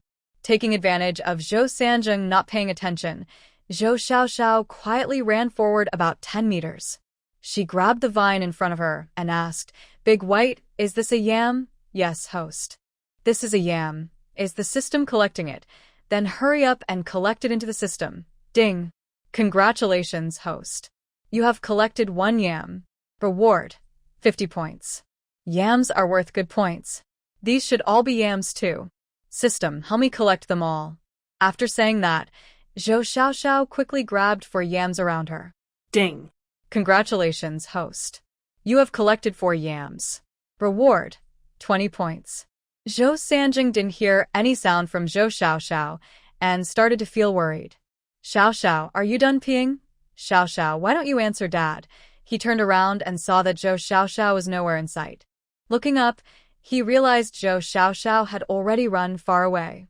He instantly got angry and walked over, giving Zhou Xiaoxiao 2 pats on her bottom. This was the first time Zhou Xiaoxiao was spanked. She was a bit stunned and couldn't accept it at first. After a moment, she asked, Dad, why did you hit me? Zhou Sanjing, full of anger, said, Why did I hit you? It's because you didn't listen. You told me you needed to, and you didn't run off. But what happened? In the blink of an eye, you ran far away. Zhou Xiaoxiao looked at Zhou Sanjing, who was speaking logically, and suddenly softened. Hehe, Dad, I'm sorry. I saw this plant and thought it might be a medicinal herb, so I ran over to look. Zhou Sanjing glanced at the vine in Zhou Xiaoxiao's hand and examined it carefully. The fairy in his dream never taught him to recognize this plant. So, he really couldn't tell if this plant was a medicinal herb or not. In his dreams, the fairy told him that every time he picked a different herb, he should bring it to Zhou Xiaoxiao. Zhou Xiaoxiao can help the fairy collect herbs. He wanted to ask the fairy why, but the fairy didn't tell him. Instead, the fairy warned him that if he kept working quietly, Zhou Xiaoxiao would always be blessed and stay by his side. But if he asked too many questions, the fairy would disappear from his dreams, and Zhou Xiaoxiao would vanish too. Although he was curious about the relationship between the fairy and Xiaoxiao, he was too afraid to ask. At first, they picked a herb called sanchi, which Xiaoxiao led them to find. Xiaoxiao also had a connection to the fairy in his dreams. Now, Xiaoxiao thought that the vine might be a medicinal herb, and maybe it really was. We should pull out two to ask at the pharmacy in town, Xiaoxiao said and started pulling the vine. When Zhou Sanjing was about to put the yam vine into his basket, Zhou Xiaoxiao couldn't stand it and stopped him. Dad, we need to dig up the roots. Okay, Dad will do that now. Since Zhou Sanjing only brought a sickle, and no, digging up the yam was very slow. It took half an hour to dig out just one yam. Wild yams are rare, and he only managed to find 2 small pieces. Yams are scattered around in this area. Xiaoxiao initially wanted to guide Zhou Sanjing to dig more yams and collect more herbs nearby. But after finishing this one, Zhou Sanjing lost confidence and didn't want to continue. All right, Xiaoxiao, it's getting late. Let's go home. Dad, there are still herbs here and here. Aren't you going to dig more? These herbs are too hard to dig. I'll come back another day with tools. Xiaoxiao was carried back on Zhou Sanjing's back. She looked up at the sky helplessly. It's really hard to climb the mountain. Big sister, did you catch a wild chicken today? Something, is it that easy to catch wild chickens? Yes, yes. Big sister, you're really good at catching wild chickens. Big sister, will you go up the mountain again tomorrow? If you're going, take me with you. I'll help catch wild chickens too. At this moment, Zhou Erping appeared out of nowhere. Little sister, you're really not loyal. You didn't even call me when you went up the mountain. I always think of you, but you never think of me. Humph. Can you blame me? It's because you weren't at home at the time. If you had been home, I would have called you. Zhou Yiping saw that Zhou Xiaoxiao was unhappy and instead smiled in a friendly way. Yes, it's all my fault. I wasn't home then. Little sister, let's go fishing again today. I've noticed that every time we fish together, I get lucky. Also, yesterday, you caught a wild chicken by the creek. Let's see if we can find more today. Zhou Xiaoxiao didn't want to go at first, but before she could say no, Zhou Yiping suddenly picked her up and carried her out the door. Second brother, what are you doing? Put me down. You're tired from climbing the mountain. I'm carrying you to the river. After saying this, Zhou Yiping called Zhou Yiping. Big brother, I'll take Xiaoxiao to the creek first. You go get the fishing rods. Okay, I'll go get the rods now. Yesterday, Zhou Yiping and Zhou Yiping had a big fight over a tiny fish about the size of a palm. But after a night, they had made up. However, Wang Xiuli and Zhang Fuhua still hadn't made peace. Wang Xiuli hated Zhang Fuhua to the bone and wished she could swallow her whole. In the yard, Zhou Samping saw that Zhou Yiping and Zhou Yiping didn't invite him along. He immediately started crying. Wow, they won't take me to play. Because of what happened yesterday, Zhang Fuhua was resentful of Zhou Posey. Zhou Posey told her to clean the pigsty alone. Now she was in a bad mood. When she heard Zhou Samping crying, she felt even more annoyed. She cursed as she walked out of the pigsty and picked up Zhou Samping. All right, stop crying. Mother, I want to go fishing with brother and sister. Please take me. Mother is busy now and doesn't have time. No, I really want to go. Seeing she couldn't stop Zhou Samping, Zhang Fuhua gave him 2 firm pats on the. Suddenly, a heartbreaking cry rang out. Wow. Crying all day long. You're so old. Can't you be more sensible? Why are you hitting Samping so hard? Zhang Fuhua looked at Zhou Posey walking out of the side room and shrank back slightly. Mother-in-law, Samping didn't listen, so I had to teach him a lesson. How did Samping not listen? He was just crying a little here. Every child cries sometimes. Yes, you're right, mother-in-law. It was my fault just now. Zhang Fuhua was very aware of her situation. She knew that Zhou Posey now held a grudge against her. So, she couldn't argue with her directly. Have you finished cleaning the pig pen? Not yet. Then hurry up and clean it. After you're done, remember to go cut a basket of pig grass. Okay, mother-in-law, I'll go now. Samping, I'll leave it to you. Go away, Samping. I will take care of him myself. Grandma, let's go to the river. Do you want to see your older brother fish again? No, I want to see my sister catch wild chickens. Haha, alright. I'll take you to see them later. Grandma, aren't we going now? Not now. Grandma still has work to do. Wait for me. Okay, Samping, wait for Grandma. Xiao Xiao, are you going to catch wild chickens or fish? Xiao Xiao rolled her eyes. Second brother, don't think I'm that capable. Catching wild chickens isn't easy. I know it's hard, but you're lucky. You won't have trouble catching them. Today, Zhou Xiaoxiao woke up early and used her lottery chance, but she didn't win anything. She went up the mountain with Zhou Sanjing and earned 100 points. Although 100 points could buy a wild chicken, she was reluctant. She still owed the system 10,000 points. She didn't want to be marked as unreliable. If that happened, she would face restrictions everywhere. Xiao Xiao, what do you really want to do? I want to go fishing with you. Catch 2 fish and let Grandma stew them with soy sauce for us. Zhou Erping licked his lips upon hearing this. I haven't had stew fish in a long time. Today, we must catch a big one. On Monday, Ping handed his fishing rod to Xiao Xiao. Xiao Xiao, you don't have a rod. I'll give you mine. Big brother, are you going fishing? You start first. If you stop, I'll fish later. Xiao Xiao didn't hesitate and took the rod directly from Ping. She saw that Ping had already carefully put a worm on the hook, which made her feel very warm inside. Ping is clear about his feelings. When he's not close to you, he acts like a stranger. When he's close, he's a caring guy. She quite likes him. Today, she wants to reward her caring guy. Big White, does the system have big fish for sale? How many points for each? The price depends on weight. 8 points per gene. That's not expensive, similar to modern prices. Would you like to buy one, host? No, I can't afford it. My points can't be wasted. I can't buy fish, but I can buy bait. Bait should be cheaper. Big White, does the system have fishing bait? I want small packets. Host, there are 72 kinds of fishing bait in the system. Which one would you like to buy? Which one works best and has good value? Oh, and it should be small and easy to carry without being noticed. Host, all bait is sold by weight, so they aren't small. If you want something portable, you can choose a scent attractant. How do you use the scent attractant? Just drop it on the bait, and it will attract fish to bite. Xiao Xiao was tempted when she heard this. She looked carefully at the price of the scent attractant. How long can 30 points last? This depends on how much you use each time. Alright, buy me a bottle. I'll try it. As soon as Xiao Xiao finished speaking, the scent attractant appeared in her hand. While Ping and Ping Air were digging for worms, Xiao Xiao quickly sprinkled the scent attractant on the worms. Then she cast her line and waited for fish to bite. In no time, her fishing rod suddenly strongly. Luckily, she had taken a strength pill yesterday, otherwise, the fish pulling her into the water would have pulled her in. She worked hard to pull the fishing rod onto the shore, but because the fish was too big, she couldn't lift it at all. If she pulled too hard, the rod might break.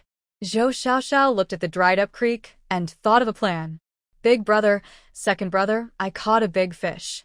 Hurry to the creek and help me catch it. Hearing this, Zhou Yiping and Zhou Erping stopped digging for worms immediately. They quickly ran to the creek, as Zhou Xiaoxiao instructed. Big brother, second brother, be careful not to slip into the water. I'll pull the big fish toward you. When the time comes, you two grab the fish. Don't worry, sister. Bring the fish over, and we will catch it steadily. Zhou Yiping and Zhou Erping watched as the big fish was already trying to jump out, not caring about the possible danger. Suddenly, Zhou Yiping slipped and fell into the water.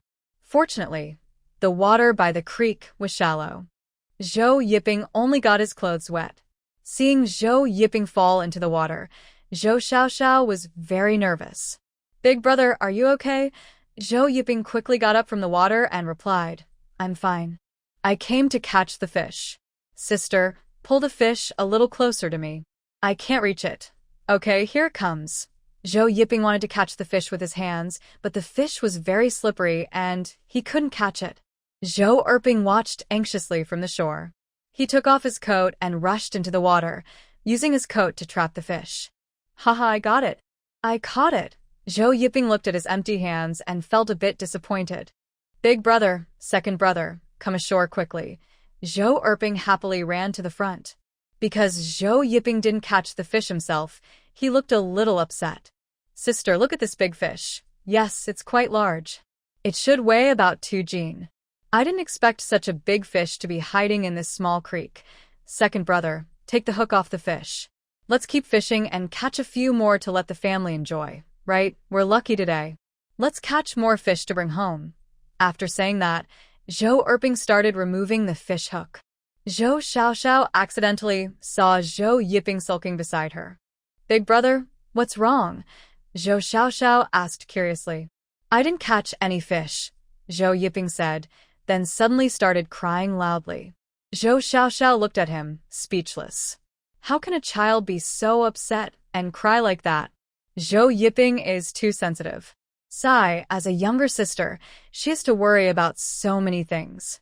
Okay, big brother, just because you didn't catch a fish this time doesn't mean you won't next time. Let's keep fishing. Next time you'll definitely catch one. Little sister, I caught a fish this time, but I want only me to catch it. Is that okay? Okay, not only will you catch it, but you can also try fishing yourself. Big brother, hurry and hold the fishing rod. Go ahead and fish. No. I don't have your luck. You fish and I'll help catch the fish. Big brother, you need to believe in yourself. Hold the fishing rod tightly. I believe you can do it. At this moment, Zhou Erping, who had just prepared the bait, cheered him on, saying, Big brother, you need to trust Xiao Xiao. She says you can do it, so you must believe it too. Yeah, I'll try. Zhou Yiping is a shy child, especially in front of Zhou Xiaoxiao. He feels even less confident. He picked up the earthworms he had collected, put them on the hook, and looked back at Zhou Xiaoxiao. Seeing her encouraging smile, he finally threw the hook into the water. Usually, Zhou Yiping often went fishing with Zhou Erping. Because he often didn't catch anything, he didn't feel much pressure. But today was different. Right from the start, Zhou Xiaoxiao caught a big fish. And at this moment, Zhou Xiaoxiao still had high hopes for him. If he didn't catch anything, wouldn't that be embarrassing? Thinking of this, his hands started to tremble uncontrollably. Hurrah, big brother. Why are your hands shaking? Zhou Yiping shot a quick look at Zhou Erping, who was always making trouble, and said, None of your business. Zhou Xiaoxiao comforted him, saying, Big brother, don't be nervous. I believe you can catch a fish. The reason Zhou Xiaoxiao was so confident was because she had already secretly treated the earthworms with a fragrant scent before Zhou Yiping and Zhou Erping went ashore. And just as Zhou Xiaoxiao finished speaking, Zhou Yiping's fishing rod started to sway. Little sister, I caught a fish. Haha, I really caught one. But this fish is so big, I can't lift it. Big brother, just like I did earlier, pull the fish to the creek side and then catch it. Don't try to pull it out forcefully. Okay, I'll pull the fishing rod toward the creek. Erping, hurry to the creek and help me catch some fish. Big brother, don't you want to catch fish yourself? Are you going to help or not? Of course I will help. I'm going now. Erping suddenly jumped into the water from the shore with a splash. Second brother, be careful. Haha, no worries. The water by the creek is shallow, I won't drown. Even if you won't drown, you should be careful. Aren't you afraid the rocks in the creek might hurt your feet? Ha, sister, when you get serious, you act just like a little grown-up. I am a little grown-up. Do you listen to me or not? Yes, I listen. I won't do that again. Erping, stop talking so much. Hurry up and catch the fish before they swim away. Okay, I'm going now. After saying that, Erping covered the big fish with his clothes and then hugged it. Haha, I caught it. I caught it. Seeing that Erping had caught the fish, first brother quickly put down his fishing rod, ran to the creek, and helped carry the big fish onto the shore. This fish I caught is really big, even bigger than the one Xiao Xiao caught. Xiao Xiao nodded in agreement. It's really big, at least 3 jin. This time, it's my turn to fish. I want to catch a big one too. Erping said, quickly baiting his hook and casting his line. Just as first brother was removing the hook from the big fish, he heard Erping cheer excitedly. I caught a big fish. I caught a big fish. Brother, now it's your turn to help me catch fish at the creek. Okay, I'll go now. First brother carefully walked to the creek, took off his shirt, and picked up the fish Erping caught. Brother, is the fish I caught big? It's okay, but not as big as mine. I don't believe it. Hurry up and show me. Look, isn't it smaller than mine? Seeing that his fish was indeed smaller than first brother's, Erping immediately felt a little upset. I'll catch another one. I'll definitely catch a bigger fish than you. After saying that, Erping quickly cast his line again. First brother wasn't willing to lose either and started fishing as well. I won't let you beat me. Haha, I caught another fish. I also caught a fish. I caught a bigger fish than yours. I caught more fish than you. Zhou Xiaoxiao sat on a big rock by the creek, looking at the blue sky, feeling the cool breeze, and feeling very happy and relaxed. A peaceful day like this is truly wonderful. Unknowingly, Zhou Yiping and Zhou Erping had caught 12 fish of various sizes. When the scented worms ran out, they couldn't catch any more fish. Zhou Xiaoxiao, feeling the mountain breeze, suggested going home. But carrying all these fish was a problem for them. Wait here for me. I'll go home and ask for help, Zhou Erping said, and ran back. Not far from there, he met Grandma Zhou walking with Zhou Sanping. Erping, why are you running so fast? Grandma, we caught a lot of big fish. Please help us carry them. Grandma Zhou didn't believe him. Erping, there aren't many fish in this creek, and the ones that are small. You can't fool me. Grandma, I'm not lying. If you don't believe me, come and see. Zhou Erping took Grandma's hand and ran back with her. All right, let go of me. Don't pull me. I'm holding Sanping. If you pull me down, what will happen? You lead the way and I'll follow. Sister, I'm so happy today. I caught so many fish. This is the luckiest day for me. Big brother, your luck is still ahead. I believe you'll always be lucky. Ha ha ha, sister, you're so kind. Sister, look, isn't that Yiping? Why is he back so quickly? Zhou Xiaoxiao also looked confused. But soon, Grandma Zhou appeared in their view, and their doubts disappeared. Erping, you brought Grandma here. Zhou Yiping saw Grandma Zhou, and went to greet her. Grandma, we caught many big fish. Grandma Zhou smiled and shook her head, clearly not taking what Zhou Yiping said seriously. When she reached the fish pile on the shore, she finally believed it. Are these really the fish you caught? Wow, this is really surprising. How can there be so many big fish in this creek? Fish, fish, fish. I want to eat fish. Sanping wants to eat fish. Grandma Zhou calmed down the excited Sanping. Okay, Sanping, listen to me. When we get home, Grandma will cook fish for you. Yes, Grandma.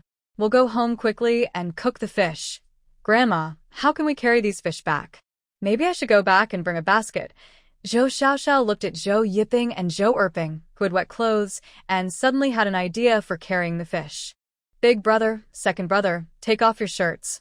Take off our shirts? Why? Zhou Erping slapped his forehead. I'm so silly. Why didn't I think of this? I'll take mine off now. As Zhou Erping started to take off his shirt, Zhou Yiping also began to do the same.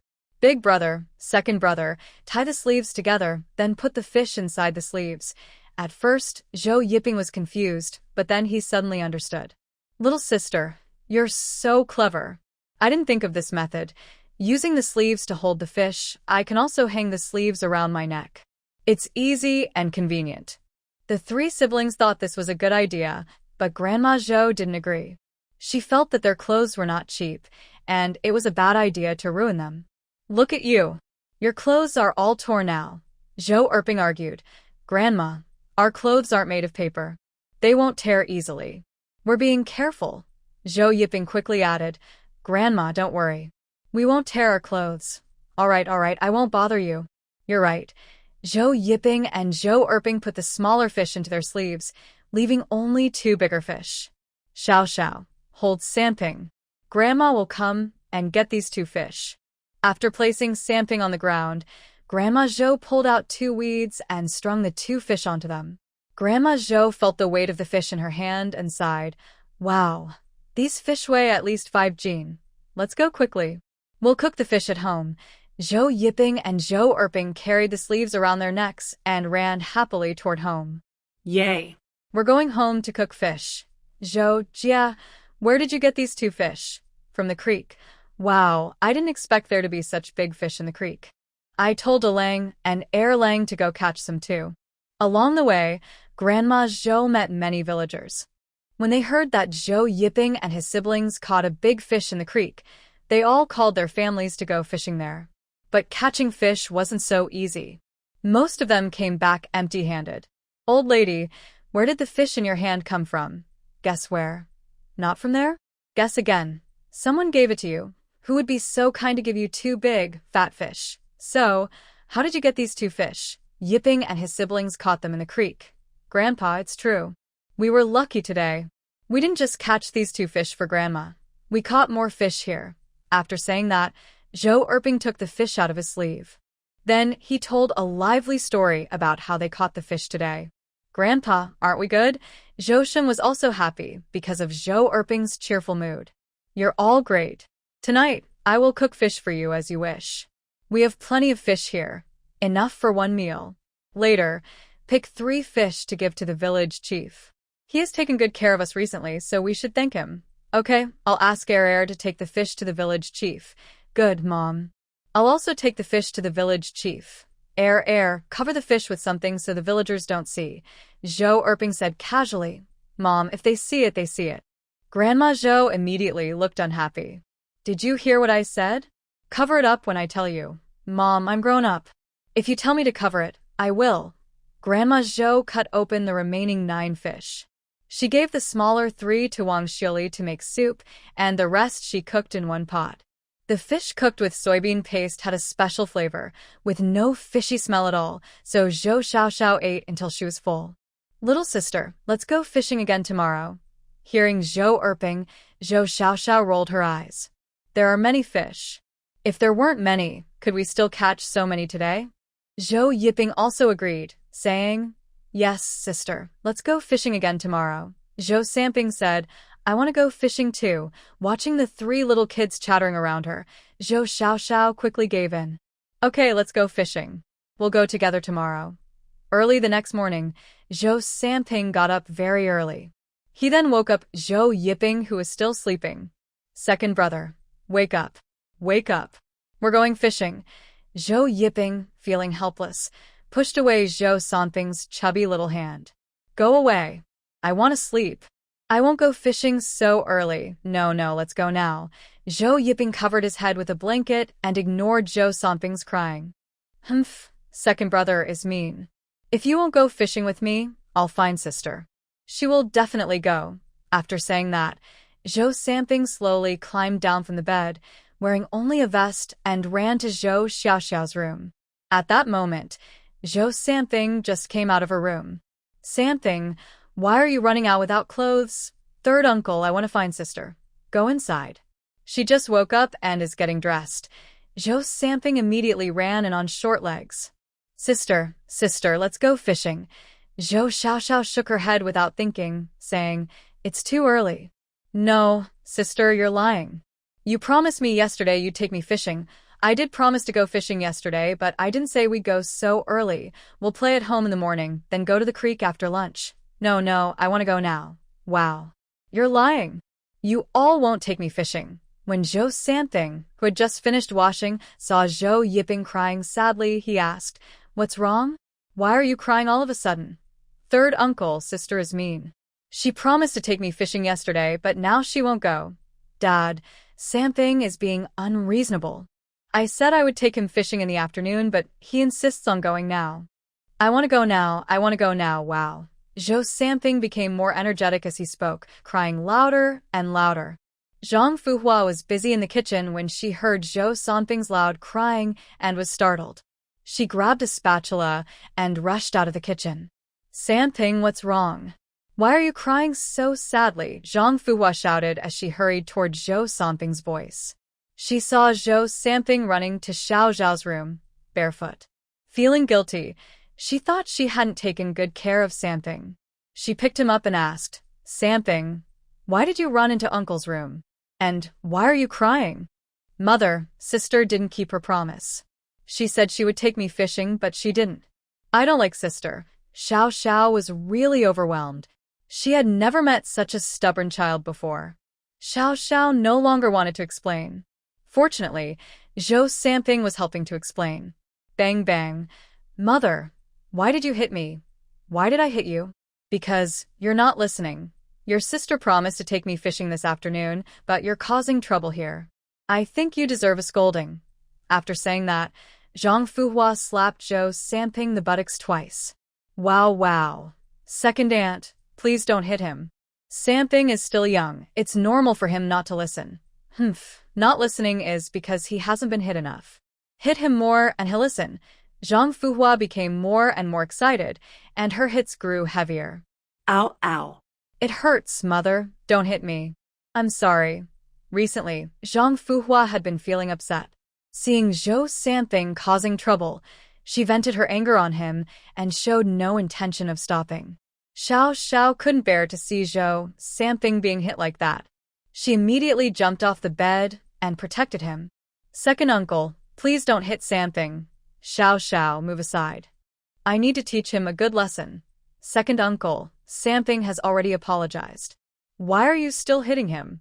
If he did right, you hit him. If he did wrong, you hit him. How is he supposed to tell right from wrong? Zhang Fuhua was stunned by Xiao Zhao's firm tone. Yes, Xiao Xiao, you're right. Second aunt, I was wrong. Zhang Fuhua finished speaking and wiped away her tears. Sorry, third brother. I didn't really mean to hit you, Mom. Zhang Fuhua didn't actually want to hit Zhou Sanping. Zhou Sanping is her child, and she definitely wouldn't want to hurt him.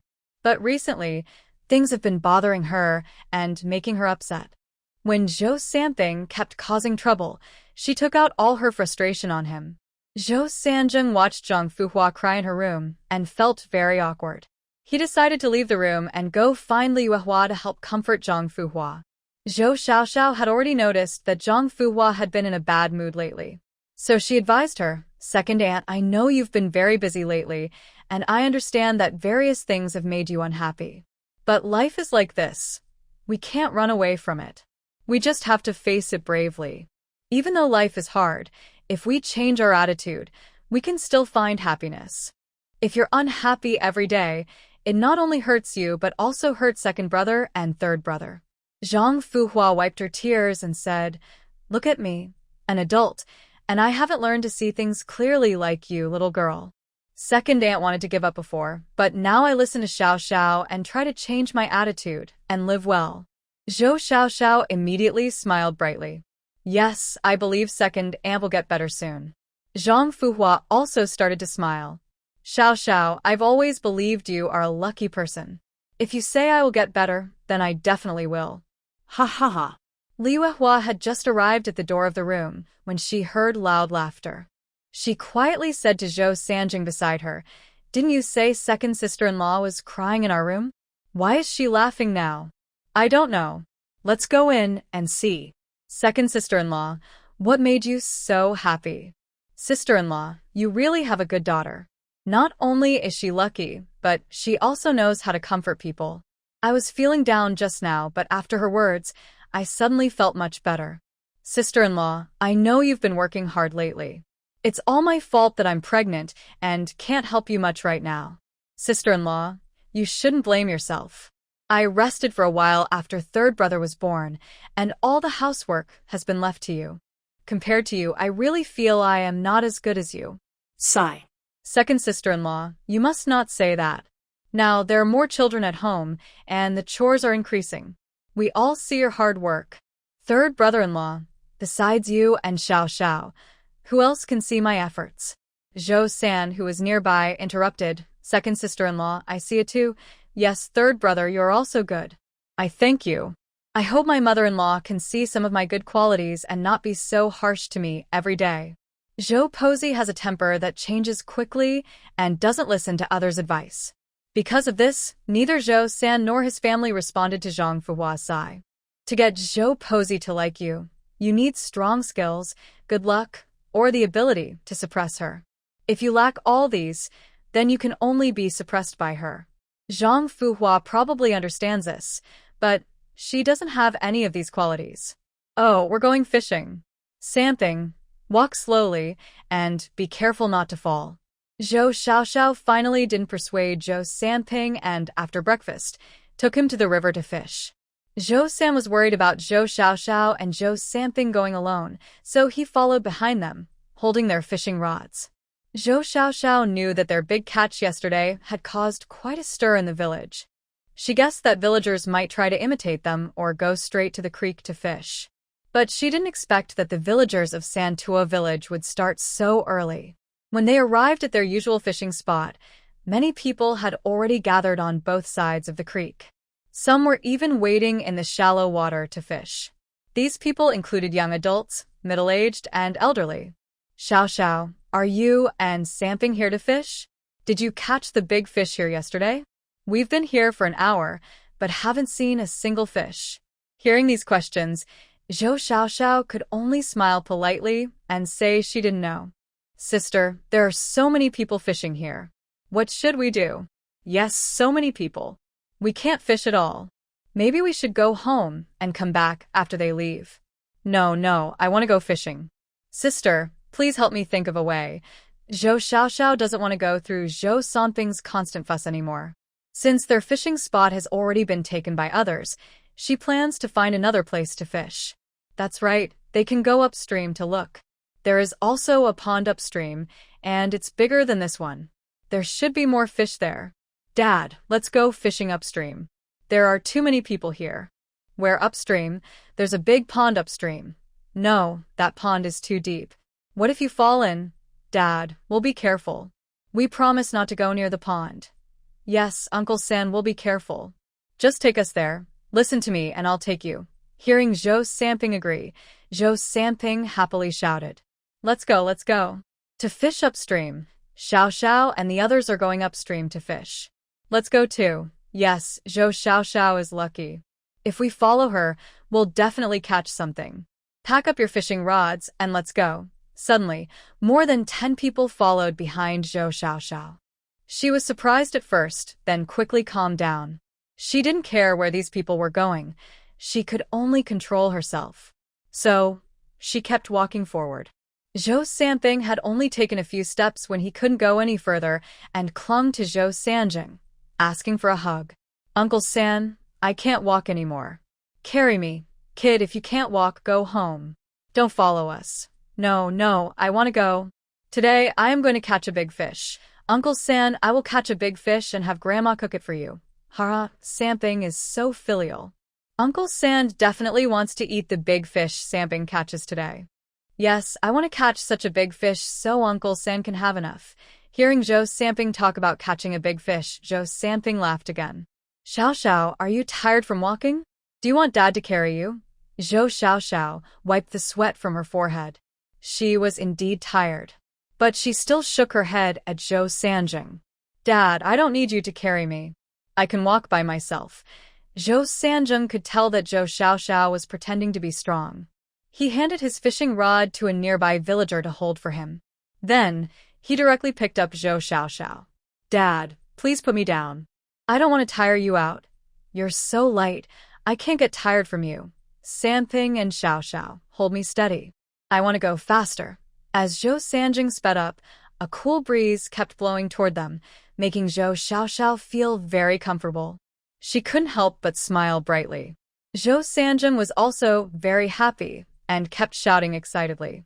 Soon, they reached the upstream pond. Zhou Sanjing put down Zhou Xiaoxiao and Samping, reminded them not to run around, and went to look for earthworms. Zhou Xiaoxiao had been to this pond before.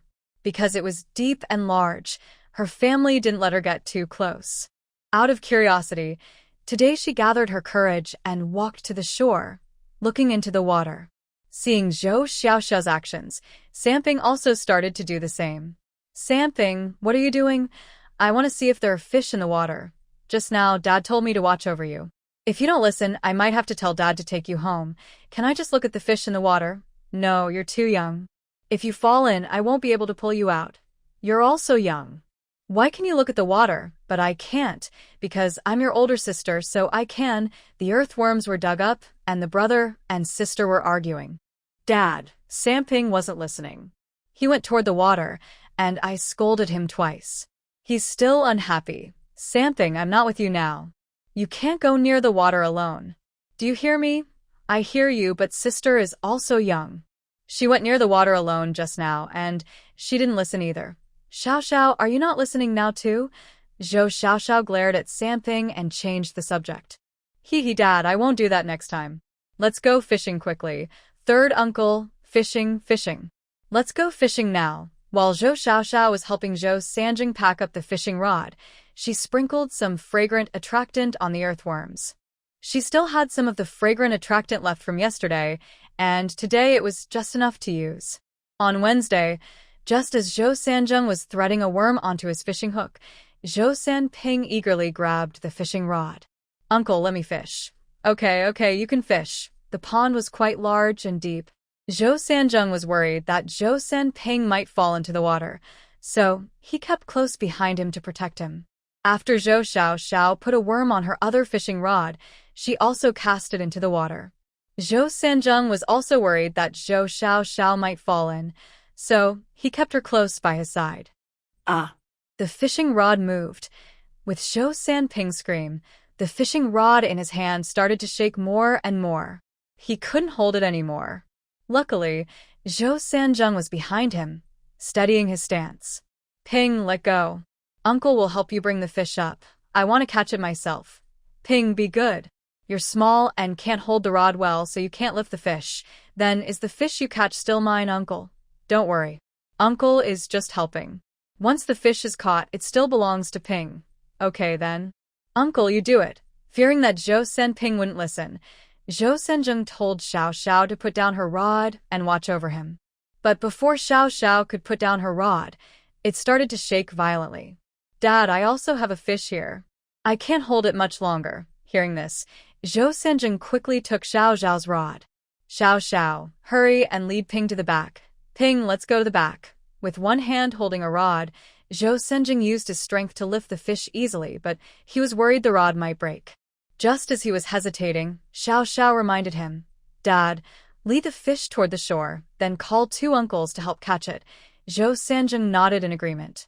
Without needing further instructions, 3 villagers volunteered to help.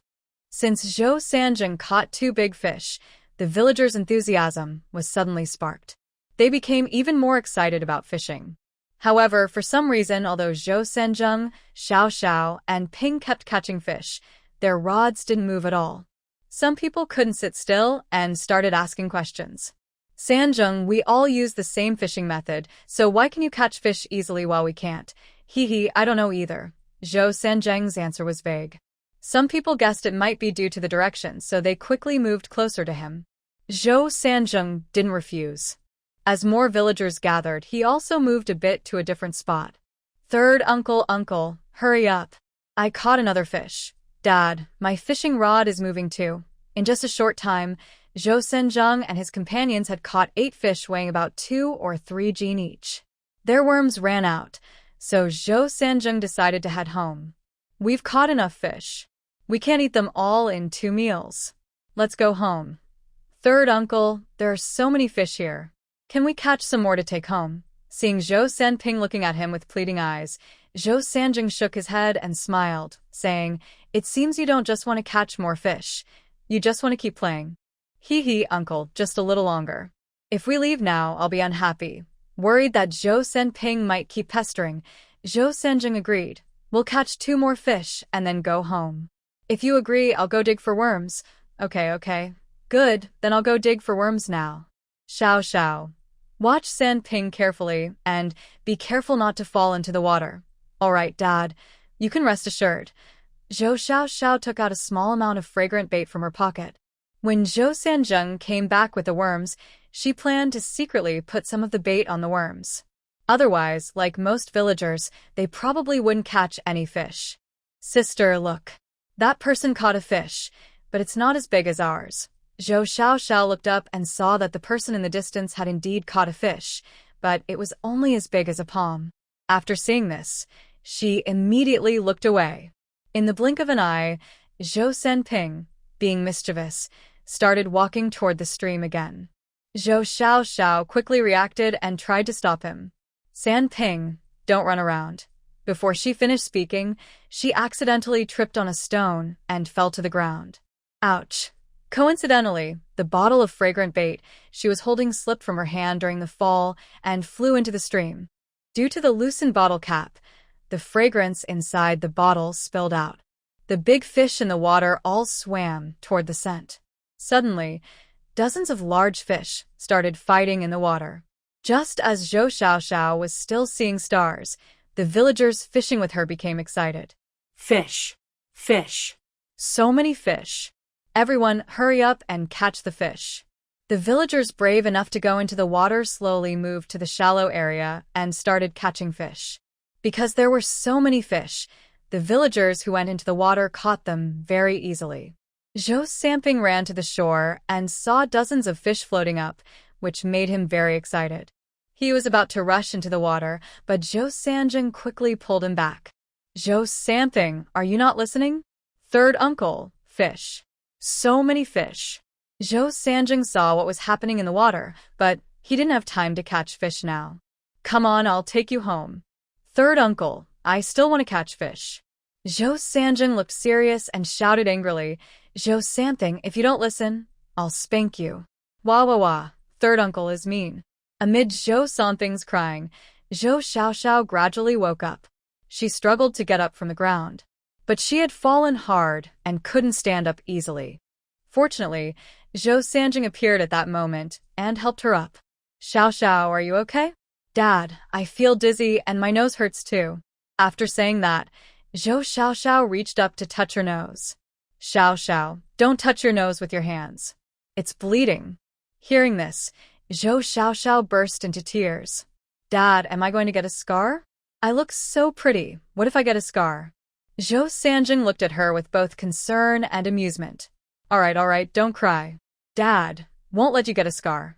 After saying that, Zhou Sanjing carried Zhou Xiaoxiao and Zhou Samping and headed home. Third uncle, the fish. We haven't taken our fish yet.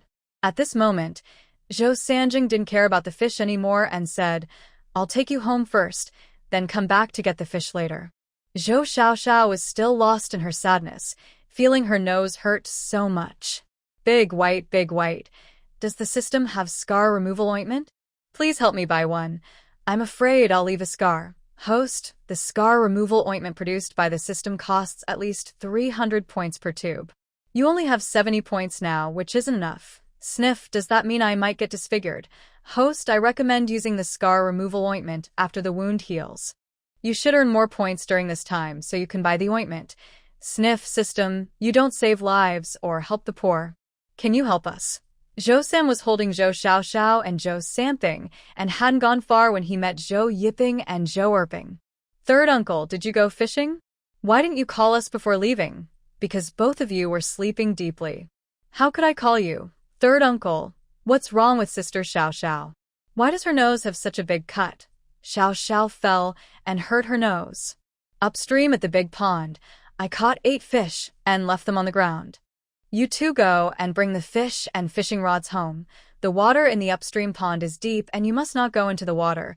If I hear anyone say you went into the water, I will punish you. Got it? Hearing this, Zhou Yiping and Zhou Erping became very scared. They had never seen Zhou Sans so stern before. They quickly nodded and replied, Third uncle, we understand. We'll bring the fish and rods back. Good. I will take Xiaoxiao and Samping home first. Zhou Sen took Zhou Xiaoxiao and Zhou Samping to the downstream pond. Because Zhou Samping was boastful, it caused a commotion. Let's go, everyone. Let's check out the upstream. There are big fish there. Nothing here. The villagers still fishing downstream quickly packed up and headed to the upstream pond. Xiaoxiao, what's wrong? Why are you crying so sadly? Auntie, can't you see? My nose is broken. Oh dear, it really is broken. What should we do now? I'll go find some herbs. After saying that, Grandma Zhou hurried to the corner, picked some bitter herbs, and rubbed them in her hand. Then she told Zhou Xiaoxiao to lie on her back and applied the bitter herbs to her nose. Annie, does this work? This bitter herb is good for stopping bleeding. I see your nose is still bleeding. Use this herb to stop the bleeding. After saying this, Granny Zhou started to complain about Zhou Sanjing.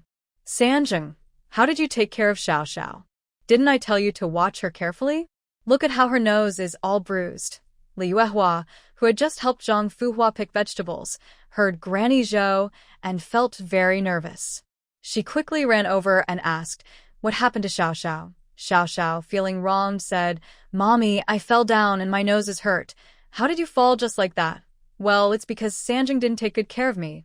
Granny Zhou said, giving Zhou Sanjing a sharp look. Mom, I didn't want Xiao Xiao to fall, but I couldn't stop her if she was going to fall. Granny Zhou couldn't help but pat Zhou Sanjing's arm. You have no excuse now. Hee, I have no excuse. You're right, Mommy. It's my fault. Everyone from the Zhou family, quick. Your second grandson has fallen into the water. Suddenly, a hurried voice broke the calm in the yard, making everyone tense up. Zhou Sanjing stepped forward and asked, Aunt Zhang, what did you say? Hurry and check the creek. Your second son, Ping, has fallen into the big pond. Without hesitation, Zhou Sanjing ran toward the creek. Fu Huazong was so scared she collapsed to the ground and started crying loudly. Ping, you can't scare Mommy like this. You bad luck charm, crying won't help. Hurry and go see what's going on. Mother-in-law, I'll go right now. I'll go right now. Ping, you must be okay. Otherwise, how can Mommy live? Third daughter-in-law, watch Sanjing and Xiao Xiao. I'll go see what's happening. Mother-in-law, take it slow. I will take good care of the house. Granny Zhou nodded and hurried out the door. At this time, Xiao Xiao was not idle. She called out to Big White. Big White, are you there? How is my second brother? Has he been rescued? Because the water is deep. No one dares to go in and save Ping. He is still struggling in the water. What should I do? Big White, can you help my second brother? No. The system rules say that the system administrator cannot interfere with people's life and death. Big White, everyone in Santua village can't swim, so they definitely won't dare to rescue my second brother. Please, I'm begging you, make an exception and help my second brother. Host, are you trying to break your promise and force Big White to do something? Zhou Xiaoxiao suddenly burst into tears, feeling helpless.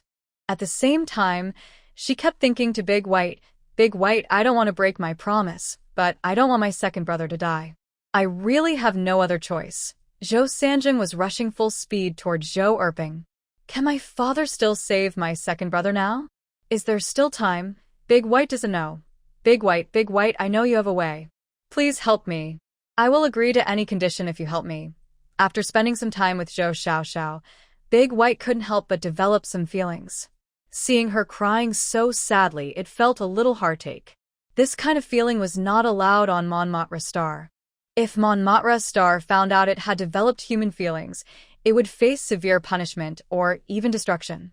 Listening to Zhou Xiaoxiao's repeated pleas, Big White finally gave in. Okay, I will help you. After saying this, Big White's voice disappeared from Zhou Xiaoxiao's ears. She wiped her tears and silently said to Big White, Thank you, Big White. When Big White arrived, Zhou Erping was already near unconsciousness.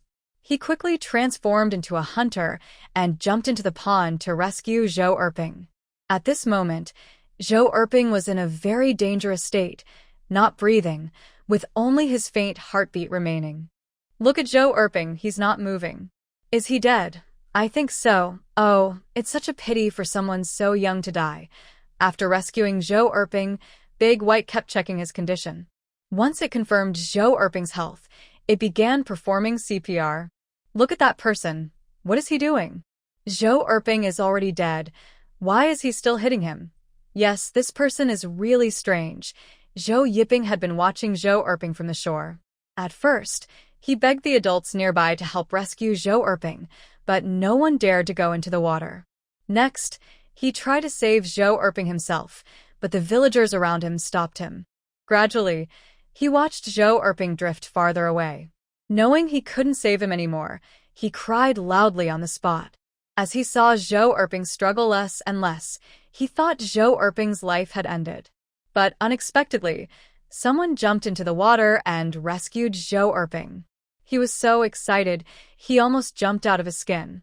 However, when he saw Zhou Erping lifeless, he felt disappointed again. At that moment, he could only cry. Just then, Zhou Sanjing arrived. Where is Erping? Was he saved? Sanjing, Erping is here. Someone saved him, but that person is strange. After saving Erping, he kept hitting him with his palm. Sanjing, Erping has been in the water too long. After being rescued, he made no sound. That person keeps hitting him, which isn't good. Go and tell him to stop. Zhou Sanjing didn't expect to arrive late.